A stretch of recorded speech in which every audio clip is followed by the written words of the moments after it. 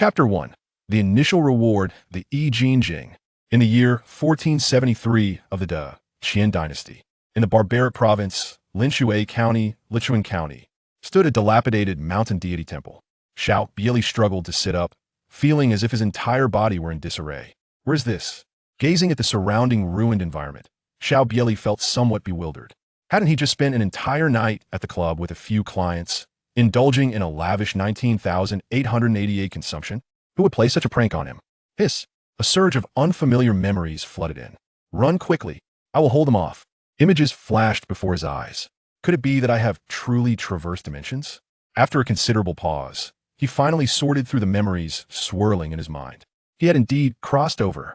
The original owner of this body was also named Xiao Bie Li, the third young master of the Xiao family in Lichuan County, Linan Prefecture. His mother had died in childbirth, while his father was the second master of the Xiao family. At the tender age of 6, he had been betrothed to Lin Xingyan, the eldest daughter of the Lin family in Linan. The original owner and Lin Xingyuan had been childhood sweethearts, sharing an innocent bond. However, 3 years prior, Lin Xingyuan had joined the Sanyuan sword sect, one of the 9 sects and 6 factions, becoming a true disciple. The Lin family subsequently relocated to Qingzhou, severing all ties between them. Just a day ago, Lin Hai, an outer disciple of the Sanyuan sword sect, had come to Linan Prefecture, and his uncle, Xiao Fuxing, had personally attempted to kill him. Had it not been for the original owner's father and a few loyal servants fighting desperately to save him, he would likely have perished by now. Moreover, the original owner had witnessed his father's death at the hands of Xiao Fuxing's sword. However, the original owner's father possessed initial level cultivation at the 7th rank, and in a desperate counterattack, he had managed to inflict serious injuries on Xiao Fuxing. Even so, during the escape, the original owner had been pierced by a sword from Lin Hai. It was likely that he had not survived otherwise. He would not have crossed over. Looking at the sky, it seemed that not much time had passed since the original owner had met his demise until his arrival. My unreliable father named me after the ancient gentleman's parting hook, never expecting such a fate. However, despite this being a transmigration, what a catastrophic start. Xiao Bie Li glanced at the deep, bleeding wound on his chest, feeling a chill in his heart. At present, even moving was a challenge. If this continued, he would certainly meet a grim fate. System? Xiao Bie Li called out softly. In his previous life, he had read numerous novels. A system was an essential tool for every transmigrator. When there was no response, Xiao Bie Li felt a surge of urgency. Was he to meet his end so soon after crossing over? He couldn't help but wonder if he died now, would he still be able to return? If he could go back, that would be acceptable. If not, he would suffer a great loss. System father? Ding. Enemy killing experience system loading. Load complete. Binding successful. The enemy killing experience system is dedicated to serving the host, striving to cultivate the host into the world's strongest. The host can gain experience points or item rewards by slaying enemies. Experience points can enhance martial arts proficiency. Indeed, Xiao Bie Li felt a surge of excitement. Those authors were not deceiving. A system was indeed a necessity for every transmigrator. According to the original owner's memories, this world boasted powerful beings capable of splitting mountains with a single sword and severing rivers with a single blade. Moreover, this body had also undergone martial training, merely a step away from refining blood and generating internal energy, thus entering the 9th rank. Martial arts are divided into 9 ranks, with the 9th being the lowest and the 1st the highest. Those above the 1st rank are referred to as terrestrial immortals. System detected serious injuries to the host. Automatic healing initiated. A gentle energy surged into Xiao Bie Li's body, enveloping him in warmth, as if immersed in hot water. After several breaths, that sensation faded, and Xiao Bie Li felt invigorated. Even the wound on his chest had vanished. Ding! The system detected an unclaimed starter gift pack. Would you like to claim it immediately? Claim. Xiao Bie Li did not hesitate. Ding! Congratulations! Host has acquired the master's ultimate skill, Yi Jing, Furious Wind Blade Technique, 100 Forge Blade, and 1,000 experience points. Would you like to claim them immediately? Ding! Claim successful all martial arts initial proficiency at 5%. Please check your rewards, host.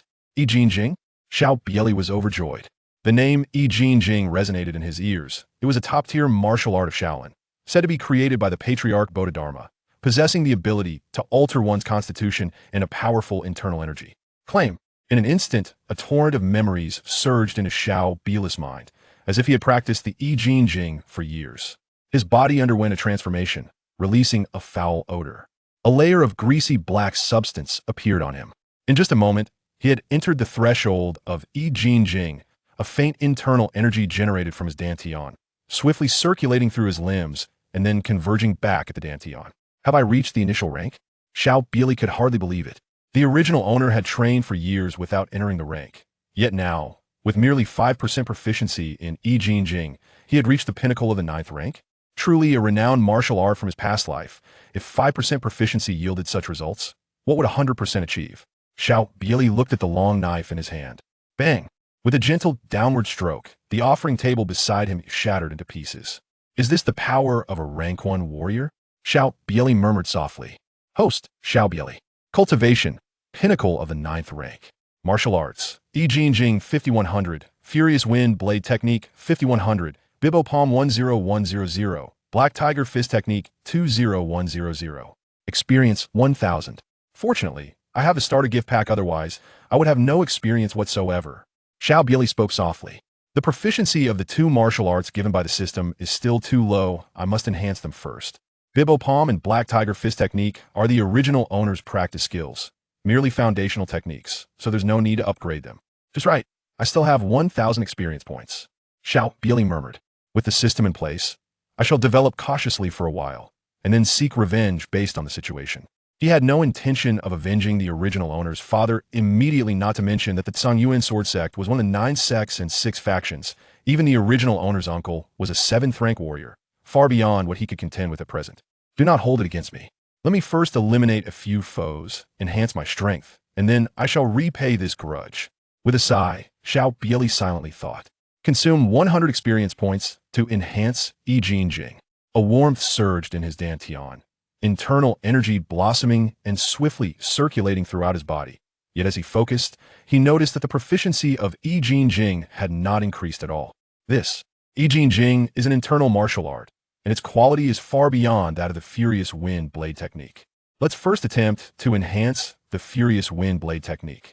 Consume 500 experience points to enhance the Furious Wind Blade Technique. As Xiao Bie Li's words fell, his hands began to warm. Countless experiences of practicing the Furious Wind Blade Technique flooded into his mind, as if he had diligently trained for decades. Before his eyes, the panel transformed into Host, Xiao Bie Li. Cultivation, pinnacle of the 9th rank. Martial arts, Yi Jing 5100, Furious Wind Blade Technique 30100, Bibo Palm 10100, Black Tiger Fist Technique 20100. Experience 400. The proficiency has increased by 25 points. 100 experience points can enhance 5 points of proficiency. Lin Hai and the Xiao family members have not seen my corpse. They may not give up on hunting me. I must continue to enhance.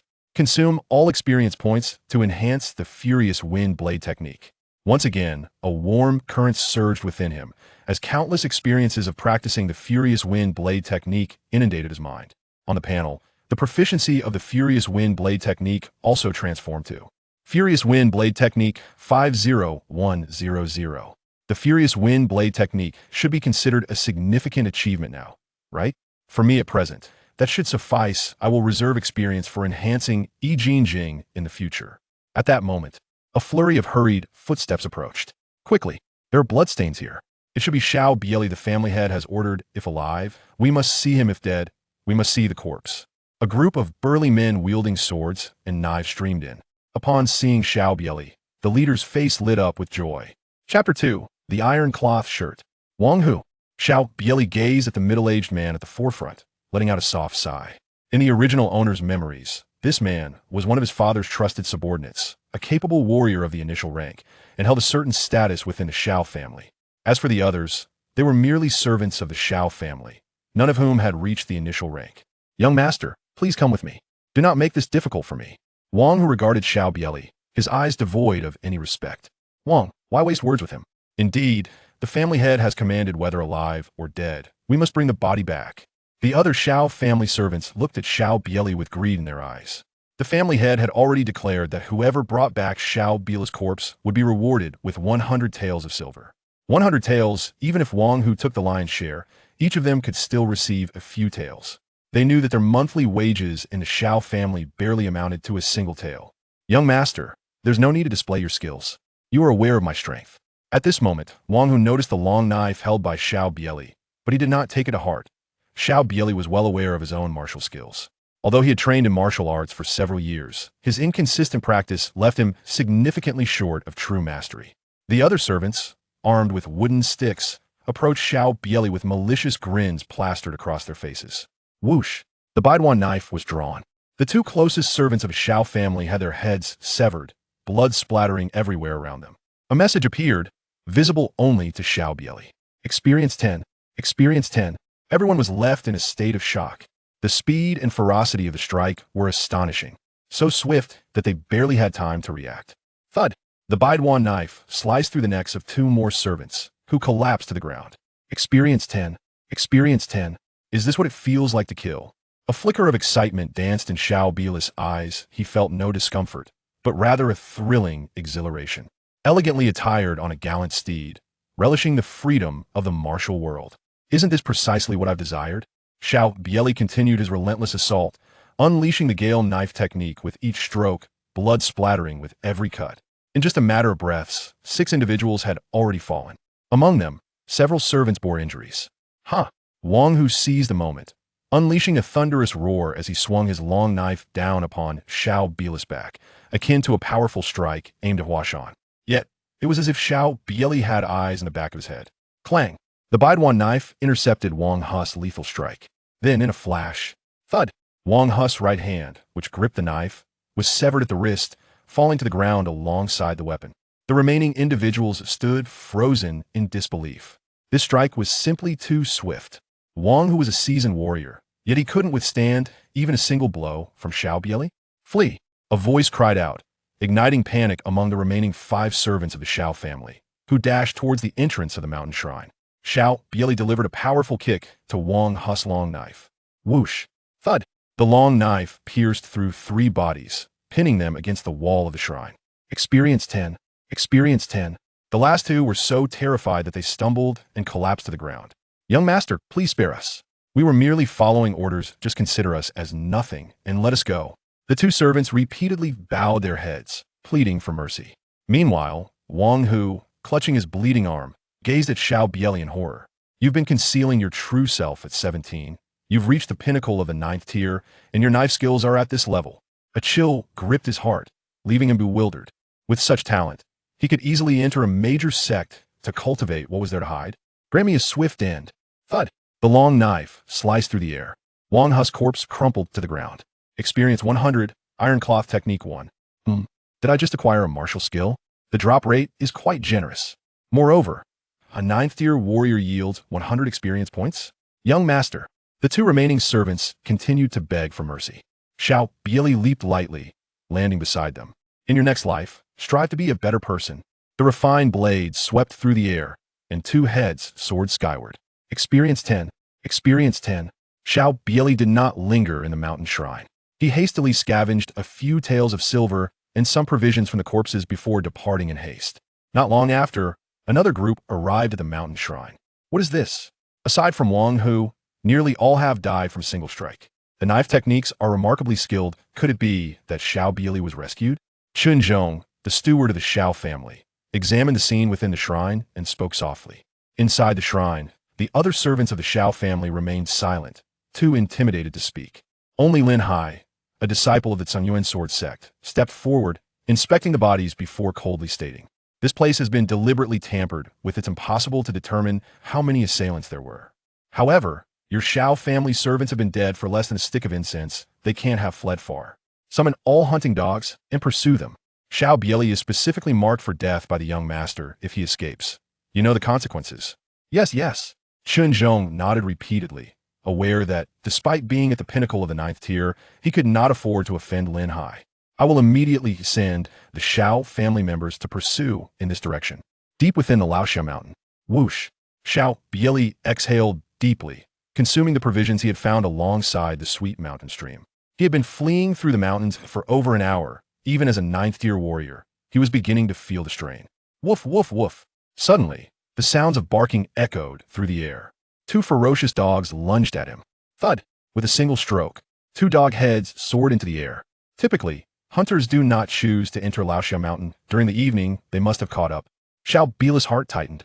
Without time to cover his tracks, he hurried deeper into the mountains. Laoxiao Mountain was vast. As long as he could evade pursuit for a few days, he would be free to roam. A disciple from the Zhongyuan sword sect lacked the resources to seal off the entire mountain with nearby clans. Moreover, with the system at his disposal, within a year or so, the Xiao family would no longer pose a threat. As for the Zhongyuan sword sect, when his strength was sufficient, he would seek retribution for this grudge. Not long after, the grass by the stream was pushed aside. A group appeared at the edge of the creek. It was Lin Hai, leading 6 or 7 Xiao family servants and 2 dogs. Lin, young hero, the dogs are still warm, they haven't escaped far. One servant touched the decapitated hunting dogs and quickly reported. Chase. Lin Hai coldly uttered a single word. Under the sparse moonlight, whoosh, Xiao Bie Li leaned against a large tree, letting out a long breath.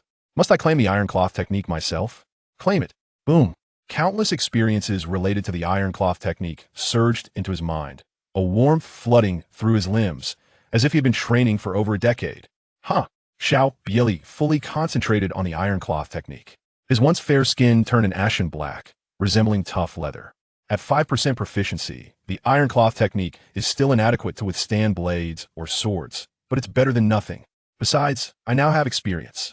At that moment, the panel before Xiao Bie Li transformed into Host, Xiao Bie Li.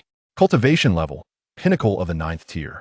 Martial skills, Yijinjing 5100, Iron Cloth Technique 5100, Gale Knife Technique 30100, By Bow Palm 10100, Black Tiger Fist 20100. Experience, 210. Xiao Bie Li gazed at the flickering lights below the mountain. These people were like pesky insects, trailing him relentlessly. Despite covering several dozen miles through the mountains, he had yet to shake them off. Now, facing an ambush with blades and swords indiscriminately flying, layering the iron cloth technique might just save his life in a critical moment. With this thought, consume all experience to enhance the iron cloth technique. Chapter 3. Counterattack. Boom. A warm current surged from within Xiao Bie Li, coursing through his limbs and bones, accompanied by the experience of training the iron cloth technique, as if he had trained for 10 years. Moments later, the warm current dissipated. Host, Xiao Bie Li. Cultivation, peak of the 9th rank.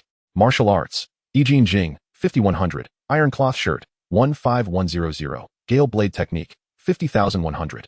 Azure Wave Palm, 10100, Black Tiger Fist Technique, 20,100. Experience, 10 points. Is this experience irretrievable? The Iron Cloth Shirt and Gale Blade Technique are of the same rank in martial arts, both requiring an expenditure of 100 experience points to enhance proficiency by 5%. Xiao Bie Li murmured softly. As he observed the approaching line of torches beneath him, a frown creased his brow. He turned and ventured deeper into the forest. Having taken the lives of so many during the day, he feared the arrival of other skilled warriors from the Xiao family. His uncle, a master of the 7th rank, posed a significant threat. Even with the aid of the system he possessed, he could not yet defeat that wretched being. Suddenly, with a swift motion, he dispatched a fierce hound and a martial artist, earning himself an additional 10 points of experience. Xiao Bie Li, unable to even gather his spoils, swiftly turned and fled deeper into the shadows. If this continued, it was only a matter of time before he would be captured. Xiao Bie Li's complexion darkened. He had underestimated the tracking methods of this world. For 3 consecutive days, he had been pursued multiple times. Fortunately, he had not encountered any top-tier experts. The strongest he faced were merely 2 adept members of the Xiao clan, whom he could easily dispatch with his highly proficient Gale Blade technique. During these days of evasion, he had claimed numerous lives, and his status panel had transformed to Host, Xiao Bie Li. Cultivation level, pinnacle of the 9th grade. Martial arts, Yijin Jing, 5100. Iron Cloth Shirt, 15100, Gale Blade Technique, 50100, By Bow Palm, 10100, Black Tiger Fist, 20,100. Experience, 340. In the past few days, he had defeated 2 9th grade opponents and over 10 guards, raising his experience points to over 300. He had truly come to appreciate the advantages of cross-training martial arts amidst ambushes. Those who had not reached the grade could only leave superficial scratches on him with their blades, allowing him to strike without hesitation. Otherwise, although he could eliminate those 2 9th grade foes, it would certainly not have been so effortless. He resolved to expend all his experience points to enhance his Iron Cloth Shirt. Xiao Bie Li spoke softly. Suddenly, a surge of warmth enveloped him, bringing forth a sensation of refreshment. Iron Cloth Shirt, 30100, experience, 40. Young master, spare us. They pleaded. We are also compelled. A day later, deep within the Laoxiao mountain. Experience 10. Experience 10. Experience 100. Scattered across the ground lay a myriad of corpses. Xiao Bie Li stood resolutely, knife in hand. At this moment, the blade he wielded bore multiple nicks, and his clothing had become tattered, resembling that of a beggar. In Xiao Bie Li's eyes was an utter indifference, as two lifeless bodies fell softly to the ground. Experience 10. Experience 550. Xiao Bie Li meticulously cleansed the bloodstains from the Baiduan knife using the clothing of the deceased, and gently spoke. He expended all his experience to enhance his iron cloth technique. As his words echoed, a wave of warmth enveloped him, and an abundance of knowledge regarding the iron cloth technique flooded his mind. After several breaths, the enhancement concluded. Host, Xiao Bie Li. Age, 17. Cultivation level, peak of 9th rank. Martial arts, Jing, 5100. Furious wind blade technique, 50100. Iron cloth, 55100. Azure wave palm, 10100. Black tiger fist technique, 20,100. Xiao Bie Li took a deep breath, his gaze sharpening. I find myself increasingly ensnared within their encirclement. Moreover, the ranks of those intent on my demise are swelling with formidable adversaries. If Xiao Fuxing were to arrive, my escape would become utterly impossible. Resolutely choosing a direction, I must fight with all my might. This individual is advancing at an astonishing pace. Lin Hai's expression darkened. After tracking throughout the night, he had previously encountered numerous traces along the path. Yet now, such signs have dwindled significantly. If this continues, we shall lose the trail entirely. There remains only a singular trace. Are you certain that Xiao Bie Li is an unworthy waste without any merit? Lin Hai inquired, turning to his companions. Xiao Bie Li had indeed been seen in Linen Prefecture, and he had not yet attained the rank of a master. Could it be that after enduring life and death, he has now transcended? Previously, Xiao Bie Li had indeed not reached that level, a guard promptly noted. Suddenly, a chilling scream pierced the air. Clang, clang, clang. The sounds of combat echoed from a not too distant southern location. It was from the direction of Steward Chun, exclaimed one of the Xiao family's guards. Meanwhile, Lin Hai was already racing towards the source of the clash, effortlessly leaving the guards trailing behind him. Upon his arrival at the scene of the confrontation, Lin Hai was met with a startling sight. Chen Zhong, at the peak of the 9th rank, wielded a long sword, engaged in battle with Xiao Bie Li. However, Chen Zhong was now marred by several long wounds, blood staining half of his body crimson. Young hero Lin, save me. Upon seeing Lin Hai, Chen Zhong was overjoyed. He parried Xiao Bie Li's blade with a sword strike and called out loudly. Well done, you little rascal. You've been concealing your true prowess. At such a young age, you've reached the peak of the 9th rank, and your swordsmanship is quite remarkable. I cannot let you live. Clang. The long sword was drawn. As an outer disciple of the Zhongyuan sword sect, Lin Hai naturally practiced swordsmanship. Though merely an outer disciple, Lin Hai's technique was exceptionally refined. Whoosh. The long sword sliced through the air with remarkable agility, targeting several vital points on Xiao Bie Li's body. Come at me. So, it is you, you little wretch. Who wishes to slay me? A fierce glint flickered in Xiao Bie Li's eyes. Were it not for this wretched creature's intrusion, none of these events would have transpired. In any case, if he did not eliminate this dog today, his own escape would be perilous. Thus, he might as well take a bold gamble. He unleashed the full force of his Stormblade technique. Clang, clang, clang. The sound of metal clashing resonated through the air. Lin Hai, witnessing his furious strike being completely neutralized by Xiao Bie Li, felt a surge of astonishment within, yet his movements shifted, aiming directly at Xiao Bie Li's chest. Clang. Xiao Bie Li brandished his sword to block, advancing rather than retreating, his left hand forming a fist aimed directly at Lin Hai's face. Take that, he bellowed. In response, a fierce glint flashed in Lin Hai's eyes as he wielded his sword to parry Xiao Bie Li's long blade, channeling his inner strength through his left hand. With a resounding thud, their fists collided, causing both to stagger back several paces. Indeed, the outer disciples were true to their reputation. Xiao Bie Li spoke softly. Although Lin Hai was an 8th grade practitioner, his strength, albeit superior, was not insurmountable. It was still within the realm of manageability. Altogether, Lin Hai's expression darkened as he barked in anger. Despite being merely an outer disciple of the Zhongyuan sword sect, he was not someone who could be ridiculed by a mere scion of a petty family. The remaining dozen or so guards of the Xiao family exchanged glances, and almost simultaneously charged towards Xiao Bie Li. A tempest of fury ensued. Xiao Bie Li's blade moved with astonishing swiftness. With a single stroke, 2 lifeless bodies collapsed to the ground. Experience 100. Experience 10. The momentum of the blade turned again, creating sprays of crimson.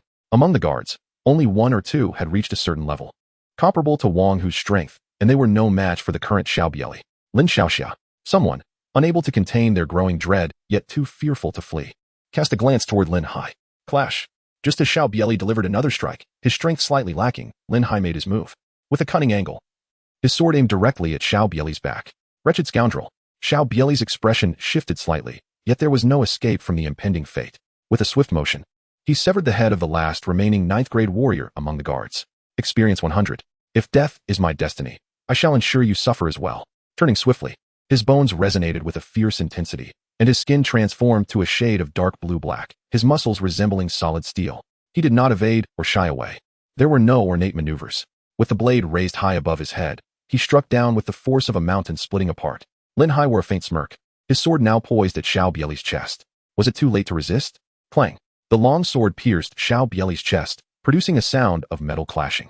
What should have been a chilling thrust was unexpectedly thwarted. With a roar of blade energy, Lin Hai's body was cleaved in twain, blood spraying forth, and his entrails scattered across the ground. Experience 500, 6th grade golden silk soft armor 1. Let us go. We must flee. The remaining guards of the Xiao family could no longer maintain their composure. They discarded their weapons and turned to escape. Humph! Xiao Bie Li let out a cold snort. Leaping forward with agility, in an instant, 2 heads flew into the air. Experience 10. Chen Zhong, witnessing the approaching Xiao Bie Li, fell to his knees. Third young master. I have watched you grow. To act against you is the family head's command, if you spare me. Even Lin Hai, at the initial stage of the 8th rank, had perished at Xiao Bie Li's hands. Now, severely injured and unable to flee, how could he possibly be a match for Xiao Bie Li? Prepare for hell. In a swift motion, before Chen Zhong could finish his words, Xiao Bie Li struck. Chen Zhong's unwilling head soared into the sky, landing amidst the nearby grass. Experience 100. Xiao Bie Li directly withdrew the long sword embedded in his chest, crimson blood streaming forth. He retrieved a healing ointment from his person and applied it to the wound. I underestimated the iron cloth. Observing the wound, which was barely half an inch deep, Xiao Bie Li spoke softly.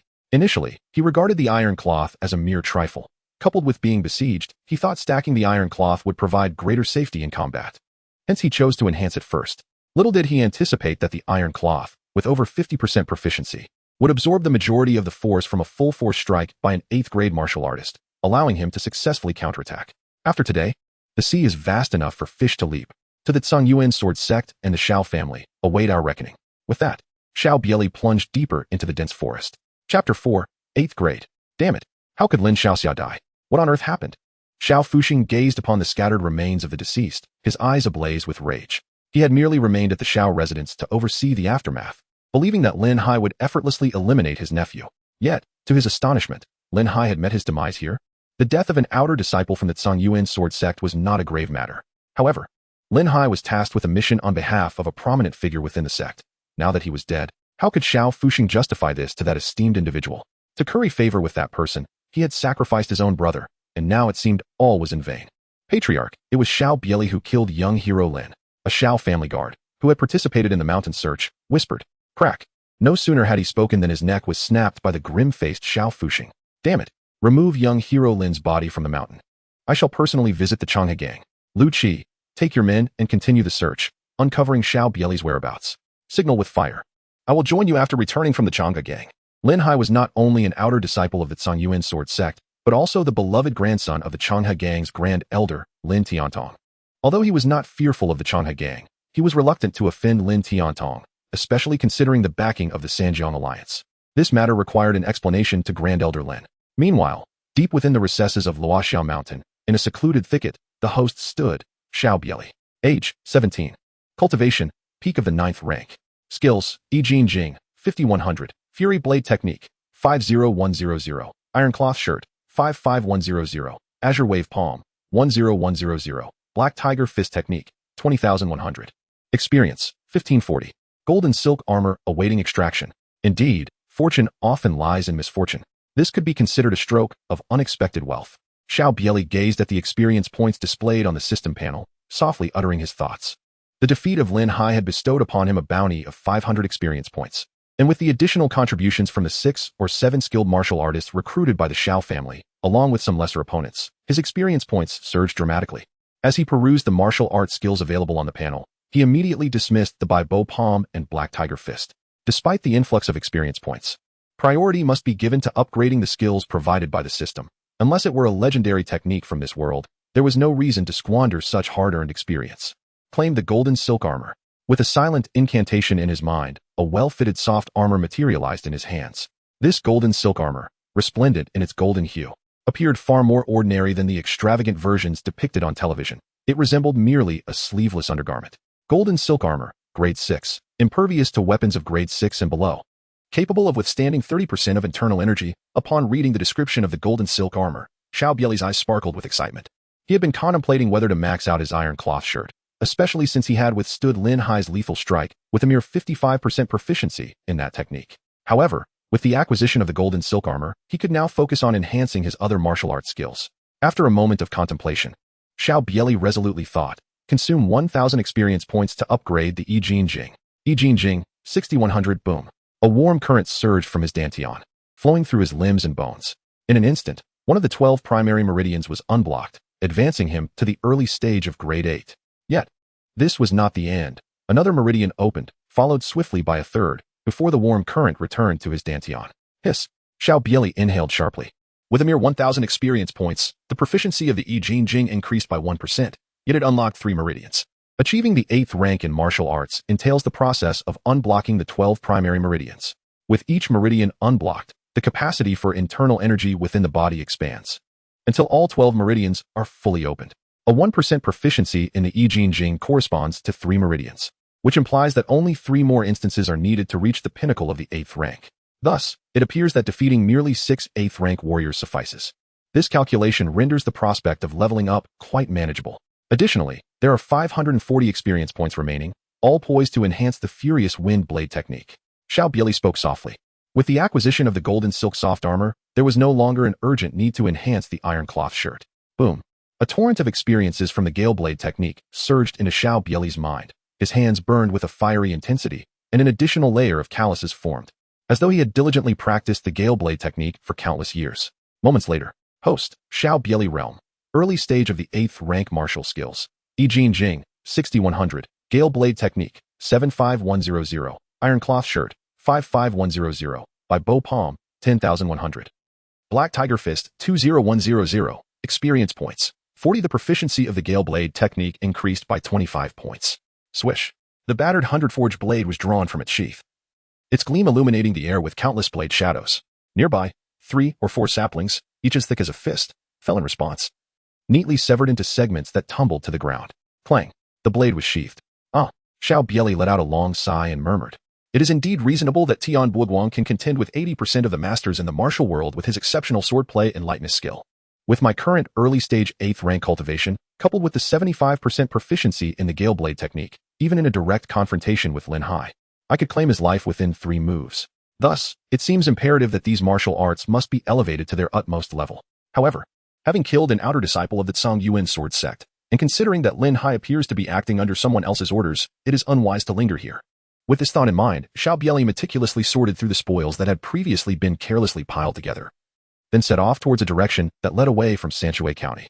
Linshui County, located to the south of Luoxia Mountain, stood in stark contrast to Lichuan County, where the Xiao family resided, situated to the north. The two counties were separated by the formidable Luoxia Mountain, only accessible via a singular official road. Forgoing this path meant one had to traverse the mountains. However, Luoxia Mountain was rife with perilous snakes and ferocious beasts, deterring all but the most seasoned hunters from attempting the crossing. As dusk approached, the usually bustling Dadu port was now graced by the presence of a solitary large vessel docked at the wharf. "Captain, the day wanes, there is no one left. It is time to depart," exclaimed one of the crew. Indeed, if they lingered any longer, darkness would envelop them, and the uncertain timing of their arrival at Dongjiang County loomed over them. Observing the sun's descent, the passengers grew anxious as the captain displayed no intention of setting sail, their murmurs echoing through the air. Although the journey from Linshui County to Dongjiang County was downstream, it would still take a day and a half, and with so few passengers today, they had already been waiting aboard the vessel for nearly an hour. Alas, with so few passengers, I may not even recoup my expenses, sighed the captain, lamenting the dwindling business due to the ongoing strife between the 12 linked docks and the Sanjiang Alliance. "Look, here come 7 or 8 people. Surely we can set off now?" someone shouted, glancing towards the dock. A smile crept onto the captain's face. With these new arrivals and their accompanying cargo, there would at least be a modest profit from this voyage. After another incense stick's worth of time had passed, and the crew had loaded all the goods onto the ship, the captain prepared to embark. "Wait a moment. Take me along." At that moment, a deep voice resonated among the passengers. Upon seeing the source of the voice, their brows furrowed in unison. The newcomer appeared disheveled, clad in tattered garments, clutching a large bundle in one hand and bearing a long knife strapped to his back. Surely, he could not be a beggar? Xiao Bie Li gracefully leaped from the dock, landing upon the deck of the grand vessel. He tossed a couple of silver coins to the captain, inquiring, "Is this ship bound for Dongjiang County?" "Fortuitously. I too am headed to Dongjiang County." Chapter 5. The Long River Gang. What remarkable skills. Noticing Xiao Bie Li's impressive display, some discerning individuals aboard abandoned their intentions of casting this beggar off the ship. When one is away from home, extending kindness to others ultimately benefits oneself. Should one seek to assert dominance, they may encounter formidable characters, with the peril of losing one's life remaining uncertain. "Very well, young hero, please." The captain's face beamed with delight as he accepted the coins. Set sail, set sail. With the crew strenuously maneuvering the vessel away from the dock, they drifted downstream with the river's current. The long river cradled the setting sun in its embrace. Xiao Bie Li stood on the deck, gazing at the crimson sunset, and spoke softly. Once he departed from Sanshui County, it would become increasingly difficult for the Xiao family to locate him. "Have you heard? A significant event transpired just a few days ago in the neighboring Lichuan County." Voices reached Xiao Bie Li's ears as a group engaged in casual conversation on the deck. "What significant event?" "Old Lu, aware of your extensive travels and connections, please spare us the suspense." "Indeed, do hurry and tell us, if it's truly noteworthy. I shall share a cup of this exquisite huaiyao with you." A crowd encircled a stout man in short attire. His temples bulged prominently, and his eyes sparkled with vitality. Clearly a seasoned individual. Old Lu relished the attention, laughing. "Who doesn't know that you, Yo Sanpao, are miserly and only purchase diluted wine? I refuse to partake. I just arrived from Lichuan County, where the esteemed Xiao Iri of the Xiao family has passed away." A wave of astonishment swept through the crowd. Xiao Iri was a 7th grade expert, and the patriarch of the Xiao family was at the pinnacle of the 7th grade. Surely, even the Chang'e gang would not dare to assassinate Xiao Iri?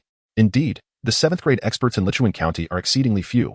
Could it be that an outsider eliminated Xiao Iri? The crowd buzzed with speculation. A 7th grade expert here could dominate an entire county. Old Lu shook his head. "You are unaware. The one who killed Xiao Iri was none other than his own son, Xiao Bie Li. I heard that yesterday. Xiao Bie Li attempted to engage in illicit relations with the wife of the eldest son of the Xiao family, only to be caught by Xiao Iri. In a fit of rage, Xiao Iri intended to turn Xiao Bie Li over to the family patriarch for punishment. Knowing he would surely face death at the hands of the patriarch, Xiao Bie Li ambushed Xiao Iri on the road. As of now, both the Xiao family and the Chang'e gang are scouring Luoxia Mountain for Xiao Bie Li's whereabouts. The crowd was incensed. Damn, this Xiao Bie Li is truly a beast. To lay hands on his own sister-in-law. If he could turn against his own father, what is his sister-in-law to him? However, the turmoil within the Xiao family had no bearing on the Chang'e gang. Why were they searching for Xiao Bie Li? I do not know, but now even neighboring counties have Chang'e gang members searching for him. Alas, we are in troubled times. Just the day before yesterday, our county's benefactor, Wang, colluded with the 12 linked sectors, and the Chang'e gang exterminated his entire family, leaving only young Master Wang alive. Now, the Chang'e gang is also hunting for him. And now there is another issue with Xiao Bie Li in Lichuan County. Due to the conflict between the Sanjiang Alliance and the 12 linked sectors, river traffic has significantly diminished. And some merchants now hesitate to visit our Sanshui County. Listening to the animated discussions on the deck, Xiao Bie Li's expression remained impassive. His father was at least the second in command of the Xiao family. With his sudden demise, the family would surely seek retribution. Xiao Fuxing would naturally deny having killed his own brother, thus the blame would fall squarely on him. What he did not anticipate was that Xiao Fuxing would tarnish the reputation of his eldest daughter-in-law. In these times, such rumors could render a woman unable to lift her head for a lifetime. Moreover, this news curiously omitted any mention of Lin Hai, a disciple of the outer sect of the Zhongyuan sword sect. And why was the Chang'e gang involved? The Chang'e gang was far more formidable than the Xiao family. Their leader, the 7-fingered divine Eagle Sun Chang'e, was a 6th grade expert with significant influence not only in Lichuan County, but throughout the entire Sanshui County. The Sanjiang Alliance, which backed the Chang'e gang, was the true overlord of Sanshui County, even commanding respect from the county magistrate. They have already killed a disciple of the Zhongyuan sword sect's outer sect, and yet I find myself worried about the Chang'e gang? With this reflection, Xiao Bie Li could not help but shake his head. Now, there were even those within the Zhongyuan sword sect who wished for his demise. What was a mere Chang'e gang in comparison? Furthermore, death was a common fate, and with his system panel intact, as long as he remained alive, it was his adversaries who should be quaking in fear. The cabin of the large ship had been reserved by a group of individuals before Xiao Bie Li boarded. The leader, aged around 35 or 36, donned an exquisite brocade robe. His figure had slightly rounded, yet exuded an air of astuteness and competence. Could the identity of that youthful figure be discerned? Was he perhaps a member of the Chang'e gang? Wang Tianfu peered through the window, observing Xiao Bie Li seated quietly in a corner of the deck, listening intently to the lively discussions outside. He turned to a burly man in his 40s beside him and inquired. The prowess displayed by Xiao Bie Li upon boarding was at least that of a pinnacle 9th grade. Possibly even an 8th grade. His identity was undoubtedly noteworthy. Dang Yong shook his head, responding, "There are only 3 or 4 young 9th grade experts within the entire Chang'e gang, and I am familiar with them all. That lad outside is certainly not among them. We have already dispatched our brothers in 3 separate groups to leave by land, successfully diverting the majority of the Changhe gang's attention. Moreover, those brothers believe we intend to exit via Luoxiao Mountain. Even if they are captured, the Changhe gang will only search Luoxiao Mountain. Once we are beyond Sanshui County, we will be met by the heroes of the 12 linked docks, and at that point, even the Changhe gang will be unable to do us harm. With a resounding clap on the table, Wang Tianfu's eyes glinted with rage. Damn the Changhe gang. If it weren't for their relentless pursuit to engulf my Wang family, my father would never have risked a collaboration with the 12 linked docks. In the future, I shall make the Changhe gang pay dearly.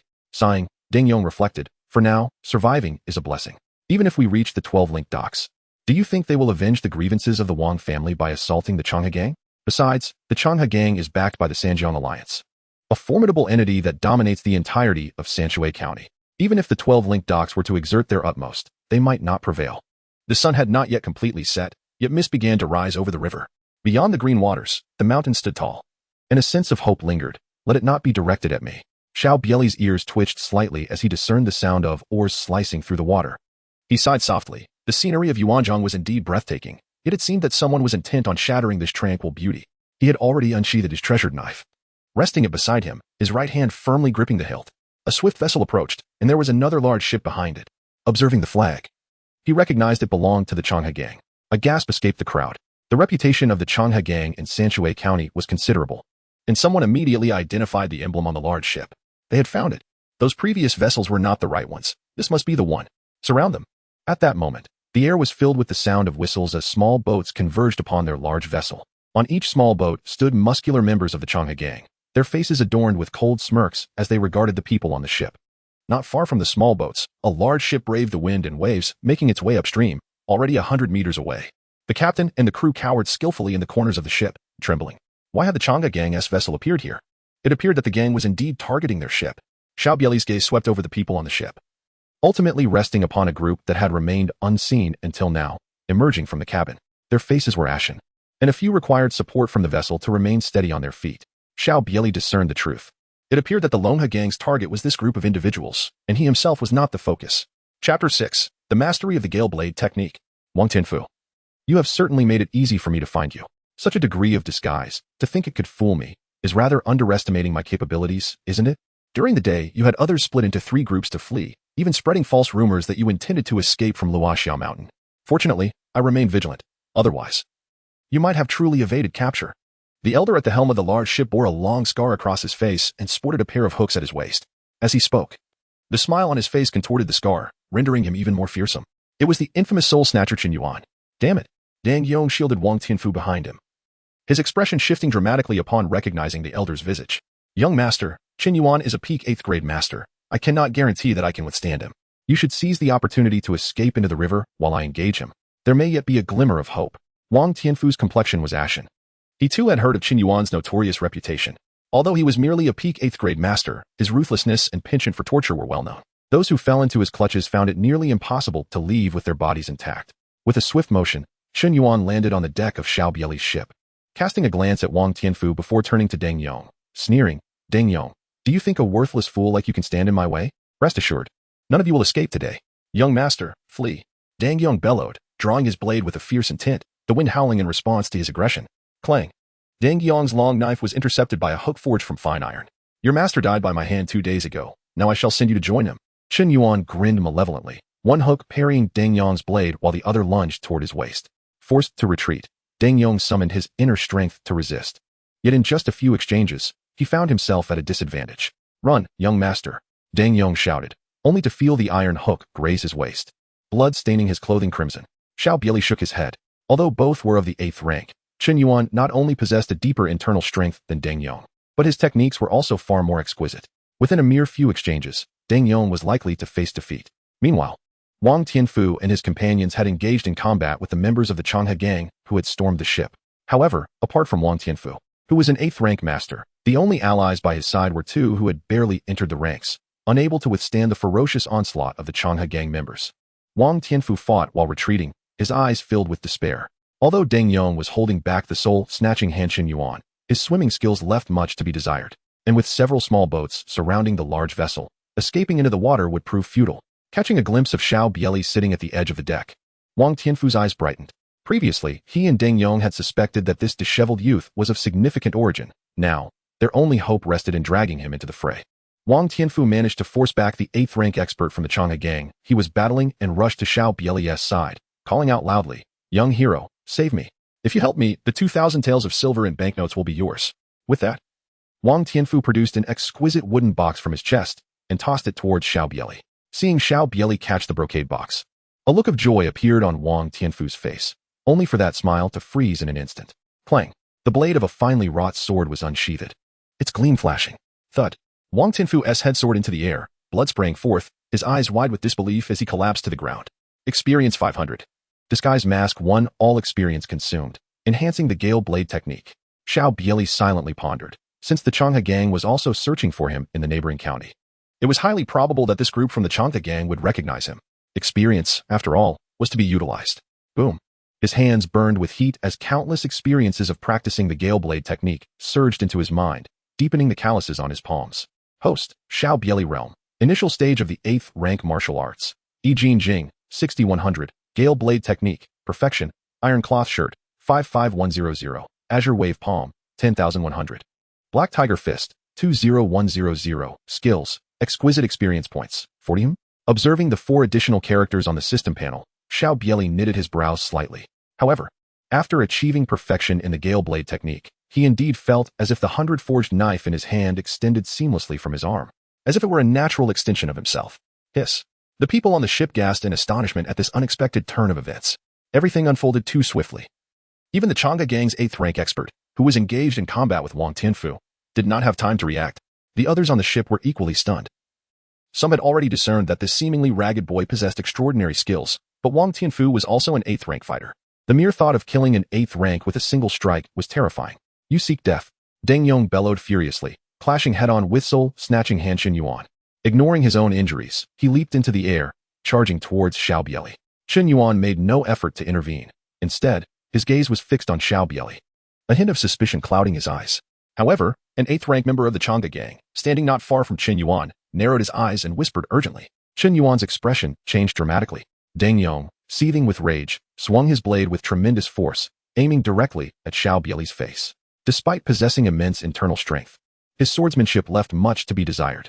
The fierce wind swept towards Xiao Bie Li, yet his expression remained unfazed.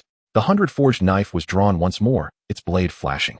The speed of the strike with which Xiao Bie Li had slain Wang Tianfu was already astounding, but compared to this current attack, it seemed sluggish. Uffed. Blood gushed from Deng Yong's neck as he crumpled to the ground. Experience 500. Sheathing his knife, Xiao Bie Li turned his gaze to Soul, snatching Han Qin Yuan, and smiled. "Since you have recognized me, do you not intend to take some action?" Although he had been dealing with Deng Yong moments prior, he had kept a close watch on Qin Yuan's side. While he could not hear their conversation clearly, Qin Yuan's change in expression indicated they must have recognized his identity. Seeing Qin Yuan remain silent, Xiao Bie Li continued, "I fail to understand why the Chang'e gang, having no significant ties to the Xiao family, would choose to wade into these murky waters." Humph. Qin Yuan snorted coldly, gesturing with his hand. "Xiao Bie Li, you murdered your father and wronged your sister. My Chang'e gang must rid the world of such evils. Kill him and bring him back for the Xiao family to deal with." Xiao Bie Li? The people aboard the ship were momentarily taken aback. They had just been on the deck discussing the affairs of the benevolent Wang Dashan and Xiao Bie Li. And in an instant, Wang Dashan's son, Wang Tianfu, had perished, and at the hands of Xiao Bie Li no less. As Qin Yuan's words echoed, the 3 adept members from the Chang'e gang sprang into action almost in unison. Each wielding a short blade, they executed their strikes with seamless coordination, unleashing a relentless barrage of attacks. Patricide and betrayal? Was it that scoundrel Xiao Fuxing who spread such rumors? In an instant, a tempest of rage and sorrow surged in Xiao Bie Li's eyes, and he bellowed, in his attempt to curry favor with the disciples of the Tsang Yuan sword sect. "He sought to take my life. Were it not for my father's desperate intervention, I would have met my demise at his hands long ago. Today, I shall collect a measure of interest from you, and I will ensure Xiao Fuxing cleanses his neck before I confront him." Since Xiao Fuxing aspired to tarnish his reputation, how could he allow his adversary to succeed? What? The ship's occupants felt a jolt of shock. To curry favor with the Tsang Yuan sword sect? It was rumored that Xiao Bie Li was betrothed to Lin Qingyuan, the eldest daughter of the Lin family, who had joined the Tsang Yuan sword sect and risen to become a true disciple. Could it be that the enmity between the disciples of the Tsang Yuan sword sect and Xiao Bie Li was rooted in love and hatred? After Xiao Bie Li spoke, they found themselves inclined to believe him, if only slightly. After all, compared to the narrative of patricide and betrayal, Xiao Bie Li's own account seemed more credible. Only the Tsang Yuan sword sect could elucidate why the Changhe gang had allied themselves with the Xiao family. Clang, clang, clang. In an instant, Xiao Bie Li clashed with the 3 adept members of the Changhe gang dozens of times, blades flashing, sparks flying. Despite their harmonious cooperation, they found themselves unable to gain the upper hand against Xiao Bie Li. Meanwhile, the soul snatcher Qin Yuan, gripping his dual hooks, fixated intently on Xiao Bie Li. Finally, after 43 exchanges with the 3 adept swordsmen, Qin Yuan's eyes gleamed with determination as he lunged toward Xiao Bie Li. His iron hooks whistling through the air, one aimed at Xiao Bie Li's chest, the other targeting his abdomen. Alas, the previously loquacious old Lu let out a sigh. Drawing from his extensive experience traversing the world, he recognized that despite his youth, Xiao Bie Li had already attained the rank of an 8th-tier master, a rare talent indeed. Yet, regrettably, he had encountered Qin Yuan, who shamefully resorted to a sneak attack. This lad, it seemed, was fated to meet his doom. Xiao Bie Li bore a smile at the corners of his mouth, and with a sudden push against the deck, he faced the glint of blades and the oncoming dual hooks, delivering a powerful strike. This blow was executed with all his might, without the slightest hesitation. Clang, clang. The onlookers barely comprehended the ferocity of Xiao Bie Li's attack. They were only met with the resounding clash of metal, followed by the sight of the 3 skilled members of the Changhe gang, who had been besieging him, collapsing to the ground. In a swift motion, Xiao Bie Li and Qin Yuan exchanged positions. Drip. A drop of fresh blood fell upon the deck, as Qin Yuan, the soul snatcher, lay defeated, his eyes filled with disbelief. You actually wore superior inner armor. Experience points 500. Experience 500. Skyward Leap 1. Chapter 7. The sea is vast and fish can leap freely. Silence enveloped the ship, save for the sound of blood dripping from the 100-forged blade. No one anticipated that Qin Yuan, a figure of considerable standing within the Changhe gang, alongside 3 formidable 8th-tier experts, would perish at the hands of Xiao Bie Li. Particularly old Lu, who had visited Lichuan County, could hardly fathom that Xiao Bie Li was merely 17 years old. An 8th tier at 17 was no small feat, yet he had remained unheard of until now. Flee, quickly. The cries echoed as the Changhe gang members, realizing the gravity of the situation, leapt into the river one by one. Splash, splash. In a swift motion, Xiao Bie Li released the meticulously forged blade from his grasp, piercing the bodies of 2 9th-tier masters of the Changhe gang by the edge of the ship. Experience gained, 100. Experience gained, 100. With another decisive kick, he sent the steel knife crashing down upon a lifeless form, puncturing yet another 2 9th-tier masters of the Changhe gang. They had approached the ship's edge, poised to leap into the waters below, but alas, they were a moment too late. Experience gained, 100. Experience gained, 100. Meanwhile, others had already plunged into the river, and the members of the Changhe gang aboard the smaller vessels, sensing the impending danger, hastily retreated from the grand ship where Xiao Bie Li stood.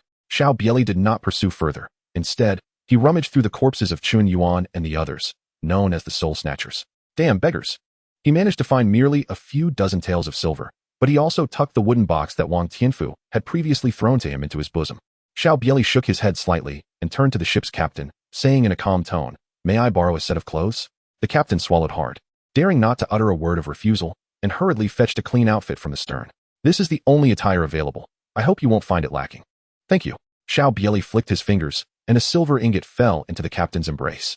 He then lightly leaped onto a small boat left behind by the Changhe gang, propelling it forward like an arrow released from a bow, gliding swiftly down the river. Once Xiao Bie Li departed, the crew aboard the ship finally dared to rise. Was that truly Xiao Bie Li? One inquired.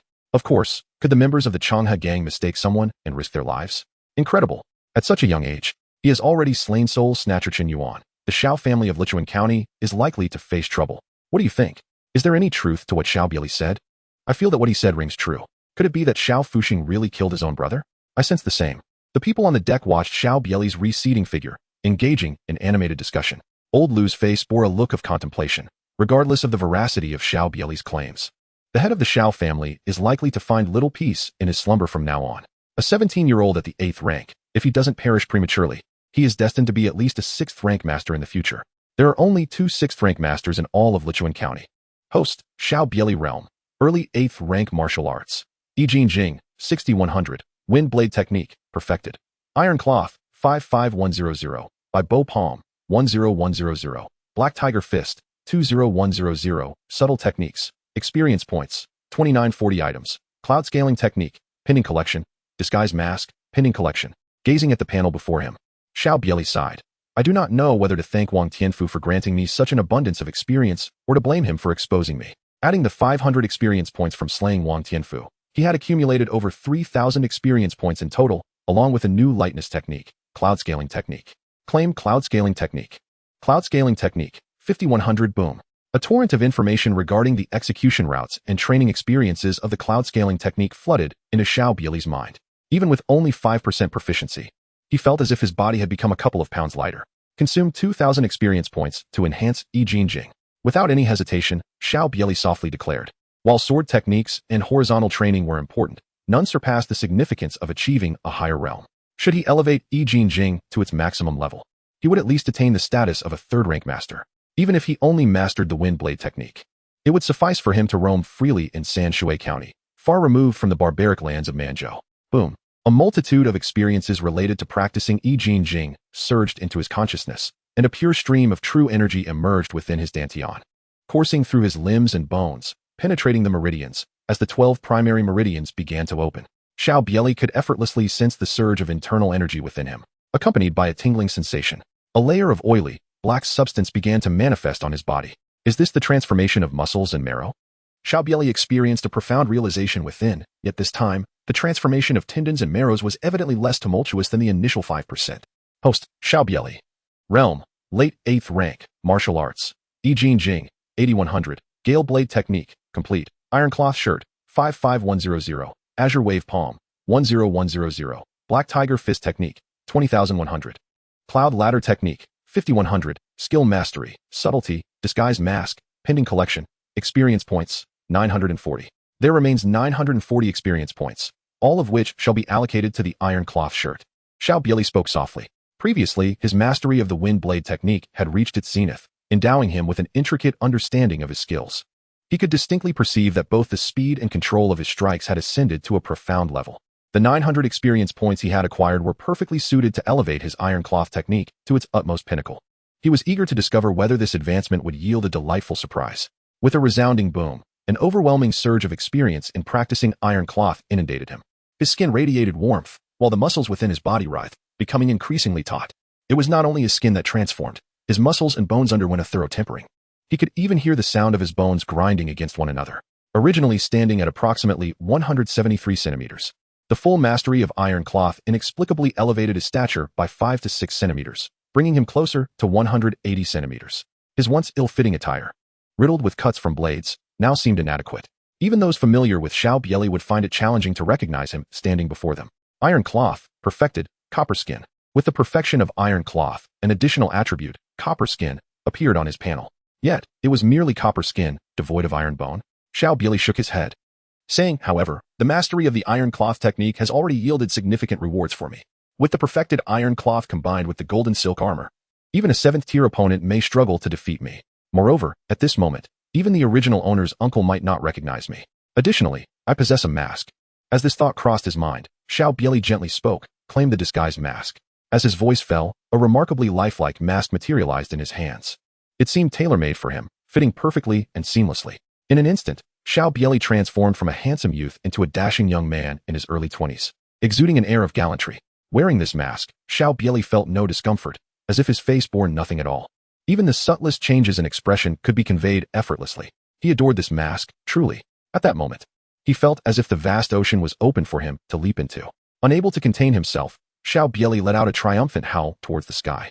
Having traversed through time only to be pursued, he had swiftly evolved from someone who was not even a 9th-tier individual to a late-stage 8th-tier adept within mere days. At least in this small domain, he had acquired some means of self-defense. Xiao Bie Li stepped onto the small boat, infusing it with internal energy, causing it to accelerate further until it vanished from sight. Chapter 8. The Blade of Capture.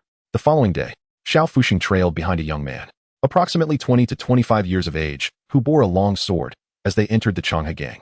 Despite Lu Jun being merely at the mid-level of the 7th rank, the gang's leader, Sun Changhe, a 6th rank master, personally greeted them at the entrance. This was solely because Lu Jun was a disciple of the inner sect of the Zhongyuan sword sect, one of the 9 sects and 6 gangs. In the gathering hall of the Changhe gang, Lu Jun inquired, "Are you saying that Xiao Bie Li has fled to Dongjiang County? He has vanished completely?" His expression darkened ominously as he fixed a penetrating gaze on Sun Changhe. Sun Changhe hurriedly replied, "Yesterday, while our men were searching for Wang Tianfu in the Yuan River, we fortuitously encountered Xiao Bie Li. We intended to capture him, but 4 of our 8th rank members, including the pinnacle 8th rank master Chen Yuan, met their demise at the hands of that young man. According to the reports from our members who ventured to the Yuan River, Xiao Bie Li possesses not only lightning-fast swordsmanship, but also dons a superior inner armor, which even Qin Yuan's hooks could not breach. After speaking, Sun Changhe turned to Xiao Fuxing and coldly remarked, at merely 17 years of age, Xiao Bie Li has already attained the 8th rank. His swordplay may have transcended into the realm of effortless mastery. With such a prodigious talent in your Xiao family, I have never heard of it before. Surely, the head of the Xiao family is not deliberately concealing the existence of this exceptional child, is he? Xiao Fuxing's expression slightly changed. His heart filled with anger as he hurriedly said, I personally killed my second brother. I truly had no idea that Xiao Bie Li possessed such remarkable talent. It seems my second brother intentionally concealed this from me. They must have long been wary of me. He chuckled coldly. Sun Changhe sneered. Who knows if this is merely a play staged by you brothers? In any case, the blame for Xiao Bie Li's escape cannot fall on the Changhe gang. Our gang merely assisted the Xiao family in searching for him. Why should we bear the consequences? I would rather say it is your gang's incompetence that allowed Xiao Bie Li to flee. As the two continued to argue, Lu Jun frowned and interjected sharply. Enough? Xiao Bie Li is the target of Brother Zhuo's pursuit. If we fail, none of us will fare well. Since we are heading to Dongjiang County, we shall search for him there. Sun Changhe's face revealed a troubled expression as he quietly remarked, Dongjiang County is the territory of the 12 linked docks. My Sanjiang Alliance's relationship with them is currently tense. If we proceed recklessly, the 12 linked docks may take action against us. I will go. At that moment, the Grand Elder of the Changhe gang, Lin Tiantong, entered, glancing at those gathered in the Hall of Unity. He greeted Lu Jun with a nod and said, though the 12 linked docks hold considerable power in Dongjiang County, they are not omnipotent. I happen to have some connections with the 3 masters of Bayan Mountain in Dongjiang County. Since Xiao Bie Li has killed my grandson, we cannot allow him to roam freely in Dongjiang County. Lu Jun nodded in agreement. I have already sent a letter to Brother Zhuo. The 12 linked docks are nothing to fear. They would not dare to disrespect the Tsang Yuan sword sect. Sun Changhe, gather a few reliable experts. I will accompany Elder Lin. Dongjiang County, Song County. 70 miles outside the city lies Xiao Town. Xiao Town is small, consisting of only a few hundred households, and features a single inn, the Dong Lai Inn, serving both as an inn and a tavern. It caters to traveling merchants and wanderers seeking rest and sustenance. Normally, the Dong Lai Inn would host several guests, but due to the fierce conflict between the 12 linked docks and the Sanjiang Alliance, business has significantly dwindled. At present, it is lunchtime. Yet the inn's main hall is sparsely populated, with only 4 tables occupied. 2 of these tables are occupied by a group of armed patrons engaged in loud discussions at the center of the hall, while the other 2 tables are situated in the corners, avoiding proximity to the boisterous group. The sound of cicadas fills the air outside the inn. Alas, the young attendant, Xiao Yu, stood at the entrance, sighing. If things continued like this, his miserly innkeeper would surely send him home. Just then, a young man with a sword at his waist, exuding an air of chivalry, dismounted from his horse. Xiao Yu's eyes brightened. Finally, a customer. Honorable guest. Are you here to dine or to stay? We still have a few rooms available, and we received fresh wild boar this morning, along with 2 side dishes. Xiao Yu stepped forward, leading the horse. 1 pound of wild boar, 2 side dishes, and a jug of wine. Don't forget to feed the horse. The young man replied before entering the inn, surveying the surroundings, and settling at a table not far from the boisterous group. Upon noticing the sword at the young man's waist, the patrons exchanged wary glances, but their apprehension dissipated somewhat upon seeing his youthful visage. Soon after, the young man's order arrived, and he began to eat heartily, savoring the meat and drinking from a large bowl.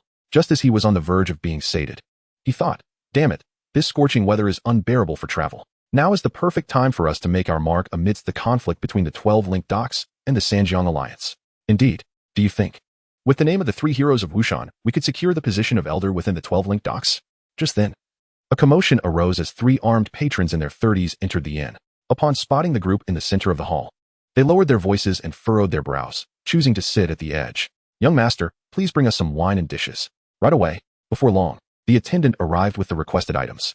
Just as he prepared to leave, the young man, having finished his last drink, called out to him, young attendant, do you happen to know someone named Han Long in Xiao Town? Han Long. The attendant frowned, pondering for a moment before replying. I know most of the people in town, but I am unfamiliar with that name. Perhaps you could inquire with the innkeeper. He knows more people than I do. As soon as the attendant finished speaking, the leader of the 3 heroes of Wushan chimed in. Is the Han Long you mentioned the one who recently slaughtered the 13 members of the Qin family? That Han Long is a scoundrel. Qin Mingyuan, an old acquaintance, took him in out of kindness, only for Han Long to turn on Chen Mingyuan's wife and daughters in a drunken rage. After being caught in the act, he murdered the entire Qin family and made off with their riches. If that Han Long is in this town, I will ensure he pays for his deeds. The other 2 members of the 3 heroes echoed their leader's sentiments. Such a beastly individual deserves to face our wrath if we encounter him. Brother, your swift blade is well known throughout Dongjiang County. I fear that upon hearing the name of the three heroes of Wushan, Han Long might flee in terror. Just then, the leader of the three heroes noticed a shift in the atmosphere within the hall. The previously boisterous group had now placed their hands on their weapons, the effects of the alcohol they had just consumed dissipating in an instant. Cold sweat trickled down their foreheads. What do you want with Han Long? The portly, crimson-faced leader of the central group rose, weapons drawn as he approached the young man, his tone unfriendly. The patrons beside him also gripped their weapons tightly, glaring coldly at the young man. However, the young man remained unfazed, finishing the last drop of wine in his jug. Of course, I intend to take his head and exchange it for silver. Laughter erupted from the group at the center of the hall, mocking. A 20-something youth, barely grown, dares to act as a bounty hunter? Only the crimson-faced leader did not laugh. His brow furrowed as he coldly inquired, how did you learn of my whereabouts? After killing Chun Mingyuan's family, he had altered his appearance and maintained a low profile, trusting only a select few companions. Was it possible that one among them had betrayed him? The two other members of the three heroes nearly fell from their seats. They had just been boasting, and now they found themselves confronting the real deal. Chun Mingyuan, who had perished at Han Long's hands, was an 8th-grade peak expert, renowned for his marksmanship in Song County. Their leader was only at the initial 8th-grade level, and as sweat dripped from him, they instinctively glanced at the young man not far away. The young man, gazing at Han Long, replied earnestly, I learned of you from news purchased at Jiashan Pavilion. In the inn, everyone was taken aback. The Jiashan Pavilion was one of the 6 major sects in the world, primarily engaged in the business of information. However, it refrained from dealing with the intelligence of the 9 factions and the 6 sects, as well as the 8 sins of the demonic path, allowing it to thrive in the martial world. Yet, it was common knowledge that the information from Jiashan Pavilion came at a hefty price. Han Long coldly inquired, how much silver did you spend on that information? 220 taels. And how much silver can you claim for my death? 80 taels. Haha. Han Long laughed loudly, fixing a piercing gaze upon the young man, mocking him. So, even if you kill me, you will still be at a loss. The young man nodded. If we are only counting silver, then indeed, it is a loss. However, I am different. I revel in the act of killing. Yet I do not wish to slay indiscriminately or become a target for all in the martial world. Thus, I seek to eliminate those who truly deserve it. Furthermore, if you possess silver, bringing back your head might turn out to be profitable. The patrons of the inn exchanged glances, struck by the youth's words. Feeling a sense of pity for this young life, they did not believe his claims, thinking he was merely driven by a sense of justice in seeking to kill Han Long. In their youth, they too had harbored such ideals, but alas, those flames had long been extinguished. Regrettably, not only will you lose the 220 tael spin on information, but you shall also leave your life here. Han Long coldly declared, dismember his limbs and hang him along the official road. I wish to see if any self-proclaimed righteous heroes dare to challenge me. As Han Long's words fell, the sound of weapons unsheathing echoed through the air, aimed at the young man's arms and legs. Since Han Long had issued the command, this individual was destined to remain limbless and displayed for all to see. The second and third of the Wushan 3 heroes could not help but turn away, unwilling to witness the impending brutality. Impossible? Suddenly, they heard their leader's exclamation. Looking up, they beheld the young man standing enscathed in the hall, surrounded by 5 lifeless bodies. Before they could inquire about what had transpired, the truth dawned upon them as to how those 5 had met their demise. Swish, swish. The blade in the young man's hand moved with such speed that they could barely comprehend it, akin to a tempestuous storm. Thud, thud.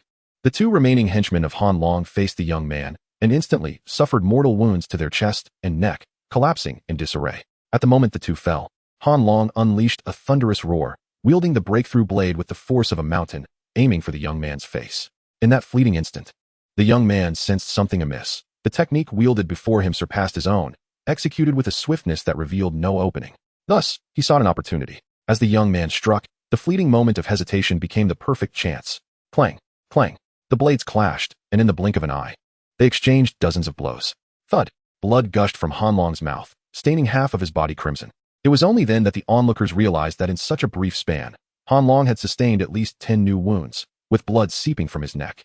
Spare my life. Clang. The breakthrough blade fell to the ground as Han Long desperately tried to stem the blood flowing from his neck, yet it seeped through his fingers. Thud. Han Long collapsed, his blood soaking into the floorboards. Experience 500. 5 Tiger Door Cutting Blade 1. Xiao Bie Li, undeterred by the blood, rummaged through Han Long's belongings and unearthed a pouch filled with several dozen taels of silver, along with a few banknotes worth 100 taels each. However, the blood had stained the banknotes crimson, leaving one to ponder whether the moneylender would accept them. Xiao Bie Li placed several ingots of silver on the table and called out to the innkeeper. Innkeeper, it's time to settle the bill. Chapter 9, Shun Lang. Boss. Who is that? Han Long managed to last less than 20 moves against him? As Xiao Bie Li exited the inn, the second of the Wushan trio finally rose from the ground, swallowing hard as he inquired. The leader of the Wushan trio was equally speechless, his right hand trembling. The previous encounter between that young hero and Han Long was truly terrifying. In his eyes, Han Long's skills surpassed his own by at least tenfold. Yet Han Long had failed to withstand even 20 exchanges at the hands of that young swordsman. Are we still heading to the 12 link docks? The third member cautiously suggested. Perhaps we should reconsider, came the reluctant reply. Xiao Bie Li was completely unaware that his recent actions had dissuaded the three heroes of Wushan from pursuing their ambitions at the 12-linked fort. He carefully wrapped Han Long's head in his clothing, located his horse, and galloped towards Song County. Host, Xiao Bie Li Realm, late stage of the 8th rank martial arts, Yijing Jing 8100, Gale Blade Technique, perfected, Iron Cloth, perfected, Azure Wave Palm, 10,100. Black Tiger Fist, 20100, Cloud Leaping, 5100, Subtle Techniques, Copper Skin, Great Power Diamond Finger, pending. 5 Tigers Breaking the Door Blade, pending, experience points, 5120. With a sigh of relief, Xiao Bie Li gazed at the experience points displayed on his system panel. A smile gracing his face. The 12-linked fort and the Sanjiang Alliance had been at odds, engaging in numerous skirmishes during this period. Had it not been for the mediating efforts of the Jinwu Hall, the true masters from both sides might have been compelled to join the fray. For the moment, he had no intention of joining the 12-linked fort in their confrontation with the Sanjiang Alliance. After all, while the 12-linked fort was formidable, it paled in comparison to the Zhongyuan sword sect, one of the 9 sects. If any suspicion arose, he could very well find himself captured and presented to the Zhongyuan sword sect. In the year 1473 of the Great Qian Dynasty, the founding emperor, a celestial being of the first rank, commanded immense respect across the 24 provinces of Great Qian, with all factions bowing before the might of its iron cavalry, including the 9 sects and 6 guilds. Following the establishment of the Great Qian Dynasty, the founding emperor established the Jinwu Hall to oversee the martial world. During the zenith of the Jinwu Hall, even members of the 9 sects and 6 guilds would avoid facing its experts. However, the present-day Jinwu Hall, while not entirely diminished, had certainly lost much of its former prestige. Throughout the 6 counties of Dongjiang Prefecture, the Jinwu Hall frequently issued missions to capture wanted criminals. This was due to a shortage of personnel within the hall and the elusive nature of the fugitives, making random searches both time-consuming and labor-intensive. After arriving in Dongjiang Prefecture, he remained inconspicuous for 10 days before recording the names of the wanted criminals at the Jinwu Hall, having already claimed rewards 3 times. He now needed only to return with Han Long's head to collect an additional 80 taels of silver. Each time, he first visited Jiangshan Pavilion to purchase information regarding the movements of the wanted criminals, utilizing funds acquired from Wang Tianfu, focusing solely on those within the vicinity of Dongjiang City, whom he felt confident he could handle. Han Long had fled a considerable distance, a full 70 miles. Nevertheless, his efforts were not in vain. He had eliminated several foes, amassing over 5,000 experience points and acquiring 2 martial arts techniques. It was indeed time for an upgrade. By the riverside, Xiao Bie Li dismounted and sought refuge in the shade, silently reciting, extract the 5 tigers breaking the door blade and the great power diamond finger. Boom. Countless training methods for the 5 tigers breaking the door blade and the great power diamond finger surged into Xiao Bie Li's mind, along with a wealth of cultivation experience. Moments later, he opened his eyes. Thus, upon reflecting on the storied demigods and semi-devils, it became evident that the Qin family village had managed to maintain a foothold in the martial world with their incomplete 5 tigers breaking the door blade, showcasing a modicum of skill. He had initially thought the 5 tigers breaking the door blade was merely a secondary technique within demigods and semi-devils, but to his surprise, it was a superior martial art, ranking even above the Gale Blade technique. With only 5% proficiency, he felt a flicker of insight. However, the fully mastered Gale Blade technique sufficed for his current needs, and there was no immediate necessity to advance the 5 tigers breaking the door blade. As for the great power diamond finger, it was indeed formidable, yet his current weapon, a standard forged long sword, could easily shatter against a Master S blade. With surplus experience points available, he deemed it prudent to enhance this technique. Nevertheless, elevating his realm remained paramount. Thus, he expended 3,000 experience points to advance the Yijing Jing. Boom. A surge of warmth blossomed from his dantian, coursing through Xiao Bie Li's limbs and bones. In mere moments, the last 3 of the 12 meridians were unblocked, and the immense internal energy continued to swirl within his channels. Puff. The Chong meridian among the 8 extraordinary meridians was breached, and in an instant, Xiao Bie Li ascended to the early stage of the 7th rank. He then pressed onward towards the Dai meridian, but alas, he could not establish a connection. The internal energy birthed from his dantian settled quietly. Host, Xiao Bie Li Realm. Early stage of the 7th rank martial arts. Yijing Jing, 11100. Gale Blade Technique, perfected. Iron Cloth, perfected. 5 tigers breaking the door blade, 5,100. Great Power Diamond Finger, 5,100. Cloud Leaping, 5,100. Subtle Techniques, Copper Skin Experience Points, 2120. Gazing at the information on the panel, Xiao Bie Li furrowed his brow, murmuring, upon reaching the 7th rank, a mere 2% proficiency cannot elevate me to the next minor realm. At this rate, I require another 1% proficiency to fully unblock the Dai Meridian and reach the limits of the early 7th rank. Both the 7th and 8th ranks involve unblocking meridians. Yet in the case of the 8th rank, the process of unblocking the 12 meridians is a gradual endeavor. Aside from the initial danger of breaching the first meridian, subsequent unblocking is merely a matter of accumulation. However, the 7th rank is different. Each attempt to breach the 6 extraordinary meridians carries risks. The consequences of failure range from obstructed energy flow to severe damage to the meridians, rendering further progress nearly impossible. The early 7th rank entails unblocking the Chong and Dai meridians, followed by the Yangwei meridian to transition into the mid-7th rank. He expended 1,000 experience points to enhance the Yi Jin Jing. Yi Jin Jing, 12100, experience points, 1120. Boom. A pure surge of internal energy erupted from his dantian once more, and in just a few breaths, the Dai meridian was unblocked, leaving him on the brink of breaching the Yangwei meridian, poised to enter the mid-7th rank. Huff.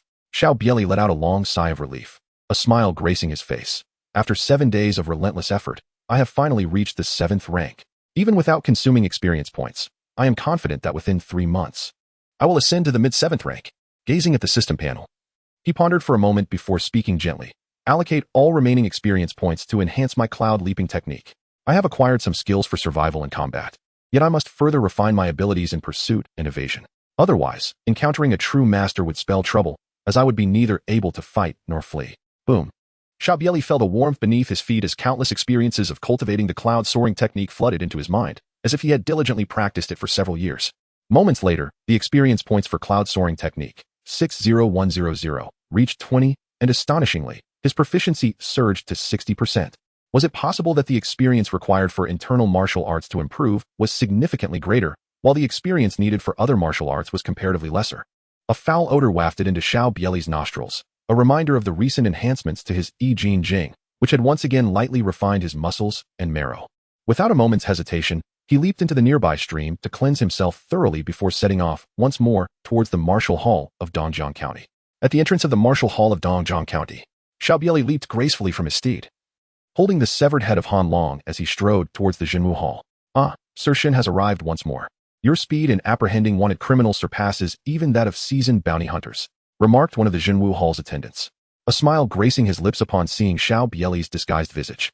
In Dongjiang County, wanted criminals were scarce. Typically, it would take 10 days to half a month before someone would appear to claim a bounty. Yet, before them stood this young man, making his 4th visit within a mere 7 days, each time presenting the head of a fugitive. It was impossible for them to overlook this spectacle. This was indeed the head of Han Long. Xiao Bie Li directly placed the bundle containing Han Long's severed head upon the table. Ever since his arrival in Dongjiang County, he had been operating under the name of Xinlang. In his previous life, he had dabbled in the literary works of Jin, Gu, and Huang Liang, and was particularly fond of the legendary figures depicted in their narratives, such as the swift and precise Li Feidao and the formidable Qiao Feng, who wielded the power to subdue dragons. However, he held a deeper admiration for the ancient hero Xinlang, who, after completing his deeds, would gracefully depart, concealing his accomplishments and renown. Chapter 10. Baiyin Mountain Manor. Indeed, it was Han Long's head. After Han Long had committed his misdeeds in Song County, many had taken up the task to hunt him down, yet it was you, the young hero Shun, who ultimately delivered justice. This wretched creature truly deserved his fate. Upon the sighting of Han Long's head, several masters from the Jinwu Hall gathered around. Xiao Bie Li merely smiled and said, I have brought the heads. What about the reward? Please wait a moment, young Master Shun. I shall fetch it at once. In a brief moment, 80 taels of silver were placed into Xiao Bie Li's hands. Xiao Bie Li weighed the silver in his hand before departing from the Jinwu Hall. At the Jinwu Hall, one merely needed to remember the targets for which bounties were offered. There was no requirement to accept tasks, only to bring individuals or their heads to claim the reward. Under the blazing midday sun, the heat was searing.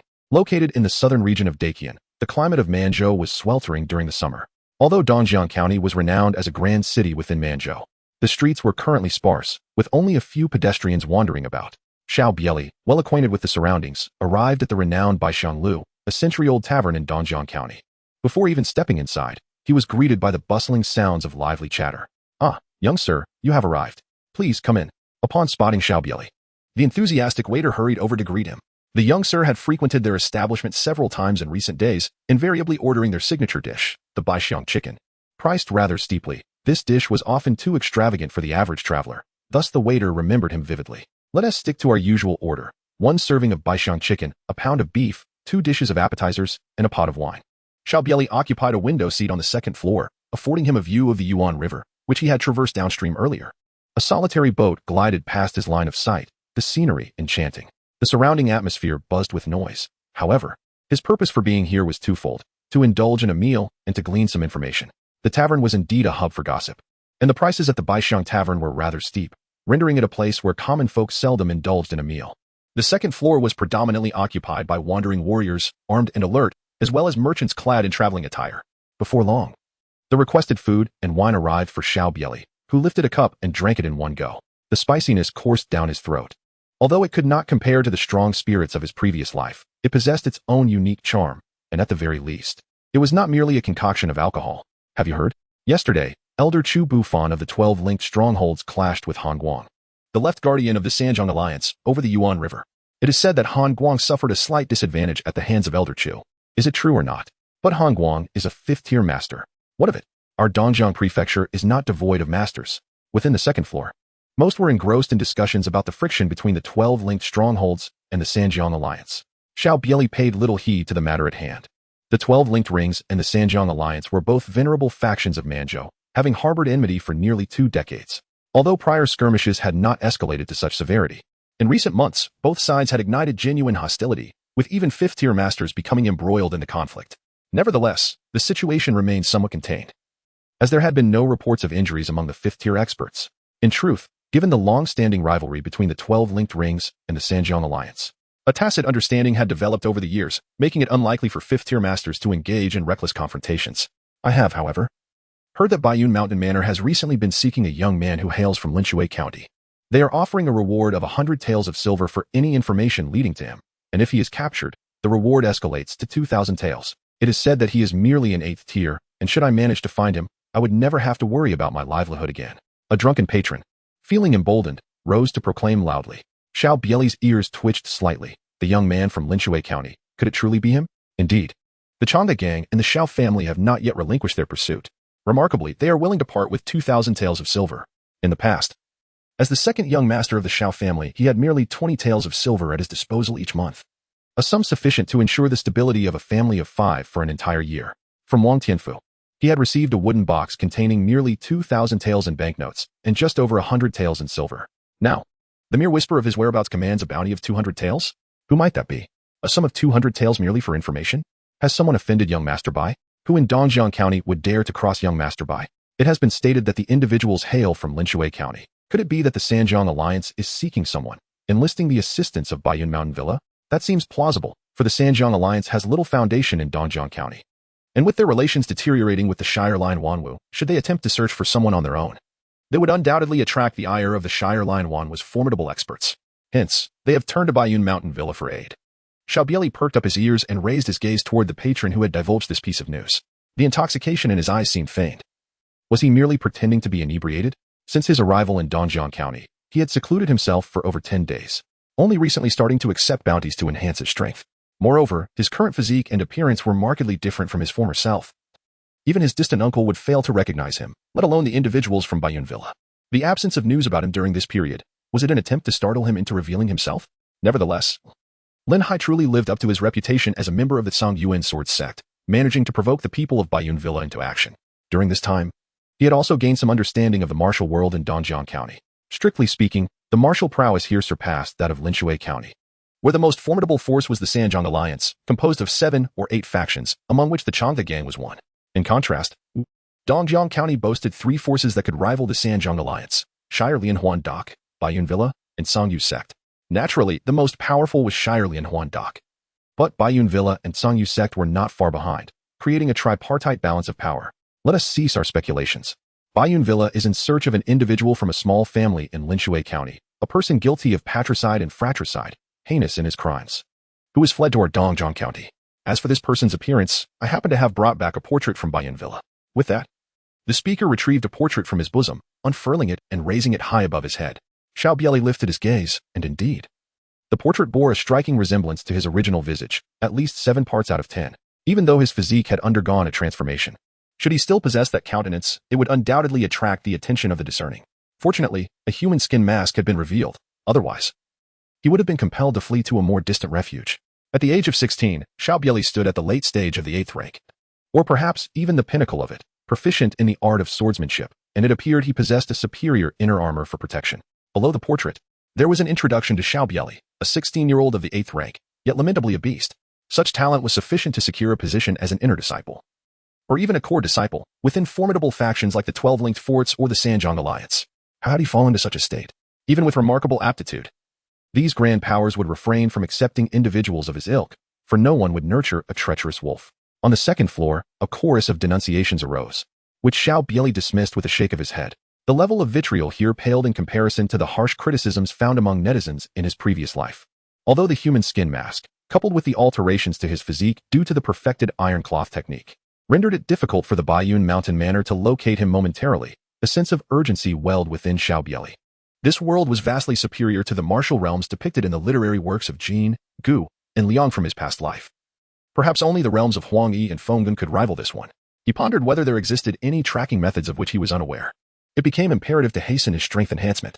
After a while, having indulged in food and drink, Xiao Bie Li departed from the Baixiang Tower and returned to the inn. Xiao Bie Li sat cross-legged on the bed, diligently practicing the Yijinjing. Although he had the system panel at his disposal, mastery is achieved through perseverance, while negligence leads to decline. Success stems from contemplation, whereas carelessness brings destruction. Regular practice is undoubtedly beneficial. Chapter 11. The Invitation. Baiyun Mountain Villa, as the foremost power in Dongjiang County, is situated 30 miles outside the county town, nestled on the mountainside of Baiyun Mountain. Gazing upwards, Baiyun Mountain looms majestically, shrouded in mist, resembling a celestial paradise. The villa itself is hidden among the mountains, partially concealed. Surrounding the villa, towering pines and cypress trees stand proudly, with a single stone-paved path leading directly to the villa's entrance. At this moment, deep within Baiyun Mountain Villa, Lu Jun sat facing a refined middle-aged man in his 40s, who was none other than Shou Chang, the third master of the villa. Lin Tiantong, the elder of the Chang'e gang, occupied a seat beside them. On the table before Lu Jun and Shou Chang lay a collection of portraits accompanied by descriptive texts. Lu Jun perused the images one by one.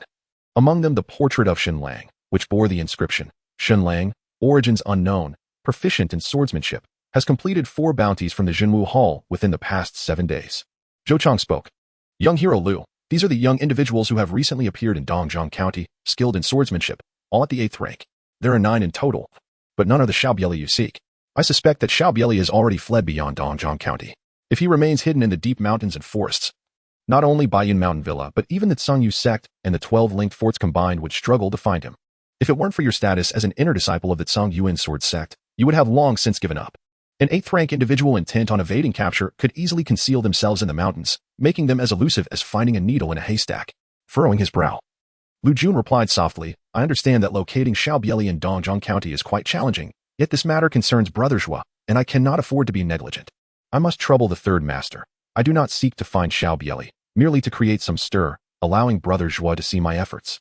Otherwise, I may find myself in dire straits. I shall not impose for long. I have already dispatched someone back to the Lu family in Qizhou to retrieve the tracking insect. As long as Xiao Bie Li remains in Dongjiang County, I shall be able to locate him. If he is not here, then there is no need for your assistance. Consider this as a favor owed by the Lu family to the third master. At this point, Lu Jun felt a pang of regret. Had he chosen to visit the Xiao family directly instead of going to the Sanjiang Alliance, Xiao Bie Li would certainly not have escaped, and Brother Zhua's mission would have been accomplished. The tracking insect? Zhou Chang's heart stirred. The tracking insect is a unique creation of the Gu God sect among the 6 sects of the demon path. Although it is merely a 5th-grade insect, it is exceedingly difficult to refine and is valued far beyond the common 4th-grade insects.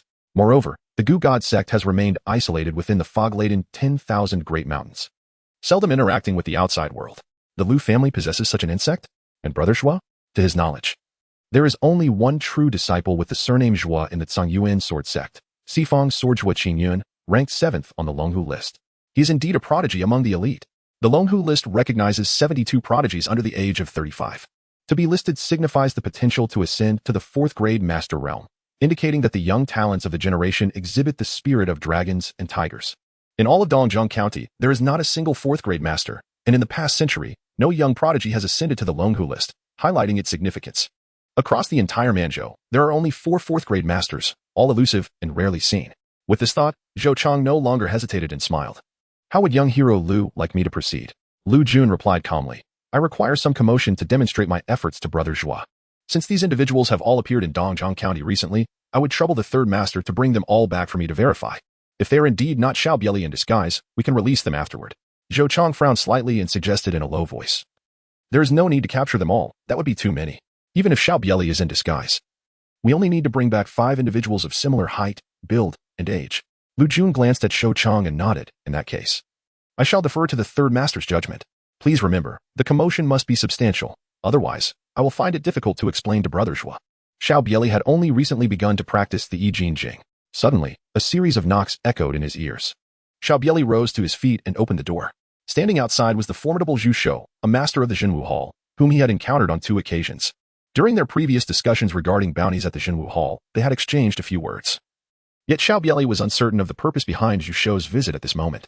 Zhu Shou clasped his hands in a gesture of respect and smiled, saying, Young Hiroshin, I hope I am not intruding. Xiao Bie Li stepped aside to allow Zhu Shou to enter the room, casually closing the door behind him. He inquired, Might I ask what brings you here, esteemed elder? Zhu Shou replied, I have come this time with a request for the assistance of the young Hiroshin. Xiao Bie Li, the Jinwu Hall possesses great power and influence. Is there any matter in which I may offer my assistance? Zhu Shou, might you have heard of the Tianlang Stronghold, Sir Shun? Tianlang Stronghold. Xiao Bie Li was taken aback. He had indeed heard of the infamous Tianlang Stronghold. It was nestled in the mountains, a mere 100 miles from the city of Dongjiang, and its leader, the 3-headed wolf Hu Xiong, was a formidable 6th-tier master, well known throughout Dongjiang County. However, it was the notorious reputation of Tianlang Stronghold that loomed larger. The stronghold was infamous for its merciless acts of arson, murder, and plunder. Despite their nefarious deeds, Tianlang Stronghold had managed to evade annihilation over the years, undoubtedly due to the support of other powerful factions. Could it be that Tianlang Stronghold had raided the treasures of Jinwu Hall? Xiao Bie Li inquired. Zhu Shou shook his head. Though our Jinwu Hall may lack formidable masters in Dongjiang County, a mere Tianlang Stronghold would not dare to seize our possessions. Recently, they plundered a shipment belonging to the Ma family. The Ma family has attempted to negotiate with Tianlang Stronghold multiple times, offering silver to recover their goods. Yet Tianlang Stronghold has chosen to ignore them. In the subsequent conflicts, they even killed the Ma family's eldest son, Ma Yuan. I share a certain camaraderie with Ma Mingfeng, the head of the Ma family, and so he has turned to me for assistance. I can only help him find a few trustworthy individuals. Xiao Bie Li shook his head. Expressing his doubts, the Tianlang Stronghold is fortified by a 6th-grade master. I fear I am powerless against them. No need for you, Sir Shin, to confront Hu Xiong. Zhu Shou interjected. Ma Mingfeng himself is at the pinnacle of the 7th grade, and he has enlisted the aid of a renowned master from Dongjiang County. Our task is merely to deal with the other experts of Tianlang Stronghold. Ma Mingfeng has provided me with a reliable 7th-grade master for this endeavor, offering 500 taels of silver. As for you, Sir Shin, I shall also consider you as a 7th-grade master. For the fact that you have slain Han Long and so many of his subordinates undeniably merits that valuation. Xiao Bie Li inquired, when shall we take action? The original owner's father was also a 7th-tier expert, yet the annual allowance from the Xiao family amounted to a mere 2,000 taels, a sum that also had to cover the monthly wages of their household servants. Consequently, little silver remained at the end of each year. The standard fee for a 7th-tier expert undertaking a perilous task typically ranged between 200 to 300 taels, which indeed constituted a premium. Furthermore, he required the act of killing to enhance his cultivation. The notorious reputation of the Tianlang Stronghold worked to his advantage, as he was collaborating with individuals from the Jinwu Hall. Even if the forces behind the Tianlang Stronghold sought retribution, the Jinwu Hall would provide a formidable front. Zhu Shou then declared, Tonight is the night. I have already assembled 7 individuals from the Ma family, and young Master Shun is the final addition.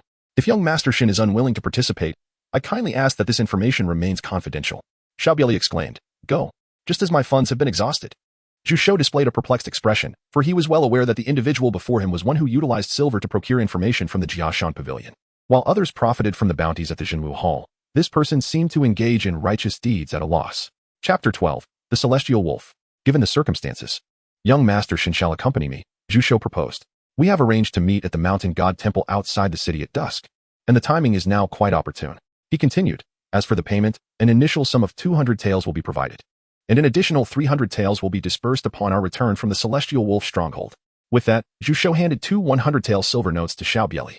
Xiao Bie Li nodded as he tucked the banknotes away, made a few adjustments, and took up his long knife before departing the inn alongside Zhu Shou.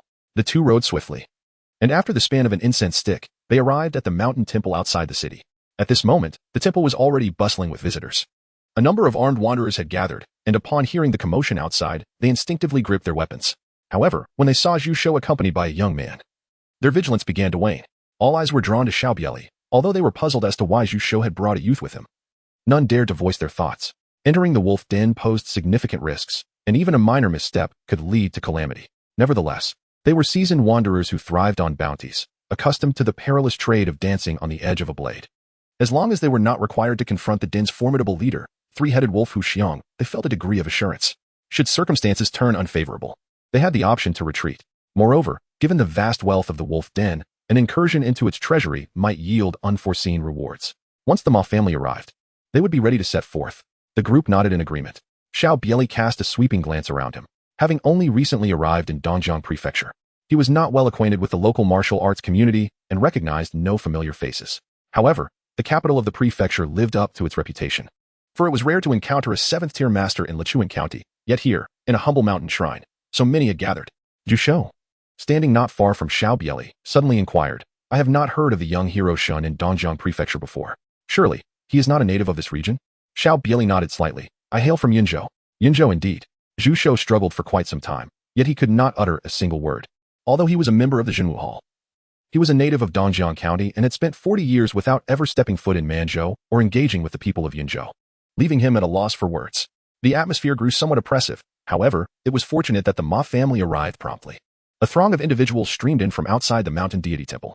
Xiao Bie Li swept his gaze over the members of the Ma family, ultimately settling on the family head, Ma Ruffin, and the elder standing beside him. The elder was clad in a form-fitting black outfit, his long arms and hands a deep brown, clearly indicating a mastery of martial arts, evident in the strength of his grip. His temples bulged prominently, and with each step, he moved with the grace of a dragon and the might of a tiger, exuding an aura of authority even in silence. He must have successfully opened the Run and Du Meridians, a 6th-rank master whose internal energy has transformed into true Qi. With such a formidable presence in their ranks, coupled with over a dozen 7th-rank experts, the Heavenly Wolf stronghold may well find itself unable to withstand this challenge. Xiao Bie Li's heart brimmed with understanding. Although the Tianlang gang was formidable, it was certain that there were not 10 masters of the 7th rank within its ranks. As long as the expert invited by the Ma family could eliminate Hu Xiong, it seemed that the Tianlang gang was destined for annihilation. It was the Huan Yuan Hand Elder Zhang. Elder Zhang. Most individuals within the mountain god temple recognized the identity of the black-clad elder. The Huan Yuan Hand, Zhang Chong, remained silent, merely nodding gently to the crowd. Ma Ruffin cast a glance at those present and bowed to the people within the mountain god temple, expressing his gratitude. Thank you all for coming to lend your strength. Once this matter concludes, in addition to the promised silver, I shall present each of you with a gift. Within the mountain god temple, many eyes sparkled with interest. Although the Ma family was not a particularly strong clan in Dongjiang County, they were engaged in the medicinal herb trade, leading to speculation that the small gift mentioned by Ma Ruffing might be something of value, perhaps even a medicinal pill. While diligent practice was essential in martial arts, the assistance of medicinal baths and elixirs was equally important. Yet, the nature of Ma Ruffing's promised gift remained a mystery. With that said, we should not delay any further. Let us set forth, Master Ma. Indeed, with Elder Zhang to confront Hu Xiong, a mere Tianlang gang would be no match at all. Several voices echoed within the mountain god temple. Others turned to Zhu Shou and inquired, Zhu Shou, how many individuals from the Tianlang gang are on your Jinwu Hall's bounty list? Will the reward conflict? Zhu Shou shook his head, replying, this time, I have invited you all on behalf of Brother Ma. As long as you bring back the heads to the Jinwu Hall, the reward shall be yours to claim. Xiao Bie Li turned to the questioner, a man appearing to be in his 30s, clutching a long sword, his expression rather wooden. Let me make myself clear. You have received payment from the Ma family. Should you show a lack of effort in this endeavor, do not expect to claim the remaining silver. Ma Ruffing addressed the group calmly. Let us proceed. If we leave now, we can stealthily infiltrate the Tianlang stronghold by midnight. The group mounted their horses and set off toward the Tianlang stronghold. Nestled amidst the mountains and forests, the stronghold could only be accessed by a few narrow paths, necessitating the abandonment of their horses to navigate the winding trails through the ravines. After 2 hours, the outline of the stronghold finally came into view. The night was dark and windy, with the inky sky enveloping the hidden Tianlang stronghold deep within the mountains. The stronghold, built against the mountainside, featured a 2-meter-high wall that loomed like a silent shadow in the night. The rough stone wall exuded an air of sternness and authority. The gate stood resolutely closed, its massive wooden frame embedded with iron bars, as if proclaiming to the outside world its sanctity. A few dim lanterns flickered in the wind, casting a feeble glow that barely illuminated a small area at the entrance of the stronghold. The sentinels, alert and vigilant, gripped their weapons tightly, acutely aware of subtle movements in the darkness, indicating the presence of bandits concealed within the shadows. They lay in wait like predators, ready to spring into action should anyone attempt to breach the stronghold. Before Ma Ruffin could utter a word, 2 of the hired blades slipped away from the group, stealthily approaching the hidden bandits lurking in the dark.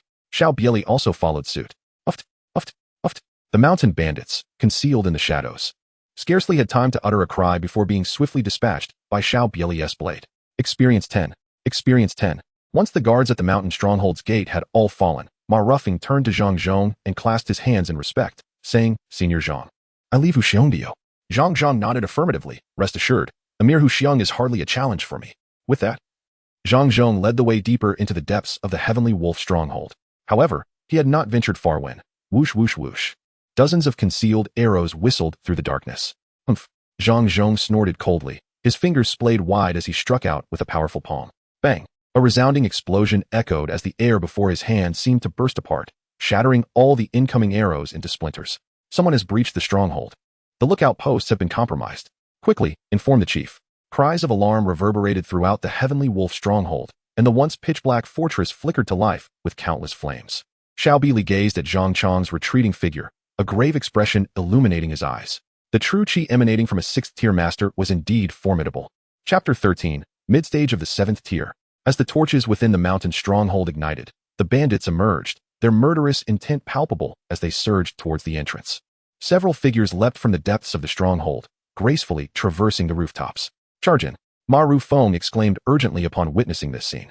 The defenses of the Tianlang stronghold were formidable. His initial plan was to discreetly eliminate a portion of their elite before launching a full-scale assault, ensuring that Huxiong could not escape. However, now that their presence had been detected, they would have to press forward. "The vendetta for the death of my son must be avenged.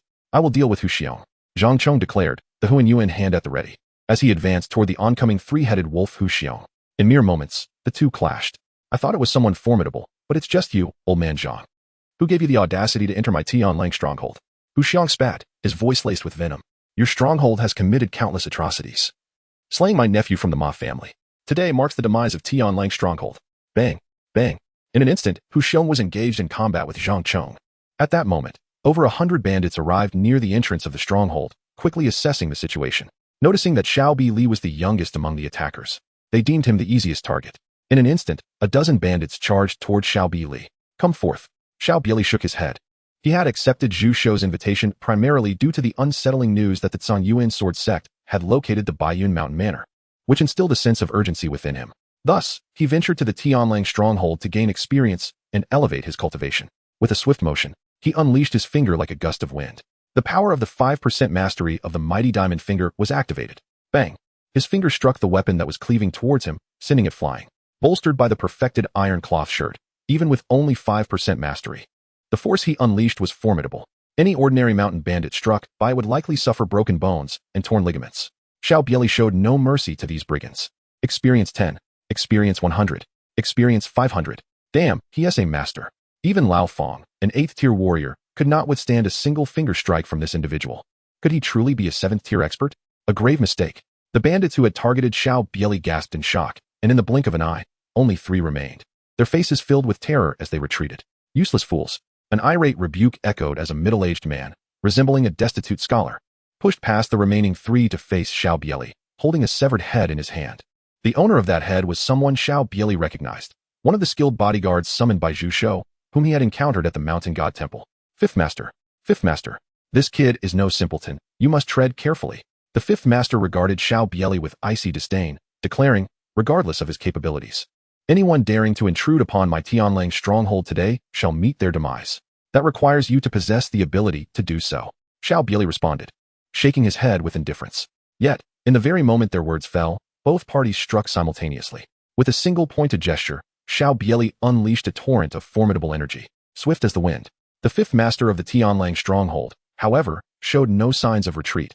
He leaped into the air, directing a finger towards Xiao Bie Li. Bang! Their fingertips collided, unleashing a terrifying force that reverberated through the air.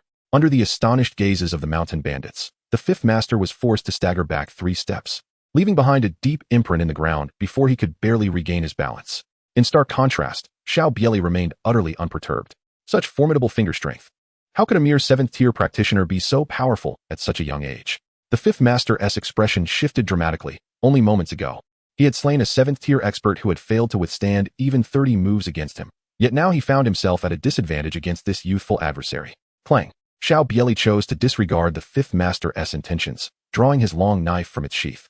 although the fifth master's realm was presumably superior. The quality of his true energy paled in comparison to Xiao Bie Li's extraordinary muscle-reinforcing energy, coupled with the formidable strength granted by his perfected iron cloth shirt. The fifth master suffered only a minor setback. Otherwise, even with his mere 5% proficiency in the powerful diamond finger, he might not have been able to force the fifth master back. With a swift flourish, a gleam of the blade materialized. The two were already in close proximity, and the speed of the strike was astonishing. From the moment the blade was drawn to the moment it sliced through the air, it took less than half a breath. The fifth master had no time to evade and could only brace himself for the blow. He formed his hands into fingers, and in an instant, he struck out with 9 fingers, creating multiple afterimages. As a 7th-tier expert, each finger was capable of leaving a profound mark on the blue stone. Yet, he could only hope to withstand the impending strike. Alas, his hopes were destined to be in vain. Just as his 9 fingers launched their attack, the radiance of Xiao Bie Li's blade surged forth, quickening by threefold. With a sickening sound, blood sprayed forth as 2 fingers flew into the air. The fifth master's anguished cry was abruptly silenced. Blood erupted from his neck as his body crumpled to the ground in a lifeless heap. Experience 1000. A phrase visible only to Xiao Bie Li materialized, lamenting, "What a pity, no martial arts were dropped." Xiao Bie Li sighed, harboring the hope that the first kill of a 7th tier would offer him a modicum of surprise. "How dare you lay your hands on the fifth master?" Some mountain bandits wore expressions of disbelief. Their chief was still engaged in combat, and today, their Tianlang stronghold might not face defeat. This young man audaciously dared to slay their fifth master? Foolishness. I came specifically for you. What purpose would there be in refraining from bloodshed? Xiao Bie Li executed the technique of ascending clouds, soaring towards the mountain bandits like a majestic bird. Kill. With so many of us, even if each wields a blade, we shall reduce this scoundrel to mere pulp. The sight of Xiao Bie Li charging forth ignited a flicker of bravery among the bandits. After all, they were men who danced upon the edge of blades, possessing a certain courage to fight to the death. Alas, in the face of overwhelming strength, such valor was rendered utterly meaningless. Experience 10. Experience 100. Experience 500. Flee. Quick, run. As the last of the 8th-tier bandits fell, the remaining bandits could no longer withstand the onslaught and scattered in desperate flight. Xiao Bie Li made no attempt to pursue. In this brief moment, the experience points on his system panel had already surpassed the significant threshold of 4,000. Experience points, 4130. At this juncture, the sounds of battle within the stronghold had notably diminished. Xiao Bie Li turned his gaze and spotted the 2 sword-bearers he had seen earlier in the mountain deity's temple, stealthily making their way deeper into the Tianlang stronghold. Upon witnessing the scene, Xiao Bie Li meticulously examined the spoils from the band of mountain robbers he had just vanquished, discovering a tome entitled Swift Wind Finger among the belongings of the 5th leader. Subsequently, he stealthily pursued his path. The earlier confrontation with the 5th leader had transpired at the entrance of the stronghold, while within the confines of the fortress, other skilled combatants were engaged in battle. Albeit in the depths of the lair, far removed from this area, the stronghold was littered with corpses, and Xiao Bie Li even encountered several bodies of those who had accompanied him, indicating that the Tianlang stronghold was indeed a formidable place to breach. It would be prudent to enhance his capabilities for greater safety. Xiao Bie Li murmured softly, retreating into the shadows to seek an unoccupied chamber.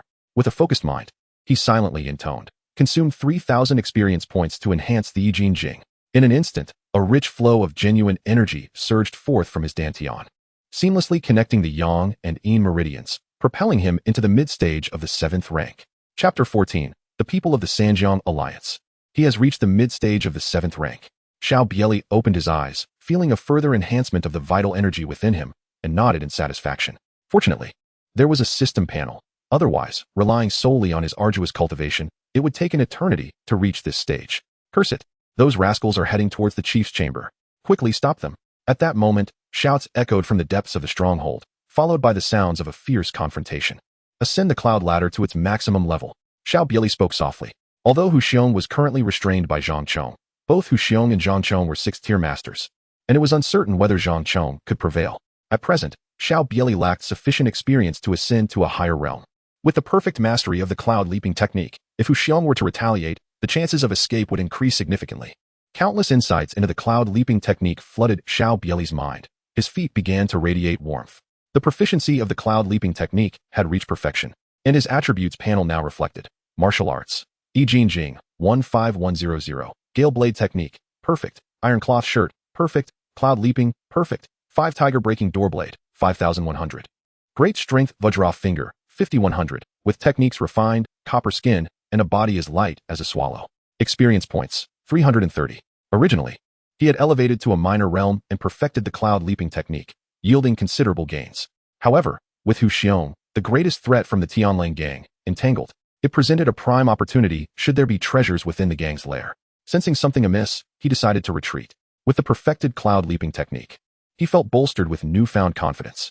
Listening to the sounds of combat diminishing from the depths of the stronghold, Xiao Bie Li no longer hesitated and ventured deeper into the lair. Yet, he had scarcely advanced when, swoosh, a flash of blade light struck from around the corner, aiming to sever his lower body. Xiao Bie Li's expression remained utterly unchanged as he unsheathed his long knife, striking first with a resounding clang. The two blades collided, sending sparks flying. A startled exclamation escaped the ambusher's lips. He had been waiting here for quite some time, patiently biding his moment until his prey entered the lethal range, only to be unexpectedly thwarted. "It is you? Why have you chosen to attack me?" Xiao Bie Li furrowed her brow slightly. The individual before her was none other than the man in black who had previously inquired at the Mountain God Temple about whether the bounty on Zhu Shou for bringing back the head of the Tianlang Shai could be claimed at the Zhenwu Hall. "This young fellow possesses considerable skill. It seems my judgment was lacking," chuckled the man. "You were quite extravagant in Dongjiang County, purchasing information from Jiangshang Pavilion for your bounty tasks. Capturing you would yield far greater rewards than the silver offered by the Ma family." The middle-aged man in black shook his head, a wary glint in his eyes as he began to retreat slowly. Since he had failed to kill Shenlang during the ambush, it was unlikely that a direct confrontation would be successful either. Better not to squander time. Once he returned to Dongjiang County, he could seek out a few familiar allies and then take action. Had he known Shenlang would be present this time, he would have brought along 1 or 2 companions. To launch a surprise attack and expect to leave unscathed? Xiao Bie Li sneered, realizing that they were eyeing the silver adorning him. The assassins were akin to those who lick blood from the edge of a blade, and one could hardly expect their moral standards to be lofty. With a sudden force, he stomped the ground, and with a resounding crash, he launched himself at the middle-aged man clad in black like an arrow released from its bow. "We are both of the 7th rank. I advise you to exercise restraint," he warned. Yet, before the black-clad man could utter another word, he was engulfed by a torrent of glimmering blades. "You!" he bellowed, as his aura surged dramatically, his true energy reaching its zenith. The long knife in his grasp shimmered with vitality, moving with the ferocity of a tempest, impenetrable in its dance. Clang, clang, clang. In an instant, the blades collided. A tremendous force reverberated through the air, causing pain to shoot through the right hand that wielded the blade.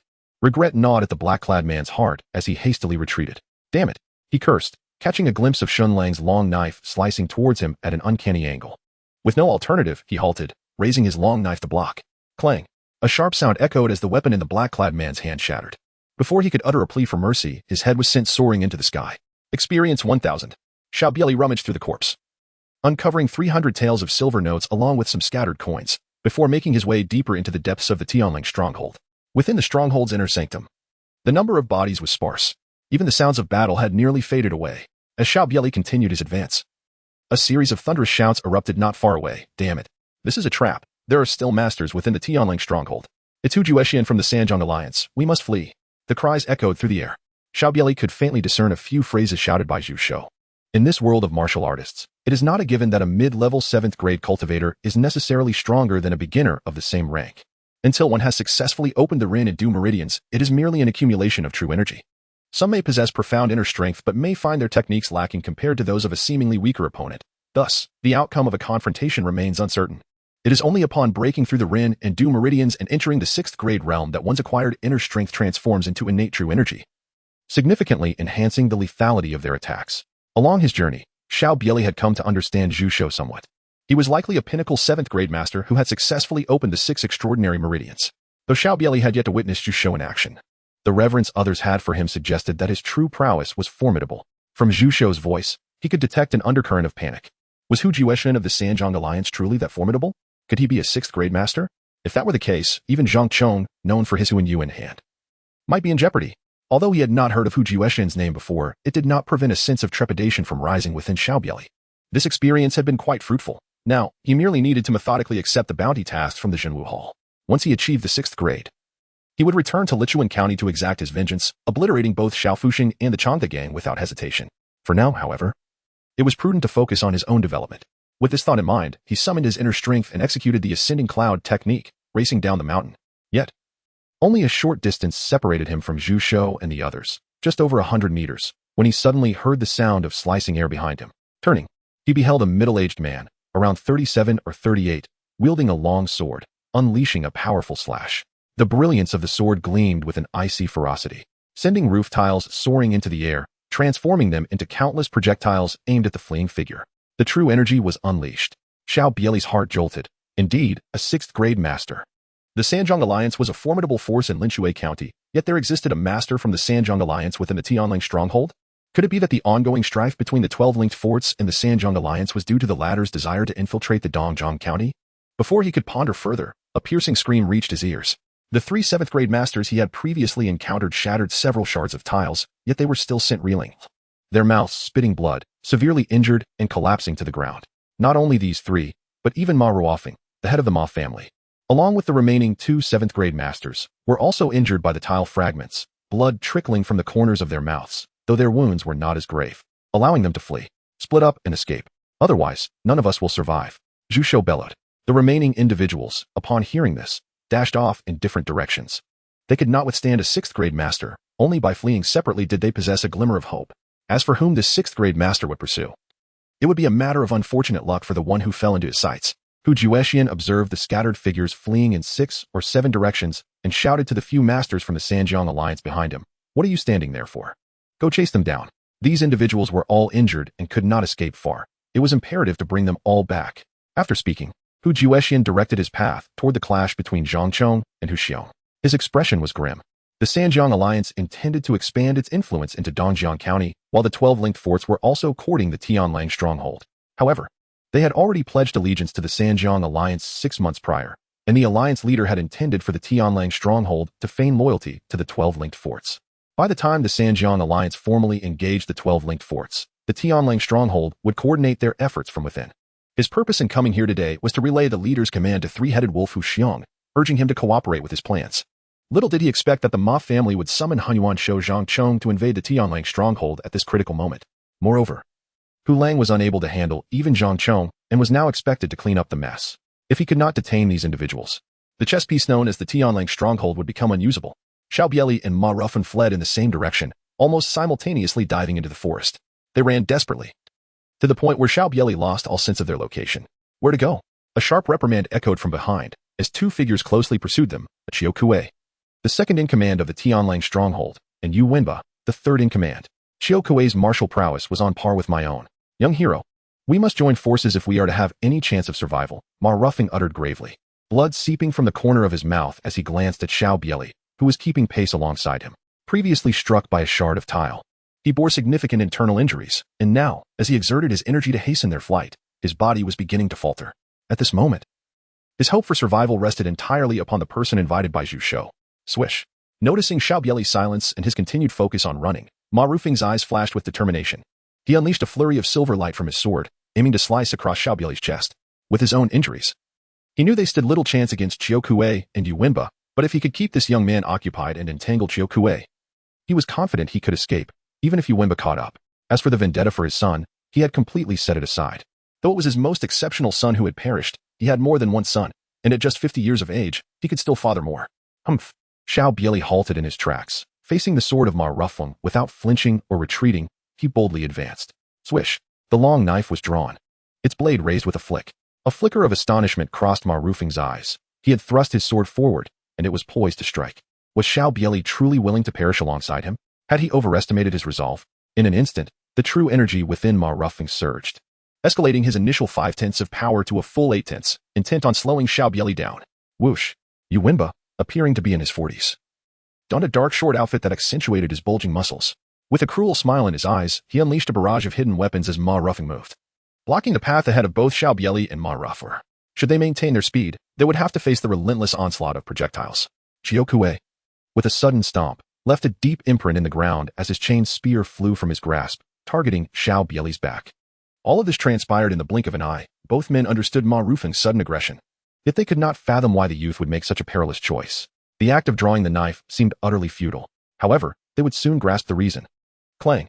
Ma Ruofeng's longsword struck Xiao Bie Li, yet the anticipated scene of Xiao Bie Li being cleaved in two did not materialize. A resonant clash of metal echoed instead. Thud. Ma Ruofeng's head soared into the air, his eyes reflecting shock and disbelief. Experience 1000. Clang. At that moment, Chiao Kuei's chain spear also arrived, colliding with Xiao Bie Li, causing him to stagger back a step before regaining his balance. Exceptional inner armor?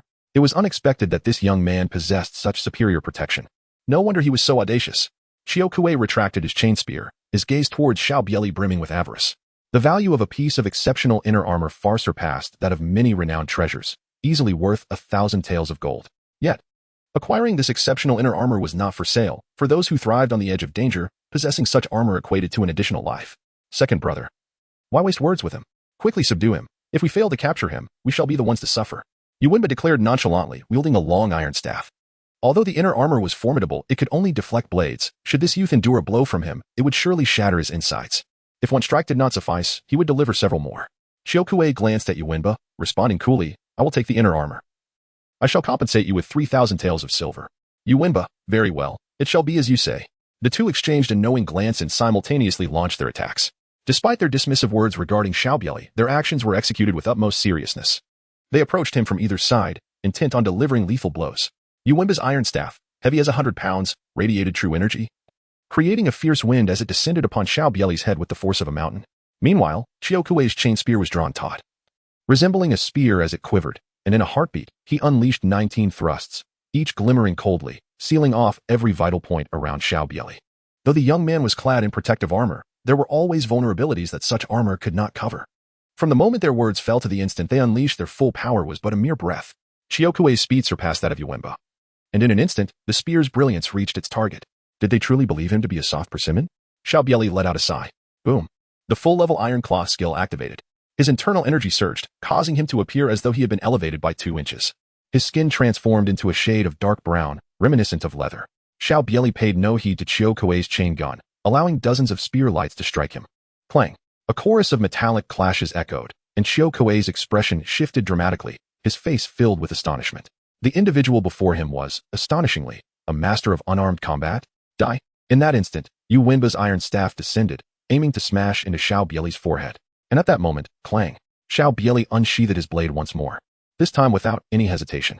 The perfected gale blade technique unfolded in his hands, the dazzling white light of the sword arriving before the eye could register. With a resounding clang, the blade struck the vulnerable point of Yuwenba's staff, swiftly followed by a second strike. A spray of crimson blood erupted as Yuwenba's hands were severed, and his head soared into the air. Experience 1000. From the moment Xiao Bie Li drew his sword to the instant Yuwenba's head took flight, mere moments elapsed. Even Xiao Kuei was caught off guard. By the time he realized the gravity of the situation and attempted to retreat, it was already too late. The long knife in Xiao Bie Li's hand surged towards him like a tempestuous storm. Xiao Kuei dared not hold back in the slightest. The chain gun in his grasp moved with unparalleled speed, leaving behind trails in the air. Clang, clang. Sparks flew. After dozens of exchanges, Xiao Bie Li had discerned all the intricacies of Xiao Kuei's gun technique. Indeed, Xiao Kuei's martial prowess surpasses mine, yet his chain gun is no extraordinary weapon. Unable to penetrate my iron cloth shirt, he has already lost in terms of momentum. I have also managed to seize the initiative, gaining the upper hand. Moreover, he does not even consider himself my match. With this thought, Xiao Bie Li altered his knife technique, causing Xiao Kuei to display a look of astonishment, momentarily halting his gunplay. Swish! A flash of the blade sliced through, and Xiao Kuei's head soared into the air. Experience 1000. Red Sleeve Knife 1. Chapter 16. Grave Peril. Xiao Bie Li meticulously sorted through the spoils of war, not pausing for a moment as he descended the mountain without a backward glance. After the passage of a fragrant incense stick, Hu Juexian and the three-headed wolf Hu Xiong, accompanied by 3 7th-tier masters, arrived at the forest where Xiao Bie Li had slain 3 individuals.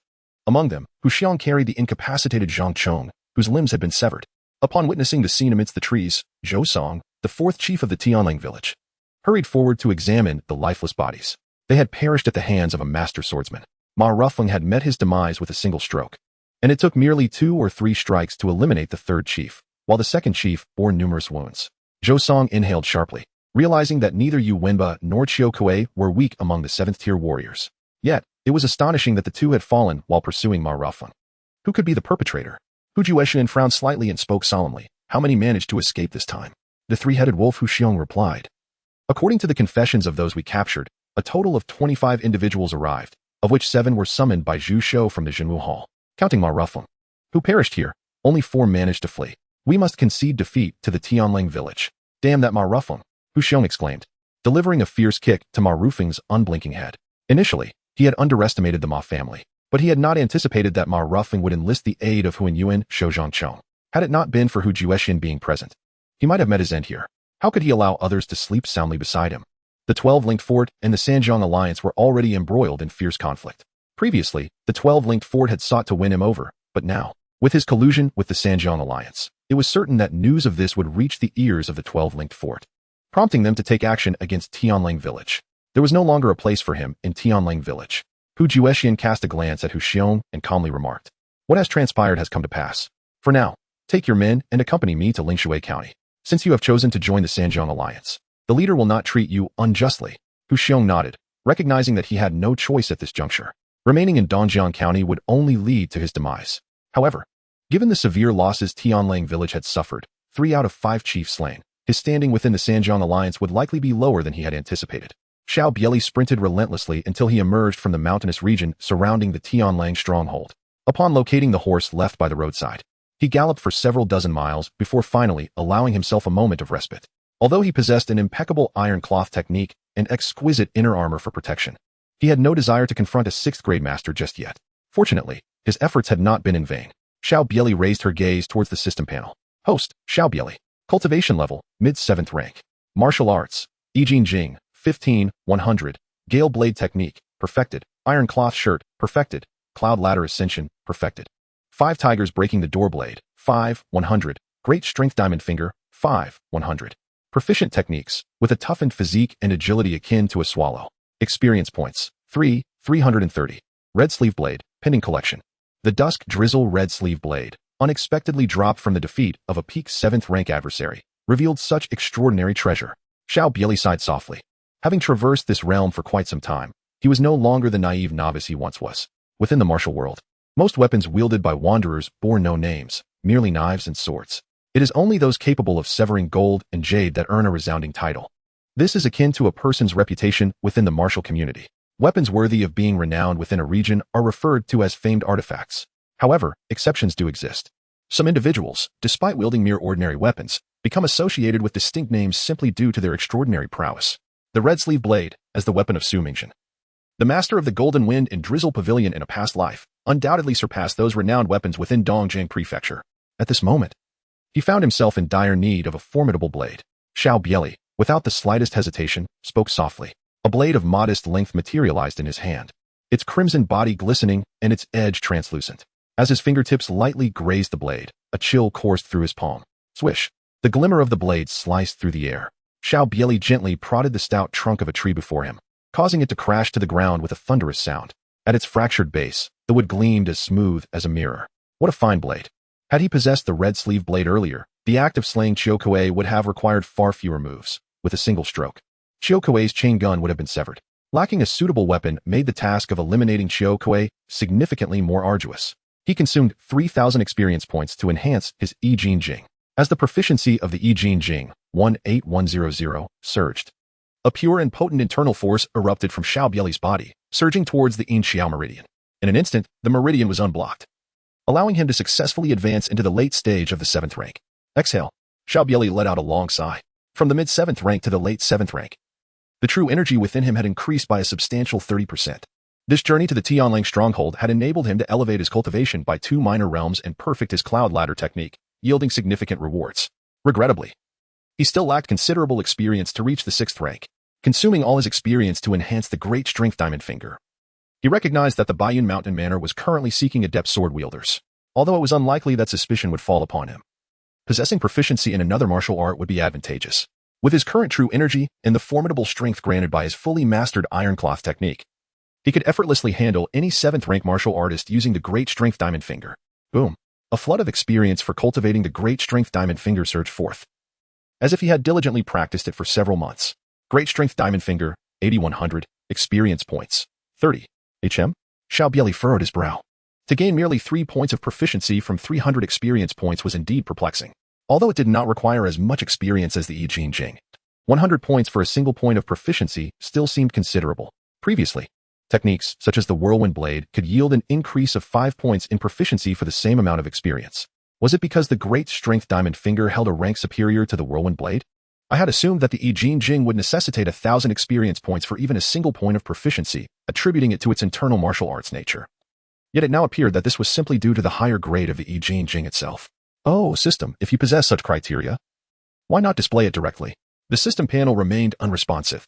At this moment, a rosy hue began to appear on the horizon, heralding the imminent rise of the sun. Xiao Bie Li shook his head, mounting his horse and heading towards the city of Dongjiang County, just as he caught sight of the towering city walls. A flurry of urgent hoofbeats echoed behind him. Turning his head, he beheld Zhu Shou and a familiar figure from the mountain god temple, both galloping towards him with great haste. Their appearances were disheveled, their faces ashen. Zhu Shou appeared relatively unscathed. Yet the man accompanying him bore the grievous mark of blood staining half his body, with one arm hanging limply, evidently broken. In that moment, Zhu Shou also spotted Xiao Bie Li, and upon noticing the latter's unblemished state, his expression transformed into one of incredulity. "Young hero Shen, you are unharmed?" he exclaimed.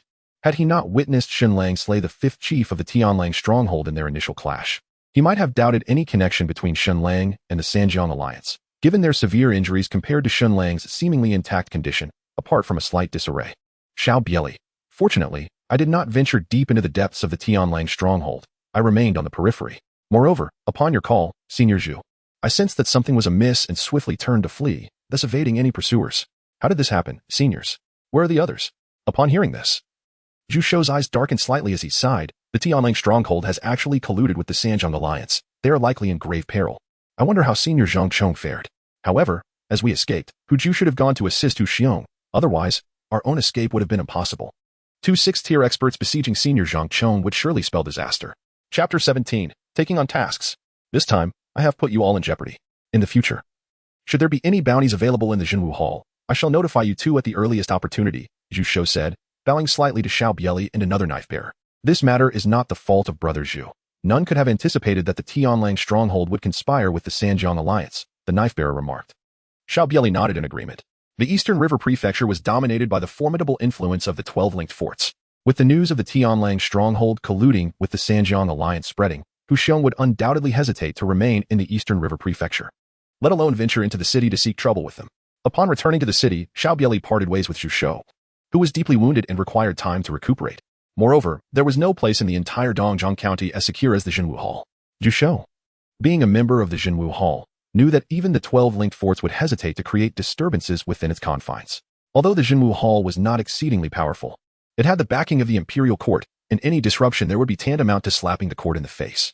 Xiao Bie Li, having sustained no injuries, nonetheless took 2 days to recuperate. During this brief interlude, he rented a secluded courtyard.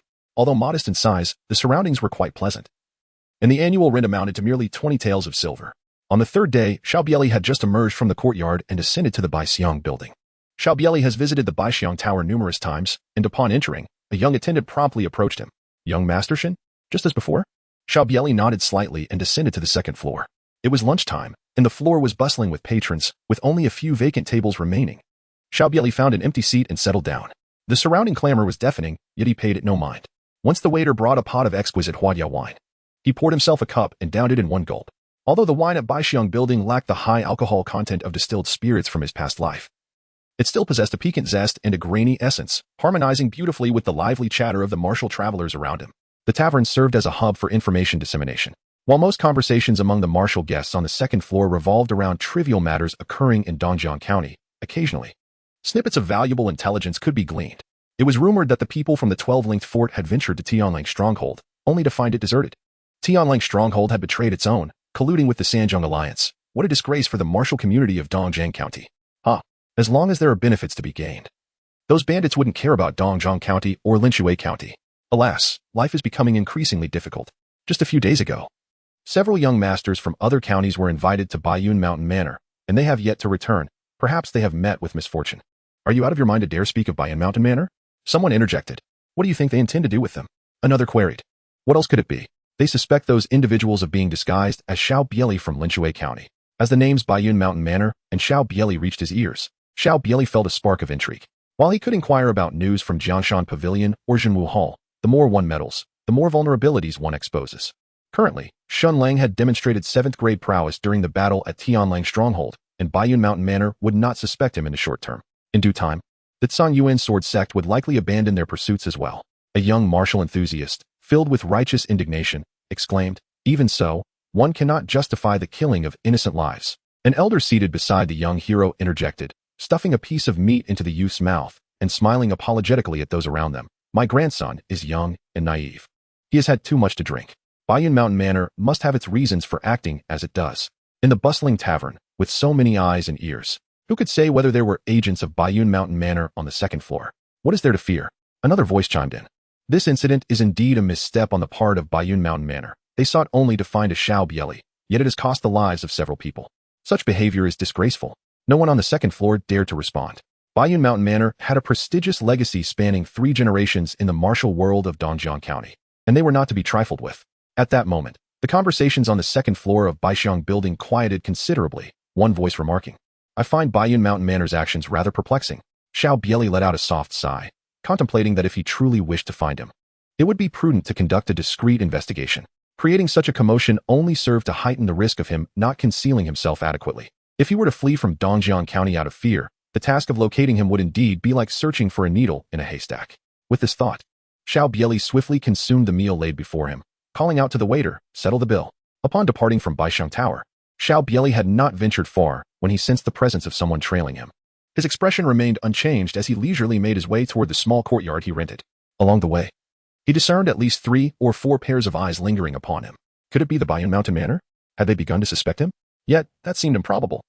After all, Xiao Bie Li was merely 17 years old, and there should be no reason for them to connect him with the matter at hand. Xiao Bie Li contemplated inwardly. Though his face betrayed no emotion, nevertheless, he felt a burgeoning sense of crisis.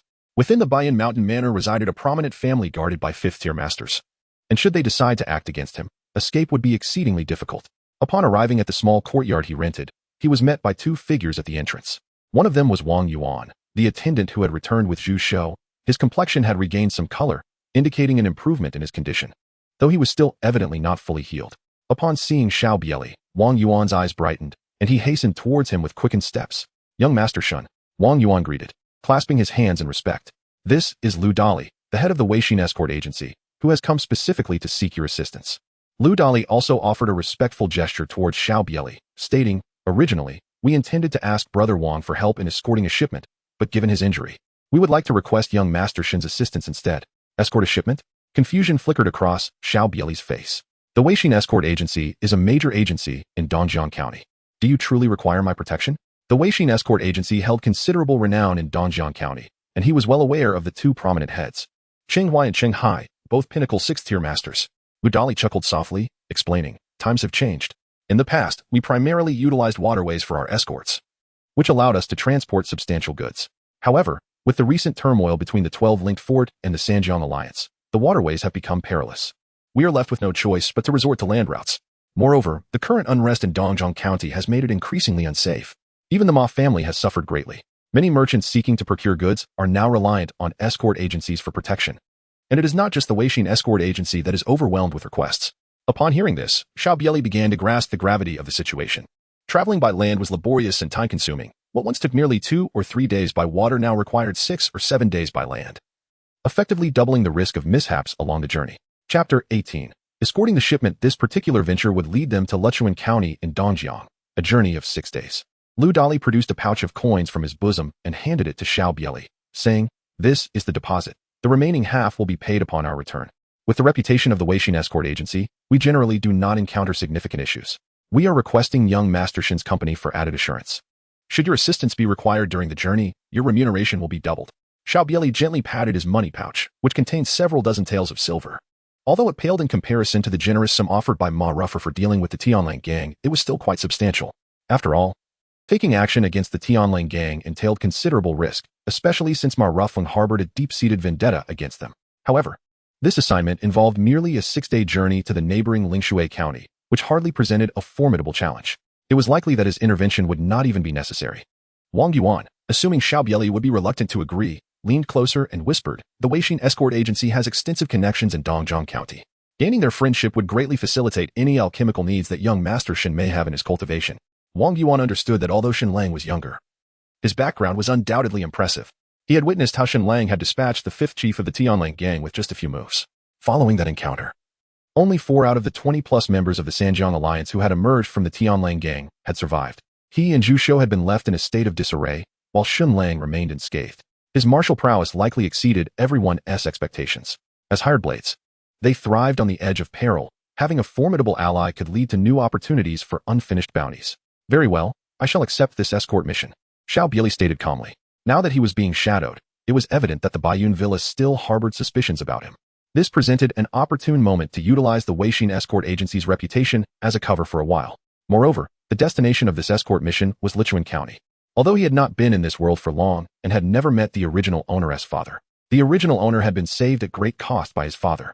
Given the chance, it was time to settle the score for his father's death.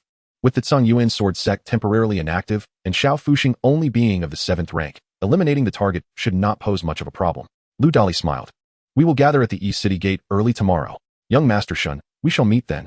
At Baiyun Villa, Lu Jun expressed his dissatisfaction, saying, Third Master, the commotion is still too minimal. He observed Zhou Chong, who had caused several deaths recently, yet the victims were largely unknown figures in Dongjiang County, resulting in insufficient uproar. If Brother Zhu were to inquire, he might think Zhou had accomplished nothing.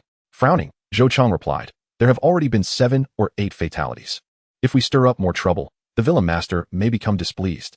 While our faction holds a considerable position within Baiyun Villa, the Master is not beholden to me. If the situation escalates too much, I might find myself held accountable. I suspect that if the Master were not aware that I was acting on behalf of the Tsung Yuan sword sect, he would have intervened long ago. Lu Jun shook his head. Third Master, the tracking goo is nearing its arrival. Please create a bit more disturbance for me. This is the final time. And you mentioned there were only 2 individuals left who might be Xiao Bie Li? Zhou Chong frowned. Those 2 have been confirmed. They are not Xiao Bie Li.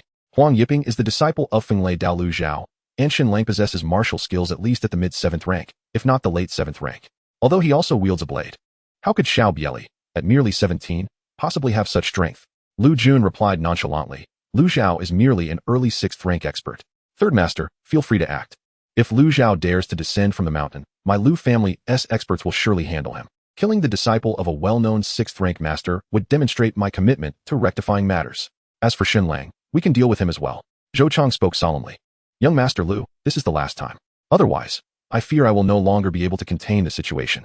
The following morning, Xiao Bie Li arrived at the East City Gate, where Lu Dali and his companions had yet to make their appearance. However, after a brief wait of approximately the duration of a tea ceremony, a merchant convoy laden with goods emerged from the gates. Lu Dali and his group of bodyguards were among them. The convoy was sizable, comprising around 20 to 30 merchants, in addition to nearly 20 bodyguards, bringing the total number of individuals to nearly 50. Shun, over here. Lu Dali called out, spotting Xiao Bie Li and promptly greeting him. Xiao Bie Li nodded slightly. The members of the group turned their gazes toward him. Lu Dali had already informed them that he had recruited a skilled individual for this journey. Yet they were astonished to discover that Lu Dali's choice was so remarkably youthful. This expedition would heavily rely on the prowess of the young knight, Shun. The leader of this convoy, Manager Qian, clasped his hands in a gesture of respect toward Xiao Bie Li, although he too felt that Lu Dali's selection was indeed quite young. The reputation of the Weixin escort agency assured him that they would face no significant troubles along the way. Furthermore, the Weixin escort agency had dispatched 2 7th-tier experts, and their merchant association also boasted a 7th-tier master, rendering them impervious to the usual mountain bandits. After exchanging a few pleasantries, the caravan set forth on its journey. Xiao Bie Li rode at the rear of the procession, when suddenly, the only female bodyguard among them, Cheng Min, spoke up. Clad in a tidy, form-fitting warrior outfit, her hair neatly tied back, she possessed a strikingly beautiful countenance. The moment Cheng Min appeared by his side, Xiao Bie Li felt the gaze of several young bodyguards settle upon him.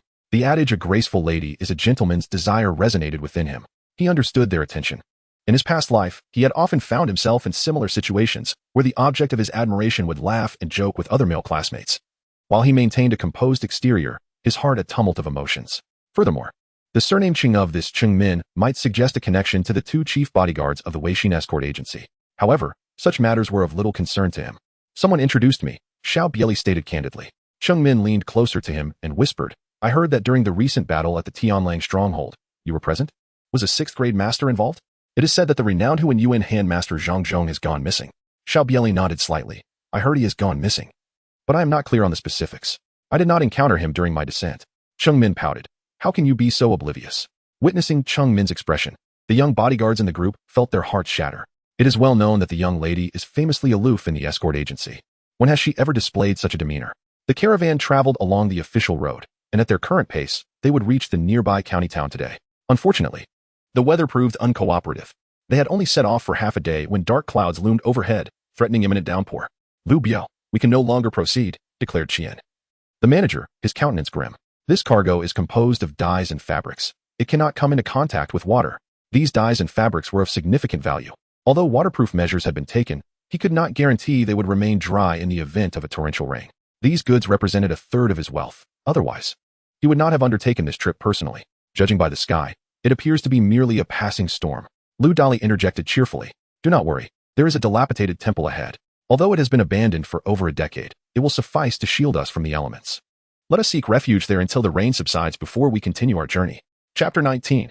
Ambush. The dilapidated temple Lu Dali mentioned was not far off. Originally, it boasted 5 or 6 rooms, but due to years of neglect, nearly all had collapsed, leaving only a main hall to provide shelter from the rain. Let us move the goods into the main hall. We can find a place to take cover inside. Manager Qian instructed the caravan members to unload the cargo from the carts into the hall. Shortly after the goods were moved, a rumble of thunder echoed. The patter of rain began to fall, and it was evident that this downpour would not cease anytime soon. Standing beside Xiao Bie Li, Lu Dali spat in frustration. Based on past experiences, this month typically brings sporadic showers. However, this rain has persisted for half an hour with no sign of abating. Manager Qian expressed his concerns. What should have been a 6-day journey may extend to 8 or 9 days if the rain continues, but thankfully, the cargo remains dry. At that moment, the sound of hooves echoed from outside the temple. The guard stationed at the temple's entrance called out, "Manager, someone is approaching." Furrowing his brow, Manager Qian turned to Lu Dali. Could it be scouts from the mountain bandits? Lu Dali shook his head. This sudden downpour has left us with few options for shelter. It is perfectly normal for someone to arrive here, and judging by the sound, it appears to be just one rider. There is no need for concern. Furthermore, this temple is an unclaimed land. It would be unreasonable to deny entry. We have yet to leave the Dongjiang prefecture, and our Weixin escort agency still holds a degree of reputation here. As they conversed, a slender man in his early 20s, clad in a tattered cloak, led a horse to the temple entrance. He glanced briefly at the caravan members before tethering his horse and seeking a spot outside the main hall to shield himself from the rain. He produced a damp cake soaked by the rain and began to eat silently. "Friend, I am Lu Dali, the head of the Weixin escort agency." Lu Dali approached him and offered a recently heated cake. "If you do not mind, we have some warm provisions." The cloaked swordsman regarded Lu Dali but remained silent, continuing to consume his rain-soaked cake. What a peculiar individual. Cheng Min murmured beside Xiao Bie Li. Lu Dali chose not to comment. When traveling, it is wise to maintain a degree of caution. Declining food from strangers is indeed a prudent choice. After a while, although the rain had not stopped, it had noticeably lightened. Just then, a rapid clatter of hooves resonated once more. Lu Dali furrowed his brow. This time, the sound indicated the approach of at least 6 or 7 horses, accompanied by the sound of footsteps on the muddy ground. The members of the Weixin escort agency, apart from Cheng Min, had ample experience from numerous previous trips. With a mere glance from Lu Dali, everyone instinctively reached for their weapons. Damn it. Thankfully this temple still stands. We are all drenched to the bone. Let us go inside to dry off and warm ourselves. Hearing the commotion outside, Manager Qian sighed in relief. It seems they are not here for us. As a group entered the temple grounds, the imposing leader frowned upon seeing the main hall already filled with people. Coldly, he declared, "This place has been claimed by my Feiying stronghold. You are all kindly requested to leave." Upon hearing the name of Feiying stronghold, a faint smile stretched across Lu Dali's face. He tossed a silver pouch to the leader and said, "Gentlemen, I am Lu Dali of the Weixin escort agency. Among our cargo, there are items that cannot be exposed to water. We kindly ask for your cooperation. Consider this silver as a token for your hospitality. We will relocate our goods to provide you with some space, and once the rain has abated, we will take our leave." In Dongjiang Prefecture, it is customary for bandit groups to refrain from causing trouble upon hearing the name of the Weixin escort agency, provided they receive a small fee for safe passage. Lu Dali had been escorting goods for many years, navigating both the lawful and the illicit. Although he had not heard of Feiying stronghold, its members were likely familiar with the Weixin escort agency. However, this group comprised nearly 20 individuals, all armed, and they did not appear to be easily intimidated. If conflict were to arise, they would likely not have the upper hand. Such a meager amount of silver, is this meant to appease beggars? The leader weighed the silver pouch in his hand, disdain evident in his voice, before his gaze settled on Cheng Min. With a lewd grin, he declared, "Very well. I shall grant your Weixin escort agency some leniency. You may leave once the rain subsides, but this woman must remain." Xiao Bie Li's gaze flickered subtly. He had been observing these individuals since they entered. While they appeared to be interested in Cheng Min, their eyes were, in truth, fixated upon him. Are they from the Baiyin Mountain Manor? Xiao Bie Li sighed softly within, realizing that he had implicated the Weixin escort agency. Enough of this nonsense. Lu Biao shouted, refusing to engage further with them. Did they truly believe the Weixin escort agency was intimidated? Several young escorts had already drawn their weapons, while only the seasoned Lu Dali and a few others wore expressions of grave concern. They were acutely aware that this was a confrontation with the Weixin escort agency, and their audacity suggested either sheer confidence or a deliberate provocation. You seek your own demise. Cheng Min could no longer restrain herself. As the daughter of the Weixin escort agency, it was her first time on a mission, and she found herself subjected to such insolence. With a swift motion, She unsheathed her longsword. Although her martial prowess was only at the mid-level of the 8th rank, her speed was remarkable as she lunged directly at the leading burly man. Aiming for his brow with a rapid thrust, the man from Feiying's stronghold laughed, unperturbed by Cheng Min's attack. His right hand, like a serpent, glided along the blade of her sword, aiming to seize her wrist with a swift grip. Clang! A flash of crimson light erupted. None observed how Xiao Bie Li had drawn his blade. A horrifying scream escaped the lips of the leading man from Feiying's stronghold as his hand was severed before he could grasp Cheng Min's arm. Terror filled his eyes as he clutched his severed limb, retreating frantically. Charge! Kill them! But before he could finish his command, his head soared into the air, his body collapsing unceremoniously to the ground. Experience gained. 1,000. Kill. Kill. It was only after Xiao Bie Li had dispatched one foe with a single stroke that the skilled members of the Weishin escort agency and the merchant caravan reacted, springing into action against the remaining members of Feiying's stronghold. Xiao Bie Li did not pause. He slid forward, charging towards the entrance. With swift strokes, 2 more heads were sent flying, earning him additional experience. 10. 500. Every time Xiao Bie Li struck, another adversary fell. The onlookers from the Weishin escort agency and the merchant caravan stood in stunned silence, particularly Lu Dali and the sole 7th rank expert among the merchants. They rushed forward. But Xiao Bie Li's speed was overwhelming. They scarcely had a chance to act, witnessing adversary after adversary succumb to the ground. To Xiao Bie Li, these foes were mere sources of experience. He had no desire to become a notorious villain, hunted by the elite sects of the righteous path, merely seeking to bolster his own renown. If he were strong enough, anyone daring to oppose him would simply become a vessel for experience points. Nevertheless, he had no intention of letting slip these opportunities for easy experience. Chapter 20. The 13 Protectors of the Unyielding. Is this power truly possible? A Weishin escort murmured, while Cheng Min, now safely distanced, gazed on in awe. With every arc of the crimson blade, yet another bandit from Feiying's stronghold fell. Even the silent swordsman in black, who had been chewing on a damp flatbread, felt a surge of battle spirit, rising to his feet, albeit with no intention of intervening. Quickly, summon the 2 envoys. Our leader has fallen. We cannot withstand this. If the envoys do not act soon, we shall all perish. The crimson blade in Xiao Bie Li's hand, stained with the blood of those who perished at his hands, grew increasingly vivid with each life claimed. A flash of red light sliced through the air, and with a soft thud, yet another figure collapsed. Experience points gained. 100. Damn it, let us fight to the end. Kill. Retreating again and again.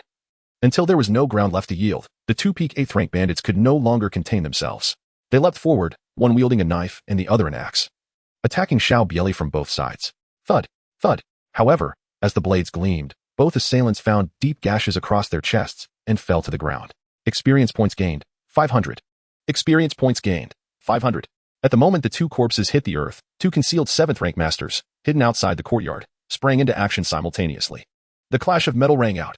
Both were also armed with blades, their strikes swift and relentless, weaving together in a tempestuous assault towards Xiao Bie Li. Akin to a torrential storm, it was the 2 leaders from Daoist Ridge. Kong Tong, another 7th rank master from the Weishin escort, wore a grim expression and called out. As one of the 6 7th rank experts in the Weishin escort, he had previously accompanied the chief escort to Daoist Ridge, having encountered these 2 men before. He was aware of the connection between the bandits of Daoist Ridge and the Bayun Villa, having heard the chief escort mention it. Yet, their relationship with Bayun Villa seemed amicable. Why would the bandits strike at them this time? He found it perplexing. Could it be that Bayun Villa intended to target the Weishin escort? Lu Dali also appeared troubled, murmuring, if Brothershin cannot hold on, old Kong, we shall strike together. The martial prowess of these 2 exceeded both his and Kong Tong's, and had it not been for the presence of the young hero Shun, this escort mission might indeed have been doomed. Here they come. Xiao Bie Li's eyes glimmered with coldness. These individuals were indeed targeting him. And the 2 before him possessed an impressively profound level of inner strength, unmistakably experts at the pinnacle of the 7th rank. Had he not previously advanced to the late 7th rank during his encounter at the Tianling stronghold, he would have had no choice but to withstand their joint assault with his golden silk armor and iron shirt. However, the current circumstances within the merchant convoy differed greatly from those at the Tianling stronghold. The crowd was vast and diverse, and should his swordsmanship and golden silk armor become exposed simultaneously, it would likely provoke the full wrath of the Bayun Mountain Manor against him. Fortunately, he had now attained the late 7th rank, with the quality of his Yijing true energy surpassing that of the 2 adversaries. Moreover, wielding the crimson sleeve blade, Xiao Bie Li faced the onslaught of their blade lights, which raged like a tempest, without flinching. With a swift motion, he unleashed 19 strikes with his crimson sleeve blade, producing a cacophony of resonating clashes. Suddenly, the expressions of the 2 men shifted drastically, and their eyes filled with terror. The scarlet blade met their dual weapons in a violent collision. With a resounding clang, their blades shattered, yet the momentum of the crimson blade remained unabated. Blood sprayed forth as the hands gripping the hilts were severed. Before they could utter a word of mercy, the crimson blade flashed once more, and with 2 swift motions, their heads soared into the air, blood splattering against the walls of the temple. As the clouds dispersed and the rain ceased, faint sunlight filtered through. Experience 1000. Experience 1000. 13 bodyguards horizontal training 1. Another martial skill acquired? A form of horizontal training? In the realm of martial arts, to endure long, one must either possess formidable strength or exceptional agility coupled with resilience, thereby increasing the likelihood of a successful escape. With 3 mountain bandits remaining, they were now utterly petrified. Collapse on the ground, unable to utter even a plea for mercy. Xiao Bie Li merely cast a glance at the trio without delivering a lethal blow. These 3 mountain bandits were all of the 9th rank, with 2 of them even failing to attain any rank at all. His experience points had reached 6,490. And acquiring an additional 120 points posed no significant challenge. Host, Xiao Bie Li. Cultivation, late 7th rank. Martial arts, Yijing Jing, 18, 100. Confronting Daofa, perfected. Taibu Shan, perfected. Tian Zong, perfected. Wahudrunman Dao, 5, 100. Dali Jingang Ji, 8, 100, with techniques refined to perfection. Possessing a copper-like physique and moving with the grace of a swallow. Experience points, 6490. 13 Daoist cross-training awaiting collection. The gains from this venture are scarcely inferior to those from the Tianlang village.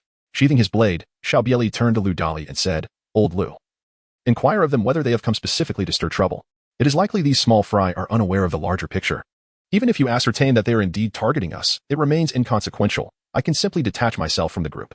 However, as long as no 6th rank expert from Bayun Villa intervenes, I would welcome a few more such ambushes. For by then I would also have attained the status of a 6th rank expert. Lu Dali signaled the escort to bind the remaining 3 bandits before approaching Xiao Bie Li and the shopkeeper, whispering, The mountain stronghold at Guzi Ridge has some connections with the 3 masters of Bayun Villa. I fear they may be after us.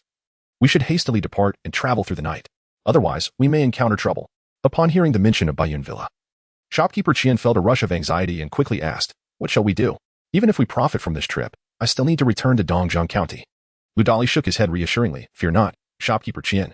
There are rules in the martial world and regulations in the court. Your merchant association does not wield the influence of a martial faction. If Bayun Villa were to target you, the Jinwu Hall would surely intervene.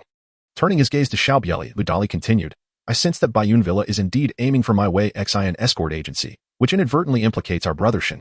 However, you need not worry, dear brother. Bayun Villa does not possess absolute power in Dongzhong County.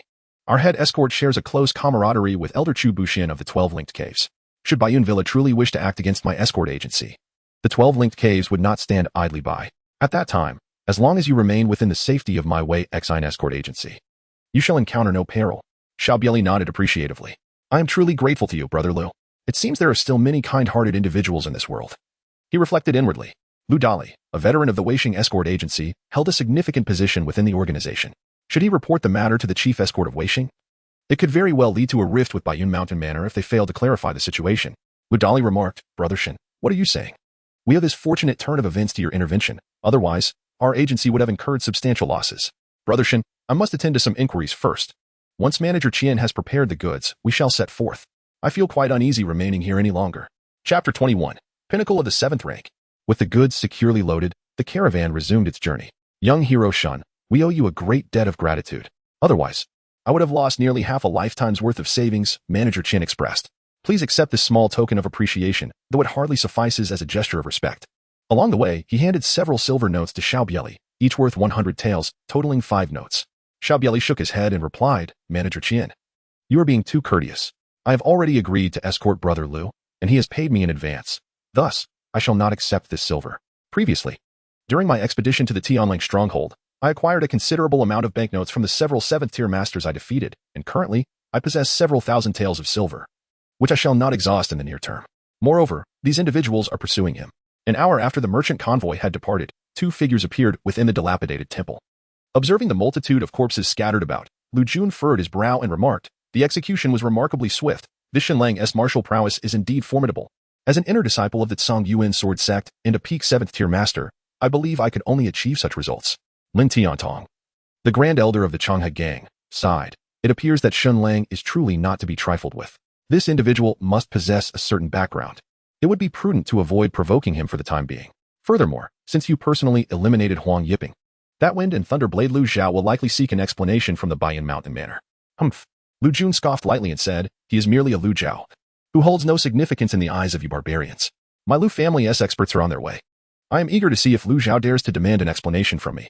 The destination of Xinlang and his companions is Lichun County. Return and instruct Sun Changhe to eliminate Xinlang. The individuals I wish to kill must not be allowed to live.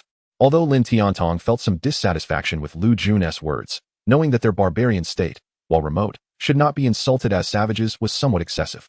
However, he dared not express his discontent, as the strength of the Lu family was not inferior to that of the Sanjiang alliance, especially considering their backing by the Tsang Yuan sword sect, one of the 9 sects. As night fell, the merchant convoy arrived at a small town and settled down for the night. After dining at their lodgings, Xiao Bie Li returned to his chamber. Host, Xiao Bie Li. Cultivation level, late stage of the 7th rank. Martial skills, Yijing Jing, 18, 100. Quangfeng blade technique, perfected. Iron cloth, perfected. Cloud leaping, perfected. 5 tigers breaking the door blade, 5, 100. Vigorous diamond finger, 8, 100. With finesse and techniques, a coppery skin, and agility akin to a swallow. Experience points, 6, 490. 13 Guardians cross-training, pending acquisition. Gazing at the system panel, Xiao Bie Li silently intoned. Acquire 13 Guardians cross-training. Boom. Countless methods of the 13 Guardians cross-training surged into Xiao Bie Li's mind, accompanied by an influx of experiential insights from practicing the 13 Guardians techniques. Xiao Bie Li could sense a vigorous force within him, eager to emerge. 13 Guardians cross-training 5, 100. Who? Xiao Bie Li exhaled deeply, murmuring, I see now, cultivating the 13 Taibao horizontal training generates a unique force concealed within the dermal layer, capable of resisting blades and countering true energy. Conceptually, it surpasses the iron cloth technique. However, with over 6,000 experience points at his disposal, it would be prudent to elevate his realm first. He consumed 3,000 experience points to enhance his Yijing Jing. Boom. As Xiao Bie Li's words echoed, an overwhelming surge of knowledge regarding the Yijing Jing flooded his mind. Simultaneously, a pure essence of true energy emanated from within him, coursing through his limbs and bones. Crack. In an instant, the Yangqiao meridian was unblocked. He had reached the pinnacle of the 7th rank. Host, Xiao Bie Li. Cultivation. Pinnacle of the 7th rank. Martial arts, Yijing Jing 21100, Gale blade technique complete. Iron cloth technique complete. Cloud ladder technique complete. 5 tiger breakthrough blade, 5100. Great strength diamond finger, 8100. Mastery of techniques, copper skin, and swiftness akin to a swallow. Experience points, 3490.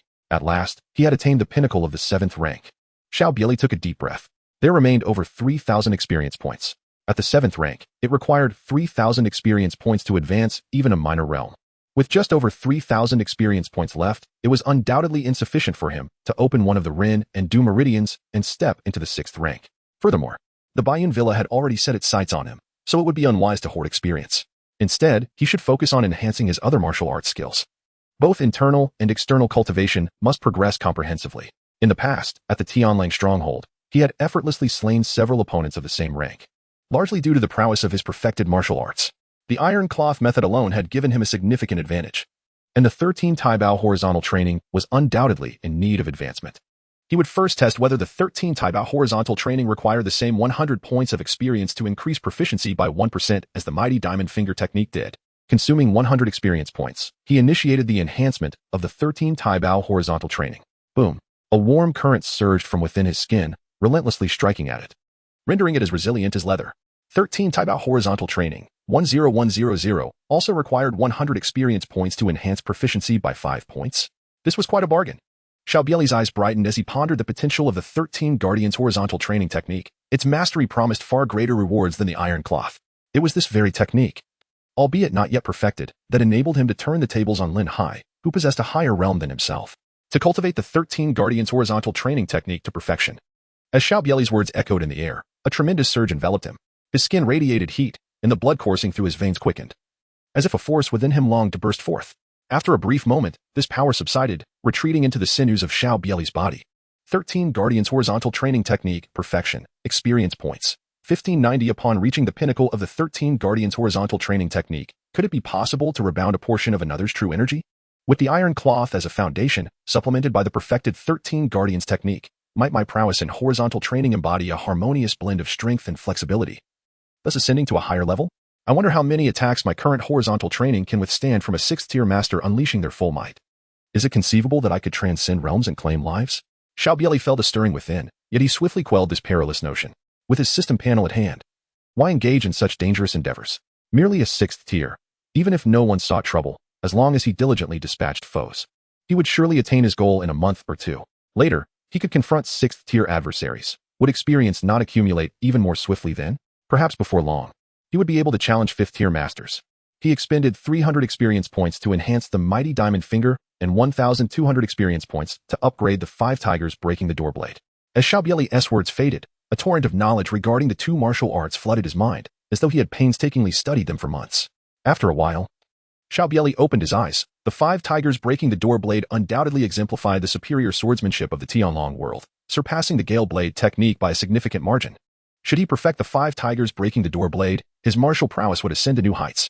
Yet, to break through to the 6th tier and refine his blade technique, he still found his experience points insufficient. In the Tianlong world, Morong Fu had once employed the 5 tigers breaking the door blade against foes, attesting to its strength among the martial arts of that realm. Alas, the people of the Qin family stronghold lacked the comprehension to grasp the most crucial techniques of the 5 tigers breaking the door blade, which failed to be passed down. He was fortunate to possess the complete version of the 5 tigers breaking the door blade. Chapter 22. Returning to Lichuan County. The following morning, the merchant caravan set forth once more. Fortunately, no rain befell them on the journey ahead, though they did encounter bandits twice. However, the reputation of the Weixin Escort Bureau proved effective, as a mere exchange sufficed for their safe passage. After all, the caravan was numerous, with several 7th-tier masters among them. Those bandits sought fortune rather than aimless confrontation. Moreover, the silence from Baiyun Villa left him somewhat regretful. Along the way, there were no opportunities for harvesting experience. Brother Shen, we shall soon arrive at Lichuan County, Manager Qian mentioned. We shall delay a day for the delivery, but in the evening, I will take you to enjoy Lichuan County thoroughly. Lu Dali winked at Xiao Bie Li, his expression conveying an understanding only a man could grasp. Excellent. Xiao Bie Li nodded slightly. The original owner had been quite obedient during his time in the Xiao family, although he received a considerable monthly allowance. It was insufficient for indulging in the lavish pleasures of the brothels. Furthermore, the original owner had been subjected to strict supervision, should he dare to venture into such establishments. He would likely face severe punishment. Sighing at this thought, Xiao Bie Li felt a wave of nostalgia. From the original owner's memories, it was evident that his father had treated him with great kindness. In comparison to the Tsang Yuan sword sect, the original owner harbored a deeper resentment towards his uncle. I want to go tonight too. Cheng Min interjected eagerly. Lu Dali chuckled. Those places are hardly suitable for a young lady. If I were to take you there, your father would surely have my head. In an instant, Cheng Min comprehended the nature of the places Lu Dali referred to. Her cheeks flushed with embarrassment as she protested. Uncle Dali, it's one thing for you to frequent such establishments, but must you also lead Sir Shen astray? Ha! Lu Dali laughed, glancing at Xiao Bie Li. That ultimately depends on whether Sir Shen wishes to go. Xiao Bie Li smiled as well. Of course we shall go.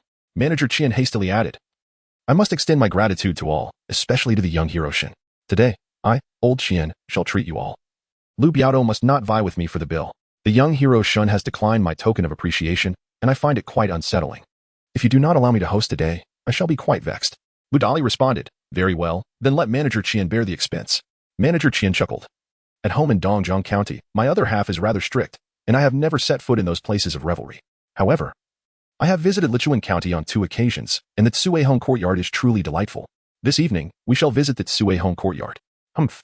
Upon hearing this, Cheng Min let out a cold huff and retreated to the back of the group, her gaze lingering on Xiao Bie Li, hoping to hear a refusal from his lips. Only to be met with disappointment. Xiao Bie Li would undoubtedly accept the invitation. Tsuehong Courtyard is not far from the Xiao family street, merely separated by a single thoroughfare, making it convenient for him to conduct his affairs. As night falls, within the Tsuehong Courtyard, the lights gleam brilliantly, and a sumptuous array of delicacies is laid out upon the table. In a private room, Xiao Bie Li, Manager Qian, Lu Dali, and a few others engaged in spirited toasts. While not far from them, a group of graceful songstresses twirled elegantly in dance. Within the confines of the room, only Manager Qian and these 7 skilled individuals were present. Others were either guarding the goods within the inn or imbibing in the main hall of the Tsuehong Courtyard. The expenses at Tsuehong Courtyard were considerable. Even though Manager Qian possessed some wealth, he could not treat everyone equally. The original proprietor had never visited Tsuehong Courtyard, and Xiao Bie Li was surprised to discover that Manager Qian preferred a more refined atmosphere. In his previous life, he often frequented karaoke bars, where he would indulge in frivolous antics without ever belting out a song. This refined setting did not pique his interest much. However, viewed through the lens of experience, it was evident that these songstresses were meticulously trained by Tsuehong Courtyard. Had they been in his former life, with a touch of beautification, they would easily qualify as live-streaming goddesses.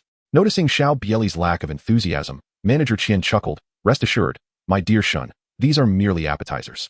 Later tonight, we shall stay at Tsuehong Courtyard. I have already made arrangements. Ah, Manager Qian, what do you mean? I came merely to broaden my horizons. Xiao Bie Li retorted earnestly. Although he too was but a mortal, this world was unlike his previous one, devoid of numerous precautions. He pondered whether the Jing could fend off any potential ailments. Laughter erupted from Lu Dali and the others, reminiscing about their first ventures into such establishments, mirroring Xinlang's initial shyness. Yet, after a few visits, the embarrassment dissipated.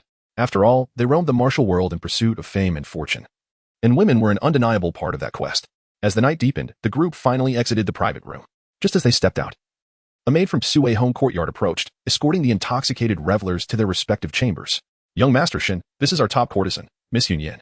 The matron exclaimed with a smile as the maid helped Xiao Bie Li into his room. Xiao Bie Li raised her gaze, and indeed, Miss Yunyan possessed the delicate demeanor of a refined young lady, marked by a hint of shyness. After Yunyan received Xiao Bie Li from the maid, the matron chuckled and remarked, "Yunyan, do ensure you provide ample company to this young hero tonight."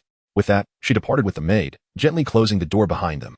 Supporting the inebriated Xiao Bie Li, Yunyan guided him towards the bed when suddenly, Xiao Bie Li stumbled, swaying towards the antiquely fragrant bed enveloped in wisp of smoke.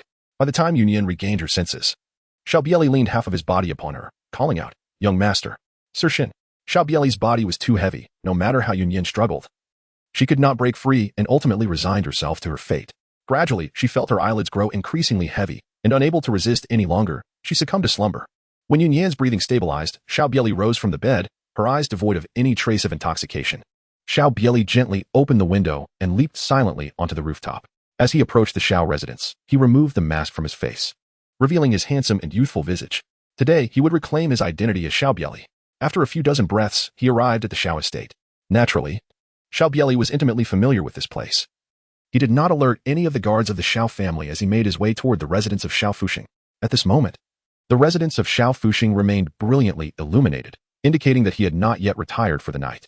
As Xiao Bie Li alighted upon the courtyard wall, he discerned the voice of his uncle, Xiao Fuxing, emanating from the study. "Have you found that little wretch in Dongjiang Prefecture?" Immediately following was the feeble voice of an elder. "Since that scoundrel vanished from the river, he has left no trace. However, the Grand Elder has returned today. He claims that young hero Lu has discovered a method to track down Xiao Bie Li. Within 10 days, if Xiao Bie Li remains in Manzhou, he is certain to meet his demise." "What method?" "I am unaware. The Grand Elder did not disclose it." Through the window, Xiao Bie Li confirmed the identity of the speakers, Lian Zhongxin, an elder of the Chang'e gang, whom Xiao Bie Li had encountered several times, and who shared a close bond with Xiao Fuxing. A deep sigh echoed in their ears. "Who?" Xiao Fuxing abruptly turned his head, and upon seeing the figure standing at the entrance of the study, he appeared as if he had encountered a ghost. However, it was Lian Zhongxin who reacted first, sneering, "Nephew, you certainly made it easy for us to find you." Chapter 23, Revenge. "Ah," Xiao Fuxing sighed, saying, "You possess quite the audacity, returning to Lichuan County so soon. No wonder young hero Lu searched for you in Dongjiang Prefecture for so long without a trace. Do not blame your uncle.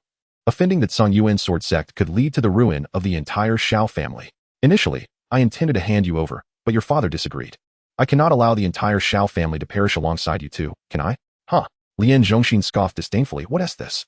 Old Xiao, you've committed the deeds, yet still wish to play the virtuous man? Young hero Lu has been unable to locate Xiao Bie Li for ages. If you and I deliver his head, we will undoubtedly reap the rewards. Indeed, it is a rare opportunity to indulge in such deeds while maintaining an air of propriety." Xiao Bie Li nodded in agreement. "I have no other intentions today, merely a desire for vengeance. Rest assured, today you shall all meet your end. None shall survive." Xiao Bie Li's gaze suddenly sharpened, his fingers slightly splayed, and in an instant, he thrust his thumb forward with great force. The mighty Vajra finger. Ridiculous. Xiao Fuxing let out a resounding shout, his eyes revealing an unmistakable astonishment. The study was too confined, and Xiao Bie Li stood at the entrance. They had no means of evasion, forced to confront this pointed attack head-on. With his right hand extended and his feet positioned in the 7 stars formation, he met Xiao Bie Li's finger with a palm strike. The Xiong family's ancestral technique, the Azure Wave Palm, consists of 5 levels. Upon reaching its pinnacle, the mastery of this palm technique allows for quintuple amplification of its power. It is this very skill that has secured the Xiong family's esteemed position among the numerous clans in Lichuan County. Xiao Fuxing has evidently cultivated the ancestral by bow palm to an extraordinarily profound level. Even Zhongxin, with arms crossed and standing in the corner, shows no inclination to intervene. Although Xiao Bie Li stands at the pinnacle of the 8th rank, he still falls short in the presence of Xiao Fuxing. The guards of the Xiao family are utterly incompetent, allowing even a mere 8th grade individual to infiltrate silently. Whoosh! The formidable golden finger, capable of penetrating stone and gold, collided with the terrifying power of the Azure Wave Palm. Contrary to Lian Zhongxin's expectations, the anticipated scene of Xiao Bie Li being vanquished by Xiao Fuxing did not unfold. Instead, to Lian Zhongxin's astonishment, Xiao Fuxing's right hand was pierced by Xiao Bie Li's finger, leaving a gaping wound through which one could discern the stark whiteness of bone. Ah! A wretched scream escaped from Xiao Fuxing's lips as he staggered backward repeatedly. What kind of technique is this? It is not the martial art of my Xiao family. Xiao Bie Li disregarded Xiao Fuxing's intent, swiftly channeling his movements as he suddenly pointed a finger towards Xiao Fuxing's chest. Act quickly. This wretched creature is of the 7th rank. Xiao Fuxing's eyes were filled with rage, disregarding the injury on his right hand. His palms moved with great agility, channeling his internal energy to its utmost limit.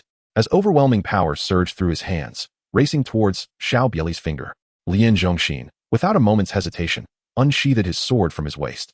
The blade shimmered with a swift brilliance, for he was aware of the high-quality inner armor that protected Xiao Bie Li.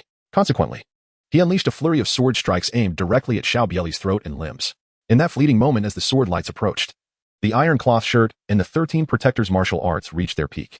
His once fair arms transformed into a dark hue, muscles bulging and veins protruding. The terrifying force of his fingers tearing through the air as his hands collided with one another. With a resounding crash, flesh and blood scattered, sending Xiao Fuxing hurtling across the room, crashing heavily into the study wall, creating a deep dent. Experience 1000. At that very moment, Lian Zhongxin's sword was upon him. Yet Xiao Bie Li seemed to possess a sixth sense.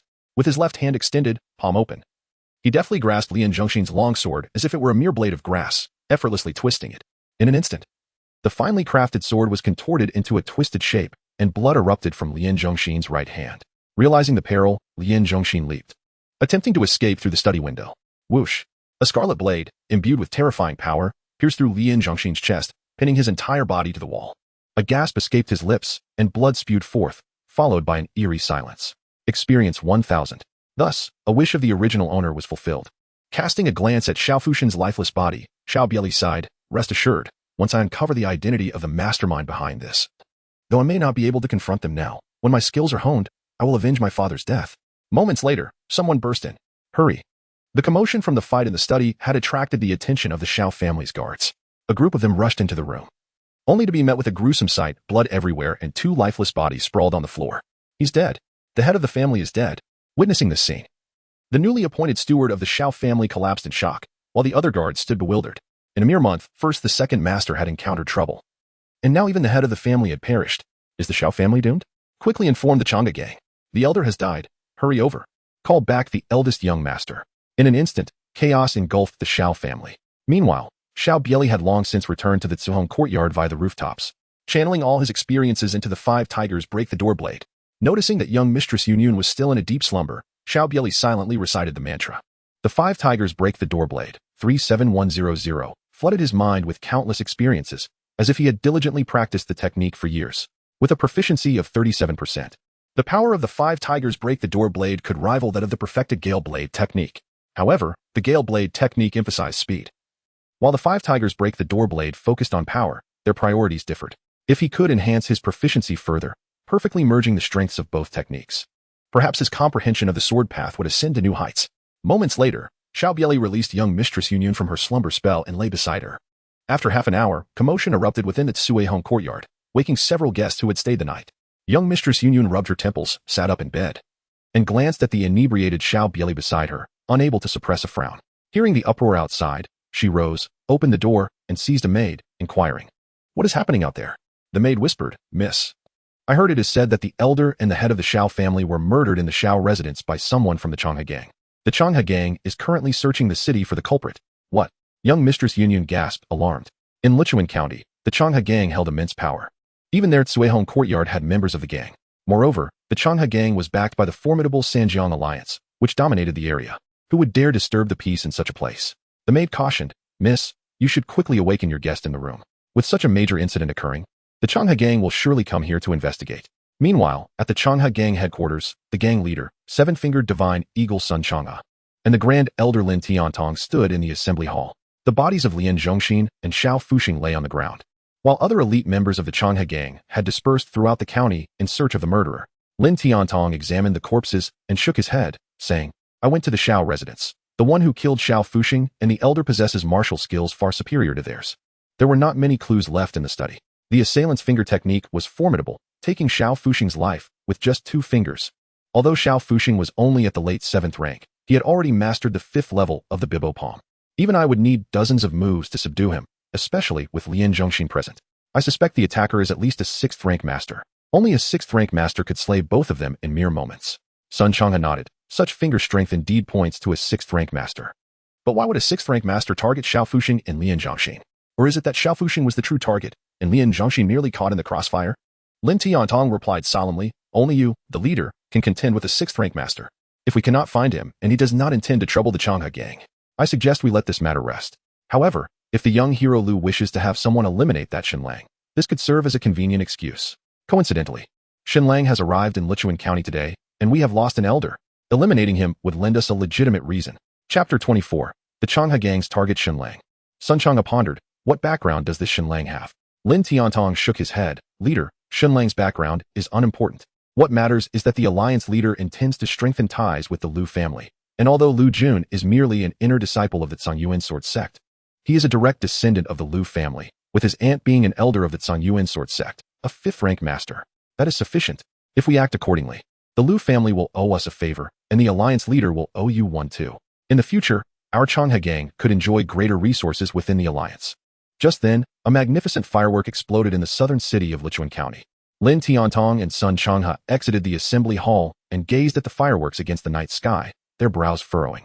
Have they truly found something? Lin Tiantong shook his head. Since suspicious individuals have been identified, I shall go take a look. Sun Changha countered, let us go together. Shenlang will not leave Lichuan County tonight. We can deal with him tomorrow. First, we must ascertain who dares to disturb the peace here. The following day, at dawn, Xiao Bie Li emerged from the room, where Miss Yunyan still harbored a lingering look of resentment in her eyes.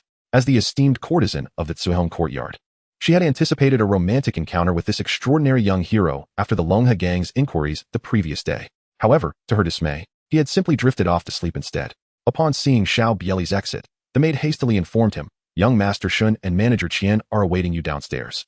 Xiao Bie Li nodded slightly and descended the stairs. Oh, how has young Master Shun been resting? Manager Qian teased as he caught sight of Xiao Bie Li coming down. Xiao Bie Li nodded slightly, remarking, not bad, though I did indulge a bit too much in drink yesterday. Lu Dali chuckled. Indeed, one must partake in libations. The vigor that follows is quite invigorating.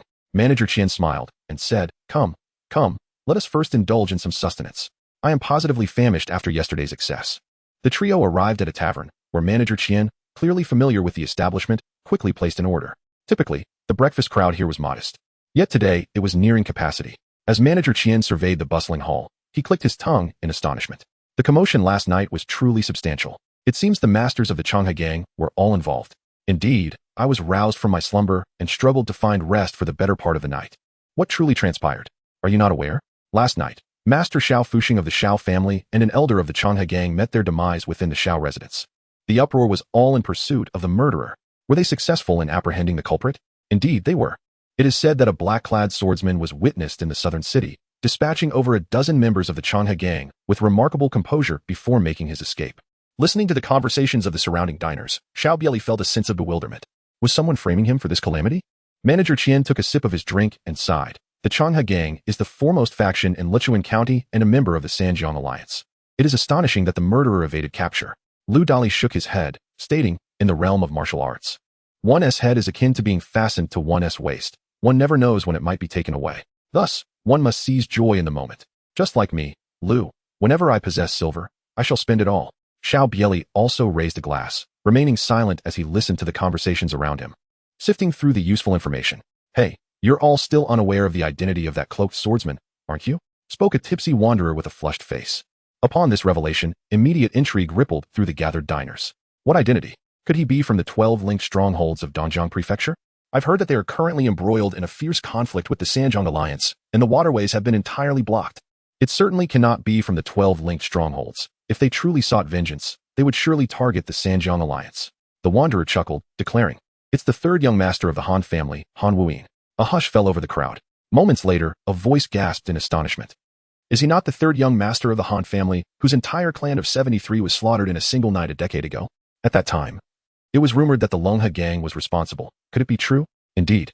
It seems there were whispers that only a steward and the corpse of third young master Han Wuyin remained unfound. Oh, now it makes sense why he would turn against Elder Lian. But why would he strike at the Xiao family? The patriarch of the Xiao family is closely allied with Elder Lian. He must have been caught in the crossfire. Xiao Bie Li suddenly realized that the original owner was just a child 10 years ago and had no recollection of the matter. However, he believed he had left no clues. Even if Han Wuyin were not the scapegoat, it should not lead back to him. Come, come, let us drink. Lu Dali raised his glass, lamenting. Han Wuyin truly possesses some skill. I heard that even the Grand Elder Lin Tiantong of the Changhe gang made a move yesterday, yet he still managed to escape. The three clinked their cups. Suddenly, a group of disciples from the Changhe gang entered the tavern. The patrons in the hall were taken aback. It is Elder Lin. Upon seeing Lin Tiantong, everyone promptly rose to pay their respects. The Changhe gang held immense prestige in Lichuan County, and Lin Tiantong, as the Grand Elder, was akin to an emperor there. Even Manager Qian and Lu Dali stood and cupped their fists in greeting. Only Xiao Bie Li narrowed his eyes, if he remembered correctly. Lin Hai, whom he had slain, was Lin Tiantong's grandson. Lin Tiantong's gaze swept across the tavern before finally locking on to Xiao Bie Li, smiling faintly. Young Hiroshin, I wonder where my Changhe gang has offended you, for upon your arrival in Lichuan County, the very first thing you did was slay my elder? What? The crowd was astonished. The one who killed Elder Lien was not Han Wuyin, but this young man before them? Impossible. Lu Dali exclaimed loudly. Young Hiroshin was with us the entire time yesterday. The people of Tsuhong Courtyard can attest to it. Elder Lin. Young Hiroshin was invited by my Weishin escort agency. He could not possibly be the one who killed your elder. Moreover, young Hiroshin is not even from Manzhou. It is his first visit to Lichuan County. How could he have enmity with your Changhe gang? Lin Tiantong shook his head. I have already inquired with the people of Tsuehong Courtyard. By the time Elder Lien was killed, you had long finished your drinks. Tsuehong Courtyard is merely a street away from the Xiao residence. The timing was entirely feasible. Furthermore, young Hiroshin has made numerous moves in Dongjiang County, with impeccable swordsmanship. The technique used to slay Elder Lien is identical to that which young Hiroshin displayed in Dongjiang County. Whether it is true or false, young Hiroshin must accompany me back to the gang. The leader will make the final judgment. Chapter 25. How does Elder Lien compare to you? Elder Lin. Young Hiroshin was invited by my Weishin escort agency. You cannot take action. Lu Dali interjected, standing protectively in front of Xiao Bie Li, his voice cold. Had it not been for young Hiroshin's intervention, they would have suffered severe losses at the dilapidated temple. If he were to watch the Changhe gang take young Hiroshin away, not only would his conscience trouble him, but how could the Weishin escort agency ever hope to seek assistance for future escort missions? Manager Qian also smiled apologetically. Elder Lin, there must be some misunderstanding here. Lin Tiantong disregarded Manager Qian entirely, focusing solely on Lu Dali, and said indifferently, this young man has killed my Changhe gang's elder. It would be best for Captain Lu not to get involved. Otherwise, in the future, it may be quite difficult for the Weishin escort agency to operate in Linshui County. Lu Dali's face flushed, feeling both constrained and apprehensive. As merely a captain of the Weishin escort agency, if his actions led to their inability to escort goods in Linshui County in the future, the burden of guilt would be immense. After all, many of his brothers relied on each escort mission for their livelihood. Xiao Bie Li discerned Lu Dali's predicament and stepped forward, casting a glance at Lin Tiantong with a serene smile. Elder Lin, are you suggesting that Elder Lien met his demise at the hands of my blade? Lin Tiantong nodded in affirmation. Indeed, although Han Wuyin possesses commendable martial prowess, he wields a sword. The wounds found on Elder Lien's corpse bear a striking resemblance to those inflicted by your blade after your earlier exploits in Dongjiang County. The long sword unsheathed, akin to a tempestuous storm, resulted in numerous gashes upon Elder Lien's body. Xiao Bie Li, is it truly dozens of cuts? Lin Tiantong nodded. Indeed. Standing behind Lin Tiantong, a burly man with a full beard, his face etched with impatience, remarked, why waste words with the elder, since he is unwilling to return with us? We should simply break his limbs and bring him back. Xiao Bie Li turned his head and gazed at the man with a beard, inquiring, is this esteemed individual also an elder of the Changhe gang, a seventh-tier master? Perhaps his prowess even surpasses that of Elder Lien? The bearded man arrogantly replied, I am a revered offering of the Changhe gang. Indeed, I am a seventh-tier master. As for whether my strength exceeds that of Elder Lien, you shall discover it for yourself. At the moment the bearded man finished speaking, a sharp sound echoed, clang. The crimson sleeve knife was drawn. A spine-chilling melody of the blade erupted forth. The five tigers breaking the gate knife, dominating the mountains. Upon witnessing Xiao Bie Li draw his weapon, the bearded man's heart surged with alarm. However, the two were too close, and Xiao Bie Li's strike was too sudden for him to evade. He could only brace himself for the blow. His arm bones crackled audibly, and his limbs seemed to swell as he channeled his inner strength, forcefully striking towards the scarlet blade. Thud. The bearded man was sent flying, crashing through the entrance of the tavern, splintering it into fragments, and landing in the street. Experience 1000. Whoosh. In the instant the bearded man was propelled outward, a flash of sword light appeared, aimed directly at Xiao Bie Li's neck. It was Lin Tiantong who had struck. Despite his immediate reaction, he was still a fraction too late. A fierce glint shone in his eyes. Even if he lost a seventh-tier master, eliminating Xiao Bie Li would not be a loss. Yet, Xiao Bie Li made no unnecessary movements with a gentle flick of his long knife. He effortlessly deflected the incoming sword strike. Ma Gongfeng is dead. The cries of the Changha gang members resounded in the street as they turned to the tavern's entrance, only to find the bearded man's hands vanished from sight, lying on the ground with a wound extending from his shoulder to his abdomen, blood staining the street crimson. Hiss! The onlookers within the tavern collectively gasped in shock. A seventh-tier master had been unable to withstand even a single strike from this young man. Could it be that Elder Lin was indeed slain by him? With a graceful motion, the knife was sheathed. Xiao Bie Li turned to Lin Tiantong and remarked with a smile. Elder Lin, how does the martial prowess of Elder Lin compare to that of the honored Ma? If one strike suffices to fell him, what necessity is there for me to wield my blade so many times? Lin Tiantong gazed at Xiao Bie Li, his expression as dark as a stormy sea. After a prolonged silence, he finally spoke. So, you took the life of the honored Ma merely to demonstrate that you could slay Elder Lin without expending excessive effort? Xiao Bie Li nodded slightly. Of course, gathering evidence is rather cumbersome. I believe that if I can merely demonstrate that eliminating a 7th-grade elder does not necessitate excessive force, I could absolve myself of suspicion. Or perhaps Elder Lin believes that a mere horse offering is insufficient and wishes to personally test my blade. Lu Dali let out a soft sigh.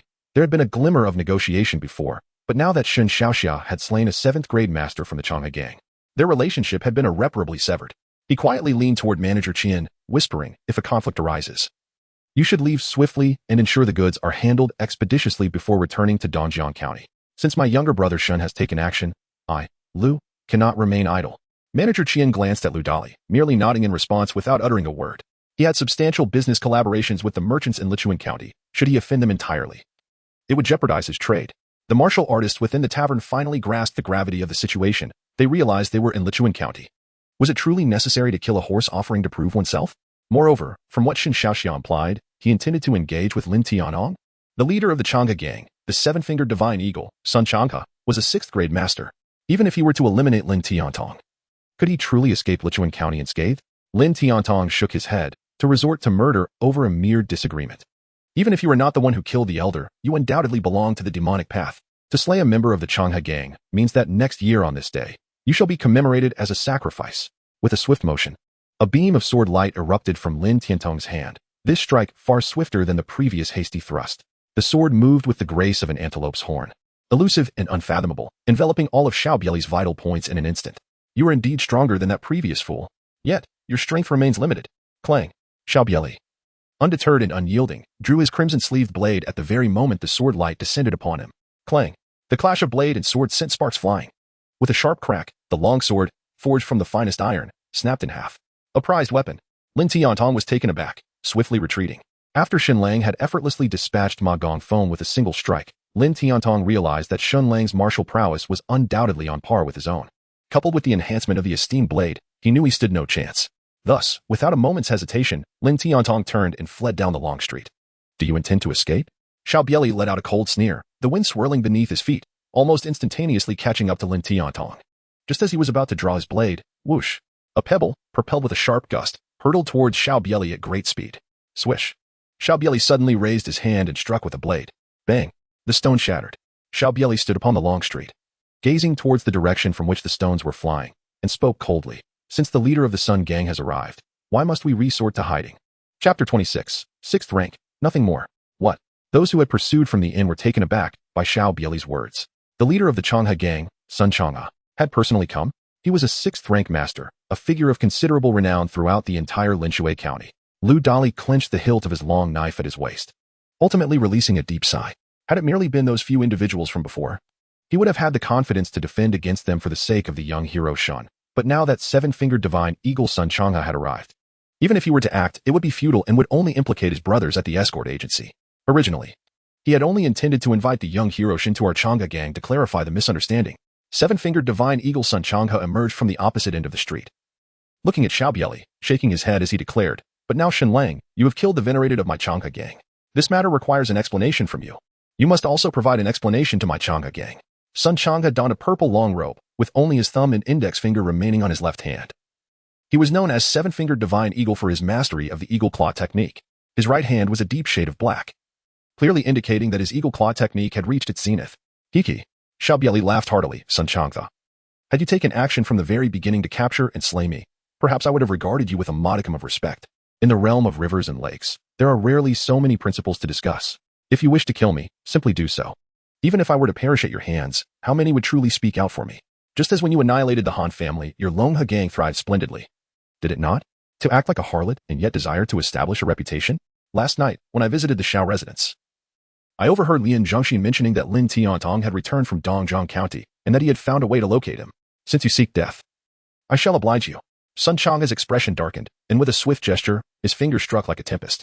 The sharp force of his strike pierced through the air towards Xiao Bie Li. Simultaneously, he propelled himself forward like a bolt of lightnings, his true energy coursing through his intact palm as it reached for Xiao Bie Li's face.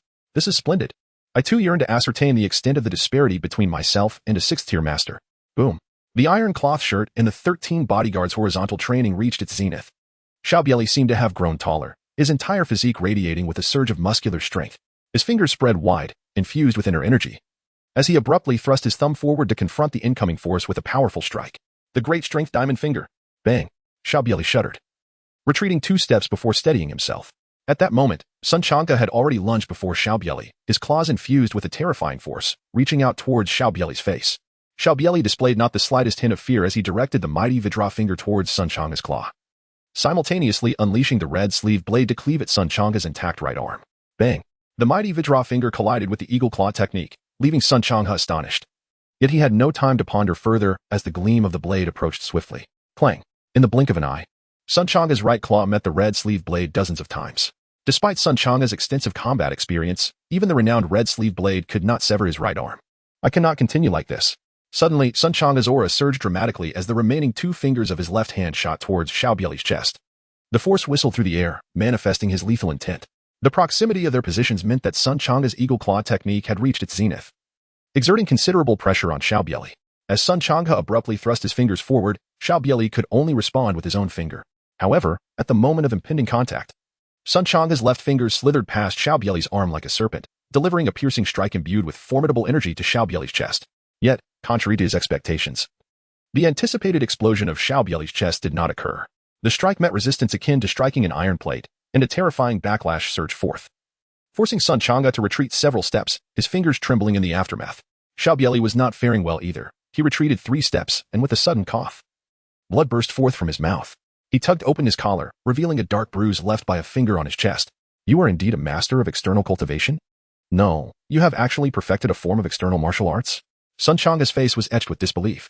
In the world of martial arts, most practitioners were familiar only with external techniques and basic combat skills, while internal cultivation methods were the treasures of small sections. For instance, in the Chang'e gang, which dominated a county, there were only 7 complete internal techniques, and among them, merely 1 could connect the Ren and Du meridians. Thus, external martial arts became the favored choice for many aspiring warriors. Typically, as long as one could endure hardship, they could grasp the fundamentals of external techniques, providing them with a semblance of security in the martial world. However, very few could reach the pinnacle of such practices, as the process consumed the body's vital energy, leaving countless hidden injuries that often went unnoticed in youth, only to manifest in tragic ends later in life. Nevertheless, even the most rudimentary external martial arts, when mastered to perfection, could rival the capabilities of an 8th-grade master. Shen Lang possessed remarkable swordsmanship, indicating he must have had a formidable master behind him. The external arts he practiced could hardly be the inferior kind. Just who was Shen Lang? At this moment, Sun Chang'e was filled with regret. He bore no animosity towards Shen Lang, yet for the sake of the Lu family's friendship, he had incurred such a formidable enemy, which felt distinctly unwise. Damn it, today had been far too reckless. Until he stepped into the 6th-grade realm, it would be prudent to avoid combat with 6th-grade experts. Had that finger strike been 50% stronger, even his iron cloth could have been breached, if it had doubled in strength. Even the 13 guardians of external martial arts could not withstand that force. Unbeknownst to him, the onlookers on the long street were already spellbound. A renowned 6th-grade master was engaged in combat with a rising star, yet it appeared he was not gaining the upper hand. Manager Qian could not contain his curiosity and inquired, Old Lu, just how high are Shun Xiaoxia's martial skills? Lu Dali shook his head, 7th grade. But he appears even more formidable than a 6th grade. Kill. Despite his inner regrets, Sun Chang'e had already struck. Having offended Shen Lang left him no choice. If Shen Lang survived, he would likely find it impossible to sleep soundly again. Sun Chang'e darted forward like lightning, his right hand clawed and merciless, targeting the vulnerable areas of Xiao Bie Li's neck, groin, and eyes. He refused to believe that Shen Lang's external martial arts held any flaws. Ha! Xiao Bie Li laughed heartily. Since you are not strong enough, I have a plan. Initially, he had merely wished to test the strength of a 6th-grade master.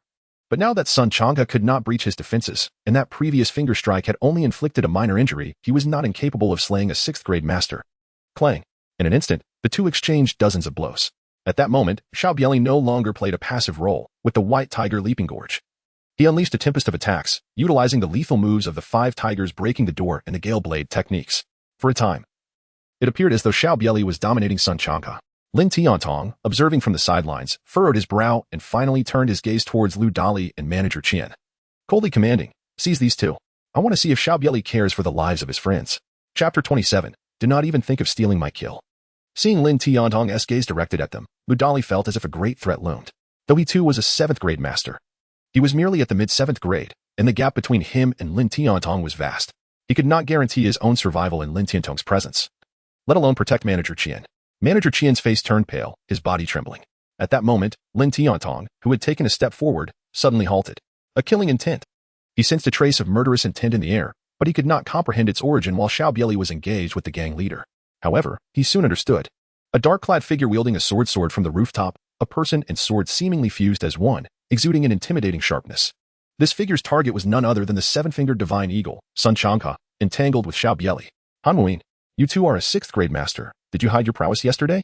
Lin Tiantong's body trembled, his complexion turning ashen. When he arrived in South City the previous day, he had crossed blades with Han Muin, although it was only 5 exchanges. Han Muin's displayed strength was comparable to his own. Now, the sword bore a chilling aura, a feat only achievable by a 6th grade master, before the blade even reached him. The piercing sword energy made Sun Chang'e's skin prickle with pain. Sun Chang'e let out a frantic howl, his right hand slicing through the air with countless claw shadows, forcing Xiao Bie Li back. He then swiftly pivoted, aiming a claw at the incoming sword. Clang! Countless claw shadows struck the sword, deflecting it slightly. Pff.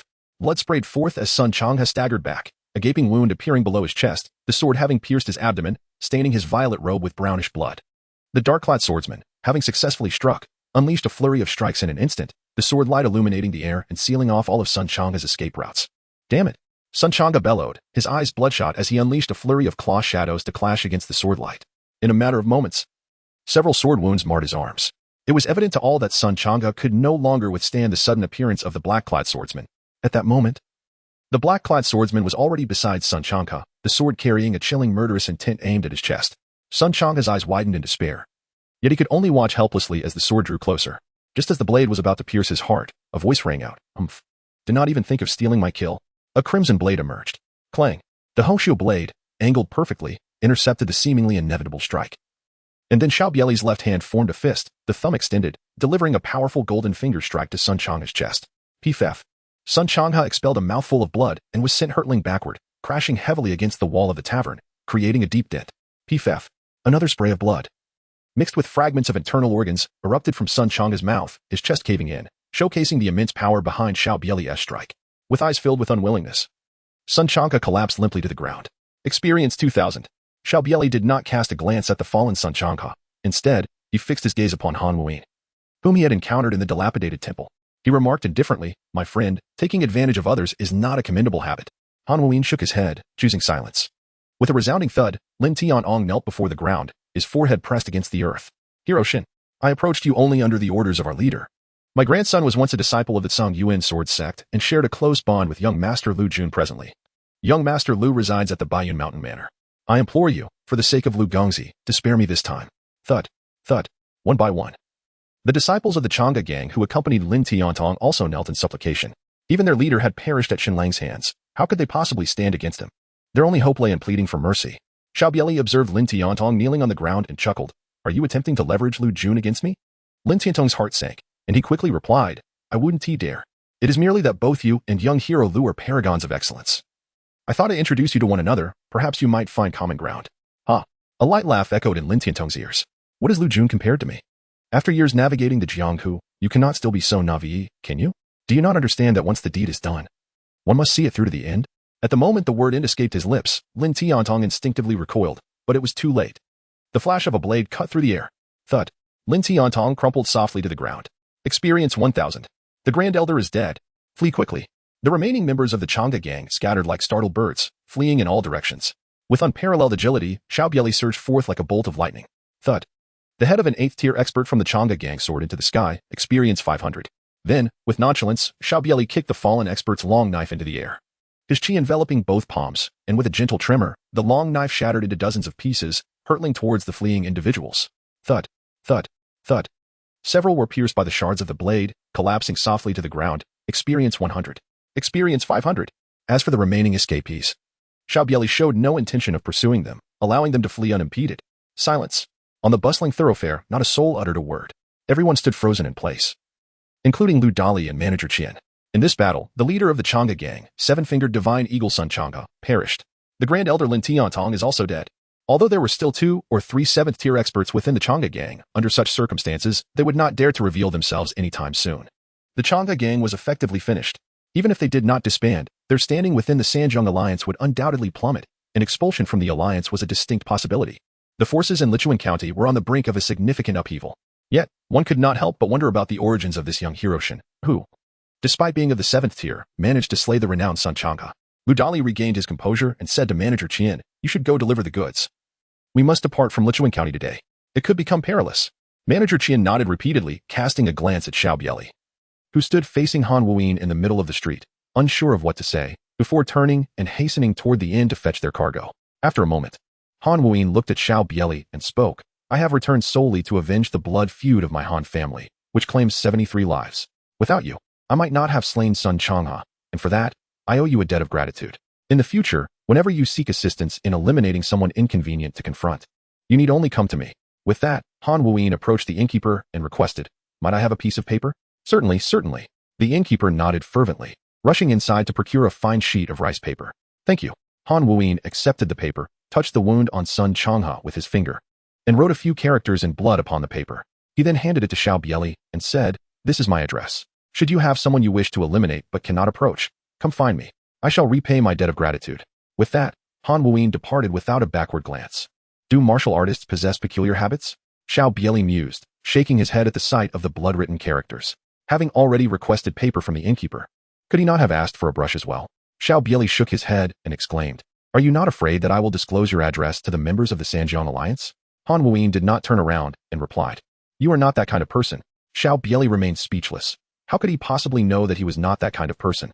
Although he believed he had his principles, if someone were to threaten his life, he might not refrain from divulging information. After all, he was not particularly well acquainted with Han Wuyin. Chapter 28. Seeking the trace of the poison, Lu Dali approached Xiao Bie Li and whispered, "Brother Shun, it would be wise for you to leave Linshui County at once. Though Sun Chang'e does not hold a particularly high position within the Sanjiang Alliance, the Chang'e gang is nonetheless among its top 10 factions. Your actions have dealt a blow to the reputation of the Sanjiang Alliance, and they will not let this matter rest easily. Having slain Sun Chang'e, the pursuers after you will undoubtedly be formidable opponents, far stronger than Sun Chang'e himself." Xiao Bie Li furrowed his brow and said, "I am leaving. What will you do?" Lu Dali responded with a wry smile, "My dear brother, at this moment, do not concern yourself with our fate. Our Weixin escort agency holds a modicum of prestige in the Jianghu of Manzhou. This time, I refrained from intervening, and even if the Sanjiang Alliance were to cast blame, it would not fall upon us." At this point, Lu Dali lowered his voice, "Brother, let me speak candidly. The two heads of our agency are blood brothers, both at the pinnacle of the 6th rank. Together, they can contend with 5th rank masters. Although the common folk of the Jianghu may be unaware, the factions of the Sanjiang Alliance are quite informed. Otherwise, how could our Weixin escort agency operate freely throughout Manzhou? Cheng Min, the daughter of the chief escort, ensures that the Sanjiang Alliance will not act recklessly, unless they seek to coerce our agency into an alliance with the 12 linked caves. Moreover, without our presence, your return to Dongjiang County will be swifter." Lu Dali leaned closer to Xiao Bie Li, his voice dropping even further. "I had long pondered why Sun Chang'e has sought to target you, but when Lin Tiantong mentioned Lu Jun, an inner disciple of the Tsungyuan sword sect, I began to suspect their intentions towards you are connected to him.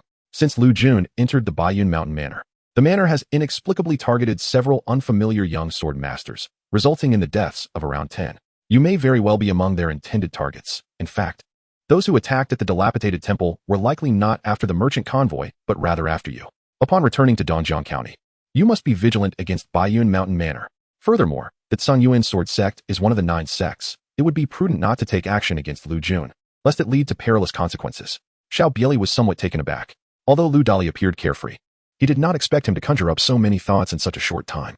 Indeed, those who could escort goods alone from the Weixin escort agency were no ordinary individuals. "With that, I shall take my leave for now. Upon my return to Dongjiang County, I shall treat you to a drink." Half a day later, in the city of Linshui, at the main hall of the Sanjiang Alliance, a man clad in a purple outfit, appearing to be in his 50s with an extraordinary demeanor, sat at the head of the table. This man was none other than the leader of the Sanjiang Alliance. Fuhai Jiaozhong. Long below him sat 4 individuals, all high-ranking members of the alliance, by Ban Huchen Xing, Fei Yin Zilu Ming, Xiao Kaijiang Hua, and Jin Yin Diaoxie Yuntao. They were all prominent figures in the martial arts world of Linshui County, with Jiang Hua and Xie Yuntao both being 5th-tier masters. The other 2 were at the pinnacle of the 6th tier, just a step away from reaching the 5th tier. Zhonglong lightly tapped his fingers on the table, gazing at Jiang Hua, and casually inquired, "What news do we have from the Canyu sect? Are they still unwilling to collaborate with the Sanjiang Alliance?" Jiang Hua shook his head, responding, "The Canyu sect is comprised of individuals who do not act without tangible benefits. It is unlikely they will relent without first seeing some advantage. However, during this period, young hero Lu at Baiyun Villa has garnered interest from both the 3rd Master Shou Chang and the 2nd Master Wei Yong in forming an alliance to confront the 12-link docks." Heh, Xie Yuntao scoffed derisively. On the surface, Dongjiang County seems to be a triad of power. Yet the 12-link docks have consistently held sway over Baiyun Villa and the Cangyu sect. I refuse to believe they are content to remain in a subordinate position for eternity. The Sanjiang Alliance merely seeks to assert its influence over the river. We are willing to concede other territories, yet they remain unsatisfied? Jiang Hua shook his head, chuckling. They fear that we may become the second 12-link docks. Hence their hesitation. At that moment, hurried footsteps echoed through the hall, and a disciple of the Sanjiang Alliance rushed in, clasping his hands in greeting before addressing Zhonglong. "Alliance leader, we have an urgent message from the Changhe gang." Xiao Kaijiang Hua took the letter, opened it, and upon reading it, his expression changed dramatically. "What is the matter? Could it be that the 12-link docks dare to stir trouble in Lichuan County?" Xie Yutao interjected impatiently. "The Changhe gang has been dormant during this time. What could possibly be happening?" Jiang Hua glanced at Zhonglong and whispered, "Sun Changhe is dead." "What?" The room fell silent, shocked as if struck by a thunderclap. Xie Yuntao leapt to his feet, exclaiming, "Who did this? Who dares to kill a member of the Sanjiang Alliance in Linshui County? Is it the 12-link docks?" Jiang Hua shook his head. "No. It was a man named Xinlang." "Xinlang?" Everyone in the council chamber furrowed their brows, as they had never heard that name before. "Is he affiliated with the 12-link docks?" Zhonglong inquired. Jiang Hua responded, shaking his head, "No. He is a young master who suddenly appeared in Dongjiang County. He was present when the Tianlang gang incident occurred, invited by the Jinwu Hall. It is said that young hero Lu from the Tsang Yuan Sword sect had previously dealt with Xinlang but was unsuccessful. It seems young hero Lu intended to confront Xinlang once again, which led to Sun Changhe's intervention. However, he did not anticipate that Xinlang possessed martial arts capable of contending with 6th-tier masters. Additionally, a young swordsman named Han Wuing, of similar age and already a 6th-tier master, also intervened. Had he not acted, Sun Changhe might not have perished." Xie Yutao remarked coldly, "Regardless of who it is, anyone who slays a member of the Sanjiang Alliance deserves retribution. If Sun Changhe has fallen today and we do nothing, how will the other factions within the alliance perceive us? As a significant coalition, the Sanjiang Alliance, including Xie Yutao himself as the leader of the Big Whale Gang, could not afford to fail in providing protection to its members, lest the entire alliance splinter." Zhonglong nodded, irrespective of whether these 2 are targets of Lu Jun. "Anyone who dares to kill a member of the Sanjiang Alliance must pay the price. Dispatch orders to search vigorously for their whereabouts. They must be eliminated before they can leave Dongjiang County." After speaking, Zhonglong turned to Bai Ban Huchen Xing and commanded, "Qin Xing, you shall go at once. Find them and make an example of them." Meanwhile, on the official road from Dongjiang County to Lichuan County, Lu Jun held a small sandalwood box in his hand, within which lay a plump, yellowish goo worm. This was the 5th-tier goo worm known as Sunzong Goo from the Goo God sect. 2 days prior, the Sunzong Goo had been delivered, and under its guidance, they had arrived at this location. Zhou Chang picked up a map, furrowing his brow. "Young hero Lu. This direction leads to Lichuan County. In just half a day, we shall arrive. Could it be that Xiao Bie Li has been hiding in Lichuan County all this time, and the Changhe gang simply failed to notice?" Chapter 29, 6th tier. Humph. Lu Jun snorted disdainfully. "The Changhe gang is utterly useless. They cannot even detect that Xiao Bie Li has been hiding in Lichuan County." Zhou Chang remained silent. If a person truly wished to conceal themselves, it would not be so easy to find them. Otherwise, Lu Jun would not have left Lichuan County. Ding Kaishan, a 6th-tier elder from the Lu family escorting the Sunzong Gu, chuckled. "The barbarian prefecture is, after all, a remote region, with weak martial forces and little in the way of renowned masters. Even their means of tracking are lacking." The disciples from Baiyun Villa behind Zhou Chang displayed displeasure, and even Zhou Chang's expression soured.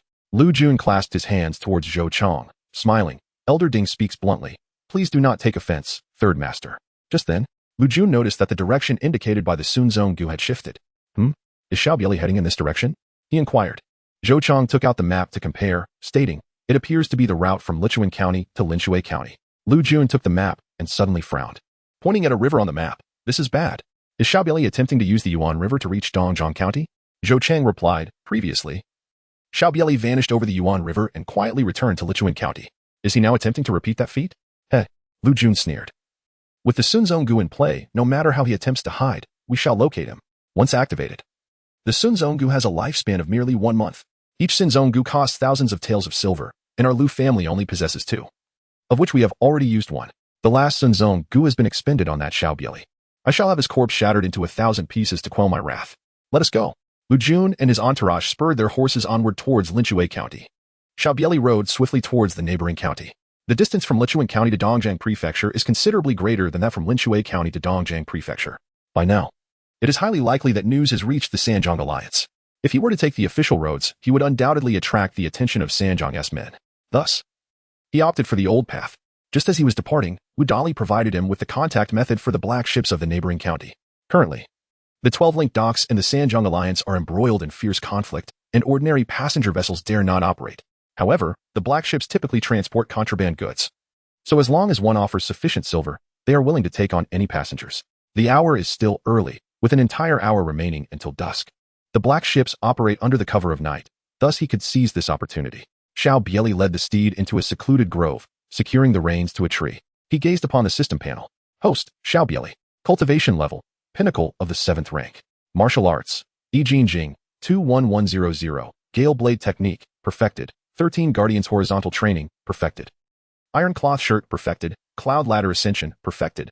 5 tigers breaking the door blade, 37100. Mighty Vidra finger, 10,100. Techniques refined. Copper skin, light as a swallow. Experience points, 6450. With over 6,000 experience points, one would surmise it should suffice to advance to the 6th rank, correct? Xiao Bie Li murmured softly. First, I shall expend 5,000 experience points to enhance the Yi Jing. As the attributes panel shifted, a resounding explosion reverberated in his mind. Countless experiences from practicing the Yi Jing surged into his consciousness, while simultaneously, an extraordinarily pure vital energy gushed forth from his dantian, coursing through his limbs and impacting his Ren and Du meridians. Just when Xiao Bie Li believed that 5,000 experience points would not suffice to break into the 6th grade realm, a sudden burst occurred. The Ren meridian was opened, and in that fleeting moment, the internal energy within Xiao Bie Li transformed into vital energy, its quality multiplying severalfold. With a swift motion, a blade-like aura erupted forth. Bang!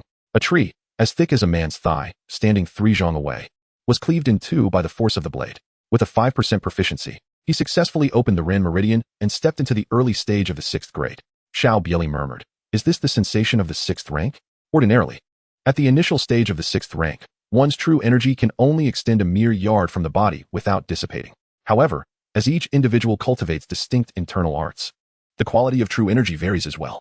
I wonder what level the Yi Jing true energy, capable of extending 3 yards without dispersing at the initial stage of the 6th rank, holds in this realm. There are always stronger individuals in a world filled with formidable beings, and this place is no exception. Legends speak of entities capable of halting rivers with a sword or cleaving mountains with a blade. One must remain humble and vigilant. Nevertheless, with the system panel at my disposal, having arrived in this realm, I must endeavor to tread upon the pinnacle of this world. Sheathing my blade, I shall channel all remaining experience into the 5 tigers breaking the door technique. While the wind blade technique is not without merit, the 5 tigers breaking the door emphasizes power, possessing a lethality that far surpasses the wind blade. When combined with the 13 bodyguards horizontal training and the iron cloth technique, its destructive capacity is further amplified. Thus, it is imperative to elevate it to its maximum level. 5 tigers breaking the door, 51,100. An overwhelming influx of experience from countless practitioners of the 5 tigers breaking the door surged into Xiao Bie Li's mind, as if he had diligently practiced for several months. Once he had fully assimilated the knowledge, Xiao Bie Li mounted his steed and headed directly towards the neighboring county. Upon entering the city, he made a beeline for the address provided by Lu Dali, which was a secluded courtyard located in the western part of the county. Xiao Bie Li arrived at the small courtyard, where he could hear voices within. Tapping gently on the door, he knocked softly. Creak. The large gate of the courtyard swung open from the inside, revealing a robust man with a bare torso. Upon encountering an unfamiliar face, the man's expression shifted to one of wariness as he inquired, "Who are you? Whom are you seeking?" Xiao Bie Li smiled and spoke. "I was referred by Lu Dali from the Weixin Escort Agency. I wish to take a boat to Dongjiang County." Upon hearing Lu Dali's name, the vigilance on the big man's face eased somewhat, and he replied in a low voice, "Come in." As Xiao Bie Li entered the courtyard alongside the sturdy men of the Han, he soon discovered that a dozen or so robust figures were busily packing up various items. It was nearing dusk, and the cargo was nearly ready, though the contents remained concealed from view. "Lord Leopard, This is the individual introduced by Lu Dali from the Weixin escort agency for the boat journey. One of the imposing men called towards the inner room. Moments later, a brawny man in his 40s emerged from within, casting a glance at Xiao Bie Li. A faint smile crept across his lips as he spoke. Since you come recommended by old Lu, it's fortuitous that we have a shipment heading to Dongjiang County tonight. However, are you familiar with the regulations?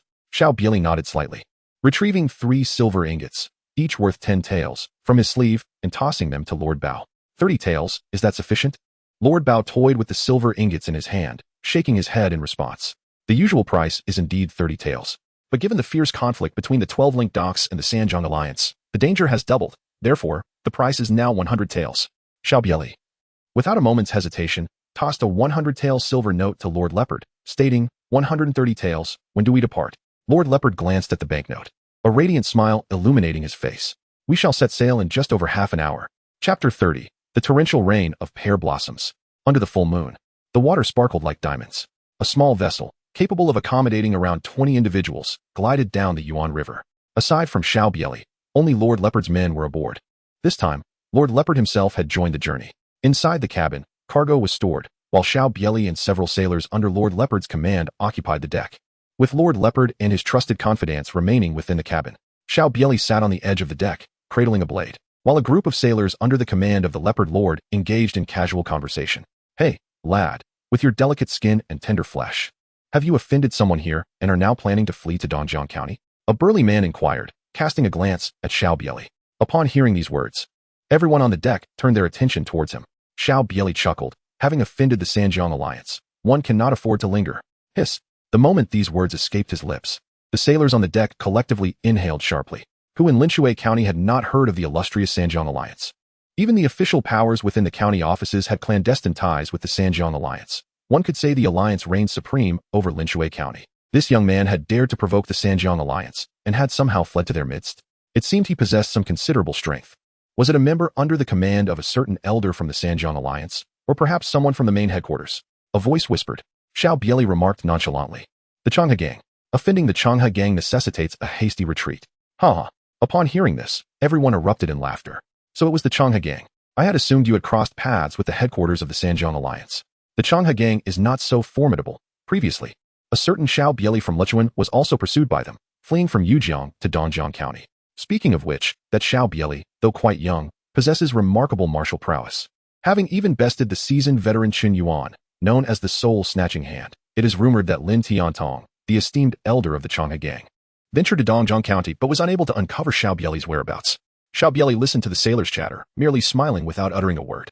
Meanwhile, within the confines of the cabin, the burly man who had previously ushered Xiao Bie Li into the yard approached Master Bao, whispering, Master Bao, that lad is a plump target. Should we not take action against him? Just moments ago, he wagered over 100 taels of silver.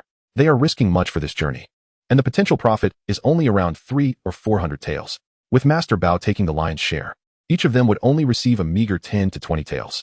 If we eliminate that lad outside and manage to seize a few hundred taels, each of us could pocket an additional 30 taels. After all, a portion of the silver earned must be shared with the brothers guarding the place. But any treasure found along the way need not be divided. Seeing that Master Bao remained silent, the burly man continued. Currently, the Sanjiang alliance and the 12 linked docks are in fierce conflict, increasing the risks associated with transporting goods. Judging by that lad's earlier actions, he must possess considerable silver. If we manage to claim this bounty, we could afford to rest for months. Master Bao, taking a sip from his water jug, replied nonchalantly. Had it not been for dealing with this lad, would I have come here? Rest assured, after we pass the Sanli Ferry, we shall strike. The waters at Sanli Ferry are treacherous. Even if that lad is a 7th grade martial artist adept in the 6 meridians, without a boat, his chances of survival are slim. Thus, even if I were to falter and allow him to escape, it would pose no issue. Under the sparse moonlight, as they traveled downstream from the neighboring county to Dongjiang Prefecture, it merely required someone to steer the boat and prevent it from crashing into the cliffs and rocks. With no entertainment on board, the crew found themselves drowsy. Upon reaching Sanli Ferry, Master Bao emerged from the cabin accompanied by 5 trusted subordinates, the previously lethargic sailors. Upon seeing Master Bao, hurriedly stood to attention, exclaiming, Master Bao. Master Bao. Typically, during cargo runs, Master Bao remained in the cabin indulging in wine. Thus, his emergence today sparked curiosity. Xiao Bie Li, narrowing his eyes with a smile, was acutely aware of his surroundings. With his current martial prowess, he could not be oblivious to even the slightest rustle within 100 meters. Although Master Bao and his men spoke quietly in the cabin, Their words reached his ears. Observing Xiao Bie Li, Master Bao sighed. Business on the river has become increasingly difficult, thus I must resort to other ventures. Hand over your silver, banknotes, and any valuables, and I shall permit you to leave this place. This place. Xiao Bie Li shook his head. This is Sanli Ferry. Even a 7th-grade martial artist would struggle to survive if they fell in. Jumping is hardly a wise option. Master Bao furrowed his brow. You overheard our conversation? But soon his expression softened. Very well, since you refuse to accept a chance at life, then face the consequences. As Master Bao's words fell, the 5 subordinates beside him grinned wickedly, brandishing their weapons and charging fiercely at Xiao Bie Li. If you desire my silver, why not take matters into your own hands? Must you send mere fools to their demise? Xiao Bie Li shook his head, and in a swift motion, a flash of crimson light from his blade emerged. A chorus of 5 anguished cries erupted almost simultaneously, only to be abruptly silenced. With a sickening sound, 5 severed heads soared into the air, tumbling onto the deck. While the headless corpses collapsed onto the ground, blood rained down from above. Experience gained, 100. Experience gained, 500. Experience gained, 500. In the very moment the heads ascended, Lord Leopard forcefully propelled himself off the deck, leaping towards the water below.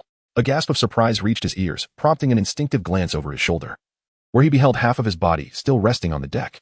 Lowering his gaze, he realized he was left with but half a form. With a splash, the sound of his severed half entering the water resonated among the ship's crew. Experience gained, 1,000. Hidden Weapon Rain of Pear Blossoms, rank 5, 1. Oh. A smile graced Xiao Bie Li's face as he recalled the name Storm Pear Blossom Needle, which he had heard countless times in his past life. This renowned hidden weapon, highly esteemed in its category, was surprisingly classified as merely a 5th-tier weapon in this realm. He pondered whether the Storm Pear Blossom Needle was capable of slaying 5th-tier foes. Furthermore, was the system's reward mechanism entirely arbitrary? Despite vanquishing a 6th-tier boss without receiving any spoils, a mere initial stage 7th-tier Leopard Lord had yielded the coveted needle. With a resounding thud, several sailors collapsed to their knees, pleading, "Young hero, spare us. We had no inkling that the Leopard Lord intended to harm you. He has refrained from attacking sailors for a year or 2. We truly were unaware."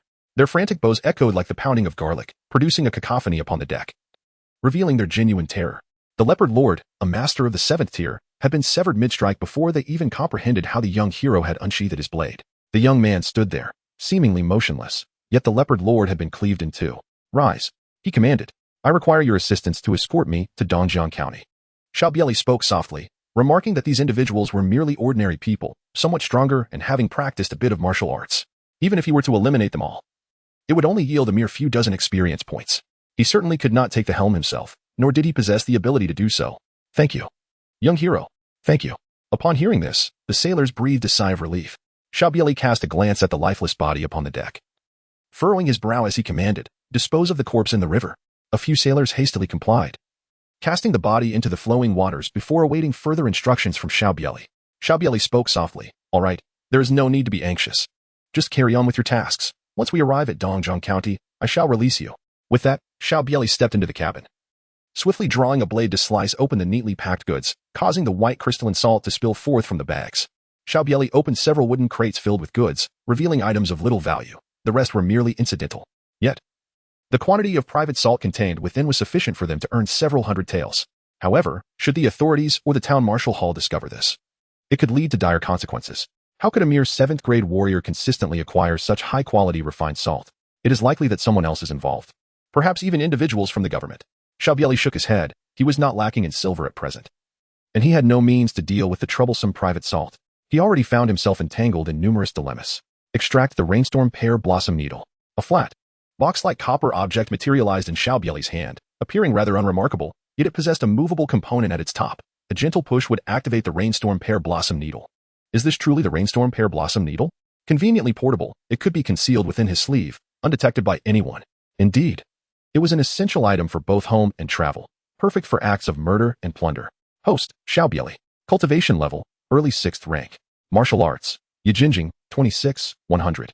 Gale blade technique, perfected. 13 bodyguards horizontal training, perfected. Iron cloth shirt, perfected. Cloud ladder technique, perfected. 5 tigers breaking the door blade, 51, 100. Powerful Vajra finger, 10, 100. Skills exquisite, with a copper skin, and as light as a swallow. Experience points, 4, 150. An additional 4,000 points of experience. Consuming it all. Enhanced the 5 tigers breaking the door blade. Chapter 31. Perfected 5 tigers breaking the door blade. 5 tigers breaking the door blade. 92, 100 boom. An avalanche of experience from practicing the 5 tigers breaking the doorblade surged into Xiao Bie Li's mind, as though he had devoted years to its arduous training. Moments later, Xiao Bie Li opened his eyes. Only 800 experience points remained until he reached the maximum level. He wondered if anything additional would manifest upon the full mastery of the 5 tigers breaking the doorblade. Stepping out from the cabin, the sailors on the deck displayed evident fear upon seeing Xiao Bie Li. Xiao Bie Li did not trouble them. He merely inquired, "How much longer until we reach the vicinity of Dongjiang County?" One of the sailors promptly replied, "In no more than an hour. We shall enter the bounds of Dongjiang County." Xiao Bie Li nodded slightly as the small boat glided smoothly downstream, successfully emerging from the Sanli ferry, where the waters had begun to calm. Just as everything seemed to be progressing favorably and the vessel was about to enter the domain of Dongjiang County, a series of horn blasts echoed from behind, accompanied by urgent shouts. "There are boats ahead, in the dead of night, silently navigating. There must be trouble. Steer closer." 6 illuminated boats, akin to arrows released from a bow, left behind them long white streaks upon the river's surface as they approached Xiao Bie Li's craft. What should they do? It appeared to be vessels of the Sanjiang Alliance. With Leopard Yi deceased, he had acquaintances among the Sanjiang Alliance's skilled members. The expressions of the sailors on deck changed dramatically. The Sanjiang Alliance maintained a cordial relationship with the official forces of Lingshui County, and they were the sole entity permitted to engage in the illicit salt trade within Lingshui. If captured, their fate would be sealed. Though they possessed commendable swimming skills, it was evident that the individuals aboard those ships were formidable, and their vessels were all swift scullers. No matter how adept they were in the water, escape seemed impossible. Xiao Bie Li paid no heed to the sailors, instead gazing into the distance under the moonlight. Behind the 6 small boats, there loomed a larger vessel. Although its speed was not as swift as that of the smaller boats, it still outpaced the craft beneath their feet. The 2 vessels were merely 400 or 500 meters apart, and in a moment, the larger one would be upon them. Lu Jun examined the tracking puppet in his grasp. Upon nearing the boat, it became exceedingly agitated, clearly indicating that the Xiao Bie Li he had been searching for over the past month was aboard that very ship. "Close in," Lu Jun commanded with a decisive wave of his hand. "We cannot allow him to escape today." Standing behind Lu Jun, Ding Kaishan calmly interjected, "Young master, leave this matter to me. By the time you arrive, I shall have apprehended Xiao Bie Li, awaiting your command." Lu Jun nodded in agreement. "Then I shall rely on you." Ding. Upon hearing this, Ding Kaishan abruptly leaped from the deck, landing upon the river's surface, moving with the grace of a dragonfly touching the water. In mere moments, he became a mere speck, darting towards the vessel ahead. Such remarkable lightness of foot! Zhou Chang exclaimed in genuine admiration. Though he was at the pinnacle of the 6th rank, Ding Kaishan's agility far surpassed his own. Even if Ding's martial skills were inferior, it would not be easy for him to eliminate Ding Kaishan. Lu Jun chuckled. Before becoming a guardian of the Lu family, Ding Kaishan traversed the green woods for some time. If his agility were not exceptional, he likely would not have survived to this day. One Xiao Bie Li is more than sufficient for Ding to handle. On the deck, Xiao Bie Li also caught sight of a figure racing towards him like an arrow released from a bow. He addressed the sailors, who stood frozen on the deck. With a calm demeanor, "The waters here are tranquil. If you leap into them now, there remains a glimmer of hope." The sailors, upon hearing his words, seemed to awaken from a stupor, and without a moment's hesitation, they plunged into the sea with resounding splashes. Meanwhile, the disciples of the Sanjiang Alliance aboard the small boats had reached the side of the vessel. Spotting a figure standing at the bow, the leader of the Sanjiang Alliance shouted, "2 of you, go after the fleeing individuals and bring them back. The rest, capture this one with me." With that command, a dozen figures soared into action, landing on the deck. "This accomplishment shall be mine," the leader of the Sanjiang Alliance declared, his eyes gleaming with excitement as he unsheathed his long knife, aiming a swift strike at Xiao Bie Li's arms. Although he was unaware of the intentions of the young hero Lu in seeking out the individuals on this ship, he was certain that capturing everyone would lead to a handsome reward. The other elite members of the Sanjiang Alliance, following closely behind him, simultaneously lunged at Xiao Bie Li. Oblivious and yet so eager to take the lead, Xiao Bie Li scoffed. In the world of martial arts, the greatest danger lies in failing to recognize one's own capabilities. Clang. The red-sleeved knife was drawn. Xiao Bie Li did not even resort to his true energy. A flash of his blade sent the leader of the Sanjiang Alliance flying, crashing to the ground in silence. Experience gained, 500. At that moment, the other disciples of the Sanjiang Alliance, who had surged forward alongside their leader, found themselves with no avenue of retreat. In an instant, Xiao Bie Li unleashed a flurry of strikes with sheer physical strength, delivering over a dozen blows. The radiance of his blade met its targets, leaving every assailant with grievous wounds as they were sent sprawling, no longer able to stir. Experience gained, 10. Experience gained, 10. Experience gained, 100. Experience gained, 500. In a heartbeat, Xiao Bie Li's experience points surged to over 1,000. As the figure approaching on the waves drew ever closer, Xiao Bie Li hesitated not for a moment, silently invoking, Deduct 800 experience points to enhance the 5 tigers breaking the door blade. 5 tigers breaking the door blade, perfected. In an instant, the proficiency of the 5 tigers breaking the door blade reached its zenith, and an overwhelming understanding of its essence flooded his mind. Meanwhile, Ding Kaishan had firmly landed on the small boat, surveying the deck strewn with corpses. His expression remained unchanged. Yet a hint of astonishment flickered in his gaze as he regarded Xiao Bie Li. "Boy, are you not fleeing?" Xiao Bie Li shook his head, declaring, "There is nothing to flee from, now that I have attained the 6th rank, and with the rainflower needle hidden in my sleeve. Even if the assailant is of the 5th rank, I can still turn the tide with the rainflower needle. Moreover, for someone of the 7th rank peak who can contend with me at the 6th rank, the Sanjiang Alliance would not dispatch a mere 5th rank expert to confront me. Would they? Very well, very well." Ding Kaishan looked at Xiao Bie Li and chuckled. "You possess quite the audacity. Greater than that of the average folk in the barbarous realms of Jianghu. Where is Xiao Bie Li? Hand him over, and I may plead with the young master to spare your life." Xiao Bie Li's expression turned somewhat peculiar as he inquired, "Have you come in search of me?" Ding Kaishan nodded in affirmation. "Indeed, that rascal has managed to evade capture, yet having offended my Lu family, no matter how far he flees, he is destined to meet his demise." Suddenly, a look of suspicion crossed Ding Kaishan's face as he scrutinized Xiao Bie Li, exclaiming, "Haven't I seen you somewhere before? You are Shen Lang, aren't you? I never anticipated that the Changhe gang would be incapable of dealing with you. It seems the martial artists of Wanzhou's 6th rank are rather lacking.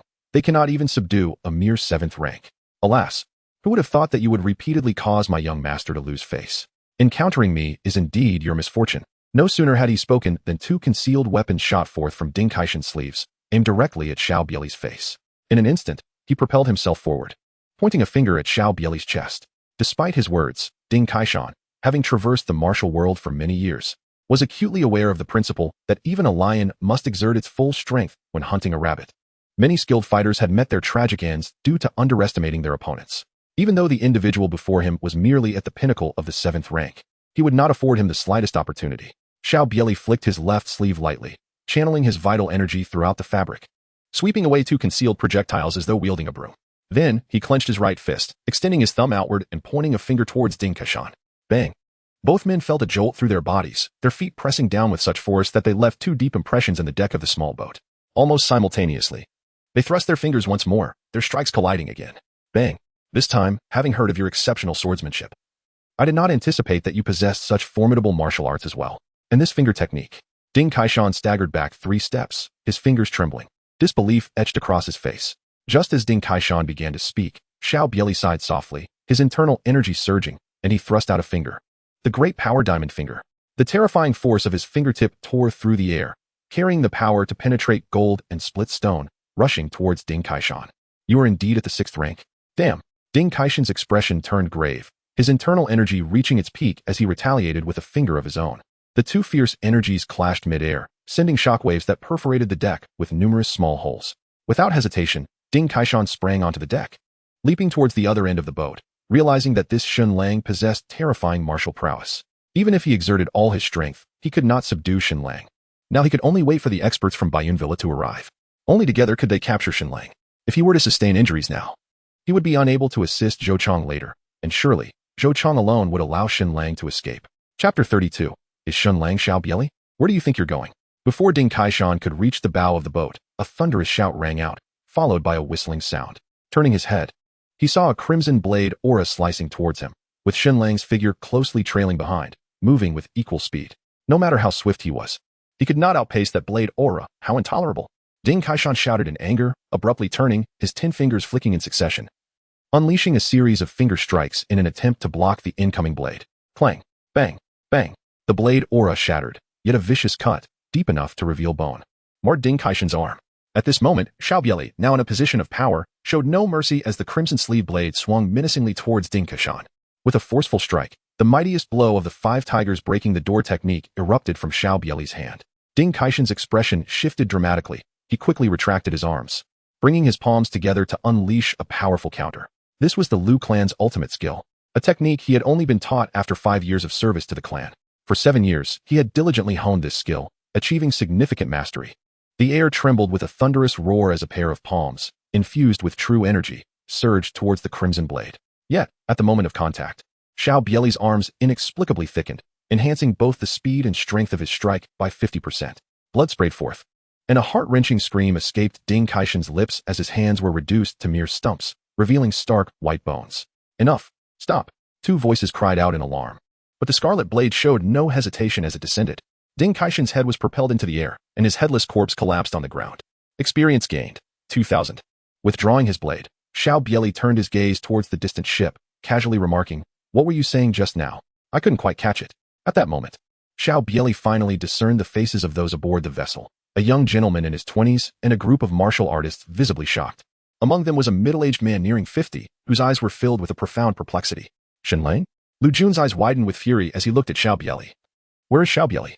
It was precisely because he had not accompanied Lin Hai to the Xiao clan that Xiao Bie Li had managed to escape. Now, not only had they failed to capture him, but the Lu clan had also lost a 6th grade offering and a tracking goo. Even if he were to eliminate Xiao Bie Li now, he would inevitably face punishment upon returning to the Lu clan. Damn it, you are truly cursed. Zhou Chong scrutinized Xiao Bie Li and then glanced at the small boat he occupied, questioning, is there truly no one alive on that boat aside from Xinlang? Young Master Lu, are you certain that Xiao Bie Li is still on board? Lu Jun produced the tracking goo, coldly stating, the tracking goo is exceedingly active, indicating that Xiao Bie Li is within 10 meters of us. Aside from this ship, where else could he possibly hide? Zhou Chong shook his head and abruptly looked up at Xiao Bie Li, exclaiming, it is said that Xiao Bie Li is merely an 8th grade. An 8th grade hiding on such a small boat could not possibly evade my detection. Who would have thought that the renowned Shen Xiaoxia from Dongzhong County was, in fact, the infamous Xiao Bie Li, notorious for patricide and fratricide in Linshui County? What? The crew aboard the large ship was engulfed in disbelief. They found it utterly inconceivable to associate the young and graceful hero who had just slain Ding Gongfu with the notorious figure from the legends. With such strength, why would he need to resort to such deeds? You are Xiao Bie Li? Lu Jun's face was equally filled with incredulity. How could an 8th grade suddenly transform into a master capable of slaying Ding Gongfu? Patricide and fratricide? Xiao Bie Li removed the mask from his face and scoffed. Do you truly believe such words if I were to utter them? Xiao Bie Li cast his gaze upon Lu Jun and remarked softly, to be honest, I find it somewhat perplexing. Even if Lin Qing Yuan wishes to call off our engagement, a mere letter would suffice. Does my Xiao family lack the audacity to utter a single no? Lu Jun refrained from offering any explanation, merely observing the youthful visage of Xiao Bie Li. It dawned on him that Xiao Bie Li was of the same age as their exceptionally talented disciple from the Tsang Yuan sword sect, Lin Qing Yuan, who surpassed even senior brother Zhua. Yet, Lin's current cultivation was only at the 6th tier, reflecting on the fact that Xiao Bie Li's father had perished because of them. A sense of crisis surged within Lu Jun. Such profound enmity left no room for resolution. If this youth were not eliminated, he would undoubtedly become a significant threat, potentially endangering the entire Lu family. With this thought, Lu Jun turned to Zhou Chong and stated, Third Master, I must trouble you once more to apprehend this youth. As long as he is dead, my Lu family shall reward you with a Tongxiao pill. Tongxiao pill. Zhou Cheng's heart jolted. He had long since opened his meridians, having reached the pinnacle of the 6th tier in martial arts. However, to advance from the 6th to the 5th tier, one must open the innate 7 orifices. Each orifice requires the stimulation of true qi to gradually unlock, yet despite years of effort, he had failed to open even one. The Tongxiao pill, as its name suggests, is a medicinal elixir that aids in the opening of orifices. One such pill is worth thousands of gold.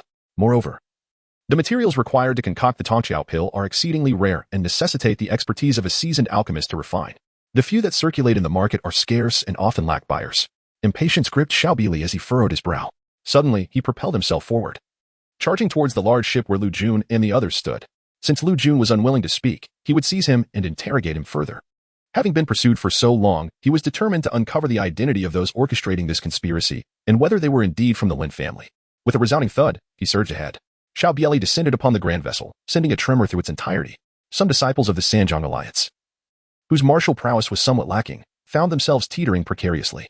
Xiao Bie Li charged towards Lu Jun like a horse leaping over the banks of the Tan stream.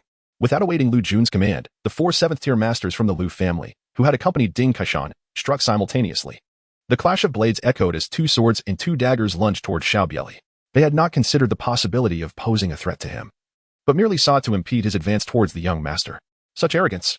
In the face of their attack, Xiao Bie Li showed no intention of drawing his weapon. Instead, he extended his hands, fingers splayed, directly reaching for the dual blades and swords. A look of delight spread across the faces of the 4. For although Xiao Bie Li was a 6th-tier adept, this display of overconfidence was astonishing. Clang! Xiao Bie Li's large hand, akin to an ox tongue curling around grass, grasped 4 blades with an iron grip. The 4 individuals had initially anticipated severing this pair of fleshly hands at the moment of contact with their swords, just as they had witnessed Xiao Bie Li dispatching Ding Gongfang moments earlier. However, they overestimated their own abilities and underestimated Xiao Bie Li's strength. With a thunderous crash, an overwhelming force surged forth, shattering their weapons into fragments. The edges of the blades inflicted grievous wounds upon their hands, tearing flesh and eliciting excruciating pain. Yet, Before they could utter a cry of despair, the shards of broken swords shot forth like arrows, piercing their bodies before they could even retreat. These splintered pieces scattered in all directions, accompanied by the sounds of piercing and screams for mercy. Beyond the four closest to Xiao Bie Li, others aboard the great vessel also fell victim to the chaos, resulting in a cacophony of terror. Experience 1000. Experience 1000. Rain of Blossoms 1. Experience 100. Experience 10. Enough. Zhou Chang bellowed, striking out with a palm. With a resounding impact, all incoming hidden weapons aimed at him and Lu Jun were deflected. Zhou Chang's gaze fell upon the lifeless body of a disciple from Baiyun Villa sprawled on the ground, his eyes icy with resolve. Xiao Bie Li, I do not care who stands behind you. You have slain the disciples of Baiyun Villa. This time, you will pay. He chuckled darkly, the sound echoing ominously. Xiao Bie Li scoffed repeatedly. Previously, you allowed those two from Guzi Ridge to attack me, and now you dare to feign innocence before me. Do you not wish to explain yourself? Coincidentally, I wish for your demise. Chapter 33, Golden Bell Shield. Young man, do not think that just because you fortuitously killed Ding Kaishan, you have become invincible. Zhou Chang's expression darkened, and in an instant, he shot forward like lightning, appearing before Xiao Bie Li and launching a palm strike aimed directly at his face. Boom. Zhou Chang, renowned as a formidable master in Dongjiang Prefecture and at the pinnacle of the 6th rank, unleashed a strike that caused the air around him to explode. Moreover, his hands were thick with calluses, clearly indicating that all his martial prowess resided within those very hands. Xiao Bie Li's expression turned solemn, and at this moment, it was too late to draw his blade. In an instant, Xiao Bie Li gathered his vital energy, and the iron cloth shirt along with the 13 guardians was cultivated to perfection. His muscles bulged prominently, and the veins on his arms twisted like coiled dragons. With a powerful strike of the great strength diamond finger, he directed his finger towards Zhou Chang's palm. Bang! The force erupted with tremendous intensity. Xiao Bie Li retreated 7 steps, finally stabilizing himself at the edge of the boat. You are far from being my match, young one. Zhou Chang, emboldened by his advantage, wasted no time as he unleashed another strike, his palms infused with true energy, aimed directly at Xiao Bie Li. A palm, steeped in profundity, grazed Xiao Bie Li's chest before colliding with the ship's mast, resulting in a resounding crash. The mast, as thick as a man's thigh, splintered upon impact and plummeted towards the cabin. The surviving crew members scrambled in a panic, desperate to evade the descending mast. Another strike came crashing down, but Xiao Bie Li evaded it with a swift sidestep, leaving an imprint on the deck. Zhou Chang's palms danced with ferocity. Each strike was imbued with immense force. Any ordinary 6th-grade practitioner struck by Zhou Chang would undoubtedly suffer shattered bones. After dodging over a dozen blows, a sudden glint caught the eye as the red sleeve blade was drawn. He leaped into the air, the crimson blade slicing toward Zhou Chang with fervor. 5 tigers severing soul's blade. Victory of the hidden beast over the lion. As the blade descended, a fierce light surged forth. Zhou Chang showed no intention of retreating, repeatedly launching his palms in response. Bang, bang, bang. The air crackled with terrifying energy, cleaving numerous large holes into the ship's deck, causing the onlookers to turn pale. A renowned artifact? What lineage do you hail from? A drop of blood fell, and Zhou Chang's expression grew grave as he inquired. This crimson blade was no ordinary weapon. Among renowned artifacts, it stood out as a superior piece. The Baiyun Mountain Manor possessed only one renowned artifact, a legacy from their ancestors, which paled in comparison to this blade. Had he not been cautious and withdrawn in time, that strike would have carved more than just a shallow wound upon his hand. Xiao Bie Li paid no heed to Zhou Chang, killing without a word, as if there were no room for idle chatter. With the battle raging, did he truly wish to relent? Fearless, he wielded the lethal rain pear blossom needle, the 5-tiger door-cutting blade. With a fierce howl, yet another deadly strike forced Zhou Chang to retreat 2 steps. The blade's energy surged, sending wooden planks flying. This is bad. The ship is leaking. A cry rang out, urging young Master Lu quickly to the small boat. Lu Jun, escorted by others, landed on the vessel where Xiao Bie Li had previously stood. Watching the 2 figures engaged in relentless combat aboard the large ship, Lu Jun's expression shifted dramatically, his countenance growing increasingly grim. As a disciple of the inner sect of the Zhangyuan sword sect and a direct descendant of the Lu family, he had trained alongside 5th-tier masters since childhood. Though merely a 7th tier himself, his insight was commendable. Zhou Chang's martial prowess surpassed his expectations. Such a peak 6th-tier cultivator would be considered formidable even within the ranks of the Zhangyuan sword sect. What was even more alarming was that Xiao Bie Li's vital energy was evidently inferior to Zhou Chang's, yet his swordsmanship had reached an exquisite level. With techniques so refined, they seemed to transcend mere skill. Zhou Chang's strength lay in his profound realm and pure vital energy, while Xiao Bie Li's advantage resided in his intricate techniques. In that moment, Lu Jun found himself uncertain of who would emerge victorious. After a moment of contemplation, a dark cylindrical object slipped from his sleeve into his palm. This was the wind-breaking needle his aunt had given him for self-defense. With a simple press, dozens of fine needles would be launched at incredible speed, each coated with potent poison. Even a 6th-tier master would find themselves regretting their fate within the span of a single incense stick. Their demise hastened the more they exerted their vital energy. However, the proximity of the two combatants aboard the ship left Lu Jun hesitant, uncertain whether the wind-breaking needle might also harm Zhou Chang. At that moment, Zhou Chang's expression soured. Having dominated the Dongjiang County for decades, he had slain nearly a dozen sixth-tier masters. Yet, this young man before him was the most challenging opponent he had ever encountered. His martial prowess was profound, akin to a turtle encased in a shell, impervious to assault. What vexed him further was that this young man wielded a renowned weapon. Combined with remarkable swordsmanship, any misstep could lead to injury. In the span of a mere 100 exchanges, Zhou Chang bore 2 new wounds. Though not grievous, Xiao Bie Li remained unscathed. This cannot continue, Zhou Chang thought. I refuse to believe his cross-training has truly rendered him impervious to harm. Resolute, he ceased his hesitation, channeling his vital energy to its zenith. He took a step back, then brought his hands together, resembling a golden Buddha in prayer, and unleashed a powerful palm strike. With a thunderous roar, a sharp whistle echoed as a colossal handprint of vital energy formed, surging towards Xiao Bie Li. Yet, Xiao Bie Li waited for this very moment. Previously, Zhou Chang had evaded like an old eel, and despite Xiao Bie Li's best efforts, he had only managed to inflict 2 minor wounds. But now, the situation was different. Zhou Chang was solely on the offensive, leaving his defenses wide open. This was Xiao Bie Li's opportunity. Facing the incoming palm, Xiao Bie Li's expression remained utterly unchanged as the crimson blade surged to its zenith, 5 tigers breaking the door, dominating the mountains.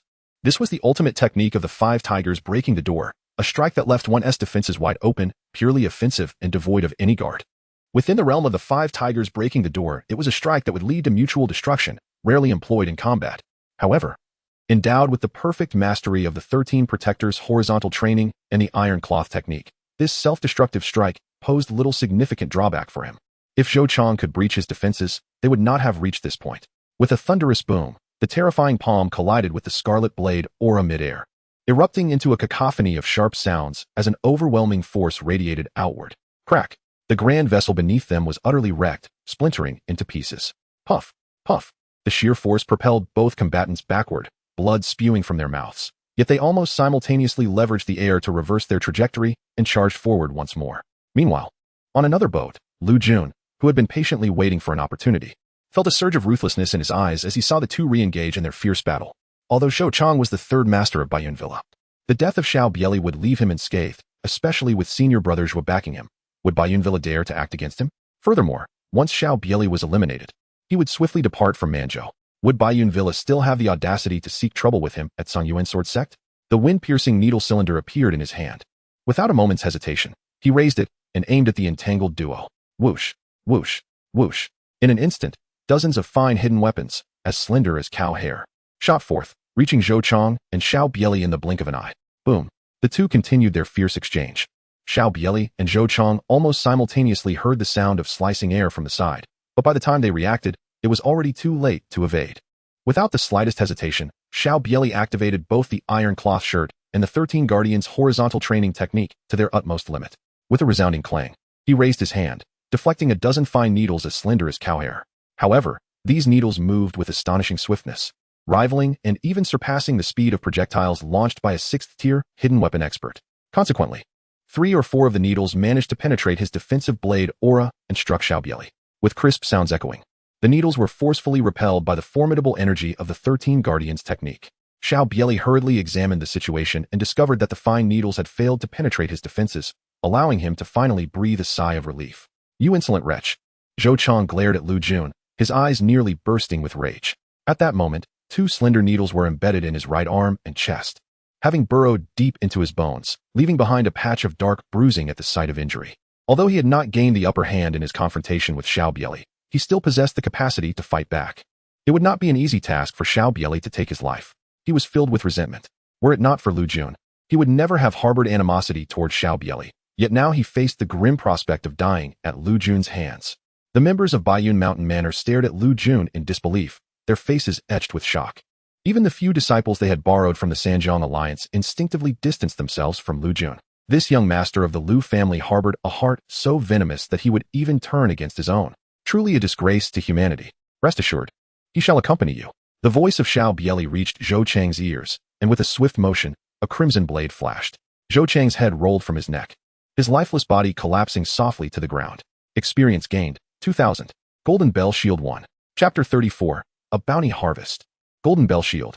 A fine treasure indeed. At long last, He had acquired a new martial art, one that focused on physical cultivation. He now truly understood the advantages of such training. Not only was his physique remarkably enhanced, but he also no longer needed to fear underhanded tactics from others. If only he could emulate Duan Yu and consume a Mangkong Zhuha, rendering himself immune to all poisons, he would be devoid of any weaknesses. Moreover, it seemed he had also obtained something while dispatching the others. Host, Xiao Bie Li. Cultivation level, early 6th rank. Martial arts, easing tendon scripture, 26100. Gale blade technique, perfect. 13 guardians horizontal training, perfect. Iron cloth, perfect. Cloud ladder leaping, perfect. 5 tigers breaking the gate blade, perfect. Mighty Vidra finger, 10100. Subtle techniques, copper skin, light as a swallow. Experience points, 7450 awaiting collection. Golden bell shield. Rain of flowers, rain of flowers. It must be a technique involving concealed weapons. How could this be possible? This was inconceivable. Even a 6th rank master should not be able to withstand the wind-breaking needles. Lu Jun could not accept this. His gaze incessantly scanned Xiao Bie Li, hoping to find even a trace of poison upon him. Alas, his hopes were destined to be dashed. Xiao Bie Li bore no signs of poisoning. In fact, he appeared entirely unscathed from his recent encounter with Zhou Chang. Xiao Bie Li gracefully leaped onto the small boat, at which point the individuals aboard finally reacted to Zhou Chang's demise, each of them abruptly plunging into the water. Whoosh, whoosh, whoosh. Xiao Bie Li's fingers danced across the strings, unleashing waves of formidable energy that pierced the air, leaving gaping wounds upon the heads of those unfortunate enough to be in his path. Experience 10. Experience 100. Experience 500.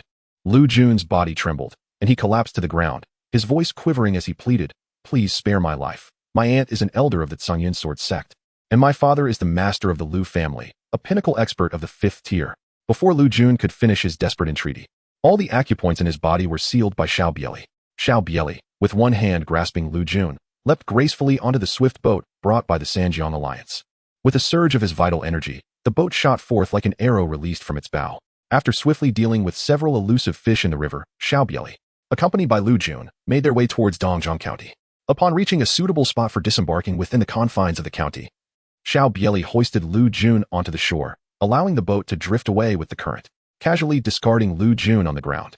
Xiao Bie Li released the acupoints that bound him and spoke coolly. "Tell me, who within the Zhongyuan sword sect seeks to harm me? Is it a member of the Lin family?" Lu Jun gazed at Xiao Bie Li and shook his head, responding, "I can share this information, but you must swear not to kill me." Xiao Bie Li furrowed her brow slightly and coldly remarked, "Do you truly believe you still possess the leverage to bargain with me? If you remain silent, I can ensure you experience some hardship first." Lu Jun's complexion turned ashen as he replied, "I am merely following orders. Your father's death is not directly linked to me. If you were to kill me, it would lead to considerable trouble. My family, the Lu clan, has the seeking trace goo. Should you take my life, my father will inevitably hunt you down. If you swear by the heavens and the deities that you will not kill me, I shall divulge everything. I can also swear that the Lu family will cease to be your adversary." "Swear?" Xiao Bie Li furrowed his brows even tighter. After a moment, he extended 3 fingers and declared, "I swear by all the deities in the heavens, as long as Lu Jun reveals to me who seeks to harm me, I promise not to take his life." Upon hearing this, Lu Jun regained a hint of color in his face and replied, "It is Senior Brother Zhua. I am merely following Senior Brother Zhua's instructions." "Senior Brother Zhua?" Xiao Bie Li coldly retorted, "How would I know who Senior Brother Zhua is?" Lu Jun quickly interjected, "He is the 7th on the Dragon and Tiger rankings for Direction Sword Zhua Qingyun, the foremost disciple of the Zhongyuan sword sect. He may very well become the future leader of the Zhongyuan sword sect." Xiao Bie Li inquired, "What exactly is the Longhu list?" Lu Jun, with a look of astonishment, replied, "You do not even know about the Longhu list? It is a ranking established by the Zhenwu Hall, encompassing the most exceptional talents under the age of 35 throughout the entire Daqian. Those who manage to secure a position on the Longhu list are individuals with the potential to ascend to the realm of 4th-rank Grandmasters. Moreover, those who rank among the top 10 of the Longhu list are likely to attain the status of 3rd-rank Grandmasters in the future. Each generation's top 3 on the Longhu list possesses extraordinary gifts." Xiao Bie Li nodded thoughtfully. "Did he act against me because of lynching Yuan?" Lu Jun affirmed, "Indeed. Junior sister Lin possesses extraordinary talent, surpassing even that of Senior Brother Zhua. Consequently, there are those within the sect who wish to see Junior sister Lin united with Senior Brother Zhua. Someone once broached the subject of breaking off the engagement with her, but she firmly declined. Therefore, you must understand that your only avenue for survival lies in persuading Junior sister Lin to annul the engagement. Once you sever your ties with her, Senior Brother Zhua will no longer pursue you." However, Xiao Bie Li did not heed Lu Jun's words and inquired further, "What is Zhua Qingyun's strength? How old is he?" Lu Jun responded, "Senior Brother Zhua is 34 this year, at the peak of the 5th rank. Just a step away from the master realm." 34? Xiao Bie Li chuckled. remarking on the fanciful notions of the man in question, who, being twice the age of Lin Yuan, fancied himself capable of courting youthful affection. He inquired further about the Song Yuan sword sect, and Lu Jun responded to each query in turn. At that moment, the horizon began to blush with the hues of dawn. Lu Jun glanced at Xiao Bie Li and quietly said, "Young Sir Xiao, I have divulged all that you wish to know. May I take my leave now?" Xiao Bie Li shook her head, expressing her reluctance to reveal her identity so prematurely. Upon hearing this, Lu Jun felt a surge of anxiety and quickly assured her, "I swear I will not divulge your identity. I vow to the heavens." "However," she retorted, "but you just swore before countless deities." "I apologize, but I believe in Jesus." Suddenly, a flash of steel pierced the air. Lu Jun's head soared into the sky, earning him an experience boost of 1,000 points. With a swift motion, Xiao Bie Li sheathed her blade and cast Lu Jun's lifeless body into the turbulent river. Post. Xiao Bie Li cultivation level. Early stage of 6th rank martial arts. Jing 26100. Perfected Gale Blade technique. Perfected 13 Guardians horizontal training. Perfected Iron Shirt. Subtle techniques. Copper skin. Light as a swallow experience points. 9550 rewards awaiting. Golden Bell Shield. Rain of Blossoms. This marked the first time her experience points surpassed the significant threshold of 9,000. Xiao Bie Li gazed at the system panel, a smile illuminating his face. Extraction. Boom. The training methods for the Golden Bell Shield and the Rain of Flowers manifested in his mind, accompanied by a wealth of experience regarding the cultivation of these two martial arts. Golden Bell Shield, 5,100. Rain of Flowers, 5,100. Indeed, as I anticipated. The Rain of Flowers is a technique for utilizing hidden weapons. First, I shall expend 5,000 experience points to enhance the Jing. Jing, 31100. Boom. A surge of pure vital energy erupted from his dantian, coursing through his meridians and permeating his limbs and bones. If the vital energy within Xiao Bie Li previously resembled a narrow stream, it had now transformed into a mighty river. After a brief moment, tranquility returned. Over 4,000 experience points remained. I cannot elevate to the next small realm. Thus, I shall invest all remaining points into the Golden Bell Shield. Chapter 35. Return to the Old Grounds Golden Bell Shield. 50100. Boom. An abundance of experience regarding the Golden Bell Shield flooded into Xiao Bie Li's consciousness, as if he had practiced the technique for decades. Moments later, Xiao Bie Li opened his eyes. Thud. As the Golden Bell Shield activated, a faint golden aura enveloped him entirely. With a proficiency of 50% in the Golden Bell Shield, he could withstand the formidable palm strikes of a peak 6th grade master like Zhou Chang. Moreover, unlike the Iron Shirt or the 13 Taibao's horizontal training techniques, the defensive power of the Golden Bell Shield would increase in tandem with the strength of my vital energy. The Golden Bell Shield dissipated. As for the Rain of Flowers technique, attaining a proficiency of around 50 to 60% would suffice. If I am sufficiently powerful, what need have I for hidden weapons? With this thought, Xiao Bie Li swiftly chose a direction and departed. As dawn broke, a fishing boat quietly glided onto the river. Despite the fierce conflict between the 12-link docks and the Sanjiang Alliance during this period, their disputes predominantly targeted merchant vessels transporting goods on the Yuan River, leaving small fishing boats relatively unscathed. Old Jiang, who had fished on the Yuan River for a lifetime, set out before dawn each day, returning with fresh catches to sell at the dock. The affluent favored fresh fish, as prices plummeted once they had perished. Here it is, standing aboard the vessel. Old Jiang skillfully retrieved the fishing net and cast it into the water. The first haul yielded only 3 or 4 small fish. Nonetheless, he remained unfazed. Even seasoned fishermen like him could not guarantee a bountiful catch every day. This was merely the first net. He cast again. Pulling it in, he felt a considerable weight, struggling slightly against the resistance. A smile spread across his face, but it nearly turned to shock as he lifted the net to find a body entangled within. This section of the river curved, often yielding debris washed ashore during fishing, but in his decades of experience, Old Jiang had never before pulled up a corpse.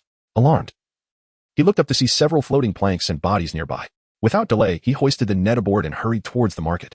After a brief half-hour, a boat from the 12-link docks made its way to the bend. A middle-aged man clad in a blue robe stood aboard, his hands clasped behind him. His pallid complexion bore a faint scar on his right cheek. Though not conventionally handsome, he possessed a unique charisma, a gravitas cultivated through years of experience and trials in the martial world that commanded respect and awe. This man was Chu Bufan, the third elder of the 12-link docks. Old Jiang stood beside Chu Bufan, cautiously pointing towards the bend. "Elder, it is here." Having fished for years, he was familiar with the dock owned by the 12-link docks and recognized Chu Bufan. He had not anticipated that merely returning a corpse would prompt the esteemed elder to come personally, let alone reward him with 20 taels of silver. In a year of fishing, he barely earned a dozen taels. Chu Bufan nodded, and behind him, a skilled fighter named Qin Yuan called out, "Hurry up." Moments later, they reached the bend. Qin Yuan, who had just spoken, lightly stepped onto the boat plank, leaping onto the water's surface. He deftly landed on a floating plank, which shot forward. Standing steadfast, he approached the bodies, swiftly scooping up 2 corpses with a quick motion, before leaping back aboard. Placing the bodies alongside those previously retrieved by Old Jiang, Shun Yuan's expression shifted as he murmured, "These two have been dead for less than 2 hours. But this one appears to be from the Baiyun Villa. Given the state they're in, they likely washed down from upstream. There may be more casualties. We received no news yesterday of any brothers encountering trouble on the river. What business does Baiyun Villa have on the river? For years, the 12-link docks have monopolized trade in Dongzhong County. Could Baiyun Villa be attempting to intervene?" Chu Bufan replied coolly. "Gather a group of fishermen and have them scour the Yuan River for more bodies. If they recover any, reward them with 2 taels of silver." Qin Yuan nodded. "Understood." Old Jiang quickly interjected, "Elder, allow me to assist. If you can cast nets better than I on the Yuan River, that has 2 taels of silver." He struggled to earn 2 taels in a month. With Chu Bufan's 20 taels, combined with his savings, he could afford to marry off his son. "Go ahead." Half an hour later, at a makeshift grass hut by the Yuan River, around 20 corpses lay neatly arranged. It was Zhou Chang. Qin Yuan gazed at the disfigured heads and bodies of Zhou Chang, his expression grave. Who could have executed such a brutal act? There were also bodies from the Sanjiang alliance. Could Baiyun Villa truly be allied with them? He was Chu Bufan's trusted aide and a late-stage 6th-tier warrior. Yet he knew he paled in comparison to Zhou Chang, who ranked among the top 5 in Dongzhong County 6th-tier fighters. Yet now, he had become a mere corpse. Among the bodies were some dressed in Sanjiang alliance attire. If Baiyun Villa was indeed allied with them, the 12-link docks would find themselves in a precarious position. It was not a swift execution, Chu Bufan remarked, adjusting Zhou Chang's collar. "There are 2 more wounds, but neither is fatal. It appears he engaged in combat, fell victim to a surprise attack, and succumbed to poison before being decapitated. Notify Baiyun Villa and let them investigate this matter themselves. I must return to the headquarters to inform the leader." In Dongha County, Song County, 70 miles outside the city, lies Xia Town. Xiao Bie Li once again entered the inn where he had taken the life of Han Long. At this moment, the innkeeper had changed, yet the proprietor immediately recognized Xiao Bie Li. His expression shifting dramatically. "Sir, would you like to eat?" The innkeeper inquired softly, drawing closer.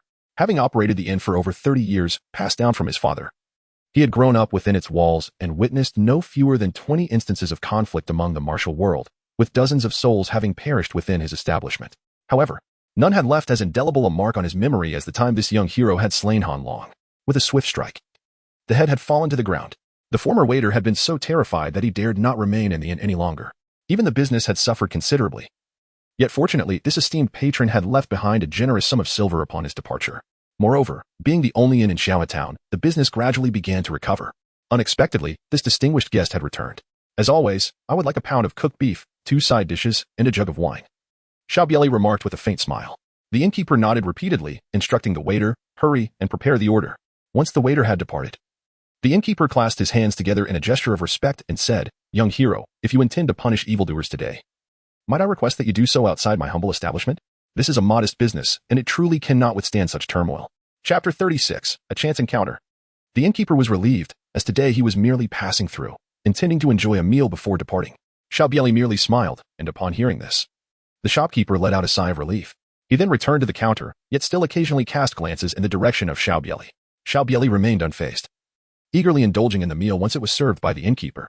As he savored his food, 3 figures appeared at the entrance of the tavern. It was none other than the Wu Mountain Trio, who had crossed paths with Xiao Bie Li during a previous encounter at this very inn. The moment the trio stepped inside, they instantly spotted Xiao Bie Li. What an extraordinary coincidence, thought the leader of the Wu Mountain Trio. Their departure from Wu Mountain Town had been with the intent to seek their fortunes at the 12-linked caves. Yet they could not shake the memory of how this young hero had single-handedly vanquished Han Long and his gang.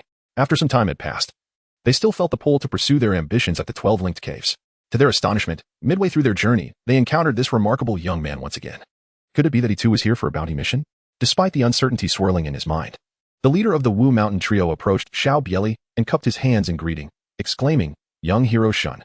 Xiao Bie Li raised his gaze and beheld the 3 heroes of Wushan, a look of astonishment gracing his features as he chuckled. What a remarkable coincidence. The eldest of the 3 heroes responded with a smile. "Indeed, it is quite serendipitous. On 2 occasions, my brothers and I sought to align ourselves with the 12-linked caves, only to encounter Sir Shun. Following Shun Lang's defeat of Han Long, they had learned of his identity, and the news of Zhang Chong, the 6th-tier master known as Huan Yu in hand, having gone missing from the Tianlang stronghold, had already spread throughout half of Dongjiang County. Naturally, they had heard of this development. Furthermore, it was rumored that Sir Shun was one of the 4 who had managed to escape the Tianlang stronghold alive, rather than merely extending an invitation. "How about we dine together now that fate has brought us together?"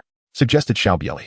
The 3 heroes exchanged glances, and the eldest spoke. "We hold Sir Shun in high esteem. Allow us to treat you to this meal, and we humbly request the opportunity to converse further."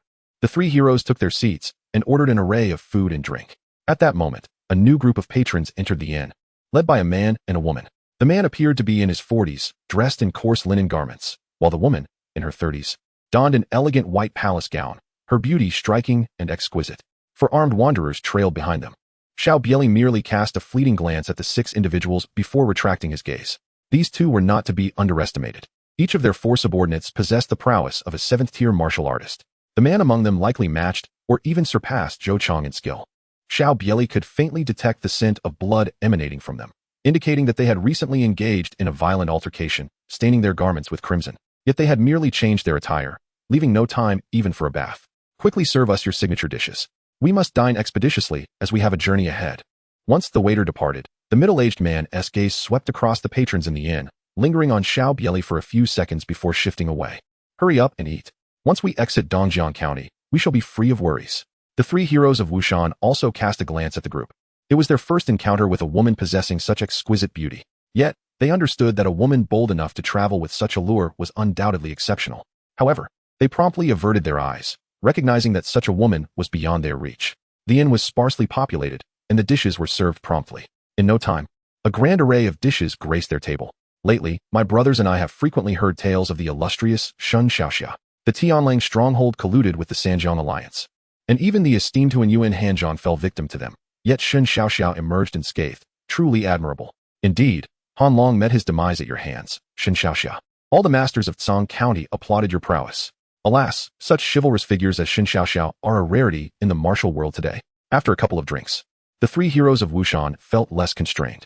Listening to their praises, Xiao Bie Li merely smiled and inquired, "Are the 3 of you heading to seek refuge at the 12 linked caves?" The eldest of the 3 heroes, Wu Ming, nodded affirmatively.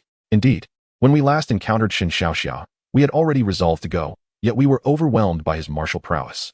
Now that I am 33, having trained in ancestral techniques, I feel I have reached my limit. To venture to the 12 linked caves and strive for merit might grant me a chance to learn a skill or 2. And even if this is my fate, I could pass it on to my son. Perhaps he may forge a name for himself in the martial world. Xiao Bie Li shook his head and remarked, "The world is like a tide, and people are akin to water. One can only lament how few return from the rivers and lakes. Sometimes, embracing a more ordinary existence may not be such a bad thing." Although this world operates on the principle of the survival of the fittest, the Qian Dynasty remains prosperous, with various local martial halls in place, generally. The conflicts of the rivers and lakes do not involve ordinary folk. What a lament it is to ponder how few return from the rivers and lakes. Unfortunately, some individuals simply cannot grasp this truth. At that moment, a resonant voice echoed from outside, as over a dozen robust men clad in black attire and wielding weapons entered the inn. Leading them was a strikingly handsome man in his early 30s. He surveyed the 6 individuals who had entered after Xiao Bie Li and ultimately fixed his gaze upon a middle-aged man, shaking his head as he spoke. "Third uncle, I truly cannot comprehend. My 12 linked halls have treated you well. Why then do you choose to betray us?"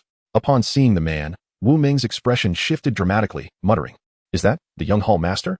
The young hall master?" Everyone at the table froze in surprise, for there was only one young hall master in Dongjiang County, and that was Guan Yupeng of the 12 linked halls. Even Xiao Bie Li's eyes revealed a hint of astonishment. This Guan Yupeng possessed a piercing gaze and an aura of formidable strength, clearly a 6th rank expert. However, he appeared somewhat ostentatious. Even a 7th rank martial artist could control their aura, making them hardly distinguishable from ordinary individuals. Guan Yupeng seemed fearful that others might not recognize his prowess. Could this be anything other than vanity? Let us dine swiftly and depart. Xiao Bie Li glanced at the 3 heroes of Wushan and spoke up. He had been preoccupied with drinking and had hardly eaten anything. When the conflict erupted, he feared that the untouched feast would go to waste. The 3 heroes exchanged glances, turning their attention to Xiao Bie Li. At such a critical moment, who could still find an appetite? Haha, the middle-aged man chuckled, standing up to face Guan Yupeng with a cold demeanor. Betrayal? The 12 linked rings were established by both the Guan and Wu families. From a small faction to what we are now, I cannot fathom why, after all these years, the leadership has always rested with your family. If it weren't for your father's constant antagonism, how could my Wu family dwindle to just a handful? The 7-star begonia is tasteless and odorless. Even a pinnacle master of the 5th rank would perish 3 days after ingestion. I witnessed your father consuming it. Why did he emerge unscathed? Guan Yupeng smiled. Uncle, are you not curious why, no matter where you flee these past few days, we always find you? Wu Ming's brow furrowed as a soft, delicate hand pressed against his abdomen. Suddenly, a surge of terrifying force struck him, causing him to spit blood and stagger backward. Wu Ming looked in disbelief at Lin Rong, who had been so tender in his embrace moments ago. You are one of Guan Tianwu's people? Lin Rong, whom he had rescued from bandits 11 years prior and trained in martial arts, had been plotting against him all this time. Chapter 37, Betrayal. Lin Rong naturally stepped beside Guan Yuping, shaking her head at Wu Ming. I merely believe that my husband has erred, and thus I wish to abandon darkness for light. Sighing, Guan Yuping said, Uncle, please return with me. My father is benevolent. Despite your actions, he would not harm you. Wu Ming wiped the blood from his lips. Although Lin Rong was merely at the pinnacle of the 7th rank, her sudden attack had caught him off guard, injuring him further from previous encounters. Guan Yuping, trained directly by Guan Tianwu, possessed slightly weaker energy but was surrounded by skilled members of the 12 linked rings. Given his current condition, escape seemed improbable. Yet, he was not one to surrender easily. With a thud, he forcefully struck the ground, his palms flying towards Guan Yuping. A mocking expression surfaced on Guan Yuping's face. His father had refrained from attacking Wu Ming during his lifetime due to Wu Ming's esteemed reputation in the 12 linked rings. Many experts within had benefited from the Wu family's kindness. If Wu Ming ceased to resist and returned, he would likely be stripped of his powers, relegated to a quiet retirement. However, if Wu Ming chose to strike first, an accidental death on Guan Yuping's part would pose little consequence. Buzz. Wu Ming's attack exuded the power to shatter stone. As he struck, the air burst around him. The 4 loyal experts beside him also launched their assaults towards Guan Yuping's allies, aiming to create an opportunity for Wu Ming to escape. Unfazed by Wu Ming's advance, Guan Yuping stepped forward to meet him with a palm strike. Yet, in midair, Wu Ming abruptly pivoted, narrowly avoiding Guan Yuping's hand and lunging towards Lin Rong. Her expression turned pale as she retreated, eventually reaching the table where Xiao Bie Li and the others sat. As Wu Ming's palm approached, Lin Rong summoned her inner strength and reached for Wu Ming, the leader of the 3 heroes of Wushan. His face paled. This woman intended to use him as a shield? Lin Rong's speed was astonishing, leaving him no time to evade. He could only watch helplessly as her jade-like hand reached for him. In that moment of despair, a flash of blade light appeared. Swish. An arm was severed, blood splattering across Wu Ming. The sudden turn of events shocked both Guan Yuping and Wu Ming, prompting them to retreat hastily. A chilling scream erupted from Lin Rong's lips. Only then did Guan Yuping realize the gravity of the situation, glancing at the dismembered Lin Rong with a grim expression. Boy, do you meddle in affairs that do not concern you? Lin Rong clutched her severed arm, her gaze filled with venom. Kill him. You must kill him. Ignoring her plea, Guan Yuping focused on Xiao Bie Li, recognizing him as Shen Lang. He had heard of Shen Lang's name in connection with the Tianlang gang. But it was the morning's news of Shen Lang and Han Wuyin slaying the Longhe gang leader that had truly etched his name into memory. He had not anticipated encountering Shen Lang here. Shouldn't he still be in Lingshui County? Although only a pinnacle of the 7th rank. It was said that his diverse martial skills could not be penetrated even by mid-6th rank experts like Sun Chang'e. Xiao Bie Li shook his head, expressing his aversion to trouble and meddling in others' affairs. Yet, Wu Ming was his friend, and he could not stand idly by while she used her body to shield against this strike. Upon hearing this, the 3 heroes of Wushan felt a surge of emotion. Although they had only met Shen Xiaoxia a couple of times, he had already incurred the wrath of the 12 linked swords for their sake. Shen Xiaoxia truly exemplified the spirit of chivalry, willing to spend silver to gather intelligence from Jiangshan Pavilion, unlike the hypocrites of the martial world. Guan Yuping, will you make your move or not? Kill him. Just kill him. Lin Rong shrieked. Guan Yuping's gaze flickered. His relationship with Lin Rong was complicated, and Shen Lang's earlier strike instilled a sense of caution within him. Furthermore, today's priority was to deal with Wu Ming. Eliminating Shen Lang alongside him would be no simple task. Wu Ming glanced at Xiao Bie Li and said with a smile, Shen Xiaoxia, now you have also offended Guan Yuping. Why not join forces with me to keep him here? Guan Yuping's eyes narrowed as he suddenly smiled and remarked, Shen Xiaoxia, there are no insurmountable grudges between us. If you leave now, I assure you that the 12 linked swords will not trouble you. Yuping, Lin Rong exclaimed in disbelief, her tone sharp. She had sacrificed so much for Guan Yuping, and now, after losing an arm, he wanted to let Shen Lang go? If you dare to let him leave, I will make it known to the world that you have an affair with the woman who is sworn to your father. This revelation stirred a considerable uproar in the inn, leaving many pale. Guan Yupi was the young lord of the 12 linked swords and its future leader. If his relationship with Lin Rong were to become public, not only would the elders of the 12 linked swords oppose him, but the entire organization would likely become the laughingstock of Dongjiang County. Sometimes, knowing too much was far from beneficial. Wu Ming was so enraged that his lips turned white as he pointed a trembling finger at Lin Rong, exclaiming, "Wretched woman, to marry you. I callously divorced my first wife, only to end up with a cuckold's fate?" If Lin Rong was deliberately sent to him by Guan Tianwu, he might have felt a bit better about it. What nonsense are you spouting? Guan Yuping bellowed, astonished that Lin Rong would expose their clandestine affair. Haha. Lin Rong's face twisted in madness as she retorted, "What? Are you going to kill me? You were the one who initiated this, and now you're afraid? Now, everyone in this inn knows of our connection. If you do not eliminate them all, your scandal will spread throughout Dongjiang County by tomorrow." Guan Yuping turned to Xiao Bie Li and coldly stated, "As long as Brother Shen vows not to disclose what he has heard today, I will allow you to leave. Our priority remains Wu Ming. As for Shen Lang, once Wu Ming is dealt with, we can address him. With the 12 linked swords influence in Dongjiang County, Dealing with Xinlang will be a trivial matter. Xiao Bie Li inquired, what about them? Guan Yuping shook his head, replying, I trust Brother Shen, but I cannot place my faith in them. Wu Ming promptly interjected, young Master Shen, you need not concern yourself with us. With that, he removed the silver and weapons from his person and handed them to Xiao Bie Li, saying, I kindly ask you, young Master Shen, to return these belongings for me. My home is located at. Before Wu Ming could finish his sentence, Xiao Bie Li shook his head, interrupting, it would be better if you returned these items yourself. Guan Yuping coldly remarked, so it seems, Brother Shen, that you truly intend to stand against me? Xiao Bie Li shook his head and said, as long as you release the person, I shall not oppose the young leader. Before Xiao Bie Li could finish his words, Guan Yuping shot forward like a bolt of lightning. His finger aimed directly at Xiao Bie Li's chest. This single thrust, imbued with formidable true energy, was capable of shattering gold and splitting stone. Yet, Xiao Bie Li's expression remained unchanged as he too extended a finger. Bang! The two fingers collided with tremendous force, sending Guan Yuping staggering back 3 steps. While Xiao Bie Li feigned a stumble, retreating 2 steps. At that moment, the sound of urgent hoofbeats echoed, accompanied by a fierce command. Kill. A glint of joy appeared in Guan Yuping's eyes as he bellowed. Everyone, advance. Leave no one behind. Show no mercy. Chapter 38. Seeking One's Own Doom. Clang. Clang. In an instant, the masters from the 12 linked rings sprang into action almost in unison. Charge out. Wu Ming waved his hand decisively, leading 4 subordinates of the 7th rank towards the inn's entrance. Although he was gravely injured, with Xinlang blocking Guan Yuping, he still held a glimmer of hope for escape.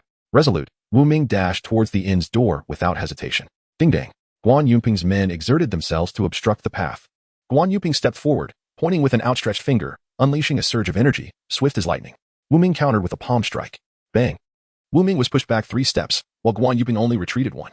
Noticing that Xiao Bie Li showed no intention to intervene, Wu Ming urgently called out, Shen, let us strike together. Only then can we survive. At that moment, over a dozen more figures arrived at the inn's entrance, led by a frail old man with a head of white hair. Spotting the old man, Guan Yuping laughed.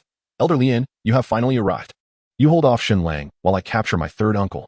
Guan Yuping understood well that although Lian Yunxin was his father's confidant, he might hesitate to kill Wu Ming, as doing so would surely offend those masters who had benefited from the Wu family. Xinlang? Lian Yunxin furrowed his brow. He had heard this name before. Recently, Xinlang had emerged prominently, not only making a name within the Tianling stronghold, but also having slain the 7-fingered divine eagle Sun Changta in Lichuan County, albeit in collaboration with others. Yet, how had Xinlang allied himself with Wu Ming? In recent years, Wu Ming's antics had made him a thorn in the side of the family. Nevertheless, Lian Yunxin dismissed Xinlang as merely a peak 7th-tier martial artist with a bit of unconventional training. Had it not been for Han Wuyin's intervention, Xinlang would never have been able to kill Sun Changha. Lian Yunxin shook his head at Xiao Bie Li. Xinlang, regardless of your origins, offending my 12 linked rings in Dongjiang County is ultimately unwise. Xiao Bie Li shook his head, saying, I never intended to offend the 12 linked forts. However, we have come to learn of the illicit affair between your young leader and his aunt. He is likely to wish to eliminate me. Lian Yunxin furrowed his brows, casting a glance at Lin Rong, who stood in the corner with a severed arm, before his expression relaxed. This time, they had brought only their most trusted allies.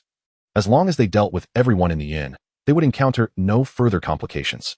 Lian Yunxin remarked, at times, possessing too much knowledge can indeed invite considerable trouble. In your next life, refrain from meddling. Xiao Bie Li shook his head and remarked with a sense of inevitability, sometimes, what you perceive as trouble may not be so troublesome in my eyes. Furthermore, I have yet to complete this life. I shall not dwell upon the next one for now. In the next moment, Lian Yunxin made a bold move. With a sharp sound, the long knife at Lian Yunxin's waist was drawn. Though he bore a lean physique, his strike was nothing short of earth-shattering, causing the faces of the 3 heroes from Wushan, standing behind Xiao Bie Li, to change dramatically. She was expelled from the body. Could this elder Lian also be a 6th grade master? Even if young Master Shun were incredibly skilled, once Guan Yunpeng captured Wu Ming, the 2 of them together would be utterly insurmountable for young Master Shun. In an instant, a fierce flash of blade light appeared before Xiao Bie Li. Experience prevails, indeed. You surpass Guan Yunpeng by a slight margin. Xiao Bie Li's expression remained unchanged as he faced Lian Yunxin's full-force strike. He did not even contemplate drawing his red-sleeve blade, merely extending a finger. A surge of energy shot forth, striking at the weakest point of the blade's light. Clang! The blade's radiance shattered. Lian Yunxin's countenance tightened. The intelligence from Lichuan County indicated that Xiao Bie Li's greatest strengths lay in his swordsmanship and his mastery of diverse martial arts. Yet, that single finger flick had effortlessly obliterated his blade's light. If he were to be struck by such a finger, it would assuredly result in broken bones and severed tendons. A swift resolution is imperative. With this thought, Lian Yunxin's strikes quickened. Amidst the flickering gleam of the blade, he unleashed over 20 strikes, leaving a trail of shattered furniture in his wake. Xiao Bie Li merely wielded the scabbard to confront his adversary, occasionally using a finger to deflect the blade in Lien Yun's hand. Why do you not draw your sword? Lien Yun bellowed, a tempest of anxiety swirling within him. He sensed that Shen was not at all as he had been depicted in tales. Rather, he was a master of martial arts, possessing extraordinary skill. It seemed to him that Shen had already ascended to the 6th rank. A 6th rank individual so young had not graced Dongjiang County in decades. And Shen might even have the potential to ascend to the dragon and tiger rankings in the future. Xiao Bie Li shook his head, declaring, once I draw my blade, you won't even have the chance to complete this set of techniques. The 3 heroes of Wushan were taken aback. Shen Xiaoxia had exchanged numerous moves with a 6th grade master without even unsheathing his sword. Could it be that Shen Xiaoxia was also a 6th grade master? No wonder he chose to protect them in the face of Guan Yunpeng's threat. It turned out he had the confidence to do so. Since you wish for me to draw my blade, I shall oblige. Xiao Bie Li sighed softly. The commotion outside had diminished, signaling that it was time to resolve the conflict. Now adorned with a golden bell shield, he was impervious even to the assaults of Shou Chang, a pinnacle of the 6th rank, let alone the considerably inferior Lien Yunxin. Clang! The red-sleeved dagger was drawn from its sheath. Xiao Bie Li's gaze suddenly transformed into one of fierce intensity as he summoned his martial prowess to its utmost limit, elevating his entire being by a couple of inches. The 5 tigers breaking the door blade, the crouching elephant conquering the lion. With a swift motion, the red-sleeved blade struck down, unleashing a crimson blade aura that descended with the force of a mighty cleave. Kill! Lien Yunxin erupted with a furious roar, channeling his true energy as he gripped his blade, thrusting it upward with great ferocity. Clang! A resounding echo reverberated through the air. The long knife, forged from the finest tempered iron in Lien Yunxin's hands, shattered upon impact, while his form, under the weighty and powerful strike from Xiao Bie Li, crumbled as if made of mere tofu. With a resounding crash, blood and entrails splattered across the ground. Experience 2000. Blade Technique 1. Oh roar. Has another martial skill emerged? The 3 heroes of Wushan, along with the shopkeeper and the young attendant, were left aghast, their expressions marred by palpable terror as they gazed upon Xiao Bie Li. They had witnessed lethal methods before, yet the sheer horror of this spectacle was unprecedented in their experience. Xiao Bie Li disregarded them, lightly stepping forward, his figure swiftly darting outside the door. Stop him! Lin Rong exclaimed, her eyes glinting with malice as she witnessed Xiao Bie Li's emergence. At this moment, of the 4 adept warriors under Wu Ming's command, 1 had already perished, while the remaining 3 were firmly restrained. Only Wu Ming and Guan Yuping remained engaged in combat. Yet Wu Ming was severely suppressed by Guan Yunpeng, blood trickling incessantly from the corner of his mouth, clearly on the brink of collapse. With Lin Rong's command echoing, a fierce cry erupted. Kill! Several skilled fighters from the 12 linked rings surged towards Xiao Bie Li with great ferocity. Xiao Bie Li's expression was devoid of joy or sorrow. With a swift motion, the crimson sleeve knife was drawn once more. With a swift slash, the sharp blade's aura sliced through the air, propelling 6 adept fighters from the 12 linked rings off their feet, blood splattering in the process. Experience gained. 100. 500. 1000. Chapter 39. Just place all the blame on me. A 6th tier expert. He is a 6th tier master. The 7th tier expert from the 12 linked rings, who had been on guard against Wu Ming's escape, gasped in disbelief. Who could have anticipated that Shen was actually a 6th tier master? Meanwhile, a member of the 12 linked rings, positioned closer to the inn's entrance, peered inside and was horrified to see a body split in 2 on the ground. Exclaiming in terror, Elder Lien is dead. What? Everyone was taken aback. How much time had passed? Elder Lien had perished at Shen hands? Lin Rong instinctively took 2 steps back, momentarily disregarding that the person before her was the enemy who had severed her arm. If Elder Lien could not withstand Shen, it was likely that even Guan Yupeng would not be his match. Guan Yupeng's face also bore a look of astonishment, his strikes losing some of their vigor as his gaze frequently darted towards Xiao Bie Li, wary of a sudden attack from him. Only Wu Ming wore a smile, saying, Young hero Shen, come, let us join forces to eliminate Guan Yunpeng. Once we leave Dongjiang County, they will be unable to track us down. Guan Yupeng shouted furiously, my father is the leader of the 12 linked rings. If you dare to lay a hand on me, there will be no place for you in all of Dongjiang County. No, if you kill me, there is no way you will leave Dongjiang County alive. Depart now, and I assure you that the 12 linked rings will not trouble you. Xiao Bie Li shook his head, saying, initially, I had no intention of intervening in your affairs, but it was you who suddenly sought to take action against me. After that elder arrived, it seemed as if you had me completely at your mercy. Now that the advantage lies with me, you dare to utter threats. If I do not eliminate you, it would appear as though I am intimidated by your 12 linked docs. As the final words echoed, Xiao Bie Li surged forth like a bolt of lightning, intercepting him. Guan Yupeng's expression shifted dramatically as he abruptly pointed towards Wu Ming. The masters of the 12 linked docs, undeterred by the prospect of death, charged recklessly towards Xiao Bie Li. They were all direct descendants of Guan Tianwu and were acutely aware of the repercussions they would face should Guan Yupeng encounter misfortune, potentially dragging their families into peril. With a swift flash of blades, several more corpses lay upon the ground. Experience 500. Experience 100. With a delicate flick of his toes, Xiao Bie Li effortlessly grasped a long blade, which he then deftly transformed into a multitude of shards with a mere touch of his fingertip.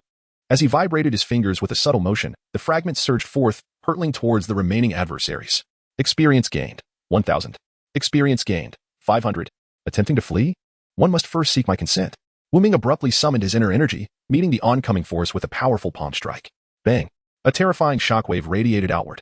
Pfft. Wu Ming spat forth a mouthful of blood, staggering back 2 paces, while Guan Yuping, utilizing the recoil, swiftly pivoted and retreated, finding himself several dozen meters away in an instant. Whoosh! At that moment, the air was sliced by a series of sharp sounds, growing ever closer. Not daring to be complacent, he quickly turned to see dozens of blade fragments hurtling towards him. Huh! With a fierce shout, Guan Yunpeng summoned his inner energy, channeling it into his palm as he struck out. Bang! The air before him exploded with force. Xiao Bie Li unleashed a shower of fragmented blades, propelled by a sheer brute force, scattering them in all directions as they were struck away by a powerful palm. Yet, in that very moment, Xiao Bie Li's figure had already materialized within a mere 3 feet of his opponent. Wu Ming had also arrived, and witnessing the absence of any escape, Guan Yunpeng's eyes gleamed with malice. With his fingers poised, he forcefully thrust them towards Xiao Bie Li. Qi coalesced at the tips of Guan Yunpeng's fingers, forming a spiraling force akin to a drill, star-shattering finger. Starburst strike. This was a treasured technique handed down through the generations of the Guan family, with the starburst strike being the deadliest among their 13 techniques. Should this strike manage to severely wound Shenlang, an escape might still be feasible. In the face of this attack, Xiao Bie Li remained unperturbed, his expression devoid of joy or sorrow, and retaliated with a single finger of his own. The 2 fingers collided with a resounding bang, akin to the roar of thunder, as a terrifying force whipped Xiao Bie Li's clothing about him. Guan Yunpeng felt an overwhelming might surge forth, causing his fingers to bend at a bizarre angle, clearly indicating they had been broken. Blood spewed from his mouth as he staggered back 3 steps, his face turning ashen, and he fell to one knee on the ground. Meanwhile, Xiao Bie Li also took a step back. At that moment, Wu Ming charged forward, closing to within a foot of Xiao Bie Li, and shouted, "Young hero Shun, allow me to finish him." Xiao Bie Li furrowed his brow, yet the figure of Wu Ming, charging towards Guan Yunpeng, abruptly pivoted as he passed by Xiao Bie Li, launching a fierce palm strike aimed directly at Xiao Bie Li's chest. The suddenness of the attack caught even Xiao Bie Li off guard. He had no time to execute any other maneuvers, yet the true energy within him surged, forming a faint golden giant cauldron to shield him. With a resounding thud, Wu Ming unleashed his full strength, striking the faint golden bell surrounding Xiao Bie Li, causing ripples to spread across its surface. Wu Ming's face was filled with disbelief as he withdrew in haste, but it was already too late. Xiao Bie Li clenched his right hand tightly, extending his thumb, and with a powerful gesture of the Vajra finger, pointed directly at Wu Ming. In a moment of urgency, Wu Ming summoned his vital energy, enveloping his palm with it, and met the attack head-on. Bang! Wu Ming was forced to retreat repeatedly, covering his right hand with his left, blood seeping from his palm. Xiao Bie Li stood firm with a blade in hand, gazing earnestly at Wu Ming, and inquired, "Are you a fool?" "What?" Wu Ming was taken aback. Although he was unaware of the meaning behind Xiao Bie Li's words, he instinctively sensed that it was far from a compliment. Nevertheless, he managed to muster a semblance of a sycophantic smile and replied, "Young Master Shen, I was momentarily blinded by my own folly. I could not allow that woman's betrayal to tarnish my reputation, which compelled me to act against you. Young Master Shen." If you would only, before Wu Ming could finish his sentence, he was met with a flash of crimson light from the blade. The 5 tigers break the door blade. The white tiger leaps the ravine. Wu Ming barely had time to gather his energy and crossed his hands in defense. In the next instant, a piercing scream escaped his lips as the edge of the red-sleeved blade severed his hands, leaving a crimson mark upon his brow, and he collapsed limply to the ground. Experience 2000. At that moment, Guan Yunpeng felt a chill run down his spine and hastily exclaimed, "You cannot kill me. You have already offended the Sanjiang Alliance. If you slay me now, you shall have no refuge in the 2 counties." Puff! Guan Yunpeng's head soared into the air. Experience 2000. Xiao Bie Li searched the 2 individuals, discovering that while there was nothing of significance on Guan Yuping, Wu Ming possessed a substantial stack of silver notes, comprising denominations of 100 and 1,000 taels, amounting to a total of 6 or 7,000 taels.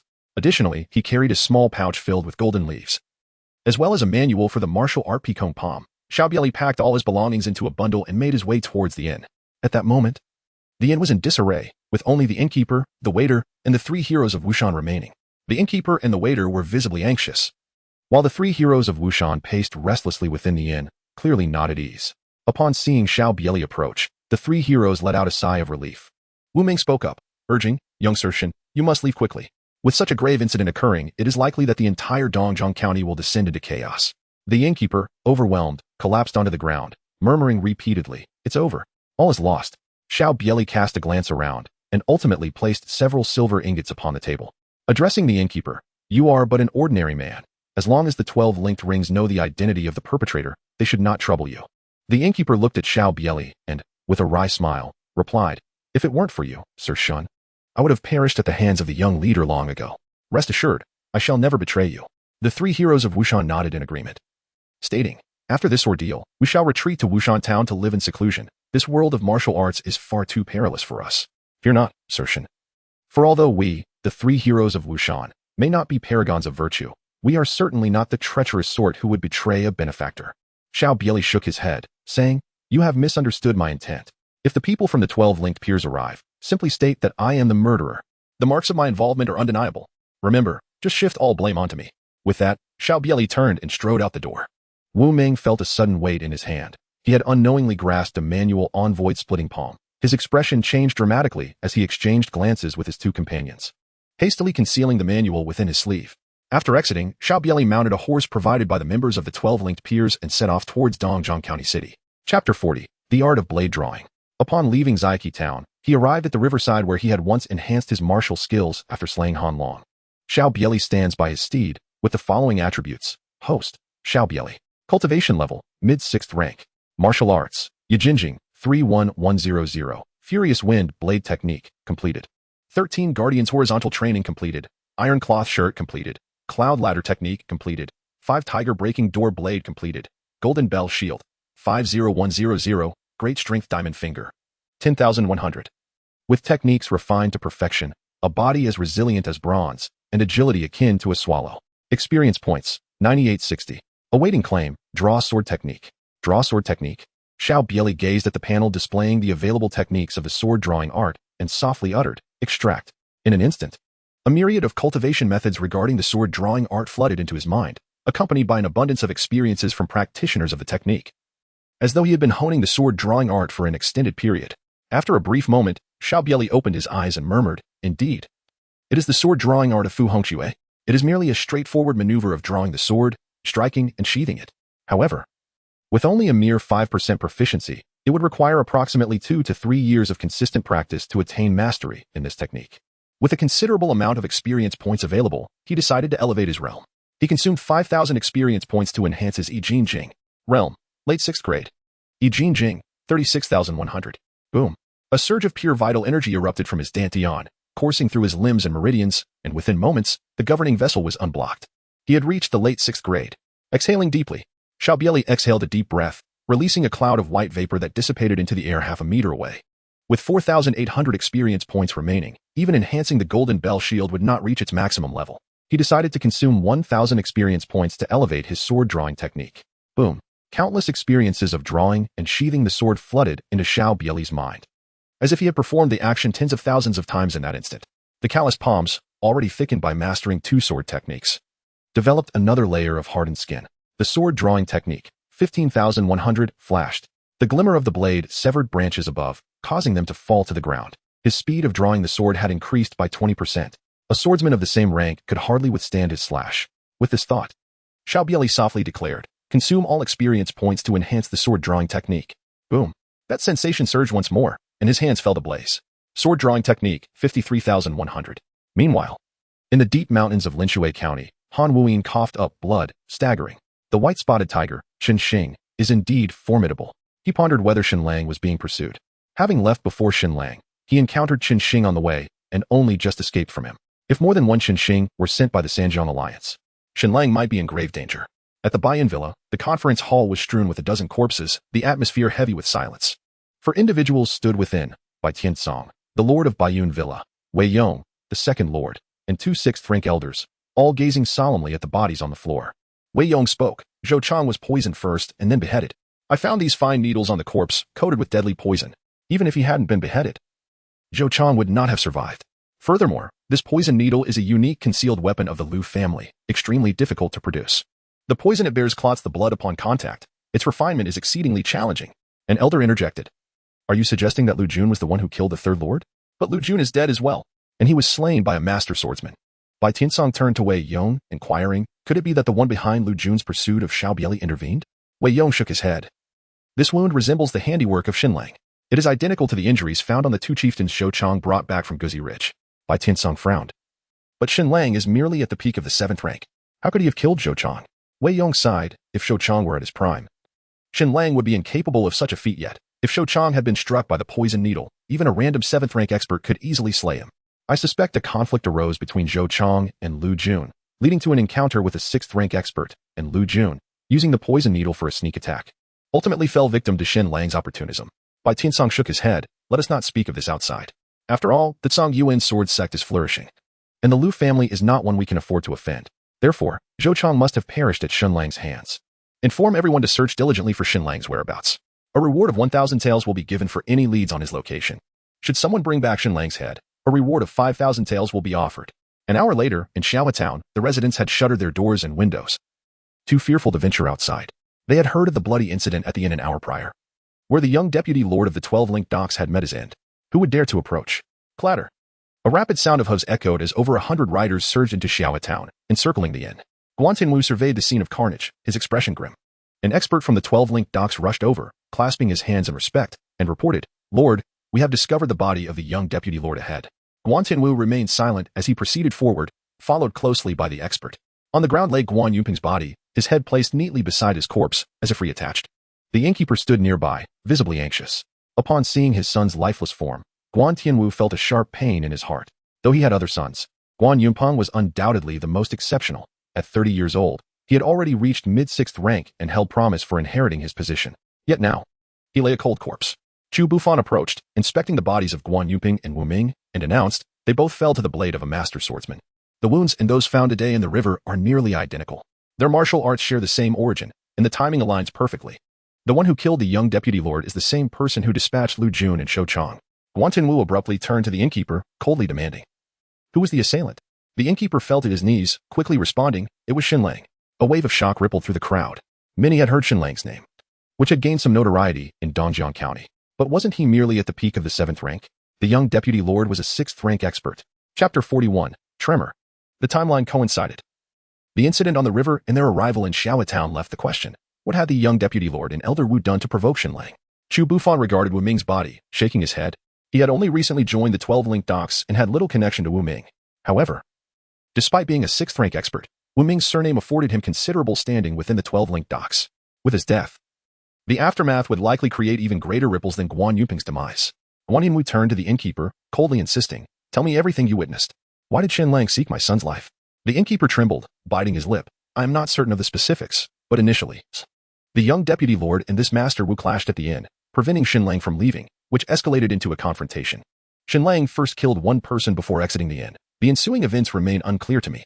At this, many were taken aback. The young deputy lord had clashed with Elder Wu? What was happening? Nonsense. Guan Tianwu barked, causing the innkeeper to cower on the ground, frozen in fear. Investigate. Guan Tianwu narrowed his eyes, coldly commanding, find out the true background of Xinlang. Yes. Two trusted aides promptly acknowledged, turning to leave.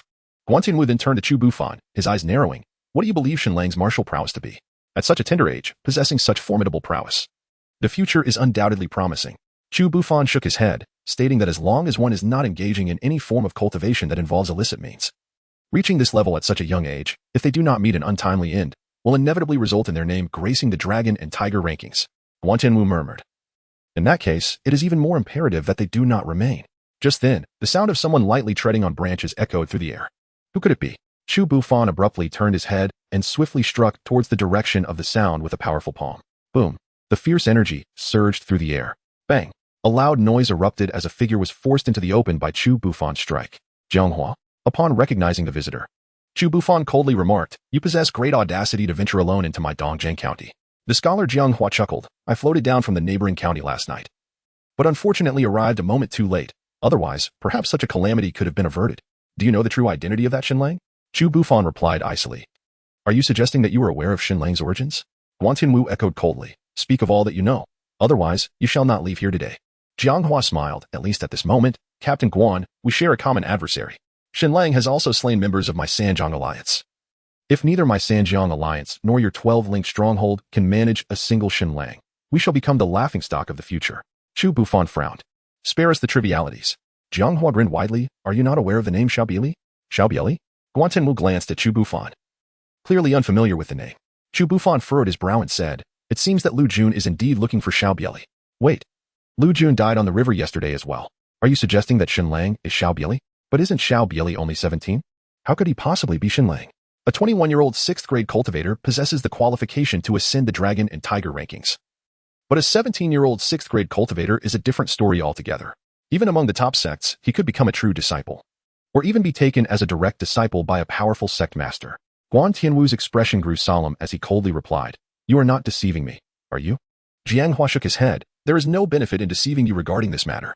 One of our Sanjiang Alliance members survived by chance yesterday and heard it directly. Lu Jun was indeed using tracking poison to seek out Xiao Bie Li. What are the odds that Shen Lang and Xiao Bie Li appeared on the same ship? Shen Lang and Xiao Bie Li are the same person. The enmity between your 12 linked docs and Xiao Bie Li is even deeper than ours in the Sanjiang Alliance. You should be well aware of what a 17-year-old 6th grade cultivator represents. Therefore, Captain Guan, it would be prudent to eliminate Xiao Bie Li as soon as possible. Such a genius, once he grows, will spell disaster for us all. Having said that, Jianghua leaped gracefully into the distance. Guan Tianwu clenched his fists and declared, spread the news that Shen Lang is Xiao Bie Li. Issue a bounty across the entire county. A day later, following the death of Guan Yunpeng, the young leader of the 12 linked docs at the hands of Shen Lang, and the subsequent revelation that Shen Lang is Xiao Bie Li, the entire Dongjiang County was in an uproar. In the main hall of the Drunken Flower Pavilion, people were discussing, so Shen Lang is the Xiao Bie Li that Baiyun Mountain Villa has been searching for over a month? I once thought Shen Lang was a young hero of Dongjiang County. Who would have imagined he was actually such a treacherous character as Xiao Bie Li? Huh, does such a prodigy truly believe the tale spun about him? If I had stepped into the 6th grade at 17, what sort of women could I not have? Ah, but you are unaware that some have peculiar tastes. Like a sister-in-law. Now that Xiao Bie Li has killed Guan Yunpeng, the young leader of the 12 linked docs, and elder woman, he has completely offended them. Rumor even has it that Shou Chong, the 3rd master of Baiyun Mountain Villa, fell at his hands. Xiao Bie Li is likely doomed. However, Xiao Bie Li's martial prowess is indeed remarkable. Even Shou Chong met his end at his hands. Have you heard? The outside world has given Xiao Bie Li a fearsome nickname, Bloodblade Diamond. Why is he called Bloodblade Diamond? You wouldn't know. His weapon is a crimson blade that turns bloodier with each strike, and he possesses terrifying martial skills that make him akin to a diamond when combating others. Han Wuyin listened to the surrounding chatter, raising his cup and draining it in one go. Shen Lang is Xiao Bie Li? So I truly bore the blame for him that night? Reflecting on the events in Lichuan County, he felt somewhat vexed. He initially thought he was taking the blame for someone else, only to discover it was for Xiao Bie Li. Without Xiao Bie Li's intervention, given his current strength, he would indeed need to seek an opportunity to kill Sun Changka, and success was far from guaranteed. Han Wuyin muttered, Bloodblade Diamond, that moniker is indeed imposing. Yet it hardly sounds like a benevolent figure. Offending the Sanjiang Alliance is already perilous enough. Now both the 12 linked docs and Baiyun Mountain Villa are searching for him. Escaping Dongjiang County will be exceedingly difficult. Should he offer his introduction? However, joining my bloodclothes tower. No. It would be better to first ascertain Xiao Bie Li's whereabouts and inquire about his opinion. In Dongjiang County, at the Jinwu Hall, a young man in blue, whose handsome features resembled those of a woman rather than a man, stood by the window on the 2nd floor, examining the documents in his hand. He turned to Zhu Shou and asked, is this the reliable person you recommended to me? Zhu Shou felt beads of sweat trickling down his forehead and replied, young master, I had no idea that Shen Lang is Xiao Bie Li. He only took on tasks at our Jinwu Hall that involved those who commit numerous evils. And he was also willing to purchase information from Jiashan Pavilion.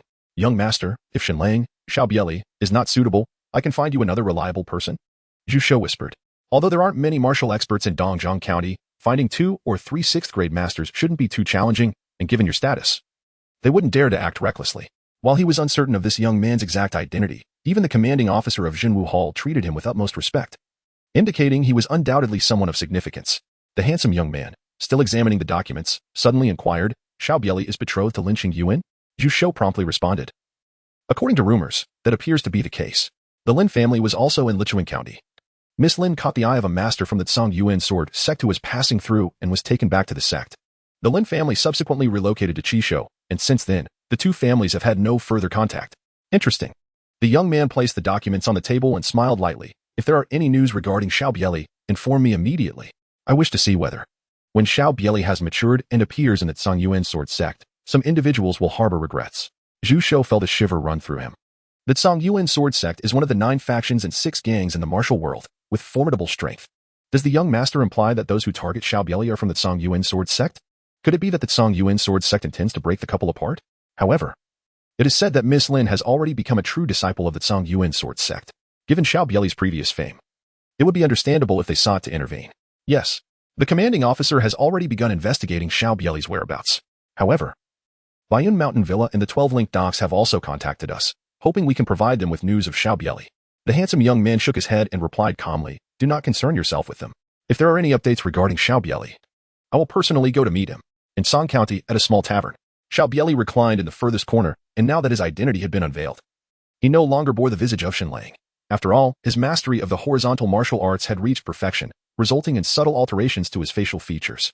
The streets were filled with portraits depicting his appearance from before he began his rigorous training, although there remained a slight resemblance at first glance. It was indeed challenging to connect him to the figure portrayed in the images. Bloodblade Vidra. Such a moniker. Xiao Bie Li raised his cup and drained it in one swift motion, a tinge of dissatisfaction brewing within him.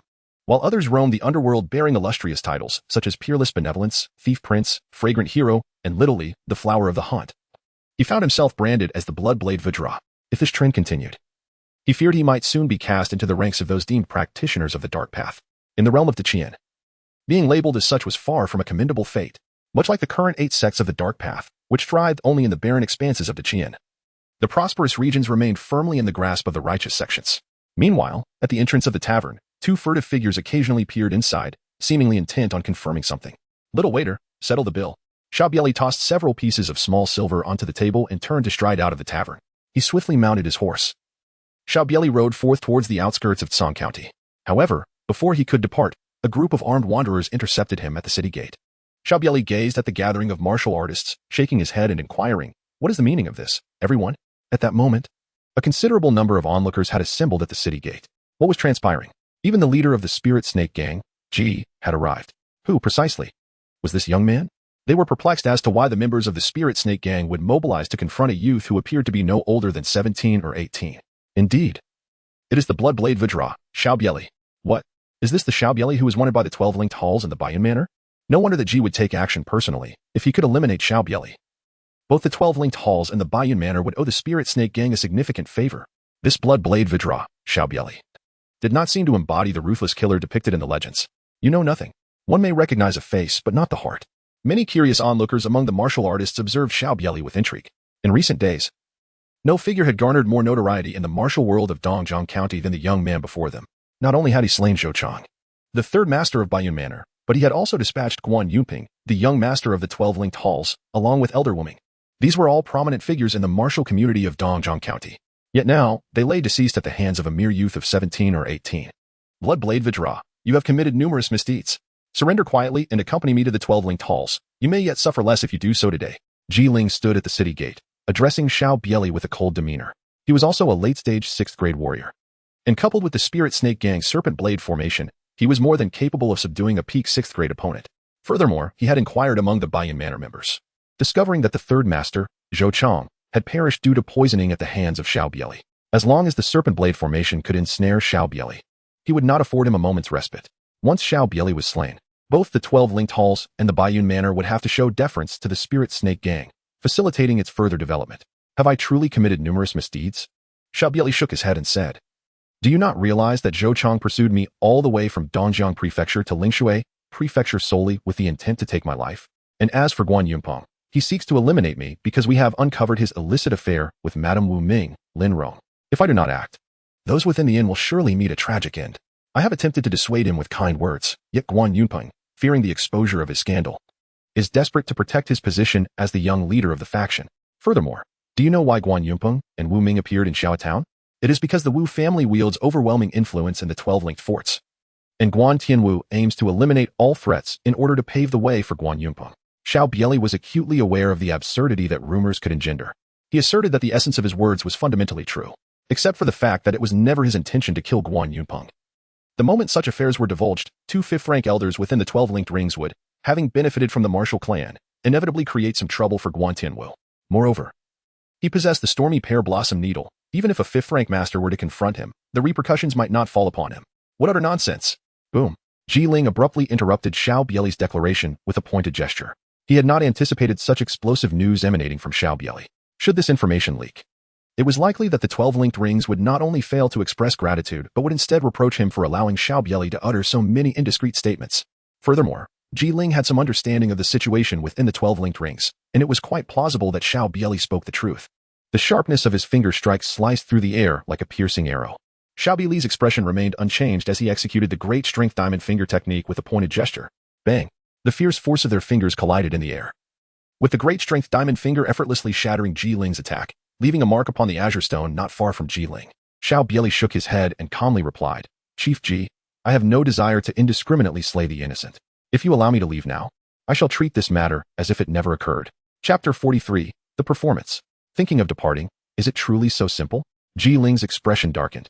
Xiao Bie Li's martial prowess exceeded his expectations. Fortunately, he had his meticulously trained serpent blade array at his disposal. Form the array and capture this individual. Ji Ling bellowed in anger. Clang, clang. The 13th, 7th, and 8th rank swordsmen beside him drew their blades in unison, their emerald blades merging into a singular wave, enveloping Xiao Bie Li. The 13 blades of the serpent gang. At last, they had revealed their prowess once more. The last time they acted, it seemed to be against the head of the Pan family, Pan Xiong, who was at the early 6th rank. One wondered if this bloodblade king could withstand their onslaught. Gasps of astonishment echoed around them, for the serpent gang's blade formation held considerable renown in Song County. Yet, as the emerald blade surged toward him like a tempest, Xiao Bie Li's countenance remained unchanged. With a gaze tinged with pity, he remarked, Chief Ji, should you continue to press me, I shall be compelled to retaliate. Ji Ling sneered, you will strike indeed. You have offended the 12 linked caves. Do you truly believe you can walk out of Dongzhong County? Alas. Xiao Bie Li let out a soft sigh, since Chief Ji is pressing so hard. I can only leave my fate to destiny. As the azure blade light was about to descend upon him, a thunderous roar erupted. Xiao Bie Li summoned his inner energy, pushing the iron cloth shirt and the 13 bodyguards' martial arts to their utmost limits, elevating his presence as if he had risen several inches from the ground. His hands plunged into the shimmering blade light, and with the might of the diamond finger technique, he struck repeatedly. Each finger aimed precisely at the vulnerabilities within the relentless onslaught of blades, forcing the 13 swordsmen of the Spirit Serpent Gang to retreat in succession. Chief Ji, retreat now, and I shall overlook past grievances. Xiao Bie Li bellowed, his voice resonating with such magnitude that it reached the ears of all present. Xiao Bie Li's effortless mastery in the face of the continuous waves of azure blades stirred a yearning within many, who wished fervently that they could be the ones to shine in such a moment. As they traversed the martial world, their pursuits were driven by the twin desires of fame and fortune. Confronted by the 13 masters of the Spirit Serpent Gang, along with a 6th-tier expert, they would surely emerge victorious, securing their names forever in Dongjiang County after a single battle. Third uncle, I noticed that the Bloodblade King, Xiao Bie Li, has yet to strike a lethal blow. Is what he said truly genuine? A young swordsman inquired softly, glancing at his elder. The third uncle's expression shifted dramatically as he swiftly covered the boy's mouth, offering nervous smiles to those around them. Children are so naive. So naive. He pulled the young swordsman aside to a secluded spot, lowering his voice to reprimand him. This matter concerns the 12 linked docks. Do not speak so recklessly. Even if what Xiao Bie Li claims is true, having killed the young leader and the 3 masters of Baiyun Mountain Villa, he is destined to become the public enemy of the martial world in Dongjiang County. Such words must not be uttered in public again, lest they bring trouble upon you, and even upon your father and me. At that very moment, as Xiao Bie Li shattered the relentless stream of blades, a figure resembling Ji Ling darted forth like lightning, appearing mere inches from Xiao Bie Li and pointing a finger directly at his chest. Spirit Serpent Finger. This strike, akin to a venomous serpent strike, aimed for what Ji Ling perceived to be Xiao Bie Li's most vulnerable spot. Thud. The finger struck the point in Xiao Bie Li's chest. Puff. Xiao Bie Li silently cultivated his internal energy, and with a sudden spurt of fresh blood from his mouth, he exclaimed with fury, Chief Ji, I have made every effort to yield, yet you persist in your relentless pursuit, seeking to take my life. This is truly an affront. Ji Ling, undeterred by Xiao Bie Li's words, wore a triumphant expression and bellowed, he is wounded. Do not hold back, regardless of life or death. In an instant, a flurry of azure blades surged toward Xiao Bie Li. An egregious insult. Kill. Xiao Bie Li also shouted loudly, drawing his red-sleeved blade with a resounding clash. The blade's crimson light emerged, radiating myriad charms that paled in comparison to its might. Clang, clang, clang. 13 long swords shattered in response. And with a series of muffled thuds, the 5 most formidable swordsmen at the forefront bore deep, gaping wounds across their chests. Their faces were etched with disbelief as they coughed blood and collapsed weakly to the ground. Experience 1000. Experience 1000. Impossible. How could this be? Ji Ling turned to flee, harboring no thoughts of avenging his fallen subordinates. Faced with the serpent blade formation, even with knowledge of its vulnerabilities, he sought an opportunity to shatter it in one decisive blow. Yet, with just a single stroke, Xiao Bie Li dismantled the formation, rendering Ji Ling speechless at the sheer power of that strike. He knew that even he would find it difficult to survive such an onslaught. Thud, thud. A series of hurried footsteps reached Ji Ling's ears. Huh. He discerned the sound's origin, unleashing a loud cry as he abruptly pivoted, pointing towards the source of the footsteps. Roar. A piercing howl resonated in his ears, followed by a dazzling flash of blade light. The 5 tigers break the door blade. The white tiger leaps the gorge. Ji Ling's head soared skyward, experience 2000. Xiao Bie Li turned to gaze at the members of the Spirit Serpent Gang, who, overwhelmed by his presence, dared not meet his eyes and lowered their heads in submission. Some were so frightened that they collapsed to the ground. Sheathing his sword, Xiao Bie Li spoke coldly. I have no desire to become an enemy of the martial world in Dongjiang County. However, should anyone attempt to use my head to curry favor with the 12 linked caves or the Baiyan Mountain Manor, they must not expect me to show any mercy.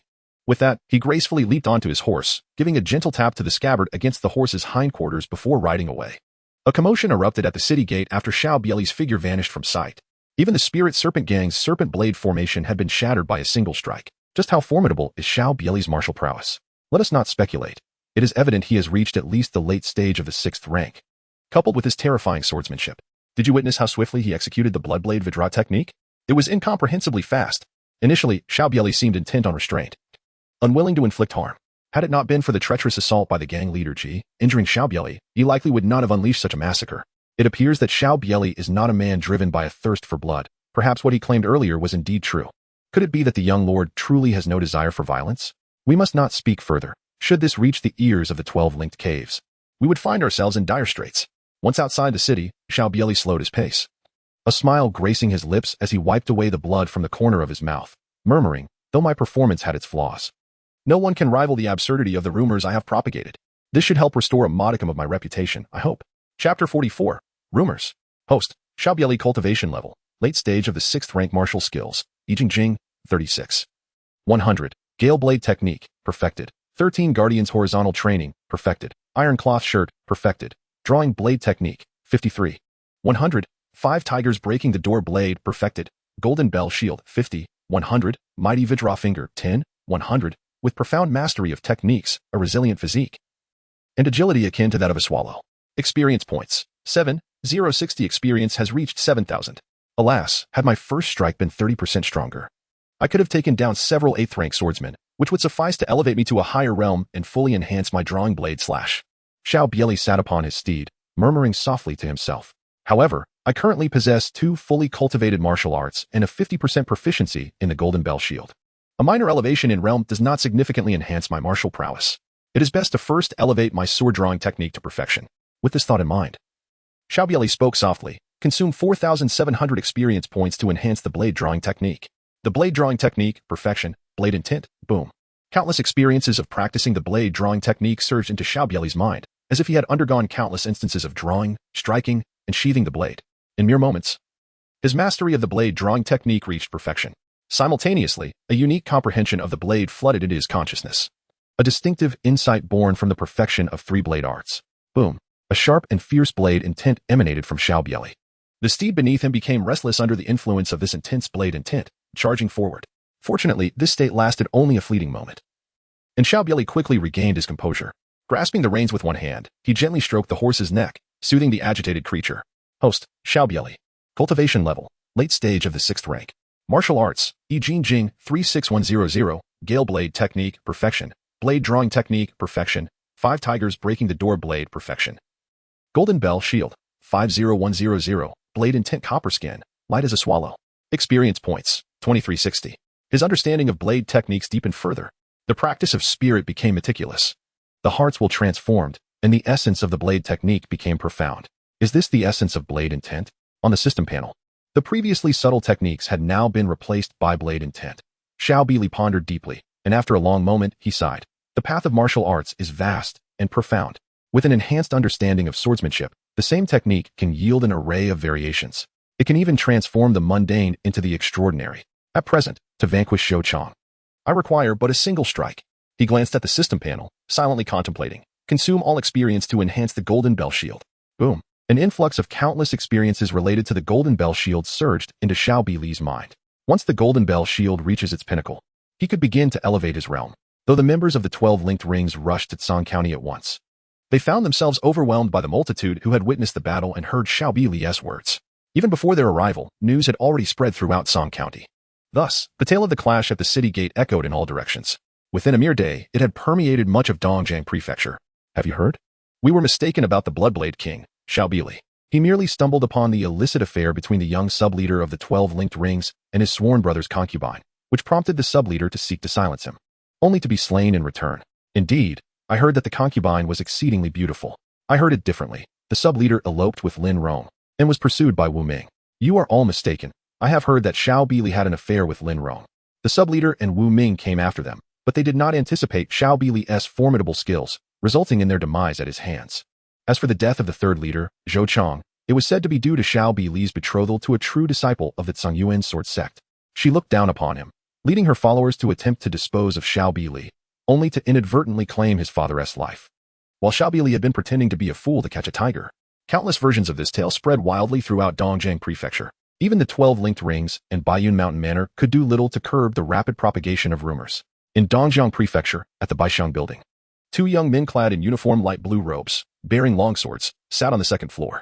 One, in his 30s, appeared mature and composed, a clear adept who had opened both the Ren and Du meridians. The other, in his mid-20s, possessed a robust internal energy, just a step away from achieving the same. Upon recognizing their attire as disciples of the Zhongyu sect, those present on the second floor regarded them with respect. Although the Zhongyu sect is one of the three major forces in Dongjiang Prefecture, they operate discreetly, with disciples rarely descending the mountain. It was known that only 5 true disciples existed, making their presence today a remarkable occurrence. The younger disciple, Ding Yuan, glanced around and whispered, "Senior brother, how does Xiao Bie Li's martial prowess compare to yours?" Zhang Fan regarded his proud junior with a shake of his head. "My skills pale in comparison to Xiao Bie Li's. Though I have opened the Run and Du meridians, I am already 32. Compared to him, I am unworthy even to carry his shoes. This matter bears no relation to our Zhongyu sect. Our descent from the mountain is under the orders of our master to assist young Master Ning. We must not concern ourselves with other affairs, lest we disrupt his grand endeavors." Ding Yuan, perplexed, inquired, "I heard from Master that young Master Ning comes from an esteemed lineage. Why not allow our master to intervene, and instead send us?" Zhang Fan shook his head. "It is said that young Master Ning extended an invitation to our master, but it was declined. Nonetheless, Master still dispatched us to assist, perhaps for reasons of his own judgment. Now, let us finish this meal, and we shall seek young Master Ning at the Zhenwu Hall." Meanwhile, 90 miles outside Song County, at a roadside tea stall, the weather was grim, with dark clouds looming as if rain could fall at any moment. Inside the tea stall, apart from the proprietor, there were only 2 individuals, a swordsman clad in black, appearing to be in his early 20s, and a swordsman in green garb. They sat at a table, sipping tea in silence for over an instance's duration, without exchanging a single word, prompting the proprietor to stifle a yawn. Xiao Bie Li gazed at Han Wuyin, who sat opposite him, and after a moment's contemplation, inquired, "Brother Han, how did you manage to locate me?" Han Wuyin replied, "If one truly desires to find another, it is not a daunting task. Moreover, given the considerable commotion you caused in Song County, tracing your whereabouts would be exceedingly simple. Furthermore, if I can find you, those from the 12 linked rings can undoubtedly do so as well." Chapter 45, The Blood-Clad Tower. Observing that Xiao Bie Li remained unmoved, Han Wuyin spoke earnestly. "I owe you a favor, and before I repay it, I do not wish for your demise. Therefore, if there is someone you wish to eliminate, I can assist you in that endeavor. Even if you mention Guan Tianwu, while I may not be able to eliminate him at this moment, should you perish, I would still ensure the demise of the individual you speak of. It is within my capabilities to achieve this before I reach the age of 30. Xiao Bie Li shook his head. "If I had someone I wished to kill, I would do it myself. You need not feel indebted to me. That Sun Chang has sought my death is merely a case of him courting his own demise. Whether you are involved or not, I will ensure he meets his end." Observing Xiao Bie Li's expression, which seemed genuine, Han Wuyin found himself at a loss for words. Given the martial prowess Xiao Bie Li had displayed during this time, it was evident that he surpassed Han Wuyin in skill. At present, Han Wuyin's only advantage lay in the absence of complications that burdened him. "Do you wish to know how I located you?" Han Wuyin suddenly lifted his gaze towards Xiao Bie Li and spoke. "Have you ever heard of the Bloodrobe Tower?" Upon hearing this name, Xiao Bie Li's heart skipped a beat. Although his time in this realm had been relatively short and his understanding of the Great Qian was not profound, the name of the Bloodrobe Tower still resonated with him. It is the foremost assassin organization in the world, reputed to eliminate anyone for the right price.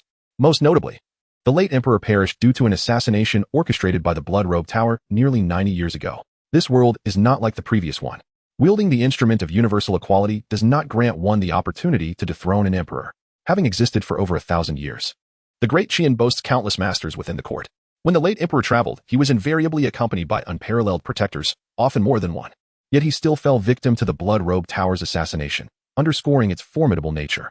The blood-robed tower may no longer bask in its former glory, but after the assassination of the late emperor, it is inconceivable that the court remained indifferent. Nevertheless, even a withered camel is larger than a horse. And the blood-robed tower remains a colossal entity capable of effortlessly crushing him. Indeed, I have heard of it, Xiao Bie Li acknowledged. Han Wuyin continued. I am affiliated with the blood-robed tower. Had it not been for my desire to exact revenge, I would not have lingered in Man Prefecture. I can recommend you for membership in the blood-robed tower. Xiao Bie Li spoke in a deep voice. What advantages are there in joining the blood-robed tower? Han Wuyin replied, although the court has persistently targeted our blood-robed tower over the past several decades, diminishing our influence in the Great Qian, the intelligence we possess is beyond the grasp of ordinary individuals. Moreover, once you become a core member of the blood-robed tower, you can exchange for 4th-grade martial arts, and even 3rd and 2nd-grade martial arts. Xiao Bie Li, can someone like me, who joined midway, truly become a core assassin? Han Wuyin chuckled. Indeed, typically, those who join the Blood-Cloak Tower at a later stage find it commendable to ascend to the rank of Silver Assassin. However, you are different. With your exceptional talents, you are more than capable of reaching the Dragon Tiger list. Even if you cannot become an integral part of the Blood-Cloak Tower, once you attain the 4th-grade realm, becoming a Gold Assassin will be well within your grasp. Upon achieving the status of a Gold Assassin, you will be able to exchange almost everything, except for a few martial arts techniques and certain critical information. Most importantly, if you possess intelligence from the Blood-Cloak Tower and offend the 12-linked pits, the Baiyun Villa, or the Sanjiang Alliance, your chances of survival in the Barbarian Prefecture will be significantly enhanced. Xiao Bie Li felt a stir of excitement and inquired, may one select their own targets for assassination? Han Wuyin nodded in affirmation. The assassins of Blood-Robe Tower are classified into 5 ranks: iron, copper, silver, gold, and the elite core assassins. Once one ascends to the status of a gold-ranked assassin, they are granted the liberty to choose their own targets. However, prior to attaining this esteemed rank, one must fulfill the monthly assignments issued by the tower. Xiao Bie Li shook his head, declaring, in comparison to taking lives, I much prefer the life of roaming the rivers and lakes. He mused that if the Blood Garment Tower allowed individuals to select their own tasks rather than mandating assignments, akin to the bounties of the Jinwu Hall, he might have been inclined to join. Sighing, Han Wuyin remarked, I anticipated your refusal. Joining midway, prior to becoming a gold-tier assassin, indeed imposes greater restrictions. With that, Han Wuyin produced several sheets of paper from his pocket and handed them to Xiao Bie Li. Following the news from Song County, the 12-linked docks have split into 2 factions. Nevertheless, Guantianwu continues to search for you. The Lu family has already arrived at Baiyun Villa, and even the white-spotted tiger Qinxing from the Sanjiang Alliance has made his way there. Moreover, numerous outsiders have come to Dongzhong County recently, many of whom are disciples from the 9 factions. It would be wise for you to keep your distance. These disciples are exceedingly arrogant, and among the young masters of Manzhou, your reputation is the most formidable. If they were to defeat or even kill you, it would undoubtedly elevate their status in the martial world. Xiao Bie Li perused the information inscribed on the paper handed to him by Han Wuyin, furrowing his brow in contemplation. What is the purpose of these individuals in Dongzhong County? He inquired. Han Wuyin shook his head. I cannot ascertain the specifics, but they seem to be in search of something. Should any further intelligence arise, I shall ensure you are informed. In the meantime, exercise utmost caution. Should you meet with demise, I shall endeavor to avenge you, as a token of gratitude for your kindness. With that, Han Wuyin drained the coarse tea before him in one swift motion and vanished along the official road. Xiao Bie Li gazed at Han Wuyin's departing figure, murmuring, this assassin certainly appears to be a good person. After uttering these words, he took a sip of tea and continued to nibble on the flatbread in his hand. If what Han Wuyin claimed was true, and the individuals from the 12-linked villas could indeed locate him, then it would be prudent to fill his stomach before engaging in any conflict. His reluctance to flee stemmed from his desire to gain experience. Moreover, he possessed the stormy pear blossom needles. He was curious to see if these needles could fell a 5th-tier opponent. Just as Xiao Bie Li was savoring his flatbread, a rumble echoed through the heavens. Lightning illuminated the sky as thunder roared, and a gentle rain began to fall. The innkeeper glanced up at the sky and sighed. Given this weather, it seems that the rain will not cease any time soon. Xiao Bie Li smiled and said, amidst the plum rain by the riverside, the summer days feel refreshing. Sitting alone in a small pavilion, I am enveloped by the fragrance of tea. It possesses a unique charm. Just then, the rapid sound of galloping hooves echoed, as 4 figures clad in straw raincoats halted before the tea pavilion, leaving their horses outside, and entered the pavilion. Xiao Bie Li raised his head, a hint of surprise flickering across his features. Among the 4 figures, he unexpectedly recognized one, Zhu Shou from the Jinwu Hall. Chapter 46, The 7 Killing Blade. Zhu Shou also spotted Xiao Bie Li, his gaze reflecting a mixture of emotions. The esteemed disciples of the Zhongyu sect, Xing Fan and Ding Yuan, were also observing Xiao Bie Li, with curiosity gleaming in Xing Fan's eyes, while Ding Yuan's eyes sparkled with eager anticipation. Xiao Bie Li's gaze fell upon the elegant young man's neck, although it did not bear the overt signs typical of cross-dressing in many idol dramas. A discerning eye could still discern that this individual was indeed a woman disguised as a man. Has Senior Zhu come specifically to seek me out? Xiao Bie Li inquired, his attention shifting away from the young man to Zhu Shou directly. Given his current martial prowess, even if a fifth-tier master were to confront him, he possessed the confidence to engage in combat. Moreover, among the 4 individuals present, only the 30-something disciple from the Tsangyu sect and this striking young man had successfully opened their Rin and Du meridians, qualifying as 6th-tier practitioners. Alas, Zhu Shou sighed, offering a respectful gesture towards Xiao Bie Li. It is not I who seeks you, young hero, but rather it is young Master Ning Qing who wishes to find you. Ning Qing? Xiao Bie Li gazed at Ning Qing, who was disguised as a man, and inquired, might I ask what brings you here, young Master Ning? Do you seek to uphold justice and eliminate evil? With a sudden, whimsical laugh, Ning Qing replied, initially, I sought Xin Lang's assistance to venture to a certain location. However, upon discovering that Xin Lang is indeed Xiao Bie Li, my intention shifted. The one who aims to strike at you is Qingyun, the foremost disciple of the Tsongyuan sword sect, with whom I happen to have a rather strained relationship. Thus, I am keen to observe the expression on his face when you stand before him. The mention of Qingyun sent a shock through Xing Fan and the others. Qingyun? The 7th on the Dragon Tiger rankings? They exclaimed. At merely 34 years of age, he had already reached the pinnacle of the 5th tier. At 29, he single-handedly vanquished the notorious 17 bandits of Qishui, 4 of whom were 5th-tier masters, thereby earning his place amongst the renowned and ascending the Dragon Tiger rankings to the 25th position. Following that, Qingyun continued to challenge various formidable opponents, ultimately penetrating the top 10. Speculations arose that he might ascend to the realm of a master before his name fell from the rankings. Does this imply that Lin Qingyun, the true disciple of the Tsongyuan sword sect, is indeed your fiancé? Xiao Bie Li inquired, raising an eyebrow. Ning Qing nodded affirmatively, indeed. Just that. Perhaps you are unaware of my lineage. I hail from the Ning family of Yongzhou. After Qingyun's triumph over the 17 bandits of Qishui, he challenged my elder brother in Yangzhou. In their duel, my brother lost a hand. As long as I can unsettle Qingyun, I find joy in it. Moreover, my journey to Dongjiang County is also to seek an item that the Tsongyuan sword sect covets. Ning Qing then turned to the others present. Zhu Shou and the 2 true disciples of the Tsangyu sect wisely excused themselves from the tea pavilion, taking refuge from the rain outside. Observing this, the tea pavilion owner hastily followed suit. The pavilion was left with only Xiao Bie Li and Ning Qing, who, feeling at ease, took a seat directly opposite Xiao Bie Li, in the very spot previously occupied by Han Wuyin. Xiao Bie Li inquired, what is it? Ning Qing poured herself a cup of tea and drank it in one gulp. It is the legacy of a 4th-tier swordsmanship master. Moreover, it belongs to a master of the sword. Alas, since you wield a blade, you could not transcribe this legacy even if you had it. However, once I acquire that legacy, I can bestow upon you a masterful sword technique, albeit incomplete, missing the 2 most crucial killing moves. Xiao Bie Li, where lies the legacy of the masters? Currently, he possesses only the Yijing Jing among the masters' martial arts. If he could acquire 1 or 2 more legacies from the masters, it would allow him to discern the distinctions between the Yijing Jing and the master's supreme techniques of this realm. The hierarchy of martial arts in this world undoubtedly surpasses that of most martial arts novels from his previous life, at least being on par with the esteemed realm of Fengyun. Furthermore, with the presence of the system panel, he could rapidly enhance his mastery of any martial arts from this world, provided they are suitable. When that time comes, armed with multiple masterful techniques, he might even be able to suppress the masters of the Tsongyuan sword sect. Amidst the picturesque setting of Luoxiao Mountain, Ning Qing remarked with a smile that Tsongyuan sword sect has long been aware of the situation. Otherwise, do you believe that the one who fortuitously escorted your young fiancé to the Tsongyuan sword sect simply happened to wander near Luoxiao Mountain? However, it appears they were unable to unearth that particular swordsmanship legacy during their visit. Although I harbor no fondness for the Tsongyuan sword sect, your young fiancée's talent is indeed remarkable. At such a tender age, she has already reached the 6th rank and has comprehended sword intent. At this juncture, Ning Qing glanced at Xiao Bie Li once more and shook his head, saying, could it be that the geomancy of Lichuan County is so extraordinary? It has produced 2 prodigies qualified to ascend the dragon and tiger rankings all at once. Xiao Bie Li recalled what Han Wuyin had previously informed him. Numerous wanderers from various states had arrived in Dongjiang County. He inquired, given that the Tsongyuan sword sect has not located it, what confidence does young Master Ning possess that he can undoubtedly find it?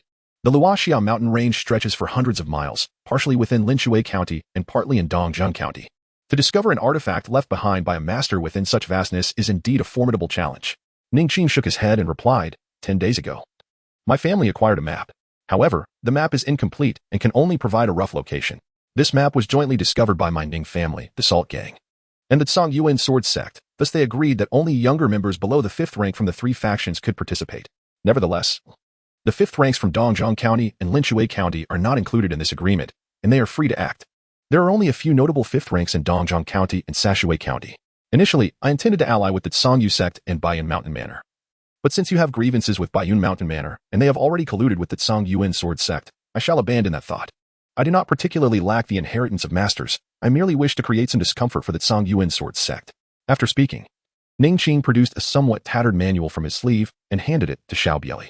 Xiao Bie Li took the secret manual, upon which were inscribed the bold characters 7 Kill Blade Manual. Ning Qing gazed at Xiao Bie Li and spoke in a solemn tone. This blade technique was created by a master of the 8 demonic sects, known as the Demonic Blade Sect. The last 2 forms possess the ability to control the human mind. They are fundamentally a dark path of blade arts. Consequently, a venerable expert tore them away. There should be no significant issues with the preceding techniques, but remember, even if you acquire the last 2 forms in the future, you must never practice them. As he turned to the first page of the manual, his eyes were met with 7 bloody characters spelling kill, written in fresh blood. A surge of blade intent emanated from the manual, and Xiao Bie Li channeled this intent, carefully comprehending its essence as he perused the 7 Kill Blade manual page by page. Moments later, Xiao Bie Li's back was already drenched, and the technique inscribed in the manuscript he held was undoubtedly authored by a master practitioner. This was an authentic piece, and merely perusing its essence deepened Xiao Bie Li's understanding of the blade. Moreover, this technique surpassed the 5 Tiger Breaks the Door blade in its prowess. However, it bore a semblance to the Abysmal Path 3 blades, asserting that mastery of it could lead one to become a slave to the very art. Nonetheless, the technique was incomplete. As Ning Qing had accurately stated, the issues it presented were not insurmountable. At that moment, Xiao Bie Li suddenly cast his gaze into the rain and chuckled. Trouble is approaching. Would you care to take shelter, young Master Ning? Since you have discerned my location, I presume you will also be able to find me when you wish to visit Luoxiao Mountain. Chapter 47. Lu Yunsong. Ning Qing shook his head with a smile. The ones coming are likely from the Lu family. Not long after I departed from Dongjiang County, I received word that the Lu family, along with those from Baiyun Mountain Manor, were making their way here. They must have also located you. Among the visitors from the Lu family was Lu Yunsong, the cousin of Lu Jun originally. Lu Jun was the heir apparent, endowed with considerable talent, destined to become the future head of the Lu family. However, having met his demise at your hands, Lu Yunsong ought to express gratitude towards you.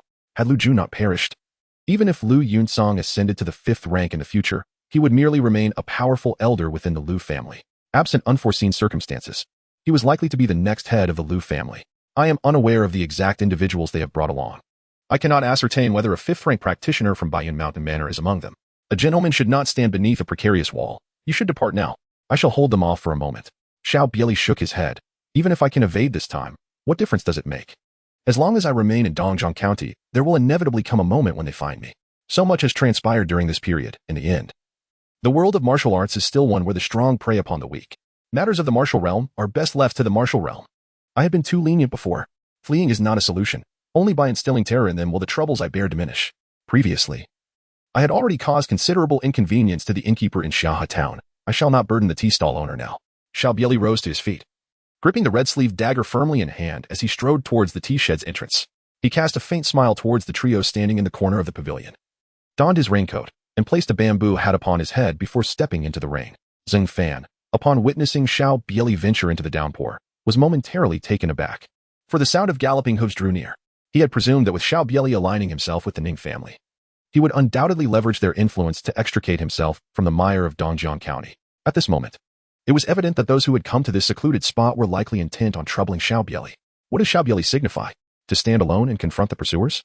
Upon witnessing this, Zheng Fan turned and entered the tea pavilion. He gazed at Ning Qing and inquired, Ning Gongzi, will you not intervene? Given Xiao Bie Li's demonstrated prowess in Song County, those who have come this time likely include 5th-tier experts. Ning Qing shook his head. Since he does not require my assistance to fend off the pursuers, then so be it. The one seeking his demise is the 7th on the dragon and tiger list, Zhuo Qingyun. If he cannot withstand the onslaught from the Lu family, once Zhuo Qingyun intervenes, his death is inevitable. Let us enjoy our tea and wait for the rain to cease before departing. Ding Yuan and Zhu Shou paused in their breaths upon hearing Ning Qing's words. Realizing that he had previously mentioned that the one intending to strike at Xiao Bie Li was the 4 Directions sword, Zhuo Qingyun, ranked 7th on the dragon and tiger list. The influence of the Songyuan sword sect surpasses that of the Ning family. Although the pursuers hesitate to act due to Ning Gongzi's identity, should Zhuo Qingyun take action, there would be no reservations. Yet, no matter how talented Xiao Bie Li may be, he is merely at the 6th tier. Should he encounter a 5th-tier expert, he would be in peril. Splash! A dozen horses galloped through the muddy waters, sending droplets flying.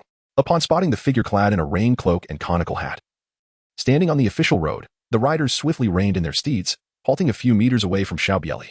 Xiao Bie Li surveyed the group before him. The leader appeared to be little more than 30 years of age, bearing a striking resemblance to Lu Jun, who had perished at Xiao Bie Li's hands. Though Lu Jun possessed a steadiness that this man lacked. This individual must be Lu Yunsong, as mentioned by Ning Qing. Beside Lu Yunsong sat an elderly man. Over 50, clad in a brocade robe, his face adorned with a benign smile, resembling a harmless rural landowner. However, Xiao Bie Li perceived him differently.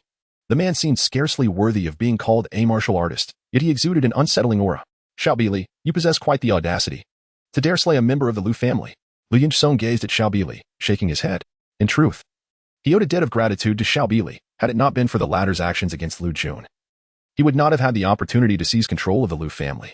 With the family head's only son deceased, he had been promised that should he return with Xiao Bie Li's head, the position of family head would be his. More importantly, the trophy of Xiao Bie Li's head would secure him the friendship of the renowned Sifang sword Shui Qingyun. With Shui Qingyun's backing, he would face no fear. Even if the family head had illegitimate offspring and sought to retract his promises. Thus, Xiao Bie Li must die, and it must be by his hand. Lu Yunkong. Xiao Bie Li lifted his head and smiled at Lu Yunsong, saying, speaking of which, it was I who caused Lu Jun's demise.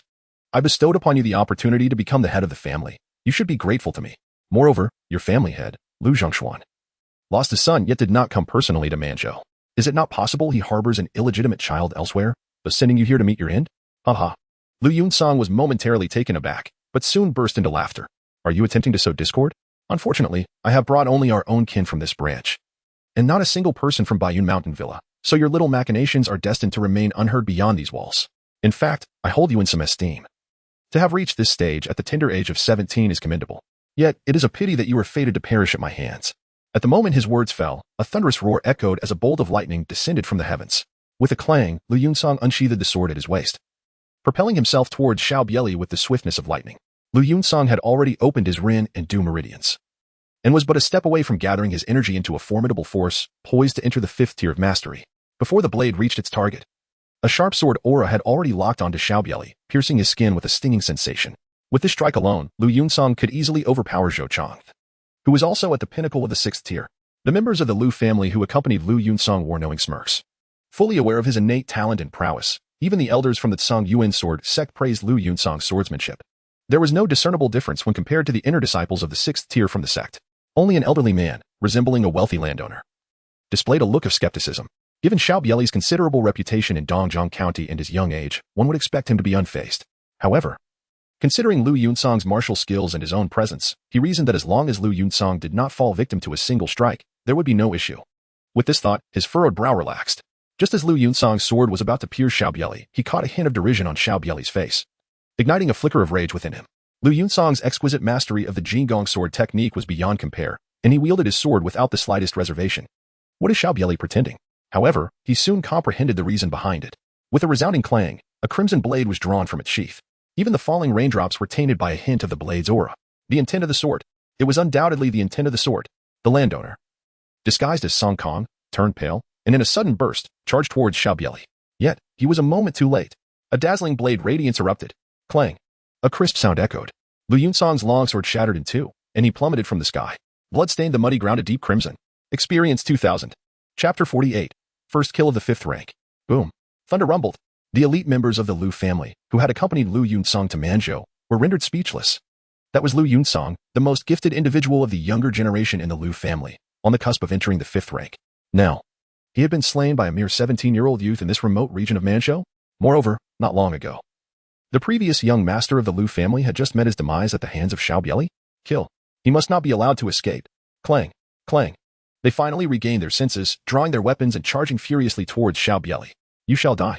At this moment, Song Kong, who had sensed something amiss and acted promptly, had already arrived. His eyes were bloodshot with fury, his right hand gleaming with cold light, brimming with a formidable aura. As he raised it to seize Xiao Bie Li by the head, Xiao Bie Li swiftly withdrew, landing atop a massive boulder beside the official road. With a resounding thud, Song Kang's claws struck the colossal blue stone, gouging out a significant chasm from its surface. Xiao Bie Li's body twisted and turned as he entered the grove beside the official road, deftly evading his pursuers. Bang, bang, bang. With every strike of Song Kang's claws, great trees splintered and blue stones fractured. Should one of those claws land upon a person, it would surely result in a gaping wound. Block this child from the front. Hurry, we cannot allow him to escape. Otherwise, we shall all face punishment upon our return. The members of the Lu family formed a tight encirclement, trapping Xiao Bie Li within their midst. Song Kong continued his relentless assault, however, lacking proficiency in lightness skills. He found himself at a disadvantage as Xiao Bie Li executed the highest level of the cloud ladder technique with utmost finesse, managing to evade him. A fifth-tier master, terrifying indeed.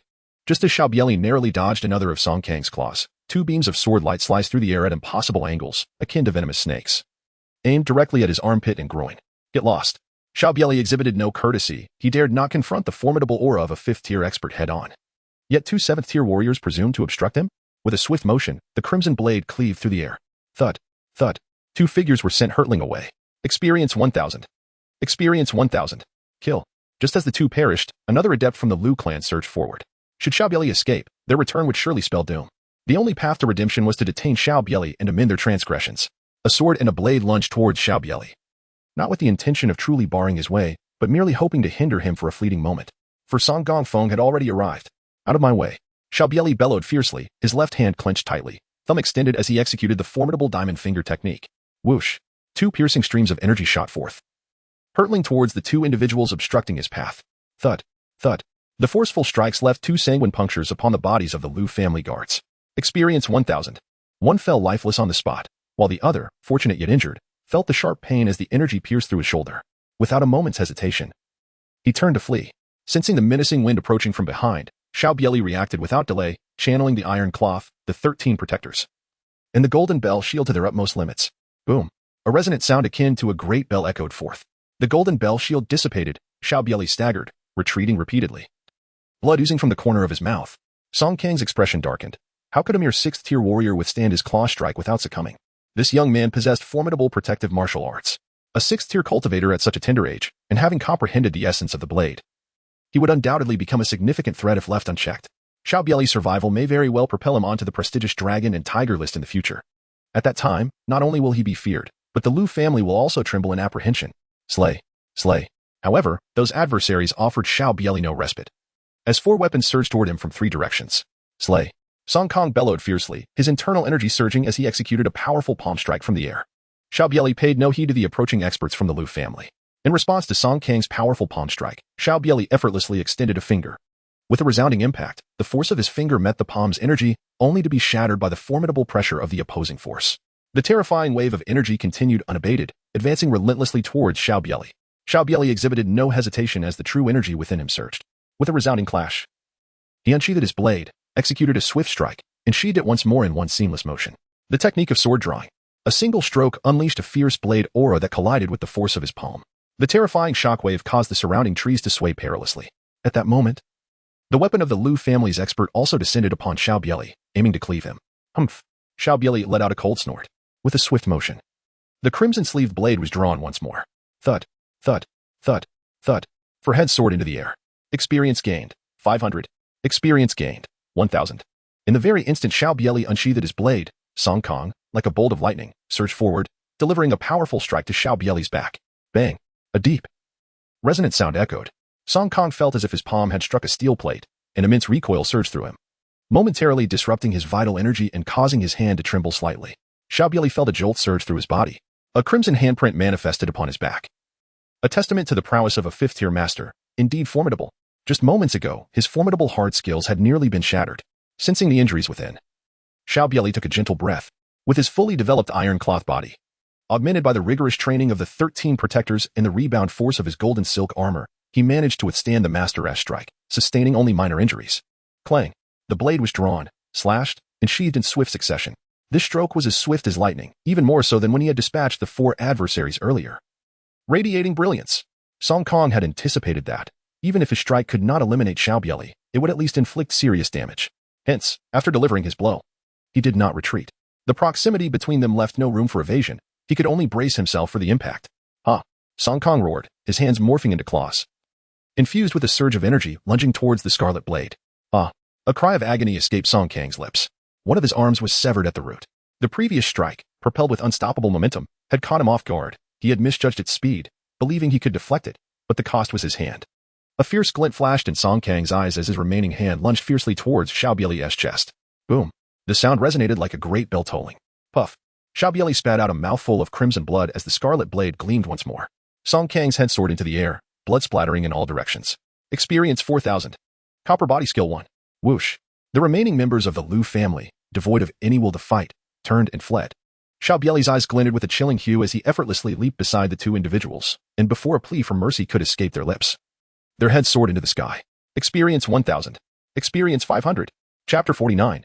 Ning Qing's shock. After a stick of incense had burned away, Ning Qing, clad in a raincoat, emerged from the tea pavilion alongside Xing Fan and two others. The commotion from the rain earlier had been quite loud, and although they had intended to investigate, Ning Qing had restrained them. Now that silence had reigned for some time, they finally stepped out of the pavilion.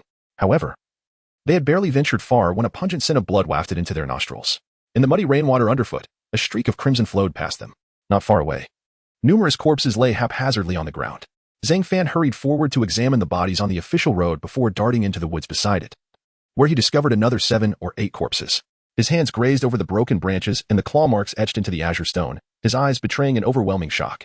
Although he himself was a 6th-grade martial artist and held a respectable position in Dongjiang County, he found it nearly impossible to leave such marks on the hard azure stone, even with all his might. He even suspected that among the attackers, there was a 5th-grade expert. Yet, there was no sign of Xiao Bie Li's body on the ground. Could it be that everyone had perished at his hands? At last, he spotted the final corpse beside a large tree in the distance. And on the tree's trunk were inscribed the words, "Killer, Xiao Bie Li." Xing Fan gasped, rushing back from the forest, exclaiming, "They are all dead. There are 7 or 8 more bodies in the woods, all slain by the blade." At this moment, Ning Qing had already turned over Lu Yuncheng's body with her foot. A smile creeping across her face as she murmured, "Lu Yuncheng couldn't even withstand a single blow from Xiao Bie Li. The world has underestimated him. Thus, my visit to see him is not in vain." The members of her clan, upon witnessing her elder brother's downfall, were reluctant to offend the Tsang Yuan sword sect. "So I shall create some trouble for them."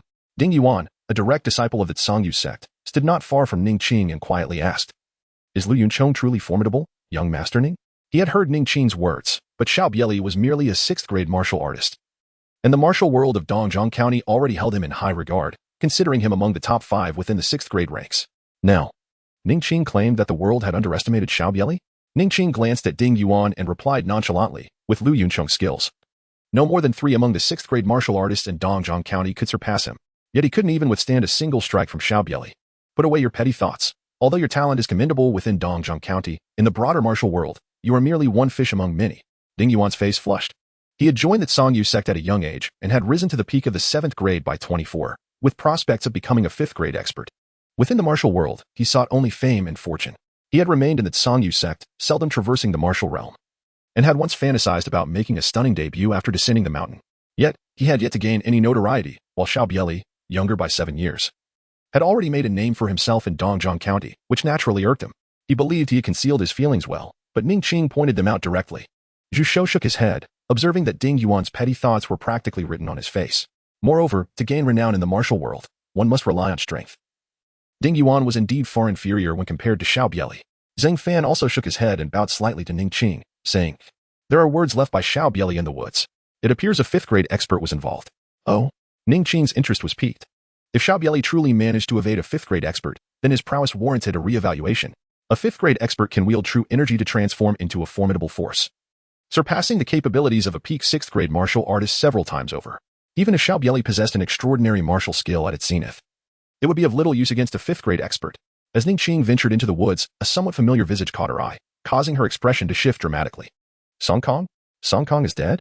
She was struck with disbelief. Song Kong was a genuine 5th-grade expert. And how could he possibly fall to the hands of Xiao Bie Li alone, especially with so many Lu family experts present? Xing Fan and the others discerned from Ning Qing's countenance that this corpse was no ordinary one. It was likely that of a 5th-grade expert. Their emotions were tumultuous.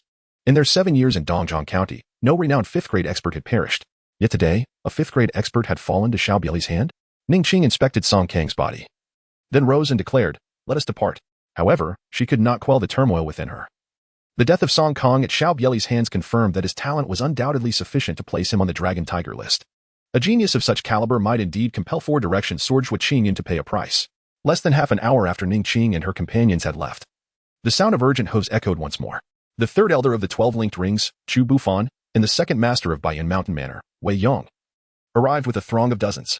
"Second master, there are corpses ahead," exclaimed the Baiyan Mountain Manor expert riding at the forefront. "It's the Lu family. The Lu family is dead." Wei Yong's expression soured as he abruptly dismounted and rushed to the corpses. Lu Yuncheng was dead. Upon seeing Lu Yuncheng's lifeless form, Wei Yong's face darkened further as he traced the trail into the dense forest and soon came upon Song Kang's body, his countenance growing even grimmer. Just 3 hours prior, He had hosted a banquet at Baiyun Mountain Manor for the Liu family, and now nearly 20 of them had turned into corpses, including the 5th-grade expert Song Kong. Alas, Chu Bufan sighed. All the bodies bear knife wounds. They are not much different from the previous corpses, but it is evident that Xiao Bie Li's strikes have become swifter.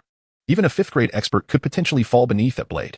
Wei Yong's expression shifted as he murmured, I wonder if it was wise to offend such a genius over a single Liu family member. Chu Bufan noted that only he and Wei Yong were present in the forest and whispered, the Salt Gang has already reached my 12 linked rings. According to the information I have received, that Song Yuan Sword sect and members of the Ning family are also on their way. It seems they are searching for something in the falling Sunset Mountains. Wei Yong retorted coldly, what do you tell me this for? Chu Bufan shook his head. I merely wish to caution you. The true disciples of the Salt Gang have arrived, and those from the Song Yuan Sword sect likely hold considerable status as well. It would be wise for Baiyun Mountain Manor to avoid unnecessary entanglements with the Song Yuan Sword sect, lest we find it easy to invite trouble but difficult to send it away. Having concluded his remarks, Chu Bufan turned away with the members of the 12 linked rings. Given that a 5th-tier expert had perished at the hands of Xiao Bie Li, it was decidedly imprudent for him to pursue Xiao Bie Li further. Upon their arrival at the 12 linked rings, the Salt Gang members exhibited an air of superiority, treating the inhabitants of the 12 linked rings as mere servants. The helmsman made no objections, which had already begun to stir discontent among several elders. Moreover, it was not the helmsman's son who had been slain by Xiao Bie Li, but his own. Presently, the helmsman was preoccupied with accompanying the esteemed disciple from the Salt Gang. So why the haste? Chapter 50. Infamous Reputation. Host, Xiao Bie Li. Cultivation level, late 6th tier. Martial arts, Yi Jingjing, 36. 100, Gale Blade Technique, full mastery. 13, Guardians Horizontal Training, full mastery. Iron Cloth Shirt, full mastery. Blade Drawing Technique, full mastery. 5, Tiger Breaks the Door Blade, full mastery. Golden Bell Shield, 73. 100, Great Strength Diamond Finger, 10. 100, Blade and Tint, Copper Skin, light as a swallow. Experience points, 16. For 60, Awaiting Redemption, Copper Body Skill, a cloak of mist and rain, Xiao Bie Li galloped through the downpour. His joy uncontainable as he beheld the experience points exceeding 10,000 on his system panel. Previously, due to an insufficient accumulation of experience points, he had opted to first enhance his horizontal training and blade techniques. However, with experience points now surpassing 10,000, he could finally attempt to break into the 5th tier. Although Song Kang's formidable aura had failed to breach his defenses, it had nonetheless inflicted internal injuries. After confirming that no one was tailing him, Xiao Bie Li disregarded the increasingly torrential rain, dismounting his horse and allowing the droplets to cascade from his raincoat. He began to harness the copper body technique. Boom. An abundance of methods for mastering the copper body technique surged into Xiao Bie Li's mind, accompanied by the wisdom of its practice. Copper body technique, 5100, after a few breaths. Xiao Bie Li opened his eyes and softly spoke. As I anticipated, the copper body technique resembles the iron cloth shirt, both being forms of horizontal training martial arts. However, while the iron cloth shirt primarily defends against blades and swords, the copper body technique is designed to counter blunt weapons and the damage caused by true energy, each emphasizing different aspects. It indeed shares a certain similarity with the techniques of the 13 protectors, yet there are also complementary elements. Nevertheless, with sufficient experience points accrued, it is imperative to elevate my realm first. I shall expend 5,000 experience points to enhance the Yi Jingjing. Realm, Pinnacle of the 6th grade. Yi Jingjing, 41,100. Boom. A surge of pure true energy erupted from within his body, coursing through his limbs and bones. The true energy previously within him was continuously being refined, nearing the threshold of transformation into true energy manifestation. Xiao Bie Li took a deep breath and consumed another 5,000 experience points to elevate his Yi Jingjing. With a resounding boom, a surge of pure vital energy erupted, continuously being refined and compressed within his body, enhancing the quality of his vital energy. However, he was still a bit short of opening the 7 orifices and transforming his vital energy into a tangible force. Indeed, the journey from the 6th rank to the 5th rank required more than a mere handful of experience points. He expended another 5,000 experience points to further enhance the Yi Jingjing. With another explosive sound, pure vital energy surged forth once more. A portion flowed towards his internal organs, diligently refining them, while another portion surged towards his eye orifices.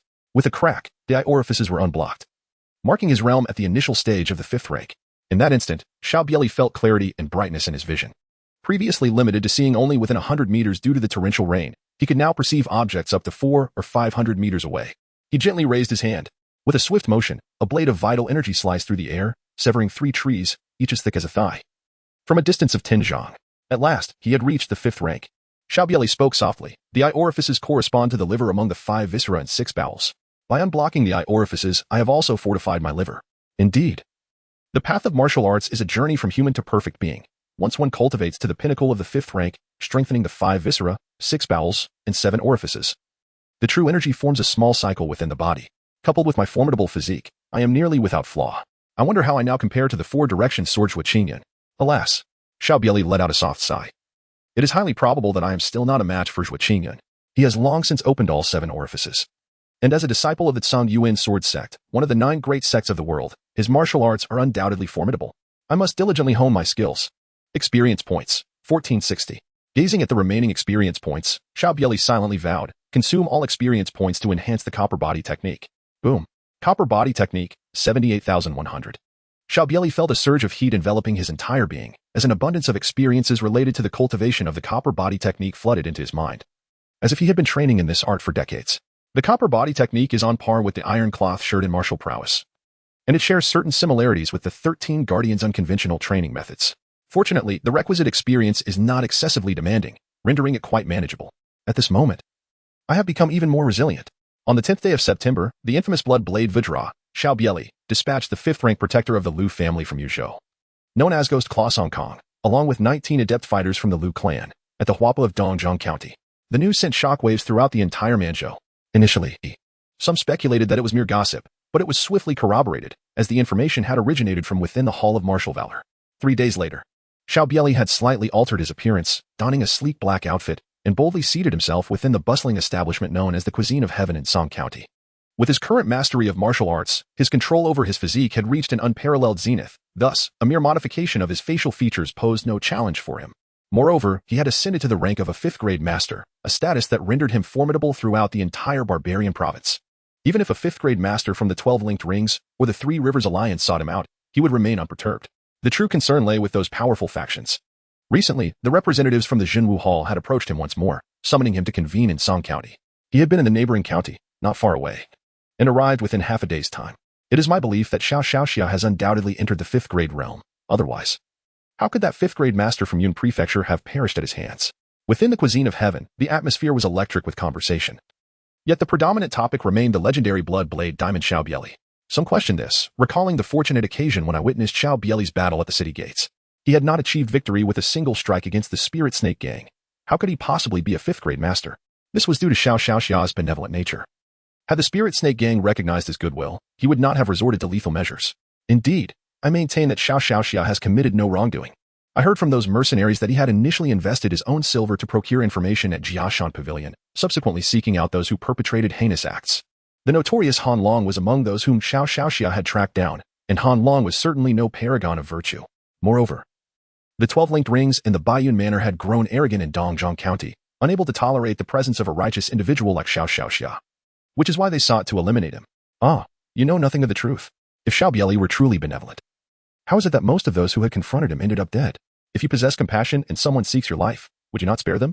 A heated debate ensued within the Cuisine of Heaven, fueled by wine and fervor. Xiao Bie Li merely shook his head, as it seemed that the previous performance at the gates of Tsang County had indeed made an impact. Chapter 51, The Dragon and Tiger List, Number 62, Shuizhou. Recently, a multitude of distinguished figures has graced our Dongjiang Prefecture. What esteemed individuals, you ask? It appears that Qiu Xuanli, a true disciple of the Salt Gang, has arrived, accompanied by the elite of the Salt Gang to the 12 Link Docks. Not only the Salt Gang, but I have also heard that experts from the Tsang Yuan sword sect and the Liu family have come as well. This time, it seems that our young hero Xiao may be in for some misfortune, for Liu Fuxing, the head of the Liu family, has personally come to Dongjiang Prefecture, seeking vengeance for the death of his son at the hands of Xiao. Liu Fuxing is merely a 5th-tier expert, after all. Wasn't a 5th-tier master from the Liu family slain by Xiao in the past? Liu Fuxing is different, however. It is said that he has reached the pinnacle of the 5th tier. Had he not suffered a severe injury to his meridians in his youth, he might have already ascended to the level of a 4th-tier master. Moreover, he has come alongside Shuizhou, the 3rd true disciple of the Tsang Yuan sword sect, who ranks 63rd on the Dragon and Tiger list. Upon hearing this, the crowd erupted in astonishment. For several centuries, Dongjing Prefecture has not seen an expert ascend to the Dragon and Tiger list. In the vast expanse of Daqian, those who achieve such a feat are undoubtedly prodigies. Rare individuals chosen from a multitude. Originally confident in Xiao Bie Li, many now found their faith wavering. Though Xiao Bie Li possesses remarkable martial skills and extraordinary talent, he remains rather youthful. When compared to Shuizhou, who has ascended the Dragon and Tiger rankings, he appears somewhat lacking. A fervent admirer of Xiao Bie Li murmured quietly. With his innate abilities, it is destined that Xiao will one day grace the Dragon and Tiger rankings. Shuizhou is merely a few years his senior. At that moment, Ning Qing's figure made an appearance within the establishment known as Food for the Heavens. Her gaze swept across the 2nd floor before settling upon Xiao Bie Li. Xiao Bie Li had merely altered her appearance slightly, yet she remained easily recognizable. Ning Qing was not courteous and directly took a seat opposite Xiao Bie Li. Xiao Bie Li expressed a hint of surprise and inquired, "What about those gatekeepers who were by your side?" Previously, upon encountering Ning Qing, not only was Zhu Shou present, but also 2 true disciples from the Songyu sect accompanied her. Yet now, Ning Qing stood alone. However, from the moment he laid eyes on her, Xiao Bie Li discerned that this woman, disguised as a man, possessed martial prowess surpassing that of Songyu sect's true disciple, Xing Fan. Although she may not have reached the 5th rank, the difference was negligible. Upon stepping into the 5th rank, Xiao Bie Li's perception sharpened. Ning Qing was at least an adept who had opened both the Rin and Du meridians, standing at the pinnacle of the 6th rank.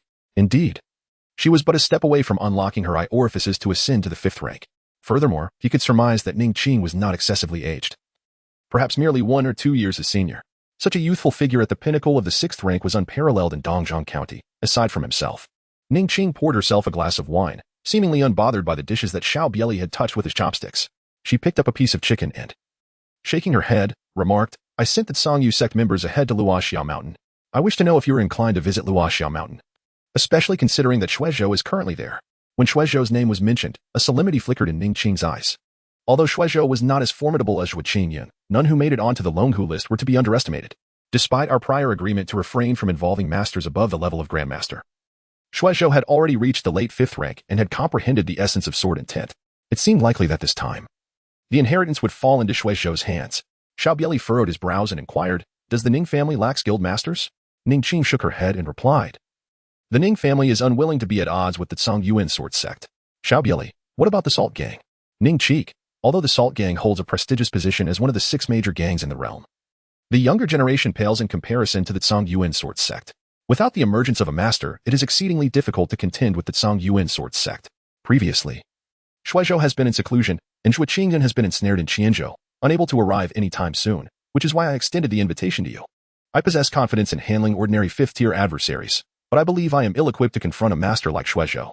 Moreover, Shuizhou will not take my status into consideration. Should he make a move, the peril would be substantial.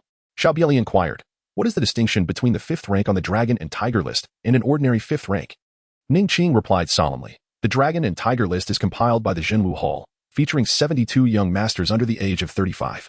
Once one steps into the realm of 4th rank Grandmaster, they are automatically removed from the list. Each individual on the Dragon and Tiger list possesses the potential of a Grandmaster, even if they remain at the 5th rank. They often have cultivated 1 or 2 profound martial arts to an exceptionally advanced level.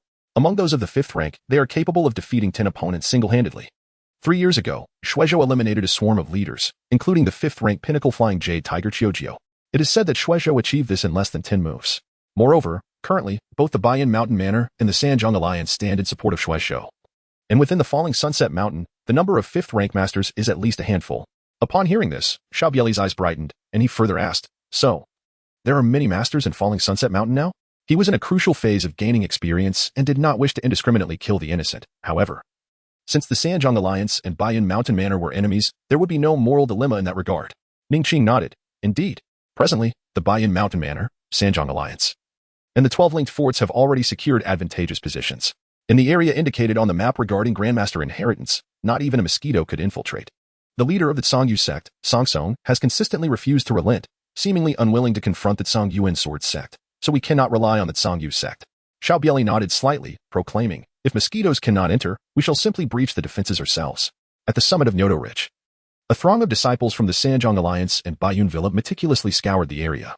However, given the vast expanse of Nyoto Ridge, coupled with the location provided by Shuizhou that encompassed not only the ridge itself but several surrounding peaks, completing the search within a short span was utterly implausible. At this moment, Shuizhou, clad in a flowing white robe and bearing a longsword on his back, stood atop the highest point of Nyoto Ridge, gazing down upon the undulating peaks of the Luoxiao mountain range. Behind him stood Wei Yong and Song Song, the leader of the Songyu sect, both statuesque and unwavering. After a prolonged silence, Shuizhou turned at Song Song and inquired nonchalantly, "Has Ning Wanqing yet made contact with you?" Song Song shook his head. Since Xing Fan and the others returned, Ning Wanqing has only sent word through the people of Zhenwu Hall, instructing us to await news in the neighboring county. There has been no further communication. Shuizhou scoffed. In the past, Ning Ziyuan was no match for my esteemed senior brother, who rendered him incapable of wielding a sword for the remainder of his days. How audacious of Ning Wanqing to presume she could stand against him. It is truly a folly born of ignorance. Song Song replied solemnly, "Yet she is of the Ning family. Should any misfortune befall her here, we may find ourselves implicated." With a derisive chuckle, Shuizhou retorted, "And what of the Ning family? That old relic is nearing the end of his days. Does he dare oppose the Song Yuan sword sect? If the Ning family truly possessed any courage, they would have turned against us after my senior brother incapacitated their most talented member, Ning Ziyuan. Yet they do not dare. Now, with Ning watching alone, their resolve will be even weaker." Wei Yong murmured, "I wonder if Xiao Bie Li will come." Shuizhou responded coolly, "Xiao Bie Li has obstructed my senior brother's path. He is destined for ruin. Should he arrive, it would be fortuitous. If not, I shall seek him out myself." Chapter 52. The Cave 3 days later, at Nyoto Ridge. Aside from the members of the Sanjiang Alliance, Shire Lianhuan Fort, and Baiyun Villa, many unfamiliar faces appeared, all of whom possessed considerable martial prowess. Ning Qing and Xiao Bie Li stood concealed, having been there for a day without rushing to act. The expanse of Nyoto Ridge was vast, and they needed to await the arrival of Shui Zhou's men to pinpoint the treasure's location. Otherwise, with only the two of them, it would be an endeavor fraught with futility. Ning Qing observed the mountain path, where figures intermittently emerged, and whispered, "The commotion you stirred has drawn considerable attention. Other experts from the martial world of Manzhou have arrived, with the members of the Sanjiang Alliance and Shire Lianhuan Fort present at Nyoto Ridge. They must have surmised that there is something of value here, prompting their arrival. In Manzhou, Dongjiang County and Lingshui County are the most remote, lacking renowned masters. Nevertheless, the martial community in Manzhou is not without its celebrated figures. According to the intelligence received from Zhenwu Hall, 2 fifth-tier masters have come from other counties in Manzhou, Ironclad Weiji and Hibiscus Swordsman Qili. Let us hope that no 4th-tier masters have come, for that would complicate matters considerably." Xiao Bie Li, perplexed, inquired, "You all hail from formidable factions. Logically, the legacy of a master should hold little allure for you. Why then do you seek this masteress inheritance? Is there something extraordinary about it?" Ning Qing glanced at Xiao Bie Li and replied with a smile, "Do you truly believe that among the 9 factions and 6 societies, masters are as common as cabbages? Even within these esteemed circles, the number of master-level practitioners is quite limited, and each holds a position of significant esteem within their sects. If masters were so easily attainable, the world would not refer to those on the Dragon and Tiger rankings as the reserve of masters. Moreover, the master residing on Mount Luoxia is no ordinary figure, Long Rainbow Swordsman Luo Su, despite being at the pinnacle of mastery. Once single-handedly vanquished 2 masters from the Song Yuan sword sect and another from the Jiashan Pavilion by the shores of the sword-washing lake.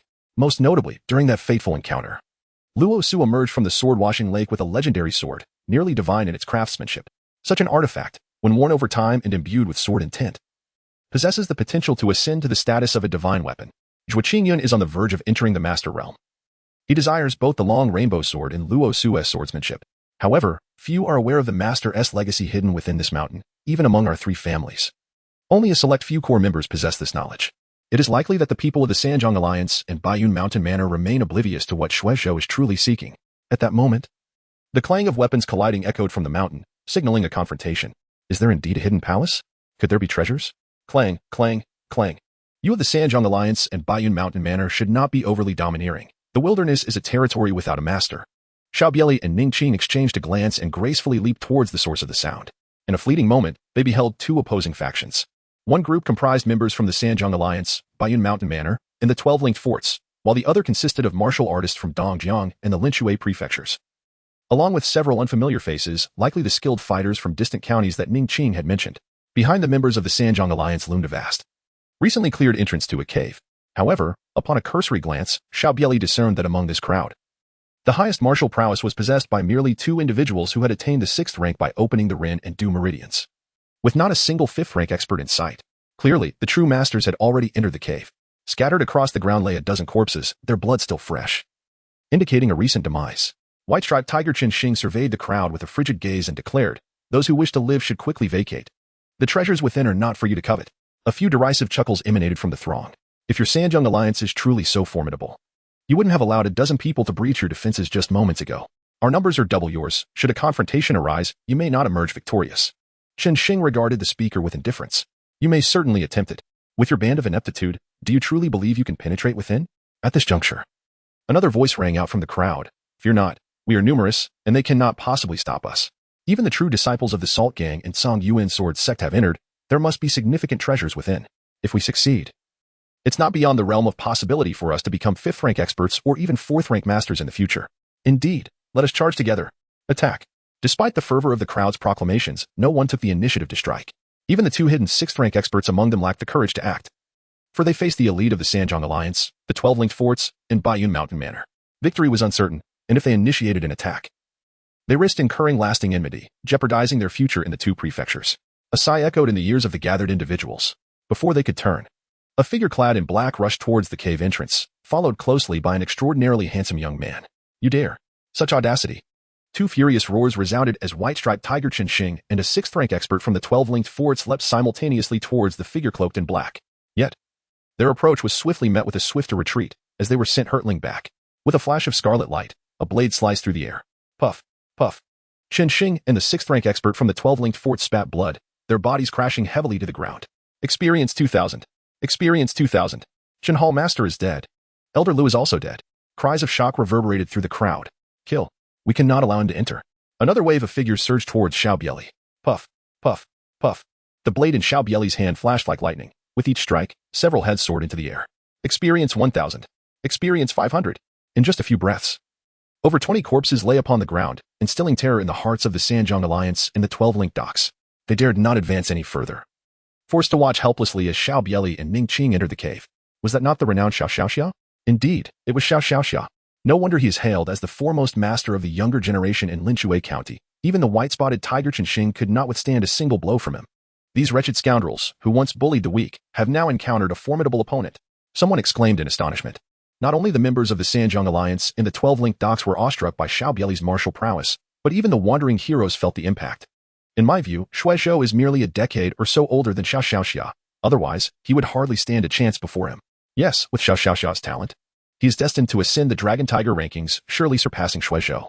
Let us not dwell on Xiao Xiaoxia for now. He has already dispatched several skilled fighters. This is our last opportunity. Yes, let us rush in to battle. With the National Day holiday keeping me busy, regular updates will resume tomorrow. Chapter 53, a single strike outside, chaos reigned. Meanwhile, Xiao Bie Li and Ning Qing had already entered the cave, following closely behind him. Ning Qing softly remarked, I never imagined your martial arts had reached such a level. The slaying of Song Kong was no mere coincidence. Xiao Bie Li walked ahead and remarked nonchalantly, it's merely Song Kong. It is of no consequence. The ones seeking my life are the prodigies listed on the Dragon and Tiger rankings. If we do not hasten our pace, once Zhao Qingyan arrives in person, we shall truly find ourselves without escape. Ning Qing shook her head. At your age, Zhao Qingyan is not your equal. However, he is likely not far from achieving mastery now. Xiao Bie Li shed his outer garments and fashioned 2 rudimentary torches. Upon igniting them, he ventured forth, the flickering flames illuminating the cavern's depths. The entrance to the cave was modest in size, yet as he delved deeper, the internal expanse grew increasingly vast, resembling a natural limestone cavern, albeit with discernible signs of human excavation. The further he explored, the more he marveled at the exquisite craftsmanship of nature. This cavern extended downward, seemingly penetrating the very depths beneath Nyoto Ridge. Suddenly, as he rounded a corner, Xiao Bie Li barely emerged when, whoosh, a shadow darted forth like a bolt of lightning from a ledge above, its clawed hands reaching for his head. Xiao Bie Li gently turned to the side, and that one claw struck against the stone wall of the cave. Crack! A large portion of the wall was forcibly taken away by that claw. Huh? A soft gasp escaped the lips of the ambusher, seemingly unable to believe that at such a close distance, his claw had failed to achieve its goal. Xiao Bie Li? You truly dare to come here? At this moment, Xiao Bie Li recognized the appearance of the ambusher, who appeared to be in his late 50s, his internal energy well concealed. He was lean, with arms considerably longer than those of an ordinary person, and his eyes shone brightly, revealing him to be a 5th-tier master who had also opened his eye channels. Iron Claw Yuji. Ning Qing, standing beside Xiao Bie Li, frowned and remarked, this man is notorious in your barbarian prefecture, having harmed many. Yet, his martial arts are indeed commendable, otherwise, he would not have survived to this day. However, when did you conspire with Shui Zhou? You have quite an eye for talent, little one. Yuji glanced at Ning Qing, momentarily taken aback. A girl disguised as a boy. Xiao Bie Li's companion? Shui Zhou offered me a benefit, instructing me to wait here. If Xiao Bie Li were to enter, I was to eliminate him effortlessly. Although there may be valuable items within, they're under the watchful eyes of the Tsang Yuan Sword sect and the Salt Gang, which are beyond my reach. Thus, it's better to seize his advantages to deal with you. Yuji fixed his gaze on Ning Qing, his eyes narrowing. Though this lad is handsome and possesses decent talent, his judgment is lacking. Offending Zhuo Qingyun, he is undoubtedly doomed. Following him is less advantageous than following me. Do not be deceived by my appearance. I'm not like those silver spear and wax arrowheads. I can certainly offer you. Before Yuji could finish his sentence, clang. Ning Qing unsheathed his long sword, and the sword light split into 9, with the sword energy crisscrossing, causing Yuji's expression to change. He transformed his hands into claws, imbued with vigorous energy, resembling a ghostly figure as he continuously struck out. Ding ding ding. The sword energy collided with the claw shadows, tearing several slashes into the fabric of Yuji's arms. Just as the sword's momentum was about to wane, Yuji suddenly lunged forward, claw outstretched towards Ning Qing. Ning Qing showed no signs of hesitation. With a light step, he retreated several meters like a wraith, causing Yuji's claw to grasp at empty air. With a smile on his face, Ning Qing looked at Xiao Bie Li and said, "What do you think of my swordplay, brother Xiao?" Xiao Bie Li nodded and remarked, "This sword strikes like the elusive antelope's horn, leaving no trace, swift as lightning. Should you ascend to the 5th tier, this sword would be sufficient to vanquish Yuji. Alas, you have not yet reached that level, and furthermore, he is adorned with protective gear upon his arms. Your sword's energy failed to penetrate his defenses." Ning Qing then inquired, "What would be the outcome if it were you, brother Xiao, who took action?" Xiao Bie Li replied nonchalantly, "Of course, he is doomed to perish." He chuckled softly. Yuji, witnessing the utter disregard from the two, was infuriated to the point of laughter. "Even Shuizhou would not dare to claim victory over me. What are you even worth?" Alas. Xiao Bie Li let out a soft sigh and extended a finger, declaring, "One strike." "What?" Yuji was momentarily taken aback, but quickly regained his composure, a cold smile spreading across his face. "It seems I cannot allow you to die too easily today." He had encountered many arrogant individuals, yet none so audacious as Xiao Bie Li. As a mid-level 5th-tier practitioner, he had opened both his eye and ear orifices.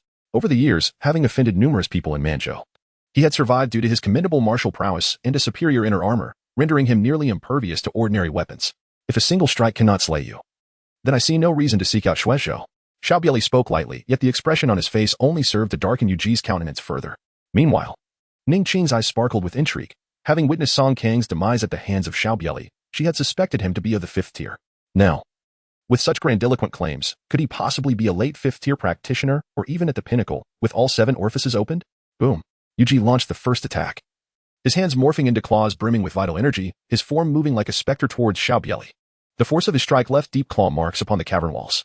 Countless fragments of stone, propelled by a fierce wind, hurtled towards Xiao Bie Li, while a flurry of claw shadows descended upon him, overwhelming the senses, making it nearly impossible to discern which were real and which were mere illusions. As the debris hurtled towards him, Xiao Bie Li remained utterly unfazed, which caused a flicker of concern in Yuji's eyes. He certainly did not believe that Xiao Bie Li was merely stunned by the onslaught. Rather, it indicated that he was completely composed and perhaps did not regard him as a threat at all. However, with the arrow knocked, he had no choice but to release it. There was no retreat at this juncture. Moreover, no matter how formidable Xiao Bie Li might be, he should not possess the ability to eliminate him in an instant. With this thought, Yuji surged his vital energy, determined to make Xiao Bie Li pay for underestimating him. Just as the stones were about to collide with Xiao Bie Li, an explosive sound resonated through the air. A sudden surge of protective energy enveloped Xiao Bie Li. Clang. The red-sleeved blade was unsheathed. Whoosh. Not good. A sense of urgency gripped Yuji. To his eyes, the strike appeared ordinary, straightforward. Yet, it was executed with such astonishing speed that he found himself unable to react. The energy in Yuji's hands dissipated, and a strange expression froze upon his face. In the next instant, splat. Yuji's head was severed, blood spraying forth. One swift stroke to behead. Experience 4,000. Ning Qing's expression shifted as she scrutinized Xiao Bie Li. Coming from the Ning family of the Jinwu Hall, she had witnessed the prowess of 5th-tier masters and even several grandmasters. Yet among all the 5th-tier masters she had encountered, none wielded a blade with such swiftness. "Brother Xiao, I once thought you could rival Zhuo Qingyun, but now I believe that within 3 years, he shall be beneath your feet. Only the top 3 of the Longhu ranking could stand against you." Chapter 54, Mid-5th Tier, Copper Skin and Iron Bones. In the martial world, one is not master of oneself. I harbor no desire to compete with anyone. It is merely that circumstances compel me to advance. Sheathing his sword, Xiao Bie Li gazed at Ning Qing, smiling as he inquired, "Pray tell, is Ning Qing your true name?" Ning Wanqing contemplated the phrase in the martial world. One is not master of oneself, and ultimately shot Xiao Bie Li a glance, saying, "My true name is Ning Wanqing. My family still holds some influence within the Jinwu Hall." If such sentiments were uttered by a middle-aged individual, she would consider it a personal insight, yet hearing them from someone 2 years her junior, she felt Xiao Bie Li was somewhat pretentious.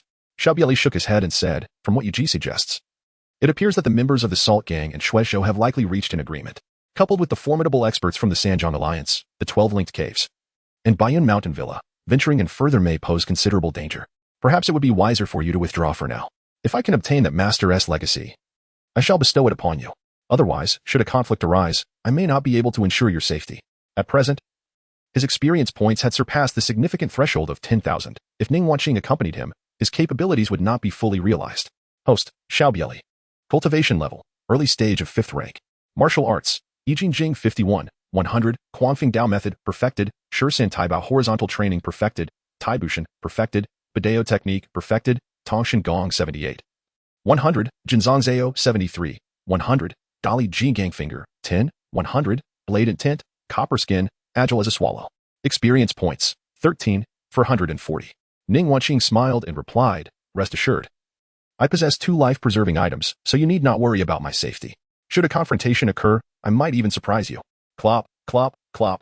At that moment, a flurry of hurried footsteps echoed from behind. Hurry, if we don't enter soon, we won't even get a taste of the broth.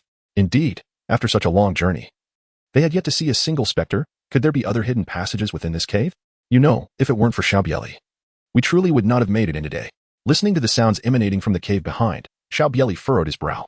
He searched Yuji, but aside from some silver, he found nothing of value. Perhaps we should let them lead the way? Ning Wanqing suggested softly. Xiao Bie Li nodded in agreement, and the two of them leaped into action, with Xiao Bie Li ensuring that both the severed head and the corpse of Yuji were also taken along. Landing on the platform where Yuji had previously concealed himself. Moments later, dozens of individuals approached, brandishing torches, their numbers formidable. There are traces of blood. It must be that Xiao Bie Li encountered them here and engaged in a fierce struggle. Hurry, let us proceed within. Xiao Bie Li casually tossed Yuji's lifeless body onto the platform within the cave, saying, Miss Ning, allow me a moment to relieve myself. With a disdainful spit, Ning Wanqing lightly leaped forward, covering 100 meters before vanishing around the bend. Xiao Bie Li remained unperturbed, turning away as he silently chanted, consume 10,000 experience points to elevate the Yi Jing. Realm, mid-stage of the 5th grade. Yi Jing 61100, boom.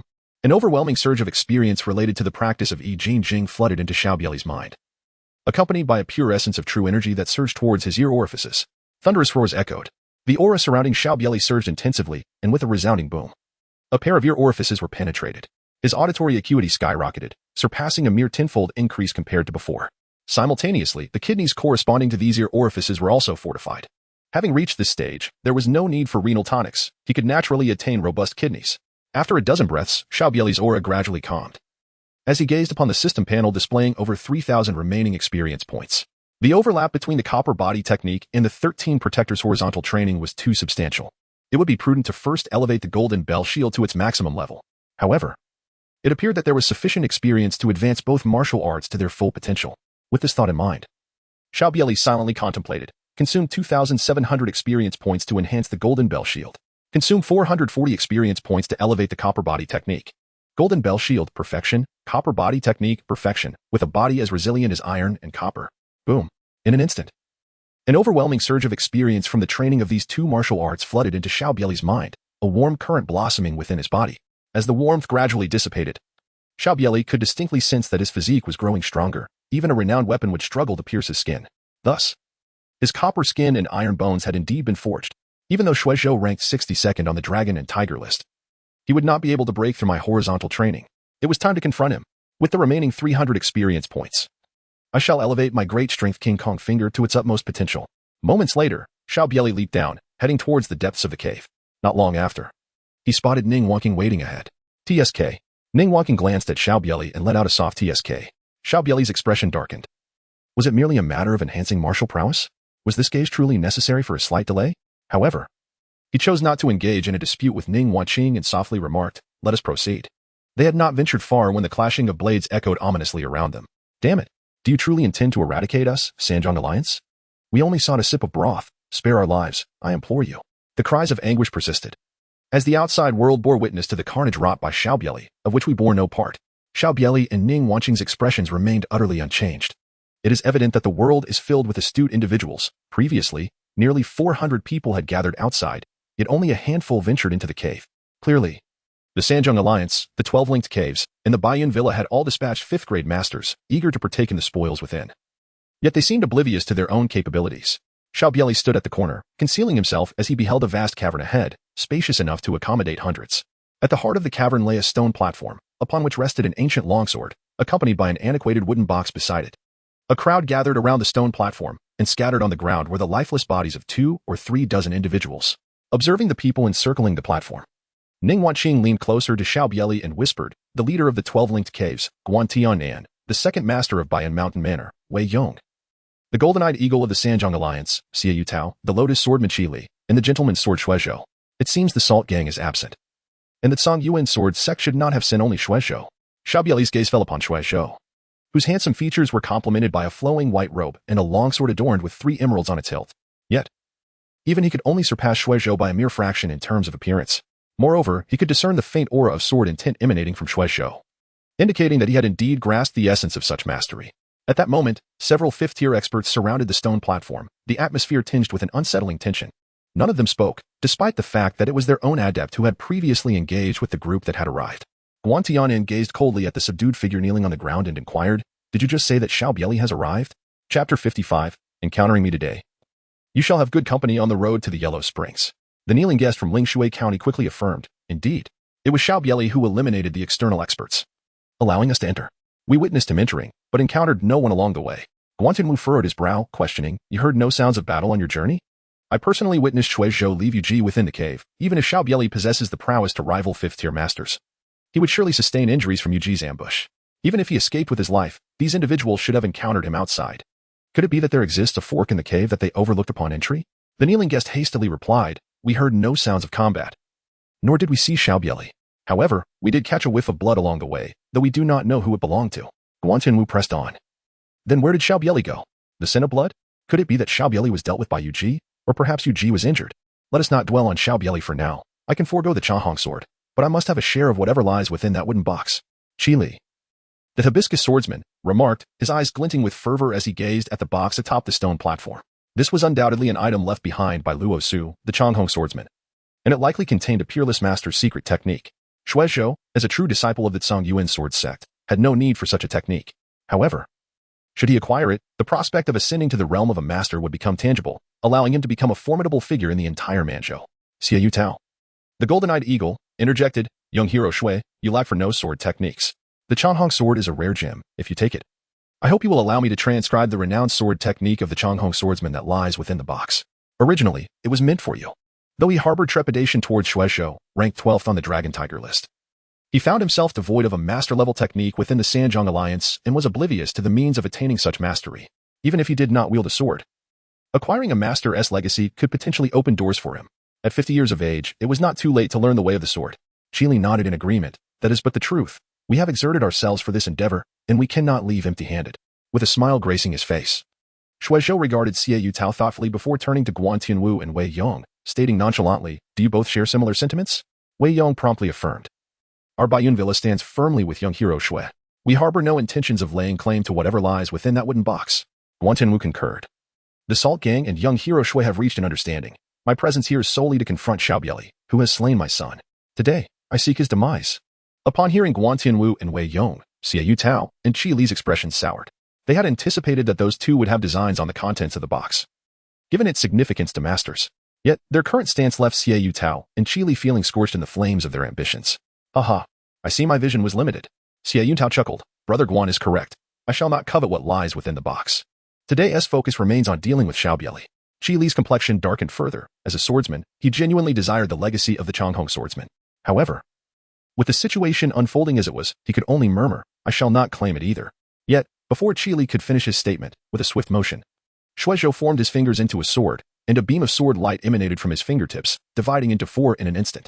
Qi Li, upon witnessing this, was gripped by terror, his face paling as he leapt toward the cave's entrance, simultaneously swinging his sword in defense. The sword aura surged. With a resounding crash, Qi Li's limbs were severed, and his body crashed heavily to the ground not far from Xiao Bie Li and Ning Wanqing, blood gushing from his mouth. A wave of astonishment swept through the crowd. The individuals from the 12 linked forts within the cave breathed a sigh of relief, thankful for Elder Ste's rapid change of stance. Otherwise, they too would have been doomed. Unbeknownst to them, Xie Yu Tao and Wei Yong were engulfed in tumultuous thoughts. They had previously interacted with Qi Li and were aware of his formidable swordsmanship, which was both elusive and ruthlessly lethal. Even they could fall victim to it if not cautious. Yet, here was Shui Zhou, who had not even drawn his sword, effortlessly severing Qi Li's limbs. Such prowess was beyond their comprehension. Was the gap between those on the Dragon Tiger list and themselves truly so vast? Shui Zhou stood with his hands clasped behind his back, scanning the crowd within the cave with a frosty glare, declaring, "Those who covet what is not theirs should abandon such thoughts. The Changhong sword and the contents of this wooden box are for senior brother Zhua. Otherwise, do you think the Salt Gang would owe me a favor?" Silence reigned within the cave. They understood precisely whom Shui Zhou referred to as senior brother Zhua. Among the younger generation, only Zhua Qingzhen could claim such an honor. At that moment, Qi Li lay on the ground, blood pooling around him, gazing at Xiao Bie Li and Ning Wanqing, his lips parting as he muttered, "Kill me. Kill me." The spark of life had long since vanished from his eyes. Alas, Xiao Bie Li let out a soft sigh, just moments ago. Shui Zhou's sword had not only severed Qi Li's limbs but had also inflicted grave injury upon his heart pulse. Even if the bleeding were to be staunched, he would remain with mere days to live. Indeed, this is the reality of the martial world, where the strong prey upon the weak. However, If the martial realm were filled with brotherly love and respect, he would find it quite difficult to make his mark. With a flick of his finger, a surge of energy struck Qi Li's heart, bringing a look of relief to his face. Experience gained. 4,000. Who? Guan Tian and abruptly turned, directing his gaze towards the entrance of the cave and shouting loudly. Xiao Tao and Wei Yong exchanged glances, leaping into action to land beside Qi Li's lifeless body. Upon seeing two figures standing at the cave's passage, their faces were marked with astonishment. Xiao Bie Li, you truly dare to come. Xiao Bie Li emerged from the passageway and remarked lightly, why does everyone say the same thing upon seeing me? Do you not wish for my presence? Xiao Tao glanced behind Xiao Bie Li and inquired, where is Yu Ji? Xiao Bie Li did not even glance at Xiao Tao, but instead turned his gaze towards Shueisho and said calmly, you allowed Yu Ji to ambush me midway. Now that I have arrived, he is undoubtedly dead. However, do not be hasty. Since you have encountered me today, your 7 days of mourning will all occur on the same day, and you will have company on the road to the underworld. Chapter 56. Thunderstorm. Presumptuous. Such arrogance. Wei Yong and Xiao Tao exclaimed in unison.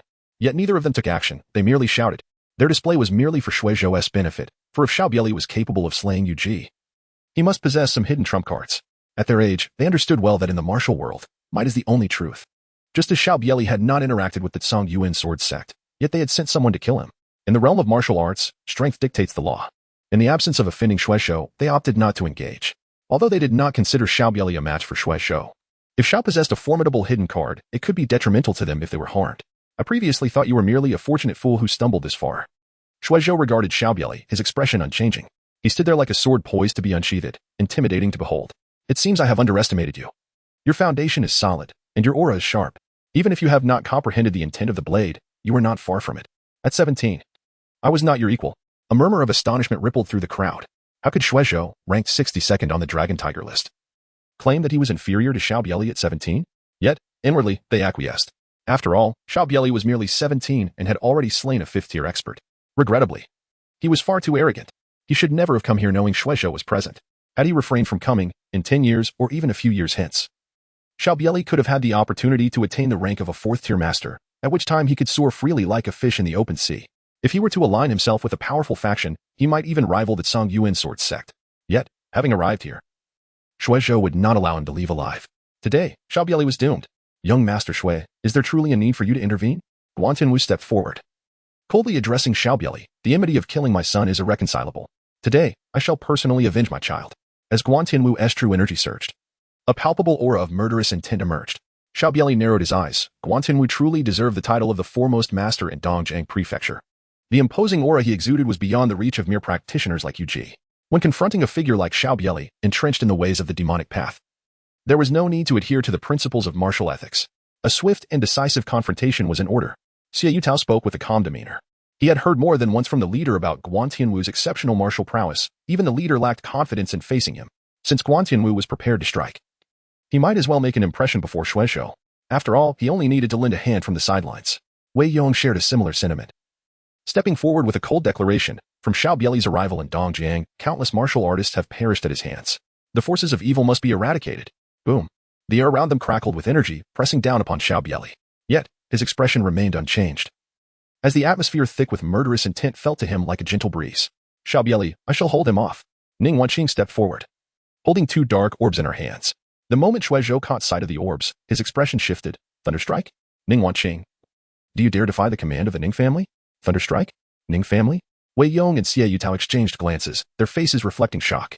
They had heard of the notorious Thunderstrike. In the previous dynasty, it was a unique weapon of the Jiang and Thunderbolt Hall, although merely the size of a walnut. Its explosive power could easily slay a peak 5th-tier master. When the Emperor of Daqian marched southward, the Jiang and Thunderbolt Hall had presented the Thunderstrike. And now only the court and the Thunderbolt Hall possessed such a device. The tunnel of the cavern was too narrow. Should this woman deploy the Thunderstrike and obliterate the passage, they would all perish within the depths of the cave. Heh. Ning Wanqing let out a cold laugh, her tone indifferent. I am myself, and the Ning family is the Ning family. Their reluctance to confront the Tsang Yuan sword sect does not bind me to the same choice. With that, she leaned closer to Xiao Bie Li and whispered, so, do you think you can withstand a one-on-one confrontation? As she spoke, her left hand discreetly slipped one of the Thunderstrikes into Xiao Bie Li's grasp. Xiao Bie Li shook his head, refraining from making a move. At present, he had mastered the iron cloth shirt, copper body technique, and the formidable skills of the 13 guardians, coupled with a perfected golden bell shield. Even in the face of Shueisho, he felt no trepidation. Moreover, he possessed hidden weapons of his own. He had yet to employ the previously revealed rain pear blossom needles. Shuizhou regarded Ning Wanqing with a cold detachment and remarked, "You possess only 2 Thunderbolt talismans. Should you detonate the passage, you would find yourself unable to escape. The Tsangyu sect has already allied with me. If there is any commotion outside, Songsong will lead the members of the Tsangyu sect to seal the entrance. You are no match for him." Ning Wanqing tilted her head defiantly and replied, "Do you truly believe that Songsong would act against me simply because you are dead? After all, I am a direct descendant of the Ning family. Though those elderly cowards of the Ning clan may lack courage, your act of killing me would pose little issue. However, should Songsong take my life, the entire Tsangyu sect would be compelled to share my fate." Xiao Bie Li shook his head and declared, "All grievances shall be resolved here today, perhaps by eliminating you. There will be no need to summon Lei Zhenzi. Guan Tianwu, are you not seeking vengeance? Come, let me witness your true capabilities." As his words fell, Xiao Bie Li suddenly stamped his foot, propelling himself forward like a cannonball. With his right fist clenched and thumb extended, he unleashed the powerful Vajra finger technique. Buzz! The air within the cave trembled violently, although his mastery of the Vajra finger was merely at 13%. Xiao Bie Li's extensive martial arts training and the exceptionally pure I Jin true energy he wielded meant that even a 5th-tier martial artist would suffer broken bones from a single strike. What audacity! When enemies meet, the animosity is palpable. Faced with the overwhelming force of Xiao Bie Li's finger, Guan Tianwu showed no signs of retreat. Crack! He expanded his body, and a resounding noise echoed as his bones creaked. Terrifying true energy converged at his fingertips, spiraling with the ferocity of a drilling bit, advancing toward Xiao Bie Li's finger. Star-shattering finger! Though it was the same technique, the power of the star-shattering finger in Guan Tianwu's hand surpassed that in Guan Yupeng's by more than tenfold. Just as their fingers were about to collide, the silhouette of his finger multiplied into 10, aiming for the vital points surrounding Xiao Bie Li. Xiao Bie Li's expression remained unchanged as he faced Guan Tianwu's relentless onslaught. With a mere flick of his finger, he countered. The air resounded with a series of dull thuds as the terrifying force collided with him, eliciting only a slight tremor from his form. Guan Tianwu's eyes widened in disbelief. Despite being a peak 5th-tier master, capable of shredding high-grade inner armor with his fingertips' energy, his strikes merely caused Xiao Bie Li to shudder slightly. Ultimately, their fingers clashed with a resounding thud. The two energies collided violently, and Guan Tianwu's hand trembled as he felt an overwhelming force surge towards him, nearly overwhelming his arm. In the realm of skilled combatants, victory could hinge on a mere moment of distraction. In that fleeting instant of Guan Tianwu's days, a flash of crimson blade light erupted forth. The drawing of the sword technique. This strike was as dazzling as the stars, reaching an unparalleled speed. "You dare!" A low voice thundered as an ancient longsword pierced forth from an impossible angle, producing a shower of sparks. For the first time, the drawing of the sword technique failed to achieve its purpose. Blood gushed from Guan Tianwu's mouth as he staggered backward, his back soaked with sweat, momentarily believing his life hung in the balance. Fortunately, Shuizhou intervened, blocking the lethal blow. Yet, he too was wounded by the fierce blade energy, injuring his internal organs. And it would take him at least a month or two to recover fully. Chapter 57, The Fierce Battle. Your sword technique has reached this level? You have comprehended the essence of the blade? No wonder you dared to come here. Shuizhou, sword in hand, regarded Xiao Bie Li with a calm demeanor, remarking, "Such talent. If not for senior brother Zhuo's disdain for you, I would hesitate to take your life. You speak too much." Xiao Bie Li retorted coldly, and with a swift motion, he unleashed another strike, the brilliant blade light splitting into 7 in midair, aimed at Shuizhou. The 7-kill blade? Shuizhou shook his head. While it may also be a master-level technique, the latter 2 moves cannot be employed. To you, it may seem like a profound skill, but to me, it is merely trivial. He gently tapped the blade of his sword, and a melodious resonance echoed through the cavern. In that instant, he too unleashed his strike. As the sword shot forth, everyone within the cavern felt their skin prickle with an overwhelming sense of danger, though the strike was not directed at them. It sent shivers down their spines. Is this the prowess of the 62nd rank on the Dragon and Tiger rankings? In the face of this terrifying intent to kill, Xiao Bie Li's expression remained unfaltering as he executed 3 successive strikes, dissipating the oppressive aura. The 2 combatants lunged forward simultaneously, the clash of blade and sword igniting a shower of sparks. In the blink of an eye, they exchanged 100 blows. Both wielders struck with breathtaking speed, their blades and swords flashing throughout the cavern. What extraordinary speed! Xiao Bie Li astonishingly held his ground. How infuriating, at just 17 years of age. He has already reached such heights. What will he be capable of in the future? The countenances of several 5th-tier experts within the cavern shifted continuously. Had they been in either Xiao Bie Li's or Shuizhou's position, they feared they would not withstand even 10 of those strikes before succumbing to the lethal dance of blades. Ning Wanqing's eyes sparkled as she gripped her weapon, the thunderous child, ever ready to intervene.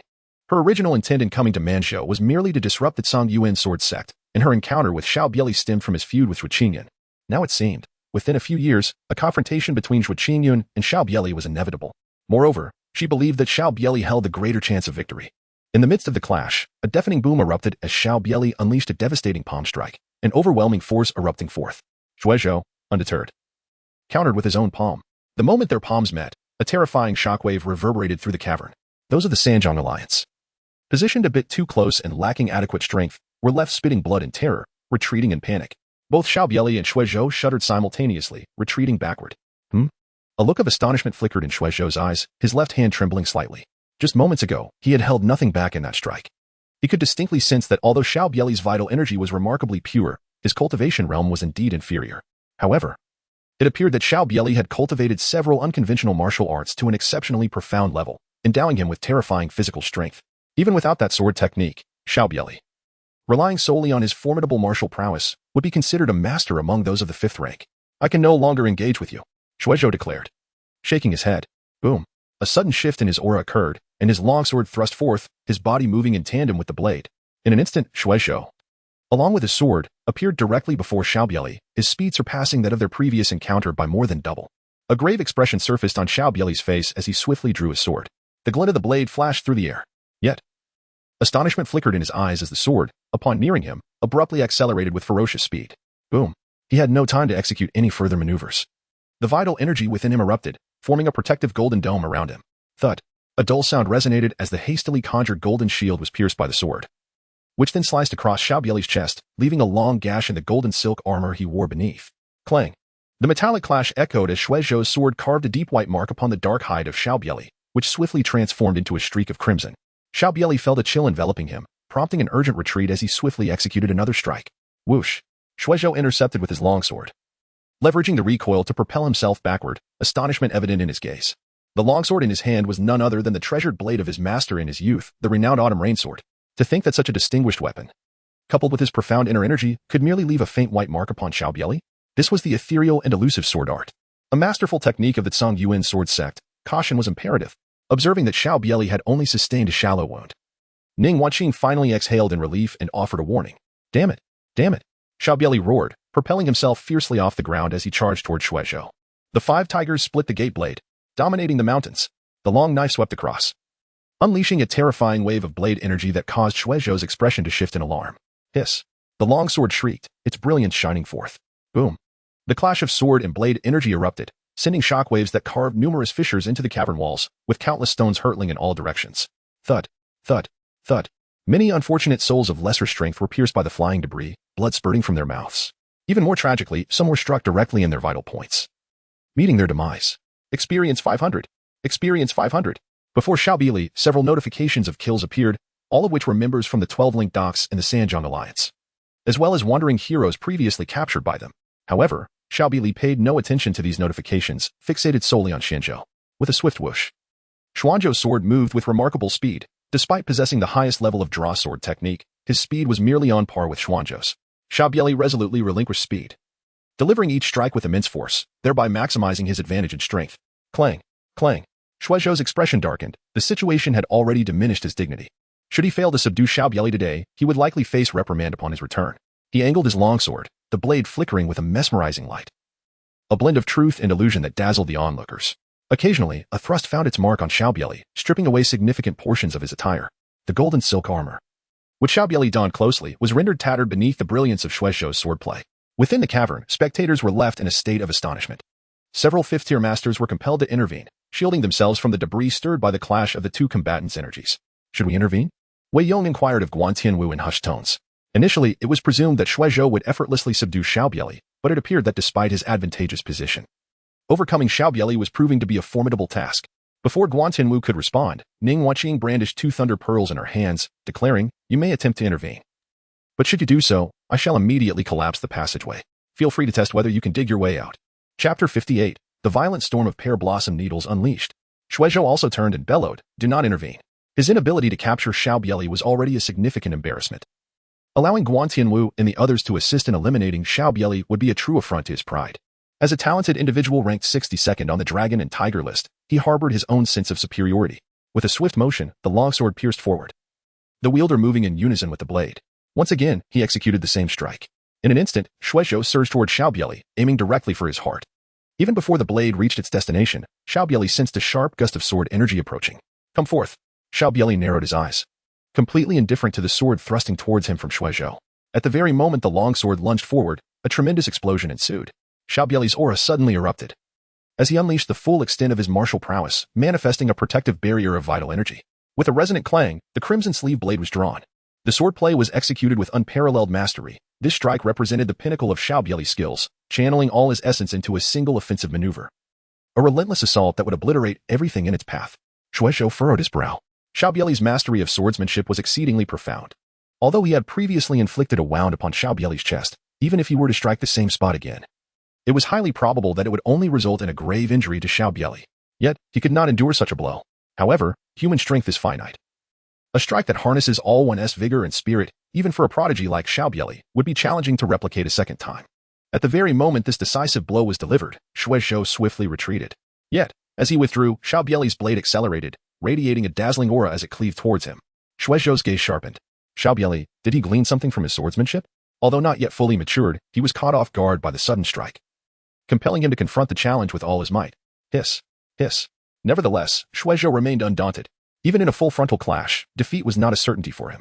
With a flourish of his longsword, hiss, a terrifying wave of sword energy carved a deep mark into the stone slab of the cavern, meeting Xiao Bie Li's descending blade head-on. Boom. The collision of blade and sword energy sent shockwaves rippling through the air. Within the cavern, dust and debris erupted. Whoosh. Countless shards of rock shot off in all directions, shattering the protective barrier surrounding Xiao Bie Li. His upper garments were torn to shreds, and the golden silk armor fared no better, revealing his muscular torso, veins prominently bulging. A crimson line appeared on his chest, blood seeping forth. Xiao Bie Li was forced back several steps by a terrifying surge of sword energy, blood spurting from his mouth. Although the copper body technique and the 13 Guardians martial arts could defend against internal energy assaults, the intensity of this attack was overwhelming, breaching his defenses. That last strike wounded his internal organs, and he would require at least 3 to 5 days of recuperation to recover. However, Shuizhou was not faring any better. He staggered back nearly 10 steps before regaining his footing. A deep gash extended from his chest to his waist, staining one side of his body crimson. Leaning on his sword for support, he swayed precariously. That blow had nearly cost him his life. Come, let me receive another strike from you. As Xiao Bie Li steadied himself, he forcefully propelled himself off the ground, a surge of energy rising from beneath his feet, launching himself towards Shuizhou like a cannonball. Dare you? Let us strike together. Kill. At that moment, Wei Yong and Guan Tianwu disregarded any thoughts about Shuizhou. If he perished here, they would all face dire consequences. Just as the trio surged forward, Xiao Bie Li unexpectedly twisted mid-air, landing gracefully on the ground. A flat copper object resembling a box already manifesting in his right hand. The violent rain pear blossom needle. Despite Shuizhou being gravely injured, Xiao Bie Li was confident he could eliminate him within 3 moves. However, the simultaneous attack from Guan Tianwu and the others could exacerbate his injuries, leading to potential dangers once he left this place. Sustaining further harm would not be worth the risk. Xiao Bie Li, without a moment's hesitation, activated the mechanism atop the rainstorm pear blossom needles. A faint buzzing resonated through the air. Shuizhou and the others immediately heightened their vigilance. However, it was too late. Countless silver needles, as slender as cow hair, surged forth from the front, cascading like a torrential downpour. The needles glimmered with a chilling radiance against the dim sky. They hastily summoned their vital energy, attempting to fend off the sudden onslaught of hidden weapons. Yet, they were positioned too closely, and the speed and sheer number of the rainstorm pear blossom needles were overwhelming. A rain of needles descended, engulfing them entirely. Clang, clang. They retaliated in quick succession, but soon fell silent. The rainstorm pear blossom needles, like a withering tree being uprooted, pierced through their protective vital energy and penetrated their very bodies. A flicker of unwillingness shone in their eyes as they sought to channel their energy, only to be horrified to discover that their strength seemed to evaporate. Within the cavern, the masters of various factions, including the 12 linked rings, Baiyun Villa, and the Sanjiang Alliance, were already displaying expressions of dread. For in their eyes, Wei Yong and his companions were adorned with countless dense blood spots, not only upon their fronts but also upon their backs. Thud, thud. With a sense of despair, they slumped to the ground. Experience 4,000. Experience 4,000. Abhija the Three Blades Master Supreme Technique. 1. The cavern fell into a profound silence. A foul stench permeated the air as the 4 5th-grade masters perished in an instant, causing some to lose control of their bodily functions in sheer terror. Even Ning Wanqing's mouth gaped slightly, her body trembling uncontrollably. This kind of hidden weapon was designed solely for murder. She was aware of numerous concealed weapons housing fine needles, but at most, they contained only a few hundred. In terms of both speed and quantity, they paled in comparison to the weapon Xiao Bie Li had just unleashed. She even harbored doubts that such a hidden weapon could injure a 4th-grade master unprepared, worth its weight in gold. As the experience notification materialized before Xiao Bie Li, he finally comprehended that the 4 5th-grade masters were indeed dead. Previously, he had questioned the might of the rainstorm pear blossom needles, but now it was evident that his perspective had been limited. Even in his current state, facing the rainstorm pear blossom needles at such a close range, his cultivated martial arts might not suffice to withstand them. He even felt a sense of wastefulness. Yet, he was fortunate to have acquired the abhij of the 3 blades. However, this technique, akin to the 7-kill blade bestowed upon him by Ning Wanqing, was imbued with a certain malevolence, the deeper one delved into its practice. The harder it became to control oneself. This was also the reason Xiao Bie Li had refrained from cultivating the 7-kill blade, nonetheless. It is better than having nothing. Xiao Bie Li shook his head. Currently, the only masterful skill he possessed was the I Jing. Although the abhij 3 blades harbored a malevolent essence, the I Jing was fundamentally a technique of the Buddhist masters, which might serve to counterbalance the wicked nature of the abhij 3 blades. Moreover, as long as he could first step into the realm of a 4th-tier master and gradually enhance his proficiency in the abhij 3 blades, he believed it would not pose much of a challenge. He was resolute in his conviction that a singular martial art could not surpass his systematically acquired prowess. Xiao Bie Li lifted his gaze towards the remaining 14 or 15 individuals within the cavern. With a resounding thud, one man fell to his knees, repeatedly bowing his head in supplication. Xiao, please spare me. I have elders to care for and children to support. Suddenly, a flash of steel pierced the air, and 7 heads soared skyward. Experience 500. Experience 1,000. Xiao Bie Li's expression was frigid as he pointed to the lifeless bodies of the wandering heroes strewn across the ground. He remarked with a detached tone, "You displayed no mercy when you struck them down. In your next life, strive to be a better person." Chapter 59. The unarmed triumphs over the armed. Within the cavern, the ground was littered with corpses, leaving only Xiao Bie Li and Ning Wanqing as the sole survivors. Xiao Bie Li turned to Ning Wanqing and inquired, "Shall we not take a look to see if the item within that wooden box is what you desire?" Ning Wanqing, as if awakening from a dream, fixed her gaze upon Xiao Bie Li. After a long pause, she finally responded, "Shuizhou is not like Lu Jun. If he were to take his life now, the Tsang Yuan sword sect would undoubtedly seek retribution. You and I should return to Yangzhou. Only then will the experts of the Tsang Yuan sword sect be deprived of the opportunity to act against you." Xiao Bie Li expressed his astonishment, saying, "Did you not mention that the Ning family is unwilling to become adversaries of the Tsang Yuan sword sect?" Previously, both Ning Wanqing and Shuizhou stated that the Ning family refrains from conflict with the Tsang Yuan sword sect. Otherwise, when Ning Wanqing's brother, a prodigy on the dragon and tiger rankings, had his hand incapacitated by Zhuqing Yun, the Ning family did not intervene. Would they truly confront the Tsang Yuan sword sect over an outsider? Ning Wanqing shook her head and replied, "We are heading to Yangzhou, not the Ning family. My elder brother is a disciple of the esteemed Linghu Wabai, the head of the Yangzhou Town Martial Hall. The personnel from the Town Martial Hall here can assist me solely because I carry the token of Elder Linghu. Without the support of the Ning family, I would not be able to command the Town Martial Hall in Dongjiang County. Although Elder Linghu is bound by the rules of the Town Martial Hall and cannot directly strike against the Tsang Yuan sword sect, he has consistently targeted them over the years. As long as you go to Yangzhou, Elder Linghu will undoubtedly protect you. Moreover, with your exceptional talent, joining the Town Martial Hall would be a commendable choice. Once you become a member of the Town Martial Hall, you will be under the aegis of the court, and the Tsang Yuan sword sect would not dare to employ any underhanded tactics against you. In this manner, you can cultivate in peace, and within 5 years, you shall surely be able to vanquish Zhuqing Yun." Xiao Bie Li shook his head slightly and replied calmly, "Joining the court would be too confining. What I yearn for is a life of unrestrained adventures and revenge, galloping through the rivers and lakes. Where there are people, there exists a world of intrigue. Where there is a world, there are grievances to be settled. Life within the Jinwu Hall is hardly straightforward. I trust my blade far more than the authority of the court." His innate talent was merely mediocre, although he had cultivated the I Jing, which had improved his abilities somewhat. He still lagged behind the exceptional prodigies of the martial world. If he were to truly enter the Jinwu Hall in Yangzhou, protected well, his progress in cultivation would pale in comparison to the experience gained from real-world encounters. Furthermore, if Linghu Baiwan truly possessed the prowess that Ning Wanqing claimed, then her elder brother would not have met such a dire fate. Ning Wanqing felt a jolt in her heart. Her gaze towards Xiao Bie Li's retreating figure filled with complexity. Indeed, they had all believed that even if her brother had been defeated by Zhuqing Yun, the latter would hesitate to strike harshly out of respect for the Linghu senior and the Ning family's influence. Yet, reality had proven them wrong, and at this moment, Xiao Bie Li gracefully leaped, landing upon the stone platform at the heart of the cavern. The wooden box at the center, of indeterminate material, had been dislodged from its original position during the recent fierce confrontation, bearing several indentations upon its surface, yet remaining unbroken. Xiao Bie Li raised his hand and drew the Chahong sword embedded in the stone platform. Clang! A cold light flashed. The blade measured 3 feet and 7 inches in length, with a streak of crimson running through its center.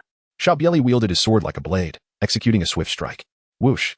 The fierce sword energy surged towards the edge of the cave, leaving a long mark upon the stone wall. What a magnificent sword! Sheathing his weapon, Xiao Bie Li gently tossed the long sword into Ning Wanqing's hands. Although the quality of the Changhong sword surpassed that of the Hongxiu blade, he still preferred the latter, as all his martial prowess was honed with the knife. Abandoning the knife to learn the sword would be a sheer waste of experience points. Ning Wanqing securely caught the Changhong sword, eager to voice her thoughts, but Xiao Bie Li had already opened the wooden box. Inside lay a paper manual, undisturbed over the years. showing no signs of insect damage. Even the manual itself had merely yellowed with age. The title read Shanhong Sword Technique. Could this name have been coined by the legendary swordsman Luo Su himself? Shaking his head, he began to peruse the pages. The initial sections detailed sword techniques, while later pages contained Luo Su's personal insights into the sword path, complete with numerous annotations on the sword techniques. Upon reaching the latter pages, Xiao Bie Li gasped softly. The realm of swordsmanship? According to Luo Su's writings, mastering an exceptional sword technique to its zenith, wielding it with the ease of an arm and finger, marked the first realm of swordsmanship, subtle techniques. Beyond that lay the understanding of the sword, achieved through relentless refinement, leading to the emergence of sword intent. Grasping sword intent signified that one had truly entered the domain of swordsmanship. Although many at the 5th rank, even masters, had attained significant power, they often lacked this essence, diminishing their odds against those who had truly mastered the sword. The same applied to knives. Ning Wanqing gazed at Xiao Bie Li in astonishment, saying, "You were unaware of this? Those who comprehend sword intent elevate their sword techniques to new heights. Only those who grasp this essence can ascend the Dragon Tiger rankings. Furthermore, the sword masters on the master rankings are not confined to swords. All things in the world can embody the sword." Xiao Bie Li nodded slightly. That must be the realm of having no sword yet surpassing one with a sword. I wonder if, upon unleashing the Dugu 9 swords and cultivating it to its fullest potential, one could attain such a state. Xiao Bie Li carefully returned the secret manual to its wooden box and tossed the box to Ning Wanqing, stating, "I have no use for the sword. It is unnecessary for me. You may take it back." He realized that he needed to focus on leveling up the Yi Jing and the Abyssal Blade, both of which were insatiable pursuits. With this in mind, he found himself severely lacking in experience points. Where would he find the surplus experience to cultivate his swordsmanship? Ning Wanqing replied earnestly, "I owe you a favor. Upon my return, I shall see if I can pilfer the wind-chasing moon-slicing blade manual from the Ning family's library for you. Are you certain you will not accompany me to Yangzhou? If not, it would be wise for you to depart from Mando soon. Otherwise, it may become perilous when the members of the Tsang Yuan sword sect arrive." Having slain Shuizhou, the next visitor could very well be Zhuo Qingyun, or even a 4th-tier master from the Tsang Yuan sword sect. Xiao Bie Li nodded slightly and began to inspect the corpse. Regrettably, aside from Shuizhou's treasured sword, the Autumn Rain sword, which was a remarkable weapon, there were merely a few silver notes. However, at this moment, Xiao Bie Li was not in one of silver. He possessed several thousand taels already. With the additional silver notes discovered, his total exceeded 10,000 taels. Even a reputable escort agency in Dongjiang County would struggle to produce such a sum without liquidating their assets. Truly, it was said that murder and arson come with golden belts. Let us depart. Noticing the absence of anything of value, Xiao Bie Li casually donned a clean fitting garment and stepped toward the entrance of the cave. Ning Wanqing followed closely behind.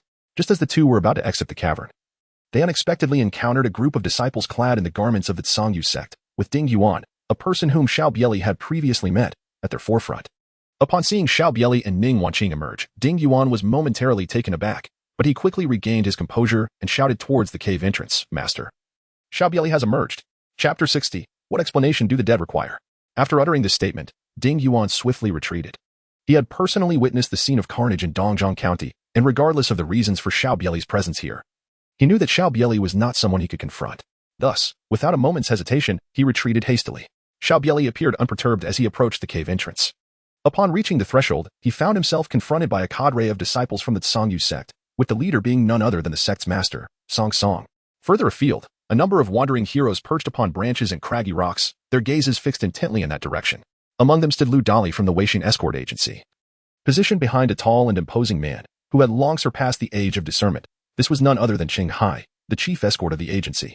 Lu Dali's eyes fell upon Xiao Bie Li, and he let out a soft sigh, his expression a tapestry of complexity. It was he who had personally invited Xiao Bie Li to embark on the escort mission, never anticipating that during their time in Lichuan County, Xiao Bie Li would assassinate the seven-fingered divine eagle, Sun Changke. Now, Xiao had ascended to the status of a renowned master within Manzhou, eclipsing even the reputation of the chief escort. To this day, Lu Dali felt as though he were ensnared in a surreal dream, everything seeming too implausible to grasp. Qing Hai furrowed his brow and murmured, "From the looks of Xiao Xiaoxia, it seems he has encountered formidable opponents within the cave." Xiao Bie Li's attire was evidently ill-fitting, stained with blood, a clear indication that he had endured a fierce battle within the cave.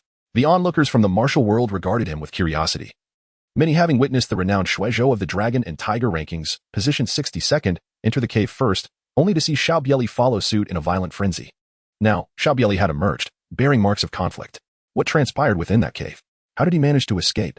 Could it be that Shuizhou of the Tsang Yuan sword sect had fallen at the hands of Xiao Bie Li? Such a notion seemed implausible. Shuizhou was a formidable adversary. Could Xiao Bie Li truly surpass him in strength? Moreover, accompanying Shuizhou was Guan Tianwu, the master of the 12 linked forts. The surrounding spectators buzzed with speculation. At the cave's entrance, Ning Wanqing softly admonished, Song Song, do you intend to impede my passage? Although Xiao Bie Li had displayed remarkable prowess, he had sustained injuries. Song Song was no slouch in martial arts, should he further injure Xiao Bie Li. The forces in Manzhou might seek revenge upon learning of Shui Zhou's demise at his hands. After all, this presented an opportunity to curry favor with the Zhang Yuan sword sect. In recent years, the sect had subtly hinted at aspirations to dominate the 9 sects and 6 clans. And even the 4 masters of Manzhou might be compelled to act. Thus, restraint would be the preferable course of action. With a sigh, Song Song replied, Miss Ning. Even your esteemed family, the Ning clan, is reluctant to confront the Zhang Yuan sword sect. What choices do I possess? You may depart today. I shall not hinder you. However, Xiao Bie Li is desired by young hero Shui and must remain. If he escapes, I would find it difficult to explain to young hero Shui.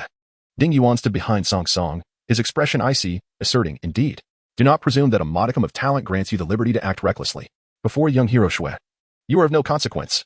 Xiao Bie Li shook his head lightly, emitting a soft chuckle. Ding Yuan frowned, querying, what is so amusing? Do you truly believe you can contend with my master? Clang, clang. Several disciples of the Zhangyu sect had already drawn their swords, glaring menacingly at Xiao Bie Li. Xiao Bie Li took a step forward, shaking his head with a wry smile. If you fear that you cannot provide an explanation to Shui Zhou, then there is truly no need for such trepidation. Song Song felt an unsettling sensation rising within him, his brows furrowing in confusion. What do you mean by that? The other onlookers were equally taken aback, uncertain of Xiao Bie Li's intent. What explanation is required for a deceased individual? Xiao Bie Li stepped forward with sudden force, causing the ground to tremble beneath him. In the next instant, a flash of crimson blade light emerged. The blade drawing technique. At the moment the blade appeared, Song Song felt a chill run down his spine.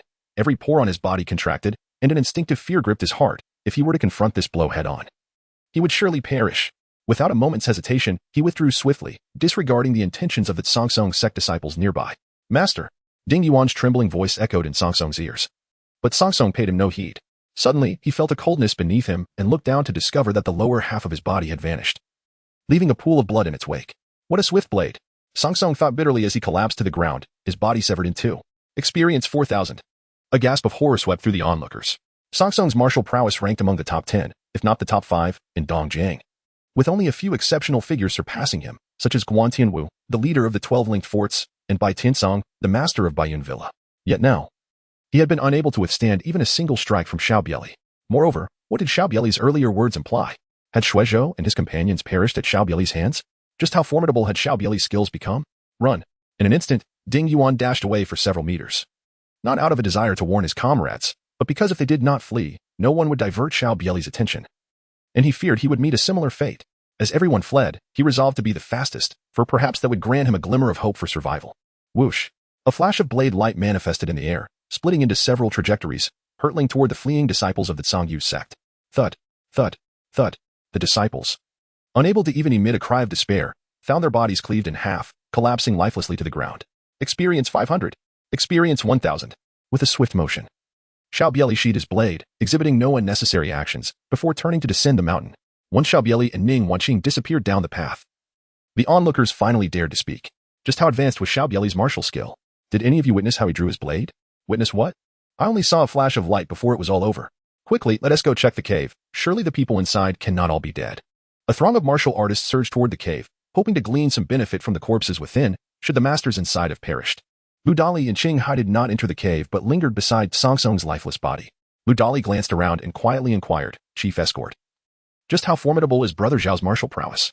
Qing Hai replied with a bitter smile, if I cannot withstand even a single sword strike from Song Song, do you believe I can discern the depths of Xiao's abilities? Chapter 61. Half-step to 4th rank master. This is the Inxiang pill, at the foot of Nodo Ridge. Ning Wanqing handed a brown pill to Xiao Bie Li, stating, this pill can master scent, rendering tracking techniques ineffective. Keep it. It may prove useful for you. With Shui Zhou now dead, you must leave Manzhou at once. Otherwise, you will be in grave danger. Find a place to hide until the situation calms down. Given your talent, it won't take you 10 years before the Zhang Yuan sword sect finds it difficult to target you, so do not act impulsively. Xiao Bie Li nodded slightly, acknowledging the information. I understand. Are you suggesting that this time, the Zhang Yuan sword sect might dispatch a 4th-tier master to eliminate me? Ning Wanqing pondered for a moment before responding. A master holds significant standing within the Zhang Yuan sword sect, unless there is an extraordinary circumstance. Shui Zhou's future is likely to culminate in a confrontation with a 4th-tier master. Should you eliminate him, it is highly probable that the Zhang Yuan sword sect will send a master in retaliation. However, I suspect that Shui Qingyun, being a proud individual, may choose to confront you personally. Furthermore, given the current ascendance of the Tsang Yuan sword sect, it is not out of the question that several masters from the barbarian state may also take action against you. After a moment of contemplation, Ning Wanqing whispered, "To speak candidly, there is a prince's shadow lurking behind the Tsang Yuan sword sect. The entire martial world is fraught with intrigue, and a powerful hand from the imperial court is meddling in the affairs of the martial realm. Even the 9 factions and 6 sects are not exempt from this influence. My Ning family, being one of the 5 prominent families of the Zhenwu Hall, dares not offend a prince. This is why my elder brother's matter has been left unresolved." Xiao Bie Li nodded slightly, saying, "As long as I conceal myself, even the Grandmaster may not be able to locate me. There is no need for you to worry. The situation in Manzhou is perilous at present. You have acquired what you desired, so it would be wise to return swiftly." Ning Wanqing replied in a low tone, "Rest assured, upon my return to Yangzhou, I shall have someone mediate on my behalf. A single Zhuqingjin cannot represent the entirety of the Tsang Yuan sword sect." Xiao Bie Li merely smiled, refraining from utterance. The death of a true disciple from the Tsang Yuan sword sect at his hands had forged a deep enmity. How could a mere Ning Wanqing possibly mediate? Furthermore, the demise of his father lay entirely at the feet of Zhuqingyun, and the blood feud between them was profound. He harbored no concern for incurring the ire of the Tsang Yuan sword sect. Thus, the rivers and lakes would meet again. Ning Wanqing sighed softly as she mounted the swift steed that had been prepared, vanishing into the distance. Her intention had merely been to retreat unscathed. But with Xiao Bie Li's slaying of Shuizhou, the situation had escalated drastically. Should he return, he might persuade Elder Ling Hu and the clan elders to intervene, possibly securing Xiao Bie Li's safety. Once Ning Wanqing's figure faded from view, Xiao Bie Li also mounted his horse, setting off in another direction. He soon arrived at a secluded spot. Xiao Bie Li had just dismounted when he checked his status. Host, Xiao Bie Li. Cultivation, mid-stage of the 5th rank. Martial arts, I Ching Jing 61, 100, Gale Blade technique, perfected. 13 Guardian's horizontal training, perfected. Iron cloth shirt, perfected. Blade drawing technique, perfected. Copper body skill, perfected. Golden bell shield, perfected. Great strength diamond finger, 13, 100, blade intent. Copper skin and iron bones, light as a swallow. Experience points, 34, 440. Pending reward, 3 blades of abysmal path. Gazing at the system interface. With experience points nearing 35,000, Xiao Bie Li took a deep breath. In his lifetime, he had never engaged in such a prosperous battle. Claiming the 3 blades of abysmal path. 3 blades of abysmal path, 5, 100, boom. A myriad of cultivation methods regarding the 3 blades of abysmal path surged into Xiao Bie Li's mind, accompanied by various experiences related to practicing these blades. In an instant, Xiao Bie Li had grasped the fundamentals of the 3 blades of abysmal path. Xiao Bie Li opened his eyes, murmuring softly, "It is merely the beginning," without any significant impact. In the past, when Guo Haidao had reached an extraordinarily profound level of cultivation, he too was unable to suppress his murderous intent. To be prudent, it is wiser to refrain from enhancing the Abhij 3 blades for the time being. Consuming 20,000 experience points, I shall elevate the I Ching Jing. As Xiao Bie Li's words faded, his realm ascended to the pinnacle of the 5th grade. I Ching Jing 81,100 erupted. A surge of supremely pure vital energy surged forth from his dantian, coursing through his meridians and flooding into his limbs and bones. In but a fleeting moment, Xiao Bie Li, having achieved the pinnacle of the 5th tier, experienced a harmonious flow of pure I Ching true energy coursing through his internal organs and meridians, creating a self-sustaining cycle. After a moment, he opened his eyes, exhaled deeply, and remarked, "The true energy at the peak of the 5th tier naturally forms a small cycle, thriving endlessly. No wonder it would be somewhat troublesome to eliminate Shuizhou without the use of the rain pear blossom needle." Xiao Bie Li gently turned her body. A soft sound of bones creaking resonating through the air. Xiao Bie Li, with fingers poised like a blade, executed a delicate slash. Whoosh! A silvery arc of energy shot forth, cleaving a massive boulder 20 paces away in 2. His injuries fully healed. With the addition of another Shuizhou, within 10 moves, he could vanquish him beneath his blade. Moreover, there were over 10,000 experience points at his disposal. Gazing at the system interface, Xiao Bie Li spoke in a low tone, "Consume 14,000 experience points to enhance the Evolving Muscle Sutra." He was eager to discover whether this 14% mastery of the Evolving Muscle Sutra would enable him to unlock the ancestral aperture in his brow, bridging the realms of heaven and earth, and ascend to the 4th tier mastery level. Evolving Muscle Sutra, 95100, boom. The pure, refined energy surged forth once more. And Xiao Bie Li's aura soared to unprecedented heights. Thud, thud, thud. The sound of blood coursing through Xiao Bie Li's body grew increasingly thunderous, akin to a waterfall cascading down. A faint glow emanated from the ancestral aperture at the center of his brow.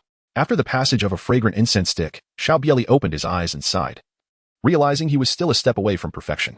He needed to cultivate the I Ching Jing to completion to fully connect with the ancestral aperture at his brow and ascend to the 4th tier.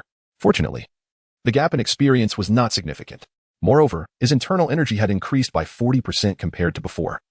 So it would not be an exaggeration to say he was half a step away from becoming a 4th tier master. Before leaving Manzhou, he could indeed reap some rewards. Chapter 62. Renowned across the world, ranking 50 on the Dragon and Tiger list. On October 5th, in the coolness of early autumn, Bloodknife King Xiao Bie Li was at Nyoto Ridge, where he killed Shuizhou, a true disciple of the Tsang Yuan sword sect, who was ranked 62 on the Dragon and Tiger list. Alongside Shuizhou, he also eliminated several fifth-tier masters, including Guan Tianwu, the leader of the 12-linked fort, Wei Yong, the second master of Bayan Mountain Manor, and Song Song, the sect leader of Tsangyu sect. News of this incident spread from Nyoto Ridge, shocking the martial world of Manzhou. Countless masters rushed toward Nyoto Ridge to uncover the truth of the matter. On October 7th, in the city of Linshui, at the Jinwu Hall. Early in the morning, the tavern opposite Jinwu Hall was already bustling with patrons, with steaming buns and cooked dishes being served at the tables. Do you think the news from Nyoto Ridge is true? Of course, how could it be false? I witnessed the people from the Sanjiang Alliance bringing back a dozen corpses last night. Haven't you noticed that the masters of the Sanjiang Alliance have not shown their faces these past 2 days? They are clearly afraid of Bloodknife King seeking revenge. That can't be. No matter how powerful Xiao Bie Li is, would he dare to storm the Sanjiang Alliance's headquarters? You underestimate Xiao Bie Li too much. Even Shuizhou, ranked on the Dragon and Tiger list, fell to his hands. Not to mention the Sanjiang Alliance's headquarters. I fear that only a few elusive masters in our entire Manzhou could contend with him now. Xiao Bie Li's father's death was somewhat related to the Sanjiang Alliance. Do you think those few dare to remain at the headquarters? Speaking of which, Xiao Bie Li is one of us from Linshui. If it weren't for this incident, our Linshui would have produced a master on the Dragon and Tiger list, bringing honor to our martial world. What a pity. Hey, I heard Xiao Bie Li's fiancée has joined the Tsang Yuan sword sect and has now become a true disciple of the sect. It seems she has been entangled with Shui Qingyan, the sect's top true disciple, and word has it she is pregnant. It can no longer be concealed. Which is why Shui Qingyan took action against Xiao Bie Li. Who would have thought Xiao Bie Li's martial prowess would be so formidable? At that moment, a swift horse galloped in from outside the city, heading straight for Jinwu Hall. Upon reaching the entrance, a middle-aged man dismounted and landed directly in front of a weathered wooden bulletin board that had faded over time. He showed no intention of entering Jinwu Hall. Instead, he took out a red paper and a paste-like substance from his pocket, dipping a brush into the glue, and began applying it to the board. What is he doing?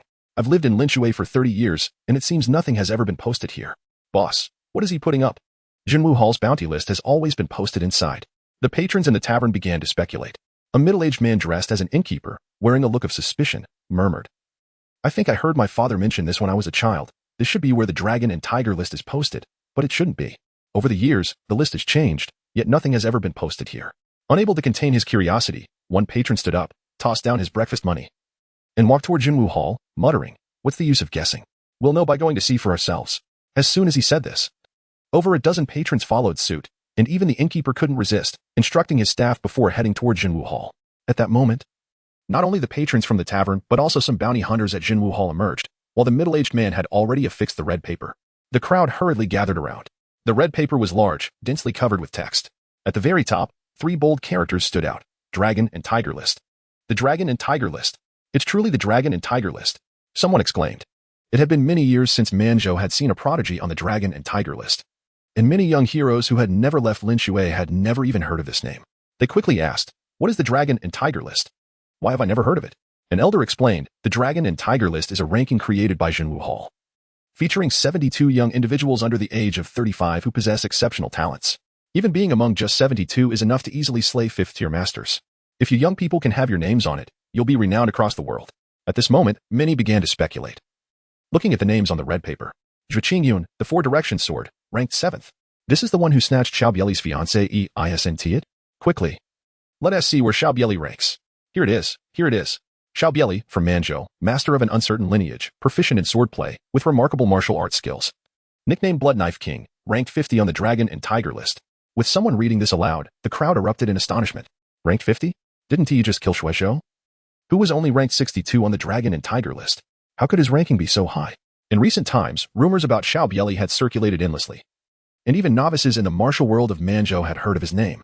Yet, they still could not comprehend why he was placed so high on the list.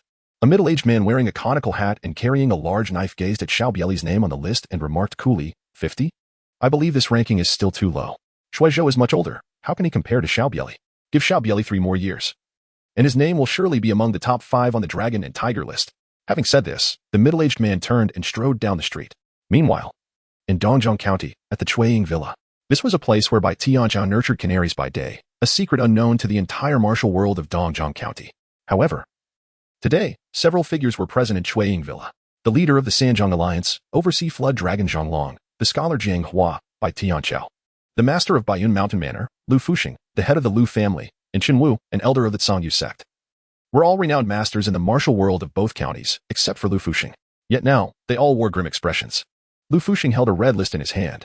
He squeezed the dragon and tiger list tightly, gritting his teeth. Ranked 50. Jinwu Hall truly holds that little rascal in high regard. The others remained silent, fearing the revenge of Xiao Bie Li, which was why they had hidden away in this place.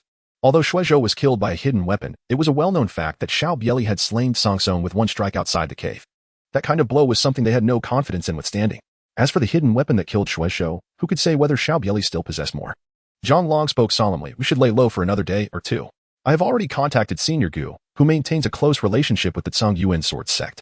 Now that a true disciple of the Zhang Yuan sword sect has encountered trouble in Manzhou, Senior Gu will undoubtedly take action. This place, even we were previously unaware of.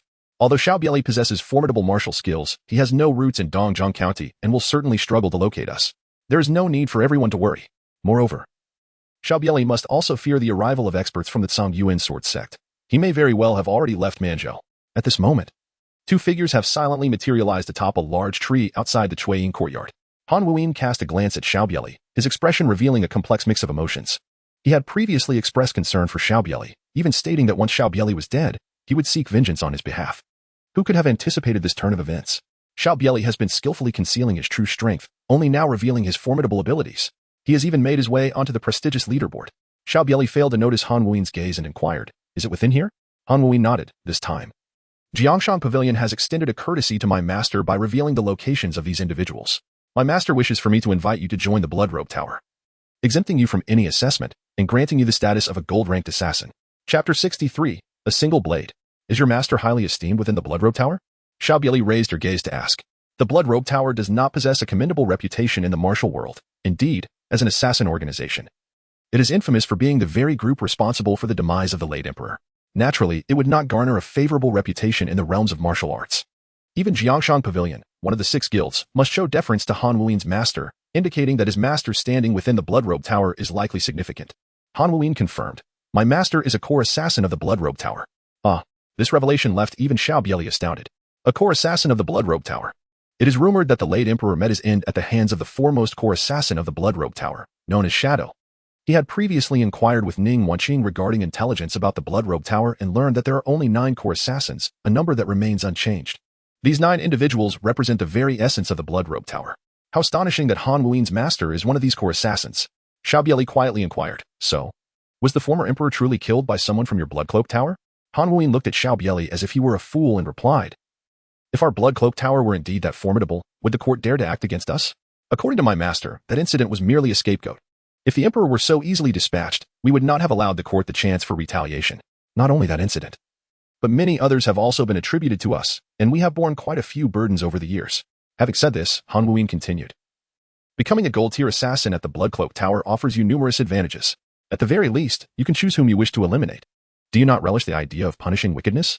While you exact justice, you can also earn some silver. What could be better? Moreover, you can acquire a wealth of intelligence from the Blood Cloak Tower, and if your purse is sufficiently filled, it would not be impossible to have someone eliminate Xue Qingyun for you. Xiao Bie Li replied nonchalantly, how is this any different from the Jinwu Hall? I can accept tasks there and still earn silver. Han Wuyin scoffed. Jinwu Hall is notoriously stingy. How much silver can they possibly offer? The bounty for the dragon you previously eliminated was merely 80 taels at Jinwu Hall. But if one were to seek an assassin from my Blood Cloak Tower for the same task, it would cost at least 300 taels. Xiao Bie Li inquired once more. How much silver is required to eliminate Xue Qingyun? Han Wuyin extended a single finger. Xiao Bie Li remarked, 100,000 taels? Han Wuyin shook his head. No. It is 100,000 taels. For such a sum, I might as well take matters into my own hands. Xiao Bie Li replied, shaking his head. He has taken countless lives and amassed considerable equipment, yet he possesses merely 20,000 taels. How can a mere 4th-grade master like Xue Qingyun command such a price? Han Wuyin asserted, this price is indeed reasonable. Xue Qingyun has already set 1 foot into the realm of a 4th-grade master. Moreover, should he be eliminated, the Zhang Yuan sword sect would undoubtedly retaliate fiercely. Thus, 100,000 taels is hardly excessive. Xiao Bie Li inquired with curiosity. Is it true that there are individuals within your Blood Garment Tower who have been assigned the task of eliminating me? Han Wuyin nodded in affirmation. In recent days, my branch in Manzhou has indeed received numerous orders for your assassination. The Baiyun Villa placed one, and the Sanjiang Alliance submitted another. In total, the bounty amounts to 30,000 taels of silver. However, my master has suppressed these orders, ensuring that no one is currently able to accept the task of taking your life. Am I truly worth 30,000 taels? Xiao Bie Li felt a tinge of displeasure. And Han Wuyin continued, 30,000 taels is the amount they intend to offer for your demise, but they must also remit half to the establishment, leaving the assassin with a mere 15,000 taels. 100,000 taels is what the assassin would receive upon the death of Zhu Qingyun. With a sigh, Xiao Bie Li responded, in that case, I shall have to elevate my worth within your blood-clad tower. Upon finishing his words, Xiao Bie Li leapt into the air, resembling a shooting star as he darted into the depths of the Chuayin courtyard. Is there anyone here who could claim a bounty from your blood-clad tower? Han Wuyin followed suit, chuckling, should you choose to join my blood-clad tower? Song Ji is worth 3,000 taels, Zhang Long 5,000, and Lu Jun 8,000. By comparison, do you not feel rather valuable? Who goes there?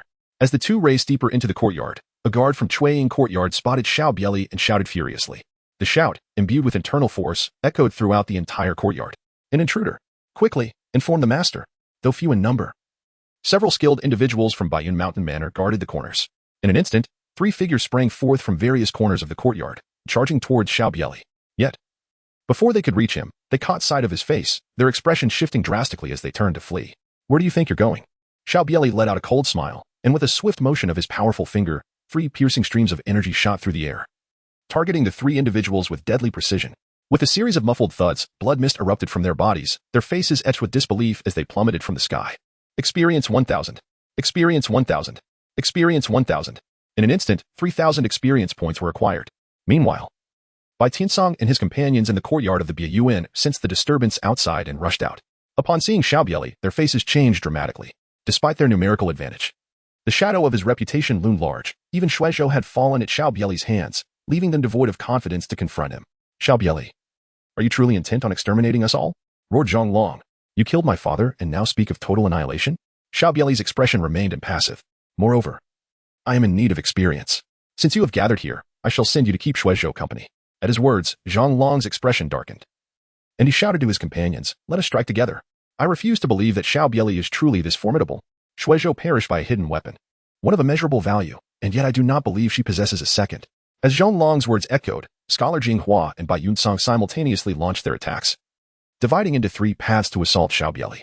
Zhang Long clapped his hands together, channeling his energy, creating a series of afterimages that stacked upon one another, resulting in a staggering 13 layers of palm shadows in an instant. Angry sea palm, raging waves roar. This was the Zhang family's ultimate technique, capable of compounding up to 15 times. Although he had not perfected the technique, achieving 13 layers was already a remarkable feat beyond his previous limits. Zhang Long felt confident that with this strike, he could contend with the elites of the Dragon Tiger rankings. Jiang Hua raised his hand, releasing dozens of hidden weapons from his sleeves, while simultaneously brandishing a dagger that glimmered with a sinister green light, clearly laced with deadly poison, meant to seal the throat upon contact. Bai Yunsong, drawing his sword from his waist, unleashed a flurry of 49 strikes in the blink of an eye, encircling Xiao Bie Li to create an opening for an attack. A soft sigh escaped Xiao Bie Li's lips, and with a sharp sound, the red sleeve knife was unsheathed. All eyes froze in astonishment. They could hardly discern how Xiao Bie Li had drawn the blade. Yet the brilliance of its edge was so dazzling that they could not tear their gaze away. In an instant, a crimson mark appeared on the necks of Zhang Long, Jiang Hua, and Bai Yunsong, rapidly expanding as blood gushed forth. Their eyes filled with resentment as they weakly collapsed to the ground. Experience 4,000. The elder Chenwu of the Songyu sect trembled, realizing how their leader had met his demise. One strike. A blade that hailed from the depths of hell. This was the light of the Grim Reaper's blade. When Zhang Long and the others caught sight of that blade's brilliance, their lives came to a swift end. It was simply too fast. Even if they had seen it, they could not have stopped it. Chapter 64. Perfecting the Easy Muscle Method. Silence enveloped the area. A deathly stillness. Even Han Wuyin, who had accompanied Xiao Bie Li, was taken aback by that strike. Though merely a 6th-tier individual, he had once assisted a golden-tier assassin on a mission. He had witnessed that Master's decisive actions from afar, although effective. None had exuded the same oppressive aura as Xiao Bie Li. That strike once seen would be etched in memory for eternity. With a soft thud, Chenwu fell to his knees, trembling as he spoke. Young hero Xiao, I only sought refuge here out of fear of your retribution. I never intended to oppose you. Please, regard me as insignificant and let me go. Lu Fuxing rested a hand on his sword, but hesitated to draw it, his grip trembling. In his heart, he had believed that aside from the 4 4th-tier masters from Manzhou, no one could instill fear in him. Not even the Xiao Bie Li who had slain Shuizhou with a hidden weapon. But now, he realized how gravely mistaken he had been. Despite Xiao Bie Li's lack of hidden weapons, Shuizhou would still not stand a chance against him. With a resounding thud, Lu Fuxing fell to his knees. Young hero Xiao, whatever you wish to know, I shall reveal without reservation, leaving no word unspoken. I implore you, spare my life. It is only when one stands on the brink of death that the value of life becomes apparent, though the individual before him is the avenger of his slain son. He has more than just Lu Jun as a child. The Lu family harbors 2 sons, and he also has 2 illegitimate children raised elsewhere. The loss of a single son does not necessitate vengeance at all costs. Xiao Bie Li, with great interest, gazed at Lu Fusheng and inquired, "Where is Zhuo Qingyun?" Lu Fusheng shook his head and replied, "How could I possibly know the whereabouts of Zhuo Qingyun? However, there are rumors that he is secluding himself in pursuit of a breakthrough to the Master Realm." Xiao Bie Li remarked again, "Is Zhuo Qingyun plotting against me? Are the Lin family aware of this?" Lu Fusheng, fully cognizant of which Lin family Xiao Bie Li referred to, pondered for a moment before responding. Surely some members of the Lin family must be aware, even if they were initially oblivious, with such a significant uproar now. It would be impossible for them to remain uninformed. However, Lin Qingyuan has been in seclusion for a year and has yet to emerge. I cannot guarantee whether she is aware of this matter. Nonetheless, there are rumors that someone spotted Lin Qingyuan a month and a half ago.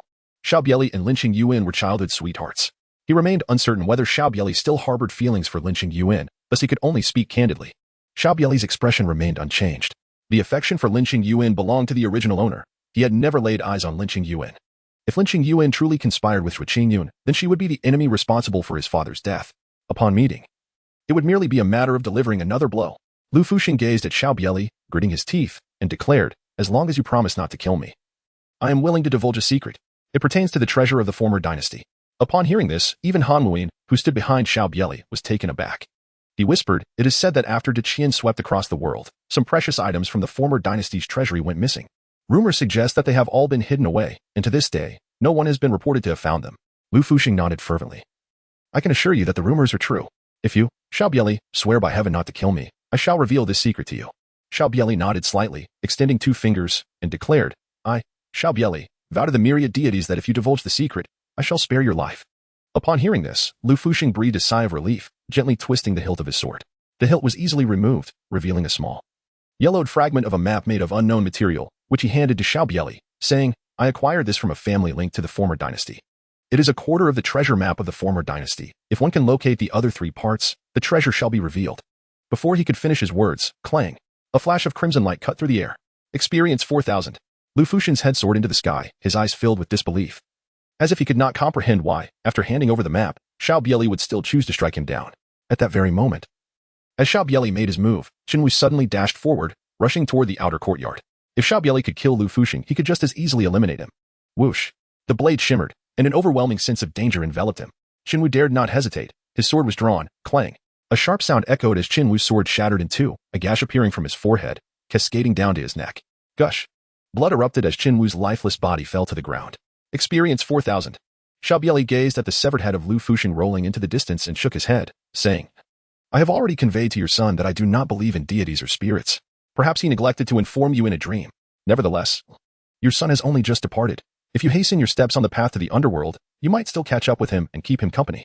Xiao Bie Li gracefully leaped before the lifeless body, commencing his meticulous examination. Through this period of rigorous practice, his skills in this grim art had reached an extraordinary level of proficiency.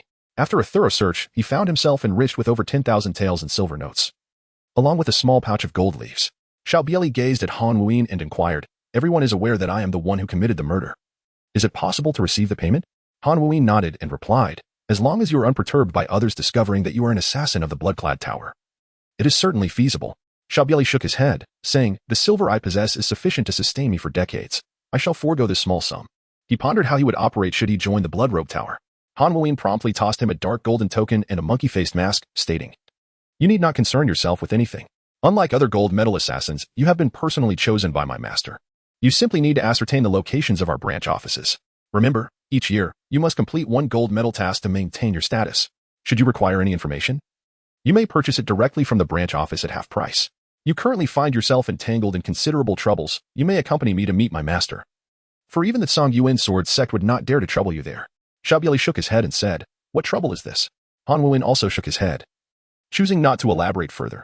Xiao Bie Li, though still in the bloom of youth, has already ascended to such heights, were he to embody Xiao Bie Li, his pride would surpass that of his namesake. Should you find yourself ensnared in dire troubles, you may venture into the building to issue a task, or even summon a master assassin to extricate you from your predicament. It is prudent to exercise caution, for I would rather not be tasked with collecting your remains." After parting ways with Han Muin, Xiao Bie Li did not depart from Dongzhong County. Instead, he made his way to the Baiyun Villa. Alas, Baiyun Villa harbored only a few insignificant figures, while the more renowned experts had retreated into obscurity. Xiao Bie Li had merely slain 2 7th-rank managers from the Baiyun Mountain Villa. garnering little experience. Host, Xiao Bie Li. Cultivation level, pinnacle of 5th rank. Martial arts, easing muscles classic, 95-100, gale blade technique, perfection, 13 guardians of horizontal training, perfection. Iron cloth shirt, perfection, blade drawing technique, perfection, abyssal 3 blades, 51-100, mighty vidra finger, 131-100, blade intent, copper skin iron bones, light as a swallow. Experience points, 25, 340. At long last, he had accumulated over 20,000 experience points. Settling down in an inn, he secured the door, gazing at the panel before him. A smile graced his face, and a glimmer of anticipation sparkled in his eyes as he declared, I shall expend 5,000 experience points to elevate the Easing Muscles Classic. I am eager to see if the perfected Easing Muscles Classic can enable me to attain the status of a 4th rank master. Outside, it is night. Brothers, send forth your energies. Chapter 65, 4th rank master, Gu Family Fortress. Easing Muscles Classic, perfection, realm, early 4th rank. In an instant, the Easing Muscles Classic reached perfection. And an extraordinarily pure stream of true energy surged into Xiao Bie Li's dantian, coursing through his limbs and bones. Thunderous roars echoed. Crack. Xiao Bie Li's spiritual center was pierced, resulting in a dramatic surge in his mental prowess. He has ascended to the realm of the 4th rank master. The aura emanating from Xiao Bie Li surged progressively, and within the ancestral aperture at the center of his brow, a hazy phantom materialized. Is this the nascent form of the primordial spirit? Xiao Bie Li attained a profound understanding within himself. He was no longer a novice in the realm of cultivation. The journey of martial arts is a continuous endeavor to enhance oneself, striving for perfection. Once the ancestral aperture at the center of his brow was opened, it became a process of refining that aperture, augmenting his spiritual strength, with the aspiration to transcend the threshold of life and death and give birth to his primordial spirit. By harnessing the power of his primordial spirit and the circulation of true qi within his body, he could manipulate the energies of the external world. After a moment, Xiao Bie Li's aura gradually stabilized. He opened his eyes and murmured, At last, I am a 4th rank master. Once I truly breach the threshold of life and death and give birth to my primordial spirit, I shall ascend to the 3rd rank. After opening the ancestral aperture, an inexplicable connection with the cosmos emerged. When he successfully navigated the threshold of life and death, and his primordial spirit was born, he would be able to harness the vast energies of the world through the great circulation of his true qi. At that moment, every move he executed would significantly enhance his martial prowess. A 40-meter blade would no longer be a mere dream. According to the records within the Changhong sword technique, breaching the threshold of life and death is exceedingly difficult. Even seasoned masters with profound cultivation have encountered mishaps during this pivotal moment. However, I am different. As long as I possess an internal cultivation method that surpasses the Yi Jing Jing, coupled with ample experience, I shall prevail. Regrettably, this Yi Jing Jing is merely the one from the world of Jin Yong. Had it been the one from Hong Kong comics, it would undoubtedly transcend mere mastery in martial arts. Now that I have reached the 4th rank and opened the ancestral aperture, my spiritual power has been fully enhanced, alongside the heightened senses I gained from previously unlocking the 7 apertures. Not only that, but my speed and striking power have also seen a substantial increase. Experience, 20, 340. Gazing at the remaining experience points on the system panel, Xiao Bie Li took a deep breath and murmured, If only there were a more potent internal cultivation method than Yi Jing Jing, I could elevate my abilities further. Currently, he lacked a suitable internal cultivation method. The one recorded within the Changhong sword technique was inferior to Yi Jing Jing. Nevertheless, having entered the realm of mastery, he could now endeavor to enhance the Ubi Dao 3 blades. In this world, those who reach mastery are unparalleled prodigies, many of whom have once graced the ancient dragon and tiger rankings. They have attained mastery for years, possibly perfecting several master-level martial arts and possessing a profound understanding of the martial path. 1 or 2 master-level techniques may have been cultivated to their zenith. To excel in one's craft, one must first sharpen their tools. By elevating his combat prowess, he would inevitably uncover a suitable internal cultivation method. Moreover, even if he could not unearth one, he was determined to find an appropriate internal method in this world. After all, with sufficient experience, regardless of whether it was an acquired internal cultivation method, he could directly expend experience to enhance it, exhausting all experience to elevate the Ubi Dao 3 blades. Ubi Dao 3 blades, 25, 100, boom. In that instant, an overwhelming surge of experience related to the Ubi Dao 3 blades flooded into Xiao Bie Li's mind, as if he had diligently practiced the technique for several years. A terrifying aura of murderous intent threatened to invade Xiao Bie Li's consciousness, attempting to drag him into the path of darkness. His gaze shifted, and a wave of killing intent surged within him. In an instant, Xiao Bie Li transformed from a mere human into a formidable fiend. Yet, in mere moments, that murderous aura dissipated into nothingness. Who? Xiao Bie Li murmured. The abysmal 3 blades truly embodies the essence of demonic swordsmanship. Though I have attained the status of a Grandmaster, I still find myself influenced by its remnants. However, unless one reaches the pinnacle of mastery, such influences can be disregarded. Yet, experience remains a lacking factor. 3 days later, at Yuanjiang, 9 Curve Shoal. Several corpses floated upon the river's surface. Xiao Bie Li stood upon a small boat, drifting downstream. An hour later, numerous large vessels sailed with the current. The bodies belonged to the brothers of the 12 docks in the Gu family fortress. Damn it, Xiao Bie Li has escaped again. Shouts of anger erupted from the figures aboard the flagship. Among them stood Chu Bufan, an elder of the 12 docks, and Han Guang, the last remaining fifth-tier expert of the Sanjiang alliance, respectfully positioned behind an elderly man with white hair. This man was Gu Xian, the lord of the Gu family fortress and one of the 4 grandmasters of Manzhou. Upon receiving news of Shuizhou's demise, he had hurriedly made his way from the Gu family fortress. As a grandmaster, Gu Xian possessed greater knowledge of the situation. Over the past year, the 3 princes of the Great Qian Dynasty, all vying for the position of crown prince, had inexplicably begun to meddle in the affairs of the martial world, their actions becoming increasingly frequent. Many disciples from renowned martial sects had already begun to take sides. Although the Songyuan sword sect had not declared allegiance, its foremost disciple, Zhuo Qingyun, had chosen to support the 6th prince, the implications of which were all too apparent. The martial world of Manzhou was weak. Despite being one of the 4 fourth-tier grandmasters, Gu Xian was inconsequential before the Songyuan sword sect, which encompassed 9 factions and 6 gangs. Moreover, he was advanced in years, stuck in the mid-stage of grandmastery with little hope for further progress. Of his 2 sons, one had reached the peak of the 5th tier, while the other was merely at the initial stage, unable to uphold the Gu family fortress. Thus, he sought to align himself with the Songyuan sword sect, particularly as he maintained a favorable relationship with one of its elder grandmasters. With Shuizhou's death, capturing Xiao Bie Li could forge a bond with Zhuo Qingyun, potentially leading to an alliance with the 6th prince. Though reluctant to admit it, after a millennium, the Great Qian Dynasty, while not as robust as in the time of its founder, still stood unrivaled in the world. Even the formidable heavenly demon sect dared not confront the imperial court directly. If he could secure the favor of the 6th prince, perhaps the Gu family fortress could ascend to greater heights, unifying the martial world of Manzhou. With a little luck, the 6th prince might bestow upon them elixirs, enabling the emergence of another grandmaster from the Gu family fortress, thus ensuring their prosperity for a century. Yet, Xiao Bie Li proved to be exceedingly cunning.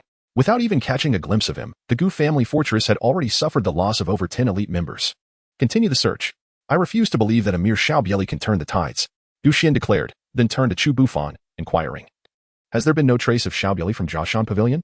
Chu Bufan quickly replied, information regarding Xiao Bie Li has become quite costly.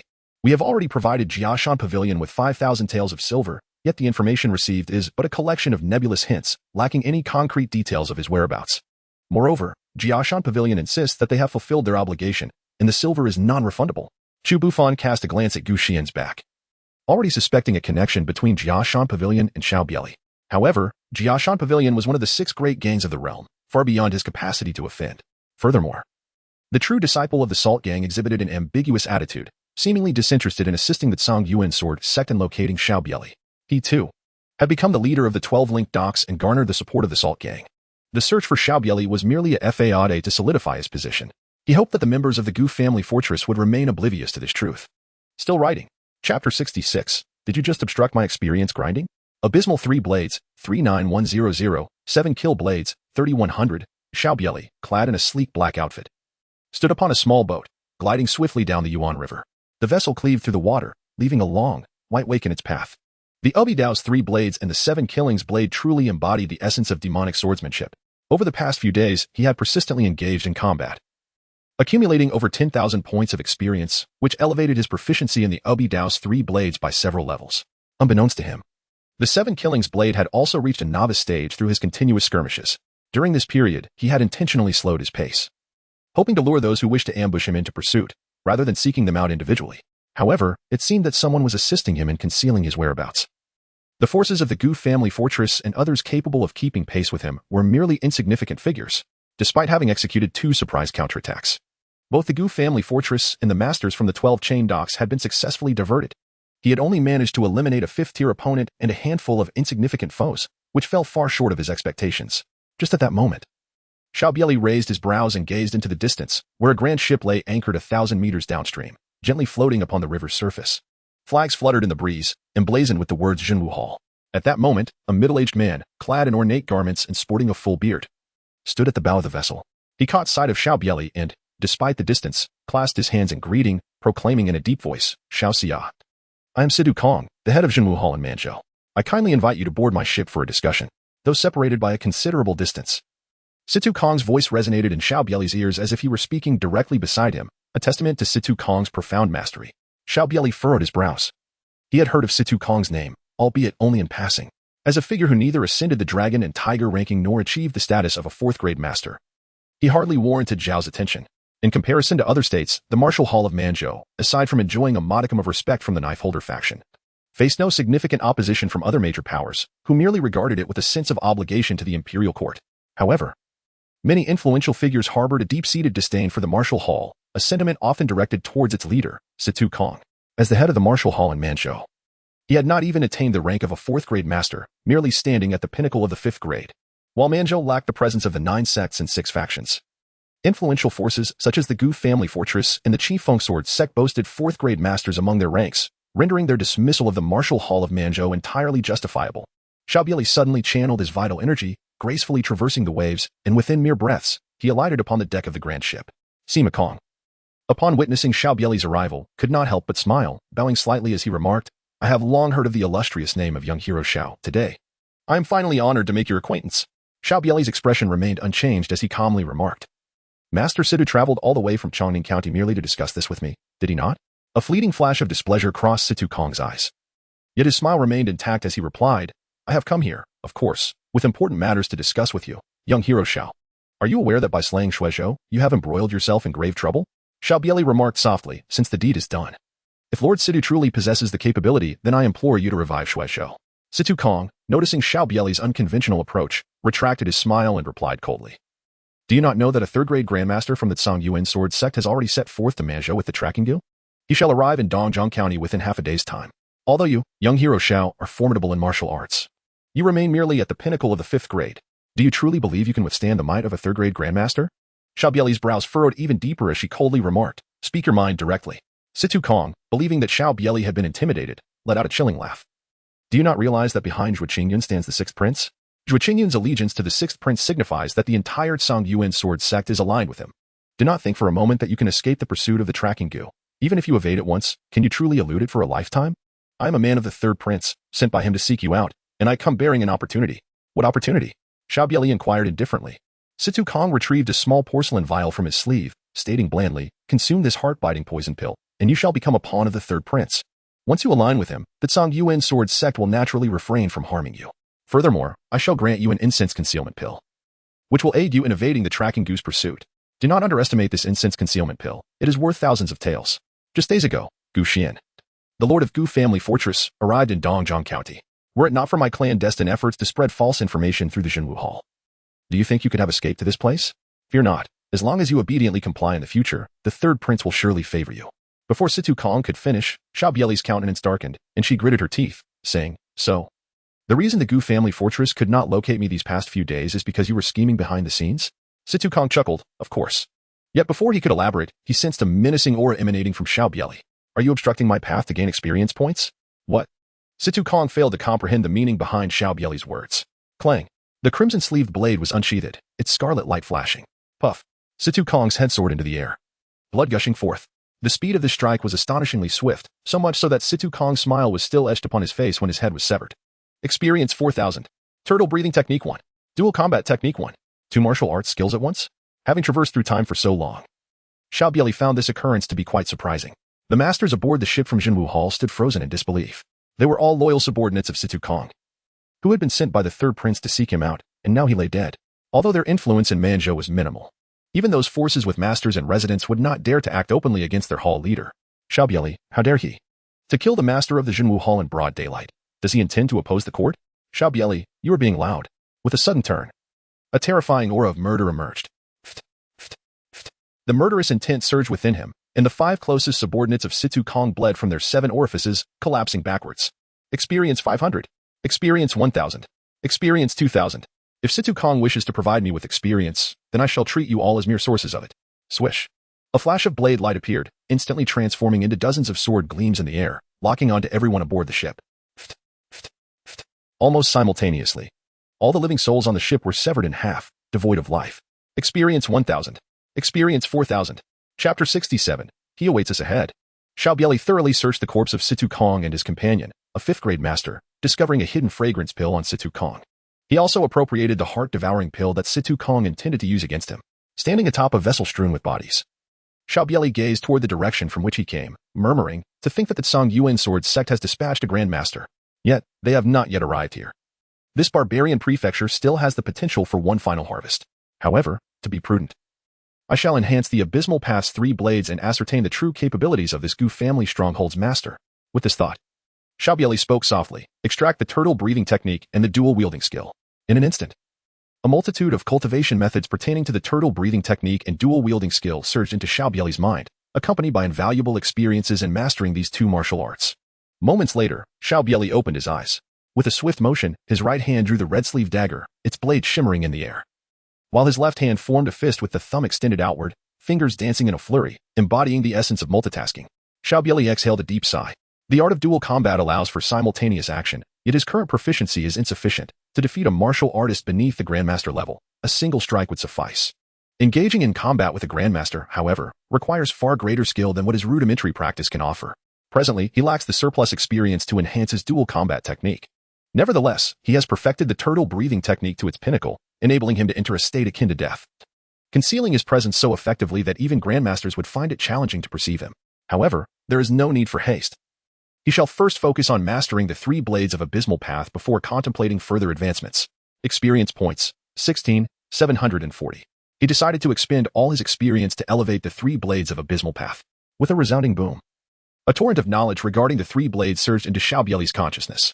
The demonic aura surrounding him intensified, while simultaneously, the true chi of muscle transformation began to circulate uncontrollably within him. The resonance of his bones echoed with a thunderous roar. A profound essence of Buddhism enveloped Xiao Bie Li, suppressing the demonic energy that cloaked him. Should a master of the Buddhist arts be present, they would surely mistake Xiao Bie Li for a sage well-versed in the doctrines of Buddhism. Xiao Bie Li opened his eyes, clarity restored. He sighed softly, reflecting. Although the power of the Abyssal Blade's 3 strikes is formidable, given my current understanding of swordsmanship, I could, without relying on experience, significantly enhance my proficiency within a month. Internal martial arts practice, unlike swordsmanship, requires a gradual and persistent effort. If one possesses skills in diverse martial arts or profound internal techniques, it is far more appropriate to elevate those through experience. After half an hour, the ships from the 12-linked fort and the Sanjiang alliance arrived. Chu Bufan and Han Guang exchanged glances upon spotting a motionless vessel in the distance, still bearing the emblem of the Jinwu Hall. Almost in unison, they leapt toward the grand ship of Jinwu Hall. Yet, before they could alight, astonishment flickered in their eyes. The deck was strewn with corpses, faces contorted in disbelief, each severed at the waist, blood staining the deck a dark crimson, which had already congealed, indicating that the perpetrator had long departed. Cautiously, they stepped onto the ship to investigate. What transpired here? Gu Xian, the master of Gu family fort, appeared silently aboard, surveying the scene of carnage with a furrowed brow. Chu Bufan approached Gu Xian, holding up the severed head of Situ Kong, and whispered, "It's Jinwu Hall's people." Situ Kong? Gu Xian's brow deepened. Chu Bufan nodded affirmatively. Indeed, it is Situ Kong. The corpses aboard, aside from Situ Kong, must have all perished by a single blade. Xiao Bie Li's martial prowess has likely advanced once more. Gu Xian shook his head. It is not mere progress. It surpasses what was previously known by an unfathomable margin. This is not merely a rise in realm, but an enlightenment in the art of the blade. To slay so many, including a 5th-tier master, Xiao Bie Li must at least rank within the top 15 of the Dragon and Tiger list. A wave of astonishment rippled through the crowd. The top 15 of the Dragon and Tiger list? Such a claim seemed exaggerated. Historically, those who secured a place in the top 15, provided they did not meet an untimely demise, were invariably peak masters, dominating an entire region, many having achieved the status of Grandmasters. If Xiao Bie Li were nearing 30 and received such accolades from Master Gu, it would be unsurprising. However, at merely 17, he was on the brink of turning 18 in just over 2 months. A 17-year-old within the top 15 of the Dragon and Tiger list, if he were to live, would soon likely ascend into the top 10, or even the top 5, etching his name into history. Han Guang spoke gravely, but he has slain members of Jinwu Hall, including the Hall Master who oversees an entire state. Jinwu Hall will not let this pass lightly. Gu Xian chuckled derisively. Jinwu Hall is no longer the formidable force it once was, incapable of imposing its will upon the martial world. Moreover, internal strife runs rampant within Jinwu Hall. Aside from the interests of Situ Kong's backers, few would care for his demise. Even those behind Situ Kong may not risk their lives over him against Xiao Bie Li. Ultimately, strength is what prevails in this world. I suspect Jinwu Hall will merely place Xiao Bie Li on a bounty list, but how many will dare pursue it? With Xiao Bie Li's fearsome reputation, even some 5th-tier enforcers would choose to avoid him. Han Guang's expression darkened. What shall we do then? Shall we simply allow this to transpire? Though he too was a 5th tier, he could not single-handedly uphold the Sanjiang alliance. Recently, Xiao Bie Li had decimated their skilled fighters in the 2 prefectures of Manzhou. Many adept individuals from other regions sought to carve out their share from the 2 prefectures. Were it not for the Gu family fort's assistance, the Sanjiang alliance would have been utterly obliterated. All of this was the doing of Xiao Bie Li. With hands clasped behind his back, Gu Xian replied nonchalantly, "Of course, We shall strike while he is still young and crush him, despite his extraordinary talent. He is ultimately merely a fifth tier. Chu Bufan hesitated, but we do not know where Xiao Bie Li is gone? Gu Xian smiled. The essence of the blade. A sharp blade awaits us ahead. It must be Xiao Bie Li. The youth possesses the arrogance of his age, believing himself formidable enough to dismiss an old man like me.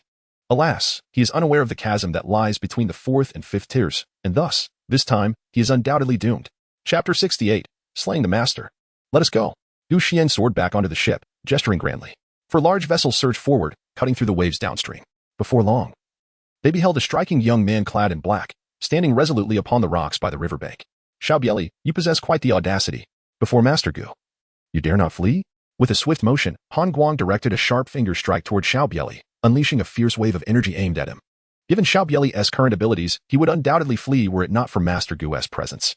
However, with Gu by his side, he felt compelled to demonstrate his prowess. Conversely, Chu Bufan instinctively retreated a few steps upon witnessing Han Guang's direct action. With the support of the Salt Gang behind him, he felt no need to ingratiate himself with Gu Xian like Han Guang did. Xiao Bie Li lightly flicked his sleeve, shattering the directive force with ease. A smile graced his lips as he surveyed the surroundings aboard the ship. Where are the third-grade Grandmasters of the Tsang Yuan sword sect? Do you think that by seeking my favor, you can escape the fate of falling by my hand? Impudent! Han Guang bellowed. Before Master Gu, do you truly believe you can evade today? Gu Xian shook his head, gazing at Xiao Bie Li. At such a young age, you have indeed reached an impressive height, which grants you a sense of pride.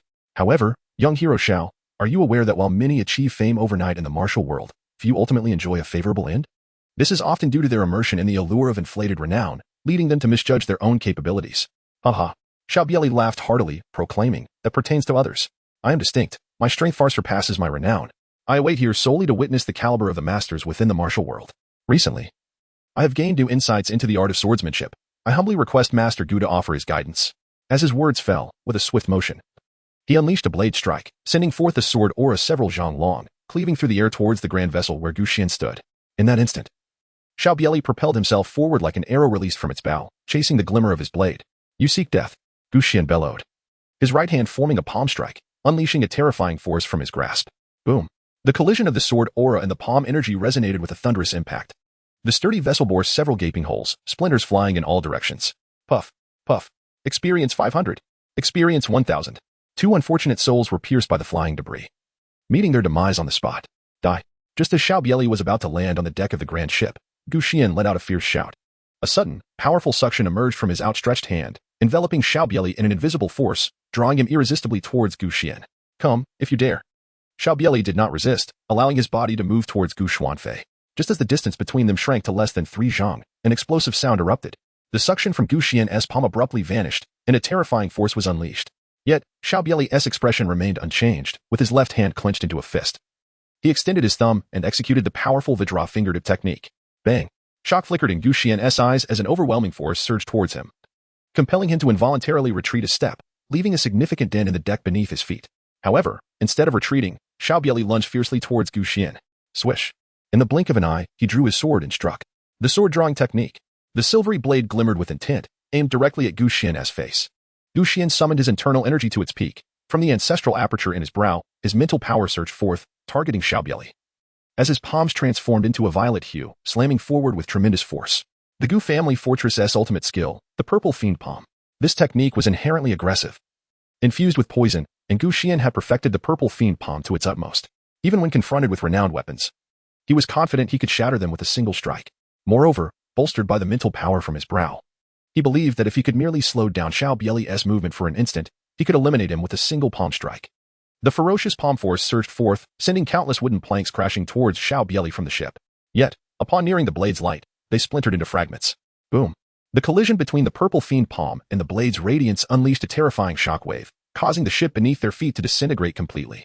The Three Rivers Alliance, the 12 linked docks, and the Gu family members hiding in the corners were thrown into the water in overwhelming numbers. Flee quickly to the other ships. Xiao Bie Li and Gu Xian remained utterly unfazed, their speed of attack accelerating with astonishing rapidity. They engaged in a fierce exchange, so swift that onlookers could only perceive the fleeting shadows of their movements. Having escaped to another vessel, Han Guang wore an expression of disbelief, murmuring, how could Xiao Bie Li possibly contend with the renowned Gu Master in such a manner? Gu Master is a 4th-grade Grandmaster, while Xiao Bie Li merely stands at the pinnacle of the 5th grade. Their confrontation should not unfold in this way. Chu Bufan, his gaze grave, spoke solemnly. Most of those ranked within the top 10 of the Dragon and Tiger list have records of facing 4th-grade Grandmasters. The top 3 prodigies on the list do not falter against ordinary masters and can even suppress them. 37 years ago, the second-ranked hero Yi Wu-wan single-handedly vanquished a notorious Grandmaster. Could it be that Xiao Bie Li possesses strength on par with the top 3 of the Dragon and Tiger list? A collective gasp echoed among the people on the ship. To be compared with the top 3 of the Dragon and Tiger list? How old is Xiao Bie Li? Merely 17 years of age, yet he is already qualified to enter the top 3 of the Dragon and Tiger ranking. It seems his future is destined to resound throughout the world.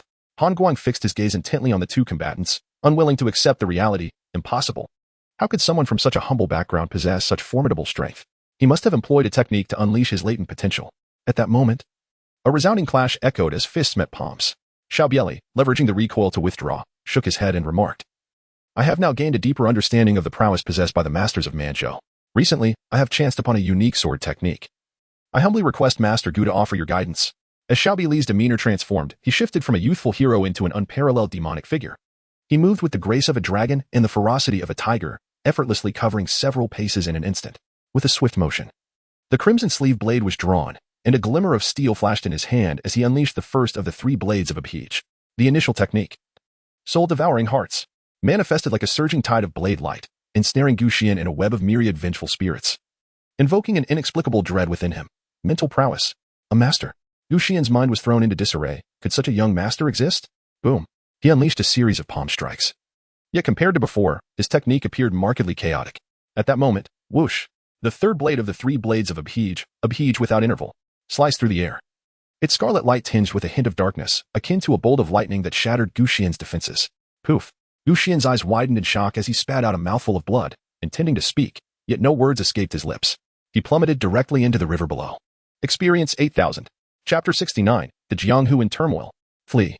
In that instant of Gu Xian's demise, Chu Bufan shouted loudly, channeling his vital energy as he traversed the river, riding a cresting white wave as he fled into the distance. The others aboard the nearby vessels, awakening from their stupor, also reacted, scattering in all directions. Those skilled in lightness techniques raced across the river's surface, while the majority leapt into the water, seeking a glimmer of survival. Xiao Bie Li's figure darted forth like a bolt of lightning. With a swift flourish, the gleam of his blade illuminated the air, transforming into dozens of shimmering arcs that sliced towards the fleeing figures. In an instant, a multitude fell prey to the onslaught, their flesh and blood scattering in chaos. Experience 500. Experience 1000. Experience 2000. In the eyes of Xiao Bie Li, there existed neither joy nor sorrow, as he transformed into a harbinger of death. His blade energy surged across 30,000 miles, and with each stroke, lives were extinguished beneath his sword. Spare me, young hero Xiao. Were it not for the coercion of the Tsang Yuan sword sect, I would never dare to stand against you, pleaded a 6th-tier master of the Sanjiang Alliance. Witnessing Xiao Bie Li approach within 3 paces, desperately seeking mercy. But Xiao Bie Li showed no sign of leniency. With a swift motion, a head soared into the sky. Experience 2000. In less than 5 breaths, on 3 great vessels, the Gu family fort, the 12-link docks, and the Sanjiang Alliance, nearly 100 lives had been reduced to naught, leaving only Chu Bufan standing amidst the carnage. As Chu Bufan gazed upon the floating corpses and the river stained crimson with blood, his eyes brimmed with fury. Fixing his gaze upon Xiao Bie Li, who approached bearing the severed head of Han Guang, Chu Bufan stood firm and shouted, "Xiao Bie Li, you presume upon your martial prowess, unleashing a massacre in our Manzhou martial world. Are you not afraid of retribution in the days to come?" With a scoff, Xiao Bie Li replied, "Elder Chu, your words are quite amusing. From the very beginning, it was your several factions who sought to curry favor with the Tsang Yuan sword sect by plotting my demise. And now you dare to blame me for the bloodshed? Moreover, Elder Chu, having lived for several decades, have you not yet discerned the truth? In this world, what retribution exists? If it were to exist, it would only be a consequence of one's own inadequacy. Countless heroes of the martial realm have perished at your hands over the years, and my strength is merely your reckoning. Now, depart." With a flash of the crimson blade, laced with a hint of darkness, Chu Bufan collapsed softly to the ground. Experience 4000. Bloodblade Technique 1. Sheathing his sword, Xiao Bie Li concluded the grim affair. Xiao Bie Li murmured regretfully, "What a pity that amidst so many, none have managed to uncover a martial art surpassing the Yi Jinjing. Must I truly venture into the blood-clad tower to exchange for a tome? Or perhaps I should try my luck in Yin Prefecture. Previously, I acquired a quarter of a treasure map from the Great Qian Dynasty through Lufushing. According to the topography illustrated on the map, the treasure appears to be hidden within a desert, and Yin Prefecture is the hottest region in all of Daqian, boasting vast expanses of desert.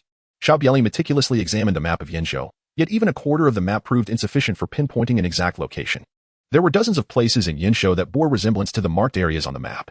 Furthermore, this fragment of the map lacked any specific indications of the treasures from the previous dynasty. After having slain so many people, including a master, It was unwise to linger here any longer. Thus, he decided to spend some time in Yinzhou to investigate further. With this thought in mind, Xiao Bie Li pinpointed a direction. Taking a single step forward, his toes lightly touching the water, propelling him several dozen meters ahead. Experience points, 64, 580 unclaimed. Bloodblade technique.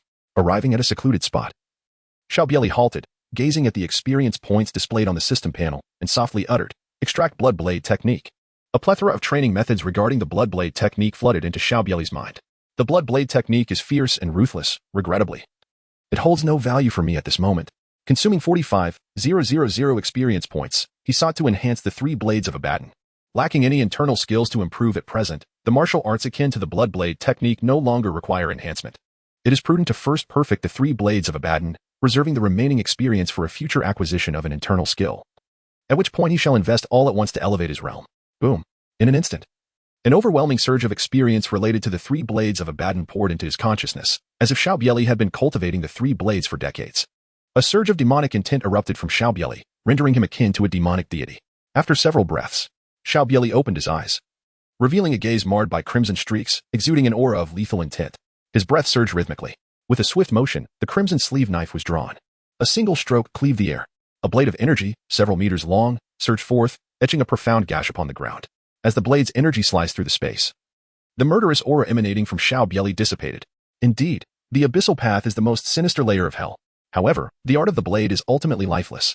Although the return to sea technique boasts remarkable talent, its limitations in this realm are evidently far inferior to those of this world. Were he to unlock the ancestral meridian at his brow and cultivate spiritual energy, he too could suppress the abyssal path's 3 blades as I do. With a mastery of 50%, the abyssal path's 3 blades are capable of slaying masters. One can only imagine the sheer power they wield now, far exceeding that increment. On the following day, Commander Xiao Long of the Eastern River County's Martial Hall stood at the entrance, seemingly awaiting the arrival of someone. Alongside him were numerous martial artists from various regions of Manzhou, also congregating at the Martial Hall. Recently, due to Xiao Bie Li's sudden rise, the martial world in Eastern River and Lingshui counties had descended into chaos. The elite masters of prominent factions such as the Sanjiang Alliance, the 12 Linked Caves, and the Baiyun Mountain Manor had largely perished at Xiao Bie Li's hands, and several top-tier forces had disbanded into disarray. The previous day, the Martial Hall had returned with dozens of corpses, rumored to include the body of Gu Xian, the Lord of Gu Family Fort, one of the 4 masters of Manzhou. Although the information remains unverified, it is highly plausible. Commander Xiao, could it be that the corpse of that master truly lies within the Martial Hall? Standing beside Xiao Long was the 6th-rank expert Miao Longzhong Zhouwu, who quietly inquired. He shared a close friendship with Xiao Long and had hastened to learn the truth upon hearing the news of a master's demise. It had been a century since a master had graced Eastern River County, let alone one dying there. The individuals surrounding them were all renowned figures from Manzhou. And upon Zhouwu's words, every gaze turned towards Xiao Long, eager to glean the truth from him.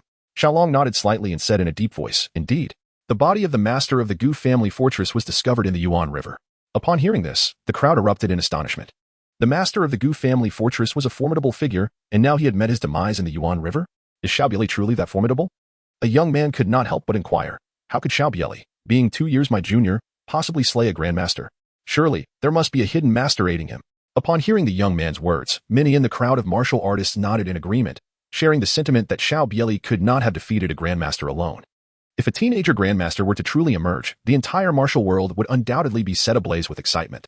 Meanwhile, on the 2nd floor of an inn opposite the Jinwu Hall, standing by the window facing the hall, were Sun Yiqing, a true disciple of the Salt Gang, and an elderly man clad in coarse garments, who was none other than Guo Huai, a 4th-grade Grandmaster and protector of the Salt Gang. Sun Yiqing was once a rising star in the martial world, comparable in fame to Shuai. However, since becoming a true disciple of the Salt Gang, he had not displayed his prowess, leaving the outside world unaware of his current level of martial skill. The Dragon and Tiger rankings were determined by the achievements of those listed, and since Sun Yiqing had not fought, he naturally did not qualify for the rankings.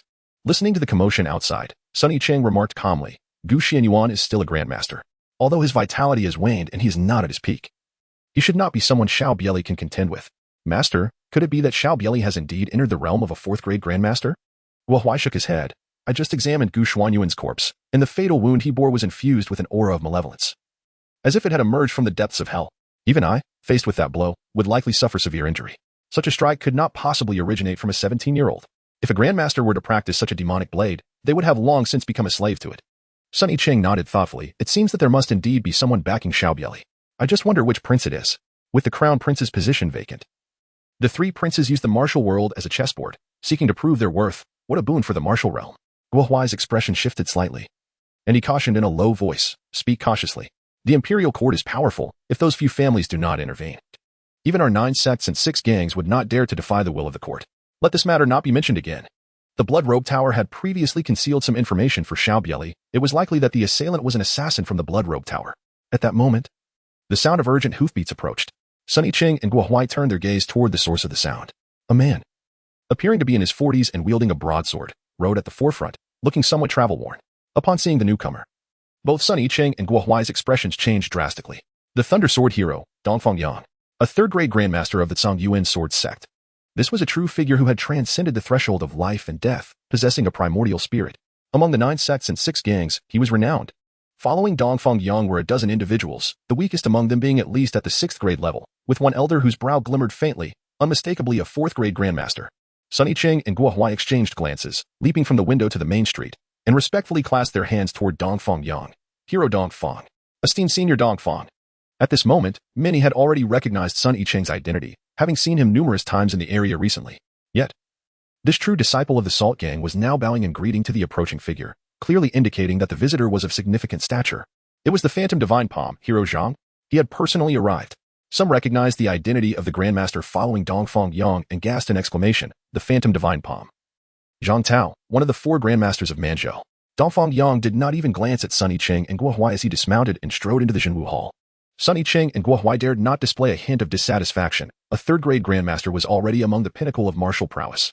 Even though Sun Yiqing believed his martial arts surpassed Shueishao's and his talent was equal, he would not dare claim he had a 3/10 chance of stepping into the realm of a 3rd-grade Grandmaster. Crossing the threshold of life and death was a feat that had thwarted countless prodigies. Aside from the top 3 on the Dragon and Tiger rankings, who could confidently assert they could achieve the status of a 3rd-grade Grandmaster. Moreover, Dongfang Yang had also been among the top 10 on the Dragon and Tiger rankings in his youth. Hero Dongfang, the leader of the Zhenwu Hall, Xiaolong, quickly followed after him. Sun Yiqing and Guo Huai entered the Zhenwu Hall as well, but the other martial artists were all barred from entry. Such a sword technique. It bears the shadow of the 7-kill blade. Could it be related to the demonic sect? Zhang Tao furrowed his brow slightly. Although in recent years the 8 demonic sects had diminished, confined to the most remote regions of the 24 states of Daqian, and had been suppressed by the imperial court, the Heavenly Demon sect and the Gu God sect among them had endured for thousands of years, maintaining their stronghold. While the Blade Demon sect may not be as formidable as the Heavenly Demon sect and the Gu God sect, their strength should not be underestimated. Though he wished to foster goodwill with the Zhongyuan Sword sect, he did not want to provoke such forces. Moreover, he had heard that those from the demonic path, having long endured hardship, acted quite drastically. Should they be offended, one misstep could lead to total annihilation of their clan. Given Xiao Bie Li's manner of operating, it was indeed plausible that he was a young prodigy secretly nurtured by the Blade Demon sect. And what of the Blade Demon sect? Dongfang Yang replied nonchalantly. Having slain a true disciple of the Zhongyuan Sword sect, even the Blade Demon sect would not be able to protect him. No matter where he hides, Xiao Bie Li is destined to meet his end. With that, Dongfang Yang produced a tracking insect. A disciple from Bayun Mountain promptly handed over several pieces of clothing belonging to Xiao Bie Li that had been retrieved from Lichuan County. Infusing true energy into the tracking insect, it crawled onto the garments and began to flit about erratically, akin to a headless fly. Dongfang Yang's expression darkened as Sun Yiqing hastily remarked, "This lad is indeed cunning. He likely possesses means to evade the tracking insect and may have already escaped. However, once he reappears, he will surely fall under your thunderous methods, esteemed senior." Dongfang Yang's expression regained its composure, a cold smile gracing his lips. "He shall undoubtedly not escape. I will make a trip to Xuanji Valley and have them calculate Xiao Bie Li's whereabouts." Guo Huai was momentarily taken aback. Although Xuanji Valley was not one of the 9 sects or 6 gangs, its strength was not to be underestimated, being a significant force in the martial world, second only to the 9 sects and 6 gangs. However, while Xuanji Valley was famed for its divination skills, it could only provide a general direction for a person's locations. And Xiao Bie Li, being a living individual, would not necessarily remain stationary. Unless Dongfang Yang had a master skilled in divination bound to him until they located Xiao Bie Li, it would prove difficult. Yet, Xuanji Valley was not an easy target, even though the Zhongyuan Sword sect had subtly risen to the top among the 9 sects. It would not necessarily allow Dongfang Yang to act recklessly. Half a month later, in Yanzhou, the vast desert lay desolate and silent. A figure, tightly wrapped, traversed the sands. His steps light yet resolute, as the scorching sun cast a long shadow behind him. After walking for a considerable time, a small town, steadfast against the winds and sands, finally emerged before Xiao Bie Li's eyes. After departing from Manzhou, he had hastened his journey to Yanzhou. Yanzhou was immense, being 4 times the size of Manzhou. However, in Yin province, there are not many places suitable for human habitation. Within the radius of several dozen miles, only the town of Liashazen possesses a meager water source. Consequently, many merchant caravans and travelers often stop to rest in this town. The howling winds and swirling sands render today an unsuitable day for travel. Apart from Xiao Bie Li, there are no other travelers on the road. As Xiao Bie Li entered Liashazen, an eerie silence enveloped the town, as if no living soul resided within. Unfazed by the desolation, Xiao Bie Li made his way toward the town's center, and finally, as he approached the only tavern in the area, the sounds of merriment reached his ears. Creak. Xiao Bie Li pushed open the door of the inn, and yellow sand rushed into the establishment. Ugh, who would venture out in this cursed weather? Hurry and shut the door. My drink is filled with sand. A cacophony of discontent echoed forth. Xiao Bie Li closed the door of the tavern once more. Outside, the wind and sand swirled in a chaotic tempest, yet within the tavern it was filled to capacity with patrons. Upon catching sight of Xiao Bie Li, many individuals displayed a glimmer of curiosity in their eyes. Xiao Bie Li, unfazed, called out to the young innkeeper, "I require lodging and a meal. Also, kindly refill my water jug." The innkeeper, seated behind the counter, raised his eyelids slightly and replied coolly, 5 taels of silver for 1 night. Such a large jug of water will cost you 15 taels. The meal is 10 taels. Very well. Xiao Bie Li tossed a hefty ingot of silver and the water jug towards the innkeeper. The innkeeper accepted the silver, bit into it to verify its authenticity. And a smile spread across his face as he said, "Please wait a moment. Your meal will be served shortly. By the way, we have some excellent horse meat left over from a horse that broke its leg yesterday. Would you care to try some?" Chapter 71. Not to be consumed. The first floor of the tavern served as a resting and dining area, while the second floor was designated for lodging. At this moment, nearly half of the 20 tables on the first floor were occupied, leaving only about 10 tables vacant.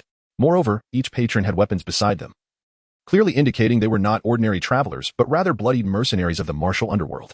"Bring forth all the delicacies." Xiao Bie Li removed the cloth that had shielded his face from the wind and sand, revealing a visage marked by the trials of life, appearing to be in his mid-20s. However, those familiar with Xiao Bie Li would still notice a resemblance to his original features. Given his current martial prowess and extensive training, altering his appearance was a simple task. Although his swordsmanship might attract the attention of the Songyuan sword sect, a change in visage would at least provide a temporary cloak of anonymity. As Xiao Bie Li unveiled his face, dozens of fierce and covetous gazes fell upon him. Yet, after a brief moment, they averted their eyes. Despite being seasoned desert swordsmen, they recognized that anyone capable of traversing the treacherous desert alone in such harsh conditions was not to be trifled with. There was no need to invite trouble upon themselves. The meat served in the tavern was pre-cooked, requiring only a brief preparation before being presented to the patrons. Xiao Bie Li tasted the horse meat from the innkeeper's plate. Its pronounced sourness mingled with a lingering fishy odor. After just a couple of bites, he chose to abstain further.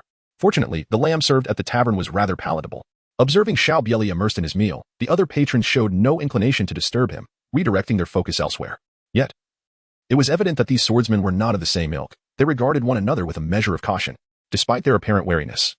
None opted to depart after satisfying their hunger and thirst, perhaps wary of the external sandstorms or awaiting a particular individual. Once satiated, Xiao Bie Li ordered another jug of wine. In the desert, water commanded a steep price, often exceeding that of meat. The cost of wine was even higher, especially in the solitary town, where a modest jug set him back 30 taels of silver. This was merely subpar wine from the outside world. 30 taels would suffice to procure a fine vintage back in Dongjiang Prefecture. After the passage of a stick of incense, the howling winds and sands outside subsided significantly. The sound of camel hooves sinking into the sand reached Xiao Bie Li's ears. Xiao Bie Li turned to gaze at the entrance of the inn. He was not alone in this gesture. Many others set down their bowls and cups, their eyes fixed upon the door. Creak. The inn's door swung open, revealing an elderly man and a young boy entering. The elder, clad in a simple gray robe, bore snow-white hair and a pallid complexion, suggesting he had suffered some injury. Yet his steps were steady and powerful. Beside him, the youth donned a fitted blue outfit, his features handsome but his eyes betraying a sense of unease. He trailed closely behind the elder, glancing nervously about, instinctively shrinking behind the elder upon noticing the crowd on the first floor. The previously boisterous atmosphere of the inn momentarily stilled with their arrival, as many gazes shifted toward them. The elder remained composed, seemingly indifferent to the scrutiny, and walked directly to an unoccupied table to take a seat. The youth, appearing somewhat anxious, cautiously settled beside him. "Innkeeper, fill these 3 water pouches," commanded the elder. "And bring some meat as well." He placed 3 large water pouches on the table. The innkeeper approached, observing the pouches with a furrowed brow. 3 pouches will cost 100 taels of silver," he replied. "In the desert, water is a lifeline. If filled, these pouches should suffice for 2 people to survive for over half a month." "Very well," the elder replied, retrieving a silver note and 3 ingots totaling 10 taels. Placing them upon the table, the innkeeper examined the note, accepted the payment, and turned to head toward the inn's rear with the 3 pouches. Meanwhile, several swordsmen on the first floor began to extract portraits, comparing them with one another. The atmosphere within the inn grew tense, with many patrons resting their hands upon their weapons. Yet, None dared to make the first move in this charged environment. In the midst of this tension, the innkeeper and a waiter returned, carrying the filled water pouches along with some provisions, placing them on the table before retreating to the counter. Eat, the elder urged, casting a glance at the boy, who, clearly famished, tore off a piece of mutton and began to feast heartily. The elder, however, ate at a leisurely pace. Once he neared satisfaction, he lifted a wine jar and poured a generous amount into a bowl. Just as he raised the bowl to drink, Xiao Bie Li interjected, "That wine may not be safe to drink." The elder furrowed his brow, pausing his action as he turned to Xiao Bie Li. "I see you have partaken. Why then? Is it unsuitable for me?" Xiao Bie Li chuckled. "This wine I can consume, but you may not be able to. You are already injured. And if you were to drink this, it would not take but a moment before you succumb." Just as Xiao Bie Li's words faded, a flurry of hidden weapons shot forth from beneath the counter where the shopkeeper stood, hurtling towards Xiao Bie Li's back. "Be careful," the young man exclaimed. Witnessing the deadly projectiles aimed at Xiao Bie Li, Xiao Bie Li's lips curled into a smile, and as if possessing eyes at the back of his head, he slightly turned his body. With a graceful flick of his sleeve, all concealed weapons were sent flying, embedding themselves densely into the walls of the inn. A gasp! This sudden turn of events caught everyone off guard, and the onlookers on the first floor collectively inhaled sharply at Xiao Bie Li's display of skill. Judging by this maneuver alone, it was evident that this individual was at least a pinnacle 6th grade or perhaps even a 5th grade master. Such a formidable expert could not possibly be an inconspicuous figure. Even the elder, who had been warned by Xiao Bie Li, felt his expression grow grave upon witnessing the scene. He spoke in a low voice. "Who are you? Are you also here for us?" Shen Hui was well aware that many within the inn had intentions directed at the two of them.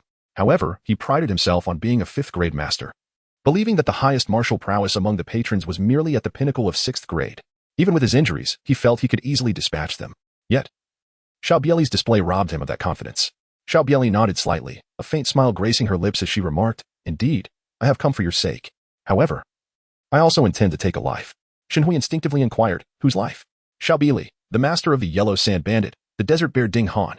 Chapter 72, The Shen Family, the Divine Pharmacist.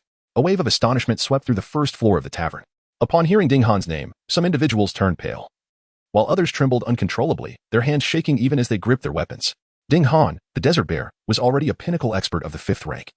And combined with his innate strength, anyone daring to stand against him in the vast desert for hundreds of miles had met with a gruesome fate.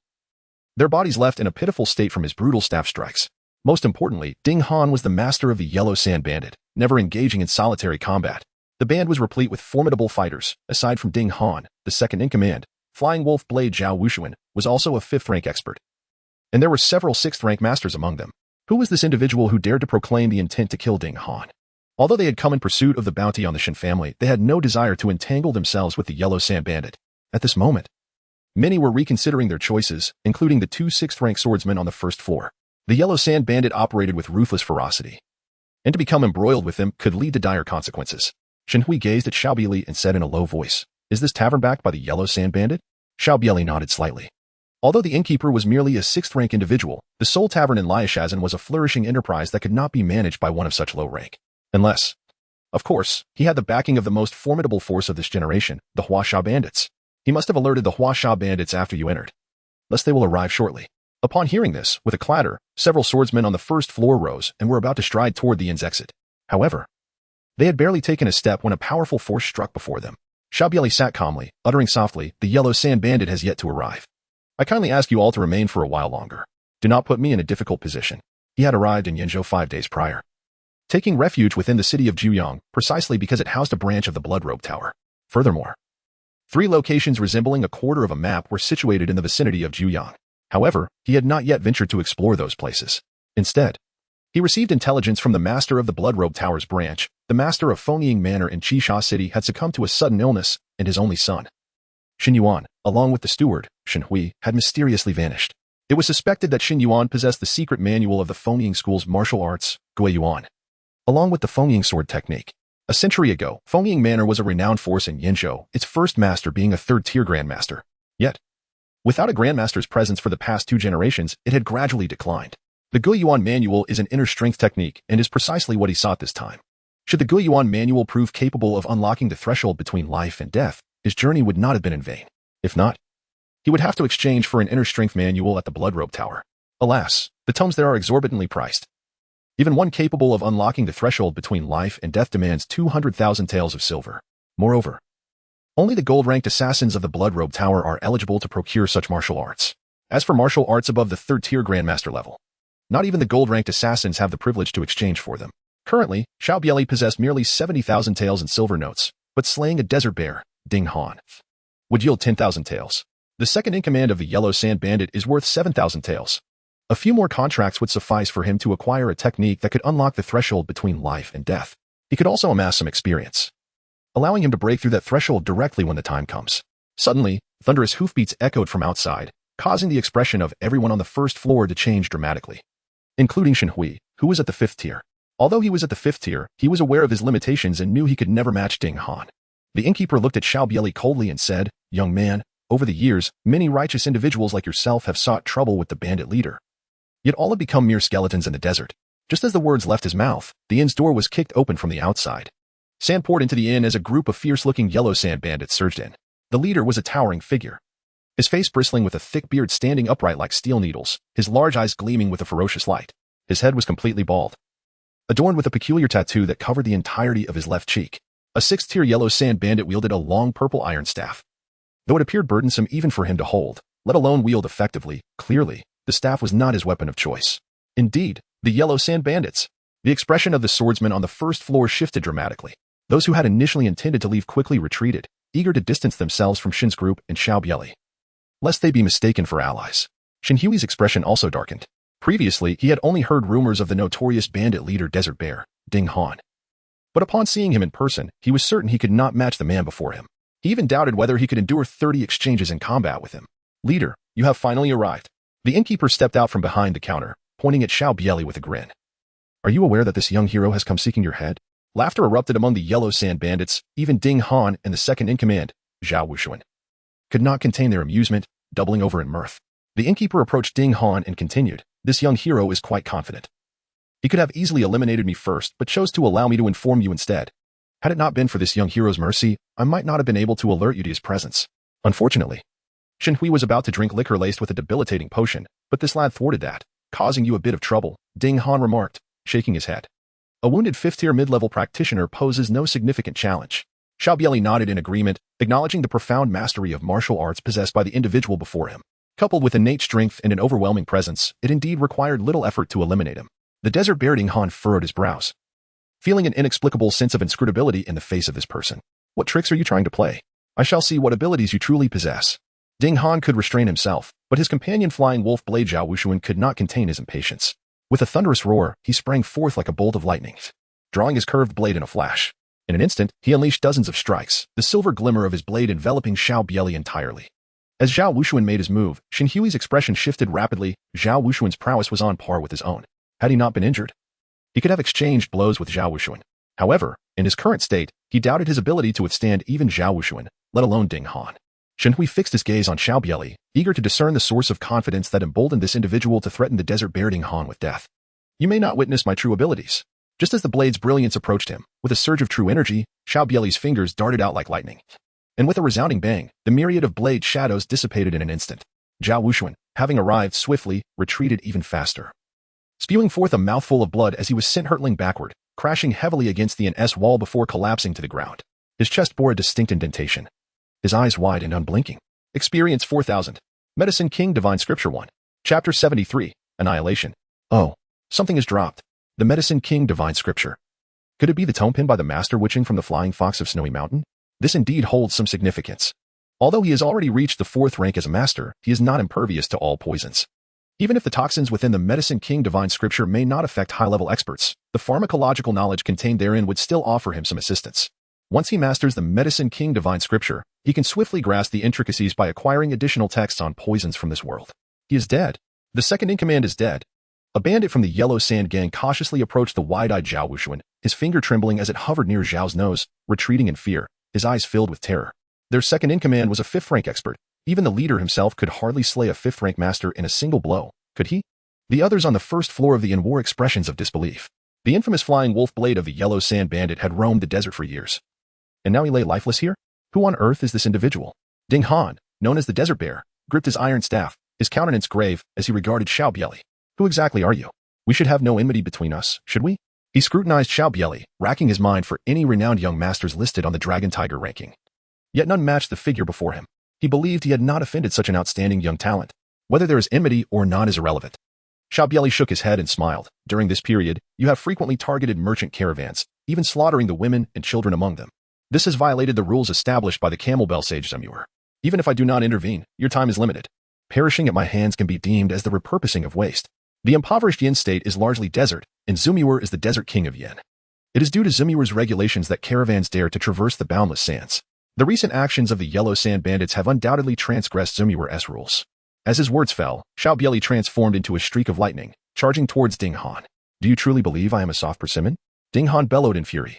He summoned all his martial prowess to its zenith, his muscles bulging and veins protruding, as he wielded his nearly 300-pound iron staff suffused with true energy, crashing down upon Xiao Bie Li like a mountain descending. Before the staff even struck, a terrifying wave of energy surged forth, shattering the tables and chairs on the first floor of the inn. All present instinctively took 2 steps back, fearful of being engulfed by this overwhelming force.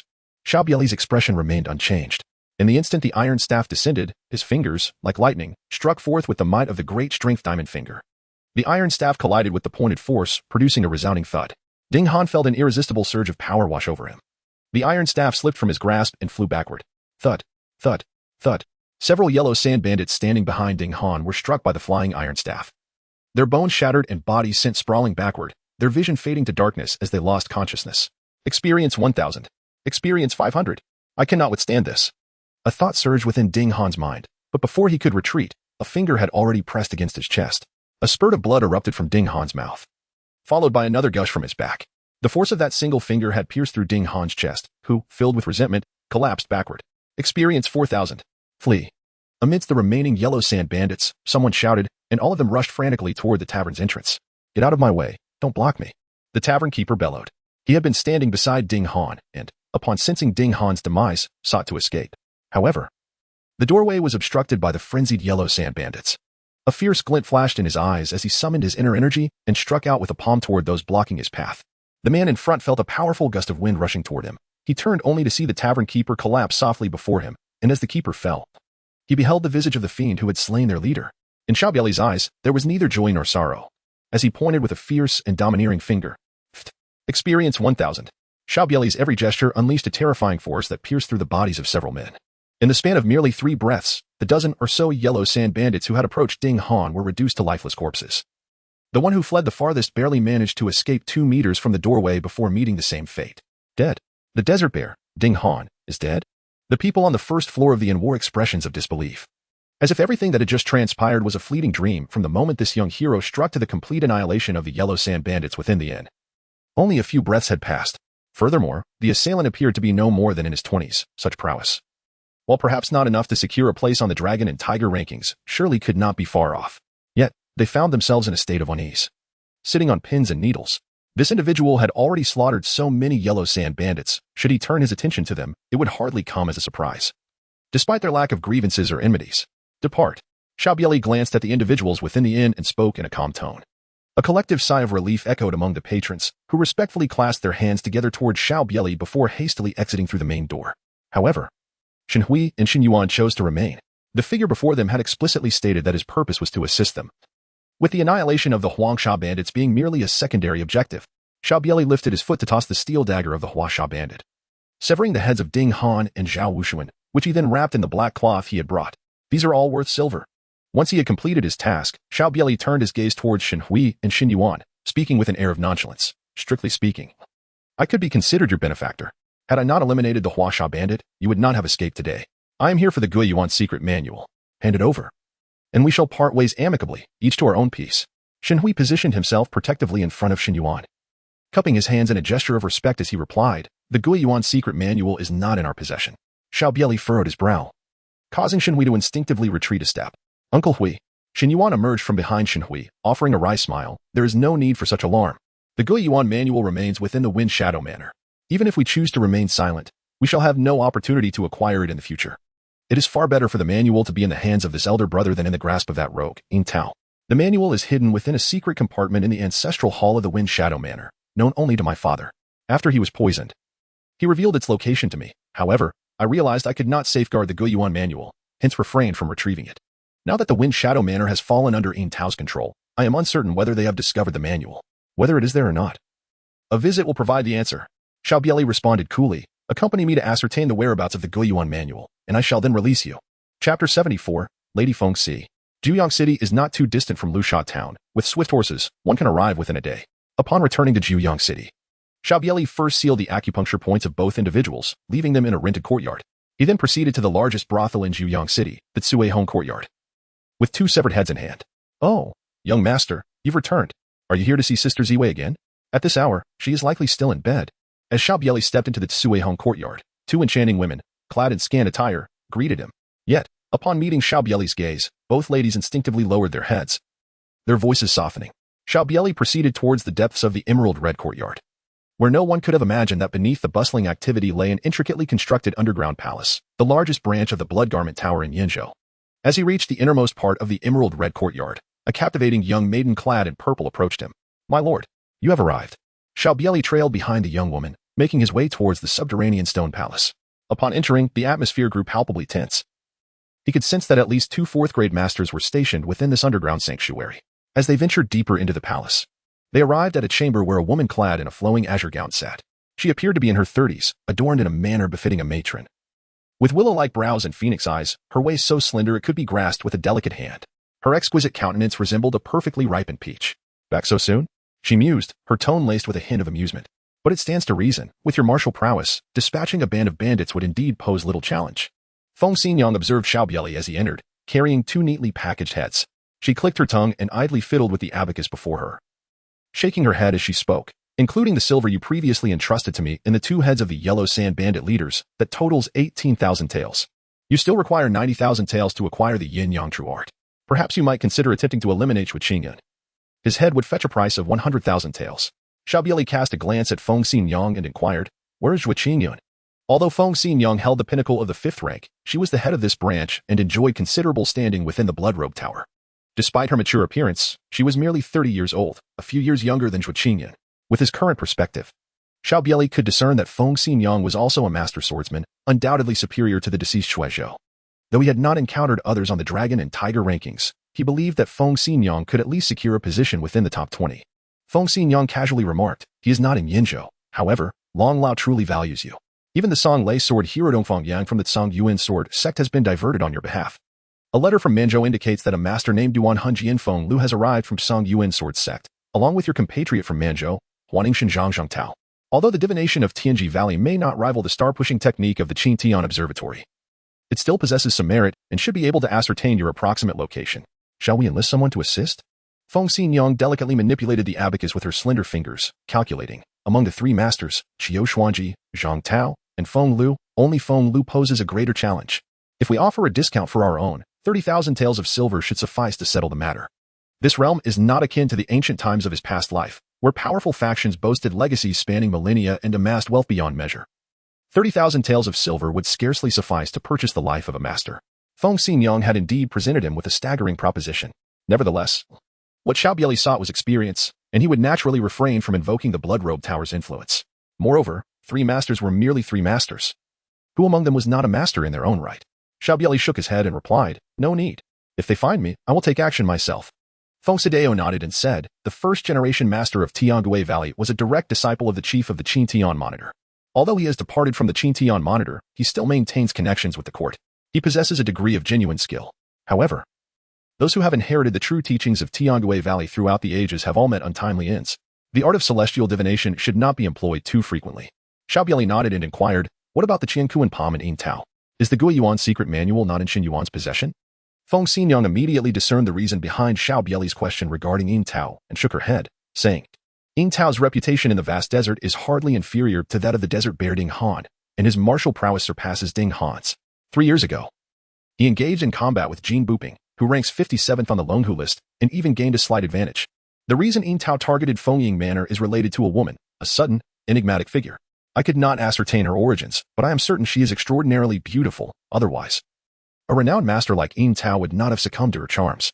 I suspect that this woman is also after the Gui Yuan secret manual. If you plan to visit Fengying Manor, you should know that Yin Tao is currently hosting a grand banquet there, attended by several 5th-grade masters, as well as someone you might find intriguing, your fiancé Yi Linqing Yuan's cousin, Lin Mu. Although his martial skills are rather ordinary, he is a steadfast supporter of Xue Qingyun, and it seems he is accompanied by an elder from the Song Yuan sword sect." As she concluded, Feng Xinyang regarded Xiao Bie Li with keen interest. Over the years, Lin Qingyuan's name has gained considerable prominence. She possesses a natural sword body and unparalleled talent. It is rumored in the martial world that Lin Qingyuan might one day reach the second-grade realm of heaven and man unification, becoming the pillar of the Songyuan sword sect and restoring its dominance in the martial realm for a century. Moreover, she is aware that Lin Qingyuan and this gentleman share a childhood bond, and that this gentleman's talent is no less than Lin Qingyuan's, perhaps even surpassing it. Were it not for the numerous complications involving the blood-clothed tower, she would have been tempted to attend the spectacle at Fengying Manor. Xiao Bie Li's eyes reflected neither joy nor sorrow as he calmly stated, "If you obstruct my path, it is merely a matter of drawing a blade. Ensure my silver is accounted for. Keep an eye on Shen Hui. I shall take Shen Yuan to Fengying Manor to retrieve the Guiyuan secret manual. He has already accumulated considerable experience. Everything is in place except for a martial arts technique." Fengying Manor, which had been under the protection of a third-tier Grandmaster centuries ago, possessed an imposing aura. Nestled in an oasis, its architecture bore a resemblance to the southern provinces rather than the arid desert. There were rumors suggesting that the Shen family of Fengying Manor had fled to the desert to evade a formidable power from beyond. However, such tales remained unverified. Yet, this was now of little consequence, for Fengying Manor, which had stood for centuries in the desert, had changed ownership just days prior. The new master was the Qian Kuan Pa Yin Tao. Chapter 75. Youth. Yin Tao stood in the windward pavilion of Fengying Manor, surveying the landscape with a sense of triumph. Beside him stood a captivating woman, appearing to be in her early 20s, exuding an intoxicating allure. To a man, such a woman is a divine gift. As he inhaled her fragrant presence, Yin Tao could not help but glance at Guanqing. In the storeroom of Fengying Manor, he had discovered 2 tiger whips and several potent medicinal herbs, which he had instructed the kitchen to prepare. He eagerly anticipated the effects of this medicinal cuisine. Previously, he had exuded confidence in the presence of other women. Yet, with Guanqing, he often felt a sense of inadequacy. But this time would surely be different. Guanqing furrowed her delicate brows and inquired, "Have you still not located Shen Yuan?" Upon hearing Shen Yuan's name, Yin Tao's brow furrowed as he replied solemnly, "Shen Yuan has fled deep into the desert, but the sand bandits and lone wolf village have accepted my payment. As long as Shen Yuan traverses their territory, he cannot escape. Moreover, we have not lost their trail. They are bound to be captured. Yet the Fengying sword technique and the Guiyuan secret manual now rest in your hands. A person capable of such treachery as poisoning his own father deserves death. Why allow him to return alive?" Guanqing glanced at Yin Tao and replied coolly, "Though these 2 martial arts are commendable, they are not what the young master seeks. You must understand the consequences of failure." Listening to Guanqing's words, Yin Tao's expression turned grave as he scoffed. That old fool Shenzong was already poisoned yet could still unleash such power. Had he not injured our men in desperation, Shen Yuan would not have escaped. Unfortunately, after 3 exchanges, Shenzong succumbed to the poison, unaware that it was administered by his own son Shen Yuan. But rest assured, a martial artist of little skill like Shen Hui poses no real threat. He cannot flee far. At that moment, a peculiar cooing sound reached their ears. Guanqing raised her hand, and a white dove landed delicately upon it, carrying a message tied to its leg. After a brief glance at the note, her expression turned serious. "What is it?" Yin Tao inquired, puzzled. Guanqing spoke coldly, "I instructed you to pursue him personally. You needed to recuperate. Now, it seems Shen Yuan has been taken." Yin Tao took the letter from Guanqing and, after a fleeting glance, his countenance shifted. Ding Han is dead, and at the hands of such a young individual. Could it be a master from the dragon and tiger rankings? Previously, when he had invaded Fengying Manor, he had sustained injuries from Shenzong's hands, which had prevented him from pursuing Shen Yuan directly.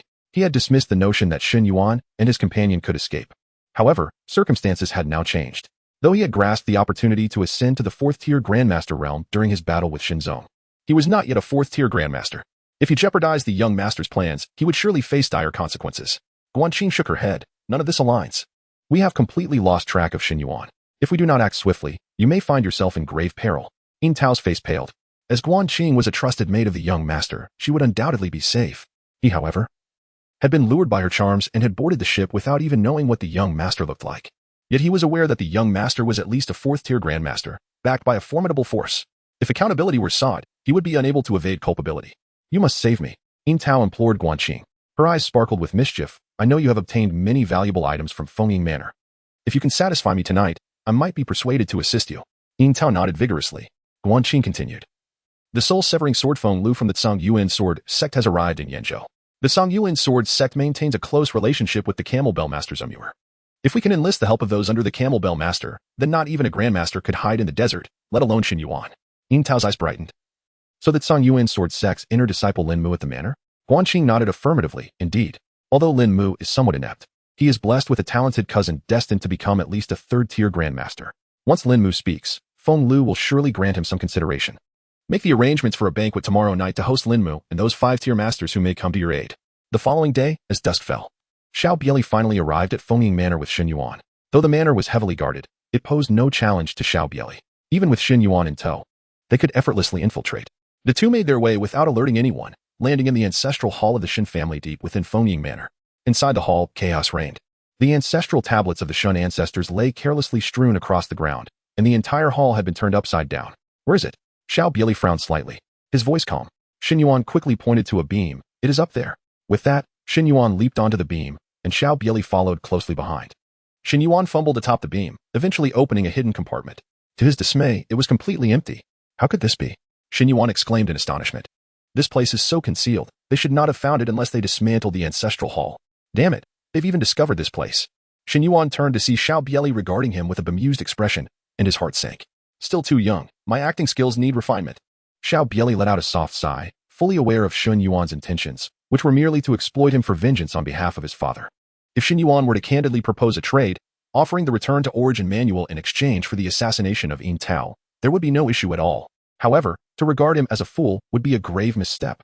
Just as the young hero was about to articulate his thoughts, Xiao Bie Li swiftly sealed his acupoints, rendering him incapable of uttering a single word. Xiao Bie Li, carrying Xin Yuan, arrived at a secluded spot not far from Fengying Manor. Casually, he cast Xin Yuan onto the ground and unfastened his mute acupoint. Young hero, what is the meaning of this? He inquired. You have indeed seen the hidden compartment. That was previously where the secret manual was stored. Xiao Bie Li shook his head, exclaiming, one does not shed tears until one sees the coffin. Although he had not been trained in coercive interrogation techniques as a master, the art of dislocating joints was exceedingly simple for him. With a swift, lightning-like motion, Xiao Bie Li seized Xin Yuan's wrist with precision. A series of sharp cracks echoed as Xin Yuan's joints were subtly misaligned, and an excruciating pain surged through him, draining the color from his face and causing beads of sweat to cascade down his forehead. A heart-wrenching cry escaped Xin Yuan's lips. Chapter 76, The Divine Blade Strikes. Experience points 1000. Casually discarding Xin Yuan's lifeless body onto the ground, he noticed that the Guiyuan secret tome had fallen into the hands of a woman named Guanqing, a tome that Xin Yuan had personally relinquished. Now, curiosity piqued. He wondered what the woman called Guanqing truly looked like. Xiao Bie Li spoke softly, recalling that yesterday at Bloodclothes Tower, Feng Xinyang had also mentioned Guanqing, remarking on her mysterious origins and noting that numerous formidable individuals had succumbed to her charms, including several renowned fifth-grade experts. As night fell upon Fengying Manor, the place was aglow with lights. Within the banquet hall, around 10 individuals were seated. Besides Yin Tao and Guanqing, the others were notable figures in this vast desert, including Lin Mu, an inner disciple of the Tsang Yuan sword sect, the outer elder Cheng Ran, Iron Coin Hu Feng, and poisonous Lady Ding Lan. The table was laden with a variety of exquisite dishes, and not far from them, a dozen enchanting foreign dancers twirled gracefully. The atmosphere was vibrant. Young Lin Xiaoxia, at merely 29 years of age, had already attained the status of a sixth-grade expert, making him the foremost among the younger generation of the Lin family. Aside from the illustrious Lin female hero, the Lin family's dual prodigies were a source of pride, and it seemed that the future would require their reliance on Lin Xiaoxia's guidance. Indeed, with such achievements at such a young age, it was not inconceivable that he could ascend the dragon and tiger rankings in time. Listening to the conversations around him, Lin Mu felt a sense of elation. Though he was aware that his chances of reaching the dragon and tiger rankings were slim, the words still brought him comfort. He lifted his cup, took a sip, and sighed. Alas, a recent incident has left me somewhat discontented. Oh, Yin Tao raised his cup and inquired, with your esteemed position in the Tsang Yuan sword sect, what could possibly trouble you? The others gazed at Lin Mu with curiosity, although he was merely an inner disciple. His travels were safeguarded by an outer elder of the Tsang Yuan sword sect, a testament to the sect's regard for the Lin family's exceptional daughter. They could hardly fathom what woes such a person might endure. Guanqing laughed and said, could it be due to Xiao Bie Li? Xiao Bie Li? Everyone was momentarily taken aback. They had certainly heard of this name. He was a rising young master on the Dragon Tiger list. It was only now that they recalled. Xiao Bie Li ascended the Dragon Tiger rankings due to the slaying of Shui Shou, a true disciple of the Tsang Yuan sword sect, who previously held the 62nd position. Could it be that Xiao Bie Li shares a connection with the Lin family? Indeed, Lin Mu coldly remarked, a rodent-like creature, hiding while the masters of the Tsang Yuan sword sect arrived in Manzhou. However, he underestimates our sect. Even the Tiangong Valley must show us respect. Our sect's masters are already en route to Yanzhou, and once they arrive alongside the Tiangong Valley, Xiao Bie Li shall undoubtedly meet his demise. Lin Mu's gaze swept over Guanqing, his eyes betraying an uncontainable desire. If not for Yin Tao's formidable prowess, which could tarnish the reputation of the Tsang Yuan sword sect, he would have acted long ago. Guanqing smiled alluringly at Lin Mu. One Xiao Bie Li certainly cannot be compared to the Tsang Yuan sword sect, one of the 9 sects. This smile made Lin Mu's heart quiver. The other men present instinctively lowered their heads. This woman was a siren, capable of invoking desire with a mere glance. Typically, they would not behave this way, but before such a captivating woman, they were powerless. Hu Feng chuckled. A person without a background dares to offend the Zhongyuan sword sect. His fate is already sealed. If young Lin can discover Xiao Bie Li's whereabouts, even in the absence of our sect's masters, we can still, as Hu Feng spoke. His expression suddenly changed. Behind the poison lady, a figure with a monkey-faced mask had appeared unbeknownst to them. Who are you? Hu Feng exclaimed, rising abruptly. In that instant, the others also reacted. Whoosh. Dozens of concealed weapons shot forth from the sleeves of the poison lady, aimed at the masked figure. Whoosh. With a single, powerful finger, Xiao Bie Li, concealed beneath the monkey mask, shattered the incoming projectiles. Clang. All the hidden weapons disintegrated under that one finger. Boom. In the astonished gazes of everyone present. The overwhelming force of the strike pierced through the poison lady's chest, blood splattering forth, the sheer might propelling her away and shattering the circular table before several others. Silence ensued. Experience 4000. Rui Tianma, Lianhuan Bazhan, Master's Ultimate Technique, 1. If not for the monkey mask, all present would have seen the shock on Xiao Bie Li's face. Although he now possessed multiple ultimate techniques, witnessing the unveiling of the divine blade slash filled him with uncontainable delight. The curved moon blade, glimmering with a cold light. The divine blade slash could be deemed the pinnacle of swordsmanship within the ancient dragon lakes, perhaps only rivaled by the fabled little leaf flying dagger, which bore a hint of karmic significance. A perfected divine blade slash would not merely grant him another complete master's martial art, but would deepen his understanding of the blade. In his prime, Ding Peng, despite lacking the demon blade, could dominate the world with just a wooden sword, illustrating that he had already entered the realm of blade intent. This was a feat only achievable by those grandmasters who possessed divinity. Ding Peng was undoubtedly a genius, had it not been for the limitations of the ancient dragon world. His lowest achievement would have been that of a third-grade grandmaster, with the potential to ascend even higher. Extraction. Xiao Bie Li silently contemplated. Among those present, the most skilled martial artist, Yin Tao, was merely at the pinnacle of the 5th rank. Though he possessed some prowess, it was insufficient in the face of the current situation. Acquiring the divine blade slash required little effort. In an instant, a multitude of cultivation techniques related to the divine blade slash surged into Xiao Bie Li's mind, accompanied by various experiences pertaining to its practice. At that moment, everyone in the banquet hall of Wind Shadow Manor stared anxiously at Xiao Bie Li, who wore a monkey mask. Although Poisonous Lady was only at the mid-tier of the 5th rank, her mastery of hidden weapons had reached an extraordinary level. Her previous technique, Heavenly Maiden Scattering Flowers, was one that even they would hesitate to counter easily. Yet now, this enigmatic master in the monkey mask had not only deflected all hidden weapons with a mere finger, but had also slain the Poisonous Lady. This was utterly terrifying. Did you take Xin Yuan away? Yin Tao's cold voice pierced through the tension, as he connected the dots between the masked figure and the individual who had taken Xin Yuan. After all, anyone capable of killing Ding Han with a single finger undoubtedly had the strength to eliminate the Poisonous Lady. Even he, in the face of this mysterious master, felt a lack of assurance in his own victory. The others were momentarily taken aback. They had heard rumors of a mysterious master abducting Xin Yuan from Liashazan, but had not anticipated that this individual would arrive at Wind Shadow Manor. Emboldened by the wine, Lin Mu gazed at Xiao Bie Li with a frosty demeanor. You kill without a second thought. Do you not regard me at all? As the masked figure remained silent. Merely standing there, Lin Mu's anger intensified. He was a disciple of the inner sect of Zhongyuan sword sect and the foremost among the younger generation of the Lin family. In Yanzhou, where no significant factions existed, how dare this individual disregard him? With a swift motion, Lin Mu unsheathed his flexible sword, launching dozens of strikes in an instant.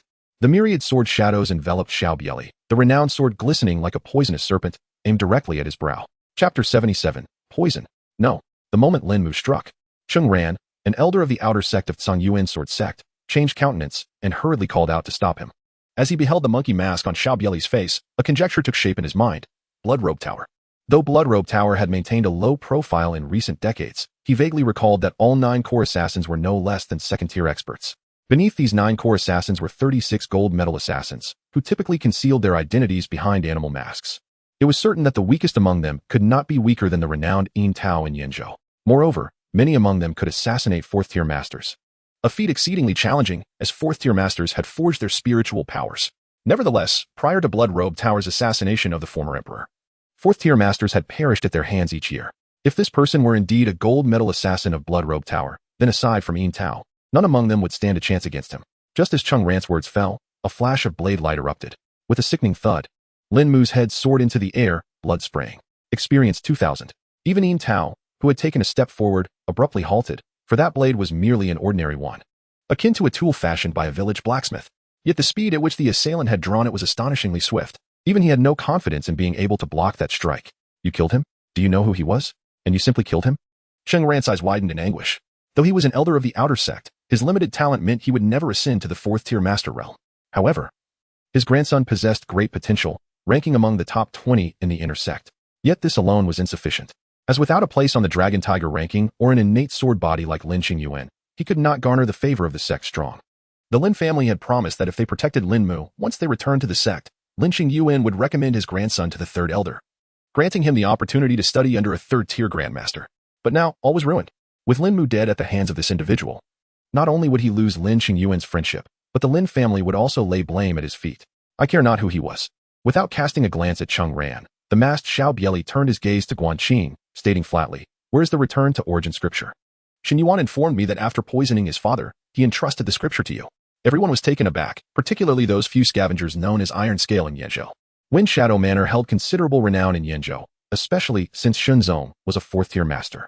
However, not long ago, Shenzong had suddenly perished, with rumors suggesting it was due to a recurrence of old injuries. Yin Tao had merely seized an opportunity following Shenzong's demise. Yet, it now seemed that Shenzong's death was indeed a consequence of poison administered by his son, Xin Yuan. What could Xin Yuan possibly gain from this? Guanqing, momentarily stunned, then smiled alluringly. "My lord, Xin Yuan's poisoning of Shenzong has nothing to do with me. The return to origin scripture was given to me by him and currently resides within my boudoir. Why not accompany me to retrieve it?" Step by step, Guanqing approached Xiao Bie Li, her eyes filled with a seemingly pitiful allure. "If all you seek is the return to origin scripture, why resort to murder? I would gladly provide it to you." As Guanqing spoke, the men around her appeared entranced. Even Cheng Ran, who had been furious moments earlier, was no exception. Only Yin Tao gently shook his head, well aware of Guanqing's captivating charms. Unless one were a master, it was difficult for any man to resist. Moreover, judging by the voice of the masked killer, he could not be over 35 years old, thus rendering him incapable of withstanding Guanqing's allure. Suddenly, a sigh escaped from beneath the monkey mask. "Do not waste your efforts. Are you not a man?" Guanqing's smile faltered. She had not anticipated that her beguiling skills, which had always proved effective, would falter before this individual. Xiao Bie Li remarked with a hint of disdain. "Were it not for the myriad of conflicting auras that cling to you, your physique and visage might have stirred a flicker of desire within me. Yet, your practice of the Scion Bujin martial arts has imbued you with the essences of dozens, and even among this gathering, 2 men have shared your bed within the last 12 hours. As Xiao Bie Li's words resonated, Guanqing's countenance soured, for she was accustomed to having men flock to her at the mere wave of her hand. The affront to her dignity was palpable. Yin Tao's expression mirrored her dismay, a spark of indignation flickering in his eyes. Having consumed a potent tonic the previous day, he believed he had performed admirably. Could it be that Guanqing sought the company of others? However, now was not the time for discord. Yet his gaze still swept over the assembly, landing upon Hu Feng, known as Iron Coin, who, sensing the predatory look in Yin Tao's eyes, grew visibly uneasy. He had visited Fengying Manor the night prior, merely perusing its surroundings, unaware that he would encounter further complications. After a night of fleeting pleasures, his legs still wavered beneath him. Little did he know that the woman in question was Yin Tao's, the master of Qian Kuanzhang. Otherwise, he would not have dared to overstep his bounds. "Kill him," Guanqing shrieked. "Yin Tao, you must slay him." "Humph," Yin Tao snorted coldly, though discontent brewed within him. The immediate priority was to eliminate the current threat. Cheng Ren also issued a furious shout. "I implore you all to assist me in ridding us of this scoundrel. The Tsang Yuan sword sect shall offer ample rewards." The skilled individuals present exchanged glances, each summoning their vital energy with great urgency. Suddenly, several of them coughed up blood almost simultaneously, their faces paling as they nearly collapsed. Even Yin Tao and Cheng Ran, the most formidable among them, were not spared. Cheng Ran's earlier fury dissipated, replaced by sheer terror. "What is happening? Poison?" Yin Tao exclaimed incredulously. "You actually poisoned our food in advance." Xiao Bie Li shook his head, stating that it was unnecessary to resort to poison in dealing with them. Rather, he wished to test the life-saving properties of the toxins he had recently mastered and their efficacy against fifth-tier masters. The results, it seemed, were promising. After acquiring the divine manuscript of the Medicine King, he had expended a considerable 9,500 experience points to elevate the manuscript to its perfected state. The vital energy of fifth-tier masters circulates within their internal organs, creating a self-sustaining cycle that can withstand many poisons. Although most of the medicinal formulas recorded in the divine manuscript of the Medicine King proved ineffective against the fifth-tier masters of this realm, Xiao Bie Li's comprehension of the art of medicine had ascended to a new level upon perfecting the manuscript. He successfully combined it with some unique local herbs to concoct a couple of exclusive poisons. The results were indeed remarkable. With a sudden gasp, Hu Feng, the iron calculator, was the first to succumb, spewing forth a mouthful of black blood before collapsing to the ground. "My lord, spare me. I am willing to obey your every command." "Whatever you wish, I shall do," Xiao Bie Li calmly remarked. "You were already subjected to the yin-yang exchange last night, thereby compromising your foundation. The initial stage of the 5th rank is your utmost limit. What purpose does it serve to linger? With a sudden cough, Hu Feng expelled another stream of dark blood, collapsing weakly onto the ground. Experience 4000. Chapter 78. The Longevity Art. Fear manifested in the eyes of all present. Although their martial prowess slightly surpassed that of Hu Feng, the disparity was minimal. With a gasp, yet another renowned master from the vast desert spewed forth black blood, his 7 orifices bleeding. A look of unwillingness etched upon his face as he fell to the ground. Experience 4000. Some attempted to speak, but toxic blood gushed forth, rendering them incapable of articulating a coherent sentence. Experience 4000. One after another, they succumbed to the earth. Among the 7 5th-rank masters at the table, only the most formidable, Guanxing, Yin Tao, and Cheng Ran, managed to hold on, albeit with trembling bodies and eyes filled with a desperate yearning for life. Guanxing gradually approached Xiao Bie Li, her voice sultry. "My lord, please do not be so ruthless. If you spare me, I shall belong to you alone. I can grant you pleasures beyond your imagination." Before her words could fully escape her lips, a large hand seized her throat. With a sharp twist, the sound of bones cracking echoed. Experience 4000. Yin Tao and Cheng Ran felt a shiver run through them. Such a beauty. Yet this assassin from the blood-clothed tower showed not the slightest hesitation in extinguishing her life. Was her heart truly as cold as iron? Yin Tao remained motionless, alive. Guanxing was his most cherished possession, but now she had become nothing more than a lifeless corpse, and thus she no longer held the same value. Xiao Bie Li turned to Yin Tao and said calmly, "Where is the Guiyuan secret manual?" Yin Tao hurriedly replied, "As long as you do not kill me, I shall hand over the Guiyuan secret manual to you." Xiao Bie Li gazed at Yin Tao with an expression of incredulity, as if he were observing a fool. Why does every individual harbor such unrealistic notions? You are left with but 2 choices, to die comfortably or to experience the methods of my blood garment tower before meeting your end. Yin Tao's complexion turned pale. Yet he suddenly summoned his true energy, striking towards Xiao Bie Li, who stood 3 meters away. This was the formidable Qian Kuan Palm, an attack known as Qian Kuan Strike. The fierce energy howled through the air, tearing it apart with its formidable force. With a resounding thud, Yin Tao unleashed his palm strike but immediately coughed up a mouthful of blood. In the face of Yin Tao's abrupt assault, Xiao Bie Li displayed no surprise. The reason Yin Tao, Cheng Ran, and Guanxing had lingered in their demise was that they still possessed a modicum of value. Originally, he intended to send them on their way comfortably after acquiring the Guiyuan secret manual and discovering the answers to his inquiries. However, since Yin Tao was unwilling, he would simply have to ascertain the resilience of his bones. Xiao Bie Li clenched his right fist, extending his thumb, and unleashed a powerful finger strike. Bang! 2 streams of energy collided. The terrifying force of his fingers shattered the palm strike unleashed by Yin Tao. The momentum of the strike remained unabated, piercing through the air. Pooh! The finger force penetrated Yin Tao's palm, and before he could react, a single finger had already pressed against his dantian. Yin Tao felt as if his dantian were a sieve, leaking energy, as the years of painstaking cultivation vanished in an instant. In that fleeting moment, he appeared to age decades. Crack! A heart-wrenching scream escaped Yin Tao's lips as Xiao Bie Li's fingers gripped his right hand, systematically crushing the bones of his arm. Beads of sweat cascaded down Yin Tao's temples, and just as he was on the verge of losing consciousness from the agony, a surge of energy surged into his body, keeping him alert. Before the bones of his arm were entirely crushed, Yin Tao could no longer contain himself and hastily confessed, "The Guiyuan secret manual and the Wind Shadow Sword technique are with me. These 2 items are not what Guanxing seeks. He is searching for something else within the Wind Shadow Manor. I have already scoured most of the manor, yet I still have not found what he desires. Kill me. Grant me a swift end." Xiao Bie Li reached into Yin Tao's embrace with one hand, retrieving 2 ancient tomes wrapped in cloth from within his garments. These were none other than the Guiyuan secret manual and the Fengying sword technique. Xiao Bie Li did not verify the authenticity. With a mere gesture, he pierced Yin Tao's chest, causing him to collapse limply onto the ground. Experience gained, 4000. Longevity technique, 1st class divine skill, 1. What the hell?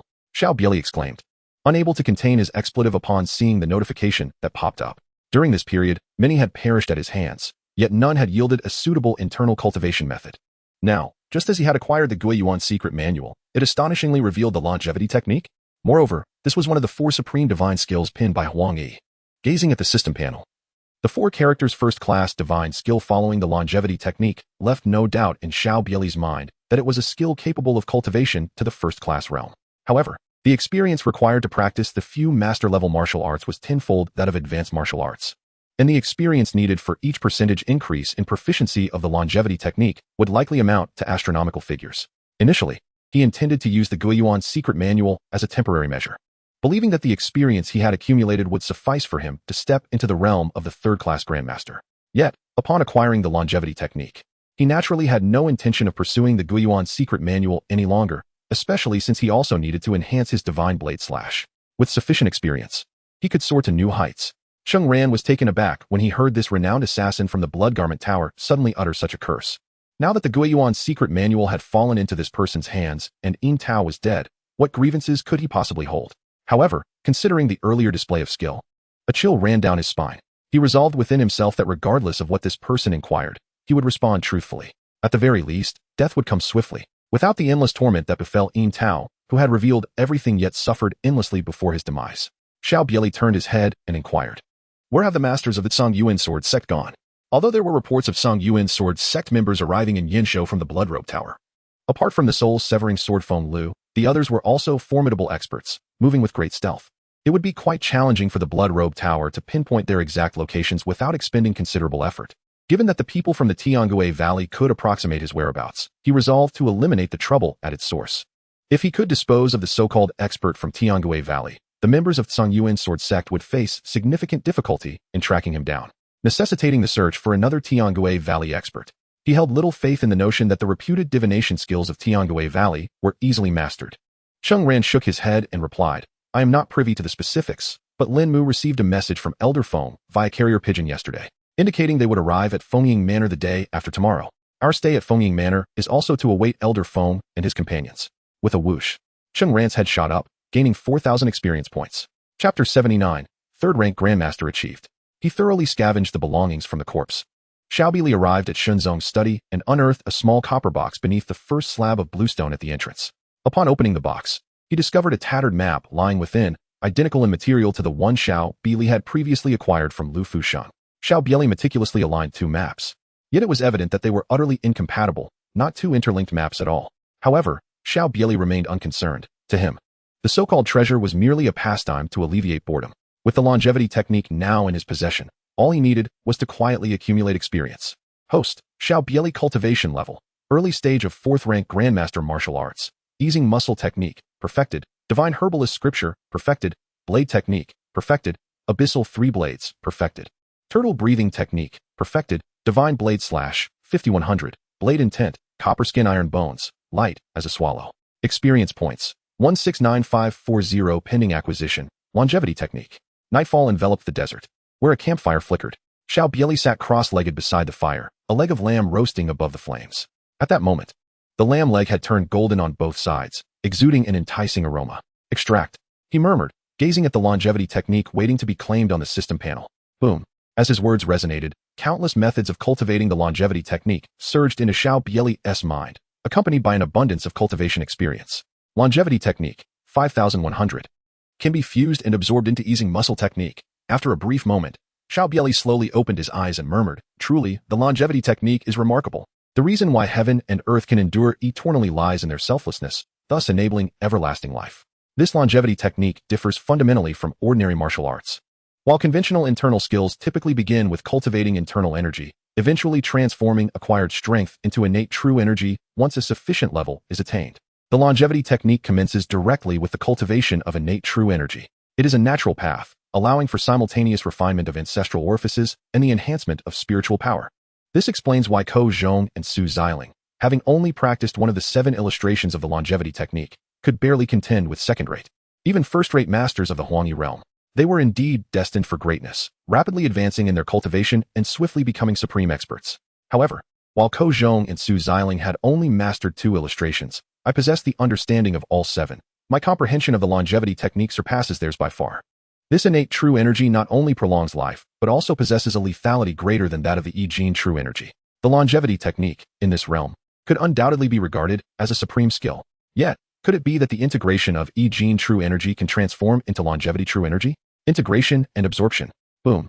As Xiao Bie Li's words faded, the Yi Jin true energy within him rapidly transformed into longevity true energy.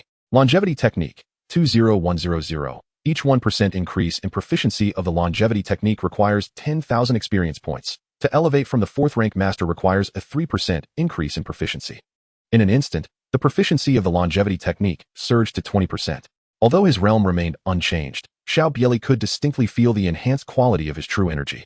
And even the lingering injuries from prior martial arts cultivation healed instantaneously. His bodily functions reached their zenith. A mere 1% in proficiency demands 10,000 experience points. Precisely as I anticipated. To reach the pinnacle of the master realm, 3 minor levels remain, equating to 90,000 experience points. Thankfully, I possess ample experience. I shall expend 90,000 experience points to elevate the longevity technique. Boom. As Xiao Bie Li's words resonated, an overwhelming torrent of experience related to the longevity technique surged into his mind, as if he had spent countless years diligently practicing it. Simultaneously, an extraordinarily pure essence of longevity true energy flooded into Xiao Bie Li's body. Thunderous rumblings echoed. Xiao Bie Li's aura surged dramatically, his brow's ancestral aperture polished to perfection. The formidable spiritual energy residing within it amplified several-fold. Even the indistinct phantom of his primordial spirit approached a state of solidity, just a step away from attaining the third-grade Grandmaster realm. Pinnacle of mastery. The longevity technique, 29100, requires an accumulation of 10,000 experience points for every 1% increase in proficiency. Advancing from 4th-grade Master to 3rd-grade Grandmaster necessitates a 6% proficiency increase. Moments later, Xiao Bie Li opened his eyes, 6%. With nearly 80,000 experience points remaining, he expended 60,000 to enhance the longevity technique. The longevity technique, 35100, boom. Once again, a tremendous surge of true essence flooded into Xiao Bie Li's being, his presence escalating exponentially, while simultaneously, his spiritual power soared at an astonishing pace. Puff. At last, the bottleneck between the 4th-grade Master and the 3rd-grade Grandmaster was shattered. A transparent primordial spirit sat cross-legged within his brow's ancestral aperture. He had reached the 3rd-grade Grandmaster realm. Finally, a sense of comfort enveloped him. Xiao Bie Li opened his eyes and let out a long sigh. All remaining experience was devoted to enhancing the Divine Blade Slash. The Divine Blade Slash, 24,100 roared. Countless experiences of practicing the Divine Blade Slash surged into Xiao Bie Li's mind. Once the infusion was complete, he promptly retrieved the roasted leg of lamb from the campfire, disregarding the heat, and took a hearty bite, followed by a generous sip of fine wine brought from Jiang City. The following day, at the Oasis Market. Although this place was referred to as a market, it was significantly larger than the Shifting Sands town Xiao Bie Li had previously visited. The level of liveliness here was unmatched by that of Shifting Sands town. Merchants and wandering swordsmen, armed with blades, flowed in and out continuously. Xiao Bie Li, with a sword at his waist and a bamboo hat obscuring part of his visage, entered the grandest tavern of the Oasis Market. Casually, he produced a golden leaf and tossed it to the waiter. Bring me the finest dishes your establishment has to offer. This audacious act left the proprietor and the waitstaff momentarily speechless. Even the owner himself eagerly attended to Xiao Bie Li, serving the finest wine and aged spirits the tavern possessed. Master Ho, what does this mean? You refuse to sell me the aged spirit you have kept hidden for over a decade, yet now you offer it? This sparked discontent among some regular patrons of the tavern. One of them jested, of course, it is simply a matter of your insufficient payment. If you were to offer golden leaves, not only the spirit, but even the landlady would be within your reach. Xiao Bie Li paid little heed to the words of the wine patrons.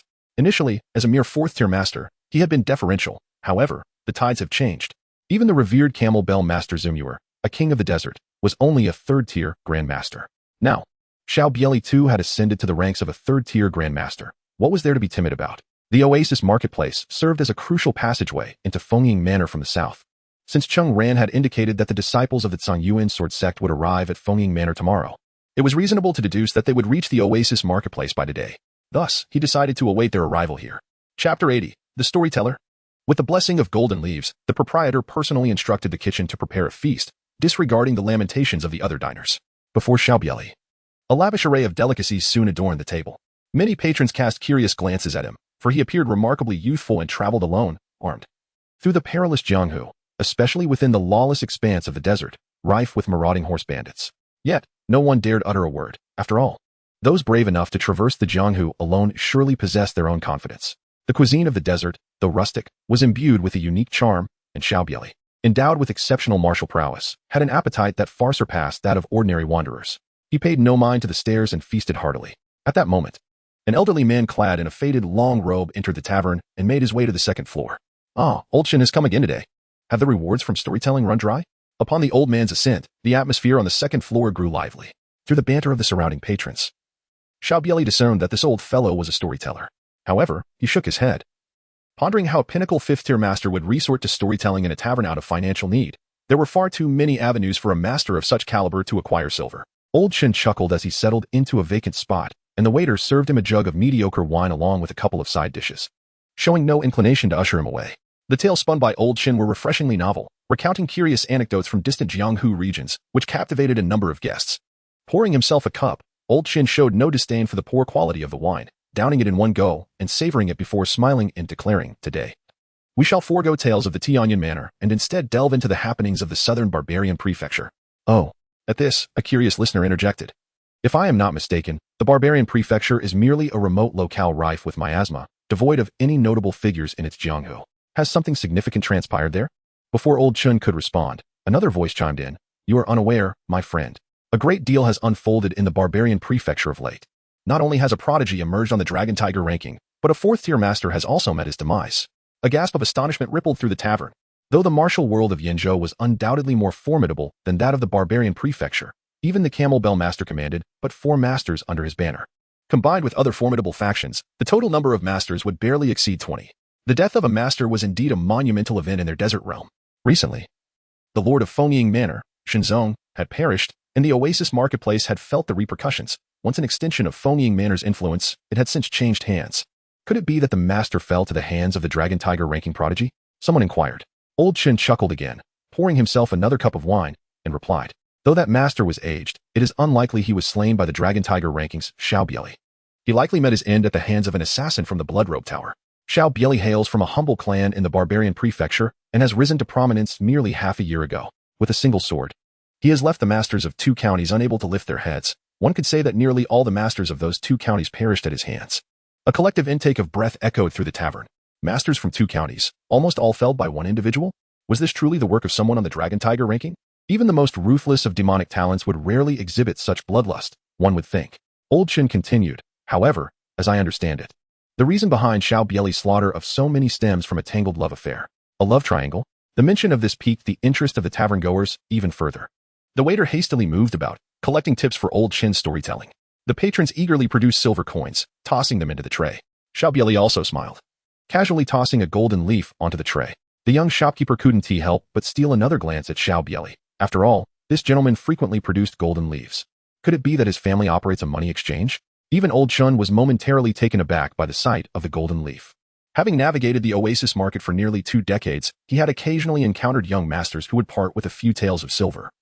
But this was the first time he had witnessed someone so generously offering a golden leaf. Xiao Bie Li tore off a chicken leg, signaling Old Chin to continue his tale. He was curious to see how his story had transformed in the vast desert. Ahem. Old Chin cleared his throat and proceeded. Xiao Bie Li's fiancée was Lin Qingyuan, a true disciple of the Tsongyuan sword sect, and there were ambiguous relations between her and Qingyuan, ranked 7th on the Tsongyuan sword sect's Dragon Tiger list. Naturally, Xiao Bie Li became an obstacle to their aspirations. The factions from the 2 counties of Manzhou sought to curry favor with the Tsongyuan sword sect and targeted Xiao Bie Li, unaware of his formidable martial prowess. Not only did the elite from Manzhou suffer heavy casualties, but even Shuezhou, another prodigy on the Dragon Tiger list, fell to Xiao Bie Li's blade. As Old Chin vividly recounted the battle between Xiao Bie Li and Shuezhou, Xiao Bie Li suddenly raised his gaze towards the entrance of the tavern. A group of 8 riders approached, 3 of whom were unmistakably grandmasters. With his keen perception, Xiao Bie Li quickly identified the one bearing an ancient longsword as Feng Lu, the soul-severing sword from the Tsongyuan sword sect. Among these 3 4th-grade masters, only Feng Lu appeared formidable, exuding a chilling sword intent. The other 2, though also masters, were dim ancestral auras, possessing spiritual energy merely sufficient to intimidate those yet to reach the 4th-grade master realm. They were a far cry from Xiao Bie Li when he first stepped into the 4th grade. As Feng Lu's group ascended to the 2nd floor, Old Chin was just concluding his vivid recounting of the climactic battle between Xiao Bie Li and Shuezhou. However, Feng Lu's expression darkened. Suddenly, with a sharp clap, a 5th-grade expert following Feng Lu struck the staircase railing, sending a splintered piece hurtling towards Old Chin. Old Chin rolled aside just in time, narrowly avoiding the blow. But the table before him met a disastrous fate, splintering into pieces. Old Chin's countenance soured as he clasped his hands in apology, saying, Gentlemen, might I inquire where I have offended you? Why such lethal intent upon your arrival? A 7th-grade warrior within the tavern chimed in, Indeed. You hardly seem to be men of the desert. Arriving at the Oasis market with such arrogance, do you not fear retribution? With a scoff, the Tsongyuan sword sect master who had struck earlier unleashed a swift sword energy aimed at Old Chin. Seeing this, Old Chin grit his teeth and retaliated with a palm strike. The clash of energies reverberated through the tavern, shattering several nearby tables and chairs. The tavern keeper hastily intervened, bowing repeatedly towards the Tsongyuan sword sect masters. Esteemed sirs, my establishment dutifully pays the monthly fees to the Bell of Camel respected elder. I implore you to show mercy. Old Chin, sensing the danger posed by these men, promptly added, Gentlemen, I am a wind seeker under the Bell of Camel elder, tasked with safeguarding the Oasis market. If I have unintentionally offended, I beg your forgiveness. These individuals, aside from the one who had just attacked, emanated a sense of strength as well. The 3 leading figures imparted an inscrutable aura that reminded Old Chun of his encounters with masters in the desert. Could it be that these 3 were all 4th-grade masters? A stir arose on the second floor. Having spent many years at the Oasis Market, many assumed Old Chun to be merely a solitary old man seeking refuge after a life of wandering. They were astonished to learn he was a wind seeker under the bell of Camel Elder. Wind seekers were typically 5th or 6th grade experts responsible for maintaining order in the desert. Should someone violate the bell of Camel Elder's rules and harm ordinary folk, it fell upon the wind seekers to rectify the situation. In the desert, where bandits abounded, many merchants were still willing to brave the journey, enticed by the high profits of transporting goods deep into the desert. Generally, bandits adhered to certain rules, releasing captives for a sum of silver. Even in the rare instances of encountering lawless bandits, one's life was seldom at stake. Under the bell of Camel Elder, Feng Lu furrowed his brow and coldly declared, "Let today's events be forgotten. Should I hear any more slander against the Zhongyuan sword sect, I shall have your tongue severed." The mere mention of the Zhongyuan sword sect made Old Chun break into a cold sweat. He had merely relayed what he had heard, never expecting to encounter the very subjects of his discourse. He was acutely aware of the elders' connections with the Zhongyuan sword sect, which was one of the 9 factions and 6 alliances. Even the elder would be wary of offending them. "Thank you, esteemed elder. Thank you." Old Chun bowed repeatedly, his voice trembling. The previously outspoken individual was now pale, his body quaking in fear. The 9 factions and 6 alliances held immense sway in the martial world. Even notorious figures hesitated to provoke them. "Leave." Feng Lu cast a glance at the patrons on the second floor, prompting them to hurriedly drop their coins and flee downstairs. Only Xiao Bie Li, seated by the window, remained motionless. Feng Lu glanced at him, but the wide-brimmed hat shielding Xiao Bie Li's face obscured his features. "Bring me something to eat," Feng Lu ordered, but he did not dwell on it. Although Elder Dongfang had pursued the assassins from the Blood Robe Tower, he had arrived with a letter from the 6th Prince, requesting the assistance of the Bell of Camel Elder to eradicate Xiao Bie Li and the Blood Robe Tower's outpost in the desert. The entire martial world was on the brink of upheaval, and he believed that Zhuomuer would perceive the changing tides. Aligning with the 6th Prince at this moment represented a remarkable opportunity. In no time, the tavern keeper cautiously brought forth the food. The group occupied 2 tables, with Feng Lu, Zhang Tao of the Phantom Divine Palm, and Elder Yulong of the Tiangong Valley sharing one table, while the others sat at another. Zhang Tao took a bite of roasted lamb and sipped his wine, exclaiming, "The flavors in this desert are uniquely delightful." Elder Yulong nodded in agreement, indeed. While not as refined as the delicacies from the Jiangnan region, it is far from lacking in taste. This wine is even stronger than the bamboo leaf wine from Jiangnan. Only Feng Lu frowned, sighing, "I have received word that Lin Mu has been enchanted by a mysterious woman at Wine Shadow Manor. What a waste. He pales in comparison to Lin's nephew. Had it not been for Lin's exceptional talent, I wouldn't he have accepted Lin Mu as a disciple, even going so far as to offer a spirit-opening pill. I shall uncover the true identity of this enigmatic woman." Zhang Tao chuckled. Youth is often impulsive, and it is natural for them to be swayed by their desires. We too had our moments of infatuation in our youth. As for her mysterious origins, Lin Mu merely rides on the coattails of Lin Qingyuan. Without her, he would not have reached this point, nor would he impact your sect's core interests. A little admonition will suffice. The Daoist of Fish and Dragon nodded slightly, affirming, "Indeed. We must first locate Xiao Bie Li and eliminate him. I must return swiftly. The leader has granted me but a month's time." Zhang Tao added, "In that case, Brother Fish and Dragon, why not further delve into the matter and ascertain Xiao Bie Li's whereabouts? If he resides within the Blood Robe Tower, we shall have no choice but to seek out the Camel Bell Master. After all, the might of the Blood Robe Tower cannot be underestimated." Feng Lu scoffed. "The Blood Robe Tower. Do they truly believe they still hold the title of the world's foremost assassin organization? To dare oppose my Zhongyuan sword sect, they shall receive a lesson this time. Your assistance is much appreciated, Brother Fish and Dragon." The Daoist of Fish and Dragon nodded, retrieving several divination tablets inscribed with peculiar runes from his sleeve, which he then cast gently onto the table. As the tablets landed, he began to calculate with his fingers. Gradually, an odd expression crossed his face as he murmured, "Could it be that I have miscalculated? No, that cannot be right." Zhang Tao furrowed his brow. "Brother Fish and Dragon, what is amiss?" The others turned their gazes toward the Daoist. He shook his head, his countenance grave. "I have discerned that Xiao Bie Li is indeed here." Everyone was taken aback, and Feng Lu coldly interjected, "And where exactly is here? Surely, it cannot be within this tavern." The Daoist shook his head and nodded simultaneously. "I can only determine his approximate location. However, the divination indicates he is in our vicinity." No sooner had the Daoist finished speaking than, with a clang, Feng Lu's long sword was drawn from its sheath, its edge gleaming with a piercing aura, aimed straight at the spot where Xiao Bie Li sat. With a resounding clash, 2 fingers precisely grasped the sword's tip, producing a symphony of metal clashing against metal. Xiao Bie Li sat at the table, a smile gleaming in his eyes as he regarded the fish dragon Daoist. "Indeed, your celestial calculations are remarkable. However, today I have foreseen your demise here." Chapter 82. When the demon blade is drawn, death awaits the opponent. Xiao Bie Li. The fish dragon Daoist rose, retreating a couple of steps. Clang, Clang. All weapons were drawn, their bearers fixated on Xiao Bie Li, disbelief etched across their faces. Particularly Zhang Tao, the wielder of the phantom divine palm, who suddenly sprang to his feet. Although Feng Lu's earlier strike was merely casual, the fierce intent of that sword had sent shivers down his spine. Yet, Xiao Bie Li had effortlessly caught that blade between two fingers. What realm does Xiao Bie Li truly occupy? Has he already attained the status of a fourth-rank master? Did Guxian perish at the hands of Xiao Bie Li? Countless thoughts raced through Zhang Tao's mind, causing his expression to shift dramatically. Although he aspired to leverage connections with the Songyuan sword sect and subsequently ascend the ranks through association with the sixth prince, Xiao Bie Li is merely 17 years old. He is on the cusp of turning 18. A 17-year-old master. Doesn't that seem rather terrifying? If he were to completely offend Xiao Bie Li, even if the latter were to survive, Zhang Tao would find it exceedingly difficult to enjoy a peaceful night's rest. A fourth-rank master? Guxian met his demise at your hands. You have concealed your true strength well. Feng Lu's gaze was profound as he regarded Xiao Bie Li. Xiao Bie Li smiled slightly, saying, I have never claimed that Guxian did not perish at my hands. All of this is merely conjecture on your part. I find it somewhat perplexing that Zhuo Qingyun, albeit a pinnacle 5th grade master, should prompt a 4th grade master such as yourself to traverse great distances solely to confront me. Is it possible that after I eliminate you, that Songyuan sword sect would dispatch a 3rd grade grandmaster, or even a 2nd grade heaven harmonization expert to deal with me? If I were to have backing as well, would it not seem rather unwise to pursue someone like Zhuo Qingyun? Ha. Feng Lu laughed heartily. Do you truly believe you can survive under the edge of my sword? Although Zhuo Qingyun possesses outstanding talent and holds promise of becoming a 3rd grade grandmaster, with even a 2 in 10 chance of reaching the 2nd grade heaven harmonization realm, Shuizhou may have fallen by your hand, yet it hardly warrants a grandmaster's personal intervention. With a swift motion, Feng Lu deftly twirled his sword, unleashing a fierce sword aura that compelled Xiao Bie Li to release 2 fingers. Feng Lu refrained from further assault, instead holding his sword and gazing at Xiao Bie Li, speaking coolly.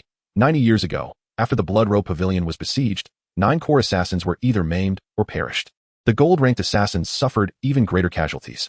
For decades thereafter, the Blood Robe Pavilion nearly vanished from existence, but in the past several years, it has regained some vitality and re-emerged within the martial world.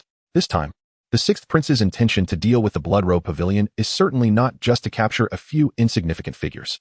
However, those old-timers hide themselves deeply, and you are likely a successor cultivated by those core assassins. Yet, with the imperial court's might extending across the seas, not even the combined forces of 9 sects and 6 factions could stand against the court. As long as the court wishes to eliminate the Blood Robe Pavilion, you will be reduced to mere vermin.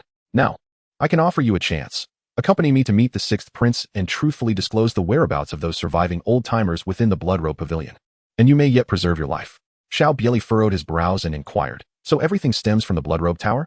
Hence, he is merely a scapegoat? Han Wuyin's invitation for him to join the Blood Robe Tower was well-intentioned, yet now, despite the 6th Prince and others possessing some knowledge about the Blood Robe Tower, they are unable to locate its most pivotal members. They suspect a connection between him and those core assassins, which explains why a grandmaster has come seeking him. They do not even consider his feelings? Upon hearing this, Zhang Tao was momentarily taken aback. He had always believed that the Songyuan sword sect sought vengeance for Shuizhou, thus prompting these events. He never anticipated the truth to be so. Yulong Daoist chuckled softly, indeed. Xiao Bie Li, your talent is remarkable. Remaining with the Blood Robe Tower would merely squander your potential. No matter how formidable the martial forces may be, who can surpass the authority of the court? Joining the court is undoubtedly the most prudent choice. Xiao Bie Li nodded slightly. So it appears that your Tianji Valley indeed has ties to the imperial court? Furthermore, I noticed your divination earlier seemed rather unremarkable. How were you able to discern my whereabouts? With a scoff, the fish dragon Daoist replied, the art of divination is a path only accessible to those with a unique destiny. Among hundreds of thousands, there may not be a single individual capable of mastering it. 90 years ago, the blood-clothed tower suffered a devastating blow in silence, precisely because the Imperial Astronomy Bureau intervened. Enough of this discourse. You should understand that the blood-clothed tower faces an adversary beyond your capacity to defeat. Make your choice swiftly. Feng Lu added coldly, 90 years ago. The peak of the blood-clothed tower was utterly powerless before the Imperial Court, and this time will be no different. You are still young. Exercise a bit more wisdom. Xiao Bie Li adjusted the conical hat atop his head and chuckled. Did I not already inform you? I have also divined a fortune for you. This day next year shall mark your day of sacrifice. However, in light of the enlightenment you have just bestowed upon me, I shall permit you to depart with haste. With a resounding clang, the crimson sleeve dagger at his waist was unsheathed, its glimmer illuminating the air. The divine blade struck. When the demonic blade was unleashed, death awaited any who dared to obstruct its path. Although Xiao Bie Li wielded only the strength of a 4th grade master, the technique, force, and speed employed in this strike were executed with unparalleled perfection, elevating his mid-level 4th grade mastery to an extraordinary 12-fold. In that fleeting moment when the blade's radiance flickered into existence, Feng Lu felt a chill run down his spine. He had never before witnessed such a breathtaking display of swordsmanship. The strike appeared deceptively unchanged, yet he sensed the amalgamation of numerous techniques within it, each variation eluding his grasp, leaving him utterly at a loss as to how to defend against this formidable blow. Xiao Bie Li's comprehension of the Tao of the blade far surpassed that of his adversaries, reaching a level beyond their understanding. An overwhelming force of spiritual energy had ensnared him. Furthermore, the speed at which the blade was unleashed was astonishingly swift. Mercy! Zhang Tao, recognizing the terror of the impending strike, found himself utterly immobilized. Unable to lift even a finger, reduced to vocal pleas for mercy. I am from Tianji Valley, and Yulong Dao Run was equally incapacitated, barely managing to steady himself against the table. Kill. At the final moment, however, the sword in Feng Lu's hand still thrust forward. But how could such a hasty strike withstand the lethal demon blade? Stab! Stab! Stab! In the blink of an eye, Feng Lu, Zhang Tao, Yulong Dao Ren, and the 5 masters behind them were cleaved in two, their bodies splitting asunder. Blood gushed forth. Experience 8,000. Experience 8,000. Experience 4,000. Experience 4,000. Chapter 83. Have you become a master? Barely 20 breaths after Xiao Bie Li departed from the tavern, the proprietor ascended to the second floor, only to be paralyzed with fear at the horrific scene before him, tumbling down the stairs in terror. The proprietor? What is this? The patrons on the first floor were perplexed. Although they had witnessed the diners fleeing from the second floor, there was no subsequent commotion. What had frightened the proprietor? The proprietor, speechless, pointed upstairs, and a keen-eyed wanderer noticed blood trickling down the staircase, mustering the courage to ascend. Upon reaching the second floor, he recoiled and rushed back down, retching violently. He considered himself seasoned in the ways of the world, yet the scene on the second floor, resembling a battlefield of slaughter, was one he had never encountered. Regaining his composure, the proprietor shouted, "Quickly, summon Old Chun.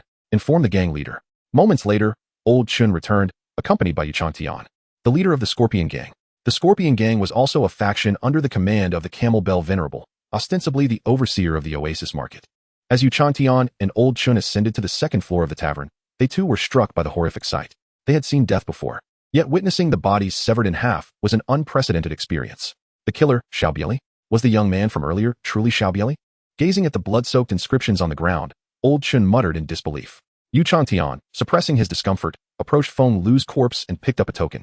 His expression shifting dramatically. This belongs to an elder of the Yuan sword sect, at least a 4th-grade master. Quickly, informed the venerable one. The entire tavern was sealed off. Half a day later, thundering hoofbeats echoed as a dozen swift horses arrived at the Oasis Market. Leading them was a tall, imposing figure, muscles rippling beneath his skin. His features sharply defined, exuding an air of unwavering determination. Upon seeing the newcomer, the wanderers in the market displayed expressions of deep respect.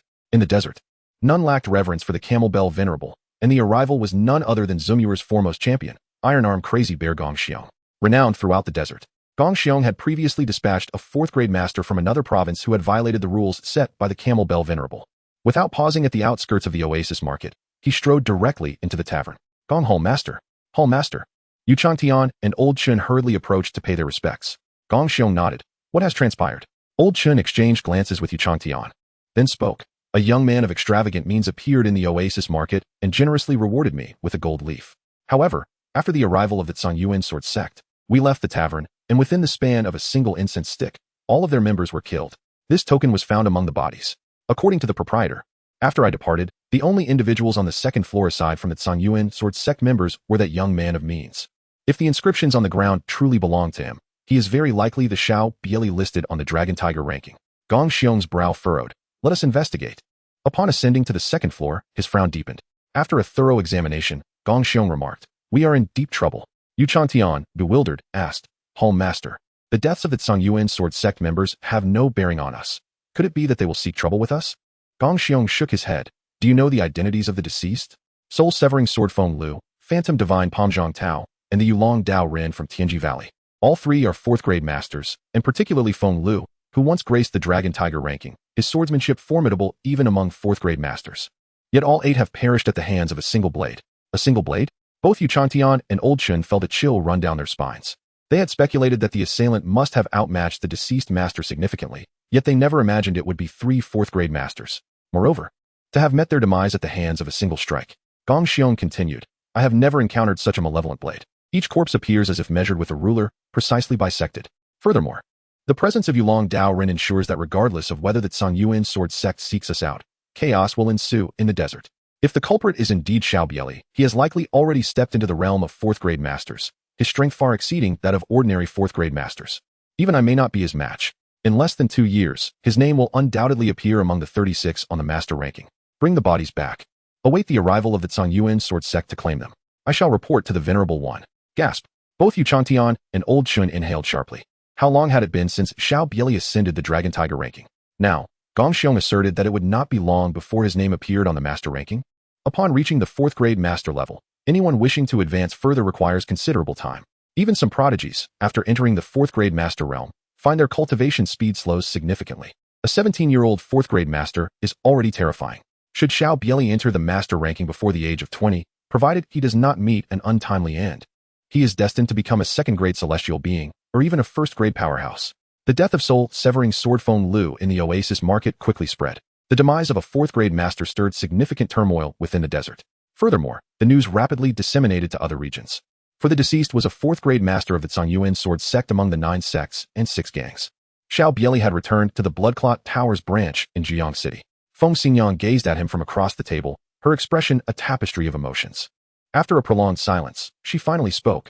No wonder you did not seek assistance from the people in the tower. It appears you have already ascended to the realm of a 4th grade master. And that strike, what manner of blow was it? As the head of the Bloodclot Towers branch, she was immediately informed about the events that transpired at the Oasis market. She was even acutely aware of the gruesome fates that befell Feng Lu and the others. A single strike cleaved through, and 8 were slain with the blade. She could hardly fathom how a 4th grade master could execute such a feat, dispatching 8 formidable opponents, 3 of whom were also 4th grade masters. Doubts crept into her mind. Could it be that the Xiao Bie Li before her was merely a facade for an ancient monster? Xiao Bie Li merely smiled, handing the renowned sword of Feng Lu, along with a letter found on him, to Feng Xingyang. Aside from me, Feng Lu's purpose in this venture is primarily related to the Blood Robe Pavilion. The court intends to take action against the Blood Robe Pavilion. I wonder if you can withstand it. Feng Xingyang took the blood-stained letter and, after a brief glance, let out a cold laugh. Within the Great Qian court, we have our people. It is highly probable that this is not the court's intention, but rather the 6th prince seeking to make a name for himself before the old emperor. The old emperor wishes to select one of the 3 princes as the crown prince. Using the martial world as a chessboard, he stirs up turmoil to weaken the martial factions. The Zhongyuan sword sect's early alignment is certainly not a good omen. Rest assured, the Camel Bell Master Zhuamuer is not a fool. He would not be so reckless as to confront me and the Blood Robe Pavilion directly. However, since you have killed the fish dragon Daoist from the Heaven's Mechanism Valley, they are known for their protective nature. With only 3 or 4 individuals skilled in divination, and the fish dragon Daoist being among the most distinguished, his death will likely draw attention from the Heaven's Mechanism Valley to Yin Prefecture. Xiao Bie Li furrowed his brow and inquired, what exactly is the mystery behind the celestial divination? From what I observed of the Yulong Daoist, there appeared to be nothing particularly extraordinary about his abilities. How could he possibly pinpoint my location? Feng Xingyang shook her head in response. I am equally perplexed. In the Valley of Heavenly Mechanisms, individuals adept in celestial divination are a rare occurrence, manifesting only once in several decades. Even within the esteemed Qintian Bureau, those proficient in the art of divination are few and far between. They have always maintained an air of enigma. Yet perhaps the masters within the tower might possess some insights. Xiao Bie Li inquired once more. Was it truly the case that the old emperor was slain by the assassins of the Bloodclad Tower 90 years ago? I have heard that during that battle, the Bloodclad Tower suffered grievous losses. Even several core assassins encountered dire straits. Chapter 84. Xiao Bie Li, the finest whetstone. With a cold chuckle, Feng Xingyang replied, naturally. The old emperor was not vanquished by our hands. Rather, it is merely that someone requires us to bear the blame. According to the elders within the tower, it is indeed true that the Bloodclad Tower faced substantial losses in that conflict 90 years prior. However, that generation has largely passed away, leaving only a scant few who are privy to the truth. Xiao Bie Li nodded slightly. In that case, what do you intend to do? Feng Lu is dead, and if the 6th prince remains undeterred, it is likely that other formidable opponents will come forth. The location of the Juyang City branch has probably been pinpointed already. Feng Xiang furrowed her brow. A cunning rabbit has 3 burrows. We must first depart from here. We have several alternative locations in Yenzhou. Though they do not compare to this place we have cultivated over the years, it is certainly preferable to being completely wiped out. However, we must alert the others in the building. Otherwise, we may encounter some troublesome situations. The Bloodclothed Tower is indeed not what it once was. If the 6th prince allies with certain forces from the martial world and strikes against us, it could indeed pose a significant challenge. We must prepare in advance. 3 days later, Xiao Bie Li, ranked 50 on the Dragon and Tiger list, slayed the soul-cutting sword Feng Lu, an elder of the Zhongyuan sword sect, along with Phantom Divine Pomzhong Tao from the Barbarian State, and the 4th-rank master, Yulong Daoist from the Tiangong Valley. The 3, alongside 5 5th-rank experts, were reportedly cut down by Xiao Bie Li in a single stroke. The news spread throughout the martial world, causing a great stir. In the barbarian state, Dongjiang County, at the Jinwu Hall, the sound of urgent hoofbeats approached. An elderly man clad in gray leaped down from his horse, swiftly removing the freshly posted dragon and tiger list from the entrance of the Jinwu Hall, which had barely changed color. He smeared it with paste and affixed a new list in its place. Has the dragon and tiger list been updated again? The last update was due to Blood Knife King Xiao Bie Li. Could it be that another remarkable young prodigy has emerged? Are there truly that many geniuses? Previously, the list changes had little to do with our barbarian state, and there wasn't even anyone to change it. Could it be related to Xiao Bie Li again? Even Zhu Shou and others from Jinwu Hall were curiously observing the scene. Xiao Long, the leader of Jinwu Hall, stepped forward, cupping his hands in salute to the elderly man. Esteemed senior, has there been any alteration to the dragon and tiger list this time? The old man did not spare a glance at Xiao Long, instead retrieving another list from his chest and affixing it beside the dragon and tiger list. Is this the master list? Xiao Long was taken aback. For several decades, prior to Xiao Bie Li's emergence, there had not been a single master from the dragon and tiger rankings in the barbarian state, let alone any from the master rankings. As the elder affixed the red list and turned to depart, a throng of people surged forward, encircling the announcement in layers. Those standing at a distance could scarcely discern the characters inscribed on the master rankings. Who had made it onto the list? Damn it. Can't those in front read it aloud? Step aside quickly, so I can catch a glimpse. Amidst the commotion of the crowd, the miraculous Dr. Zhou Wu gazed at the list and softly recited, Xiao Bie Li. Xiao Bie Li, a native of the barbarian state. Weapon, the red sleeve blade. Reportedly hailing from the Bloodcloth Tower, proficient in swordsmanship, with extraordinary skills in martial arts. In the Oasis market of Yin State, he single-handedly dispatched the 4th-tier Master Soul, Severing Sword Feng Lu, Phantom Divine Pomzhong Tao, the Fish Dragon Daoist from the Heavenly Machine Valley, along with 5 5th-tier experts, earning the moniker Demon Blade and ranking 36th on the Master Rankings. A wave of astonishment swept through the crowd. 36th on the Master Rankings. Xiao Bie Li had actually entered the Master Rankings? How could this be possible? Does this mean that the esteemed Gu Baozhu was also slain by Xiao Xiaoxia? He is merely 17 years old. Everyone was in shock, especially Zhu Shou, who had previously crossed paths with Xiao Bie Li. Had he really interacted with a master from the rankings? Even the 3 heroes of Wushan, concealed within the throng, wore expressions of disbelief. Despite Xiao Xiaoxia's somewhat tarnished reputation in the barbarian state, they firmly believed he was a good person. Otherwise, had he wished, he could have easily killed them all, and the 12-chain fort would not have been left unaware that Guan Yunbang had perished at his hands. In Yun State, at the Tsongyuan Sword Sect, located by the banks of the Tsong River amidst the foothills of Tsongyuan Mountain, the river surged incessantly, flowing day and night around the mountains. Damn it! The rogue who killed Brother Shuizhou has actually ascended to the master rankings? That scoundrel is only 17. How could he possibly reach the 4th-tier master level? There must be a mistake from the Jinwu Hall. Hadn't Brother Zhu already entered seclusion a year and a half ago to break through to the master realm? Over this past year and a half, he had made several appearances. Had he truly ascended to the 4th tier?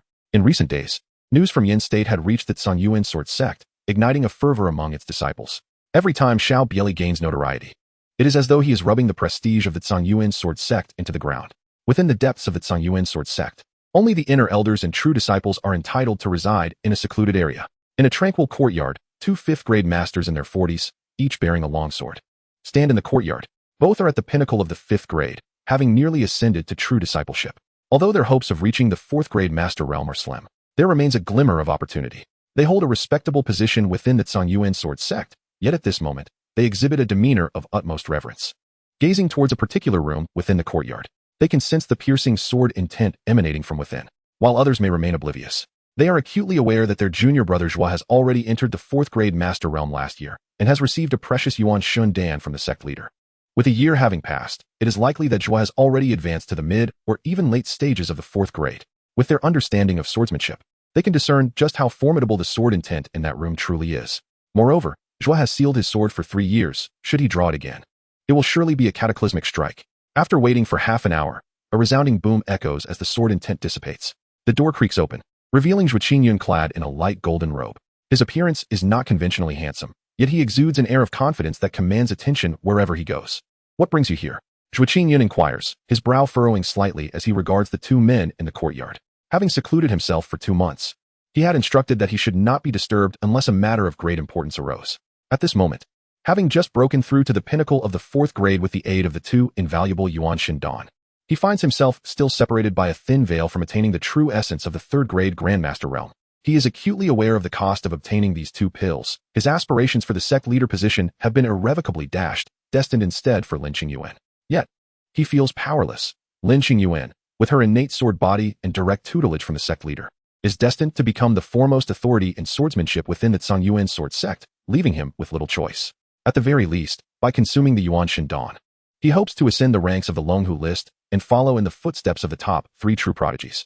There remains the possibility of eventually challenging the second-grade celestial realm.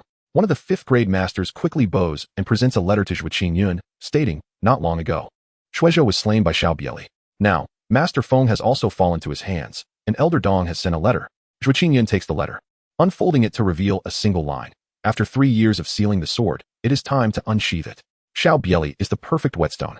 Perfect whetstone? Zhuo Qingyun muses, his brow furrowing at the contents of the letter.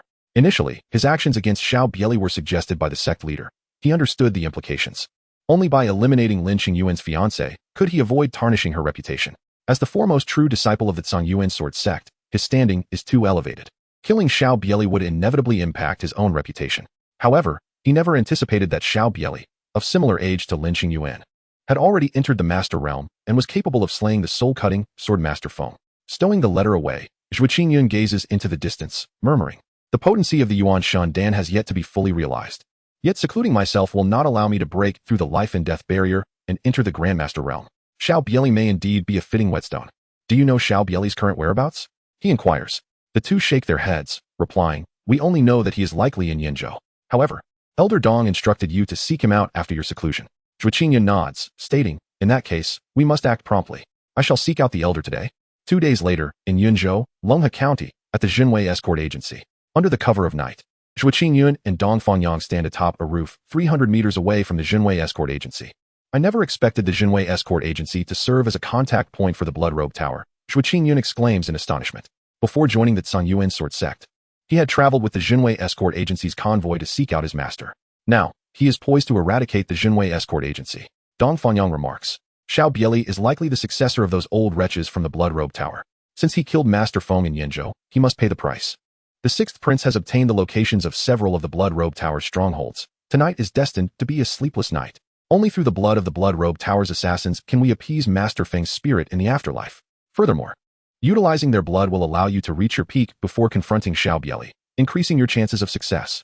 Zhuo Qingyun frowns, questioning, is Xiao Bie Li truly that formidable? Dong Fangyang nods affirmatively. This young man progresses at an astonishing rate, seemingly having perfected 2 master-level sword techniques. He is likely not far from that level.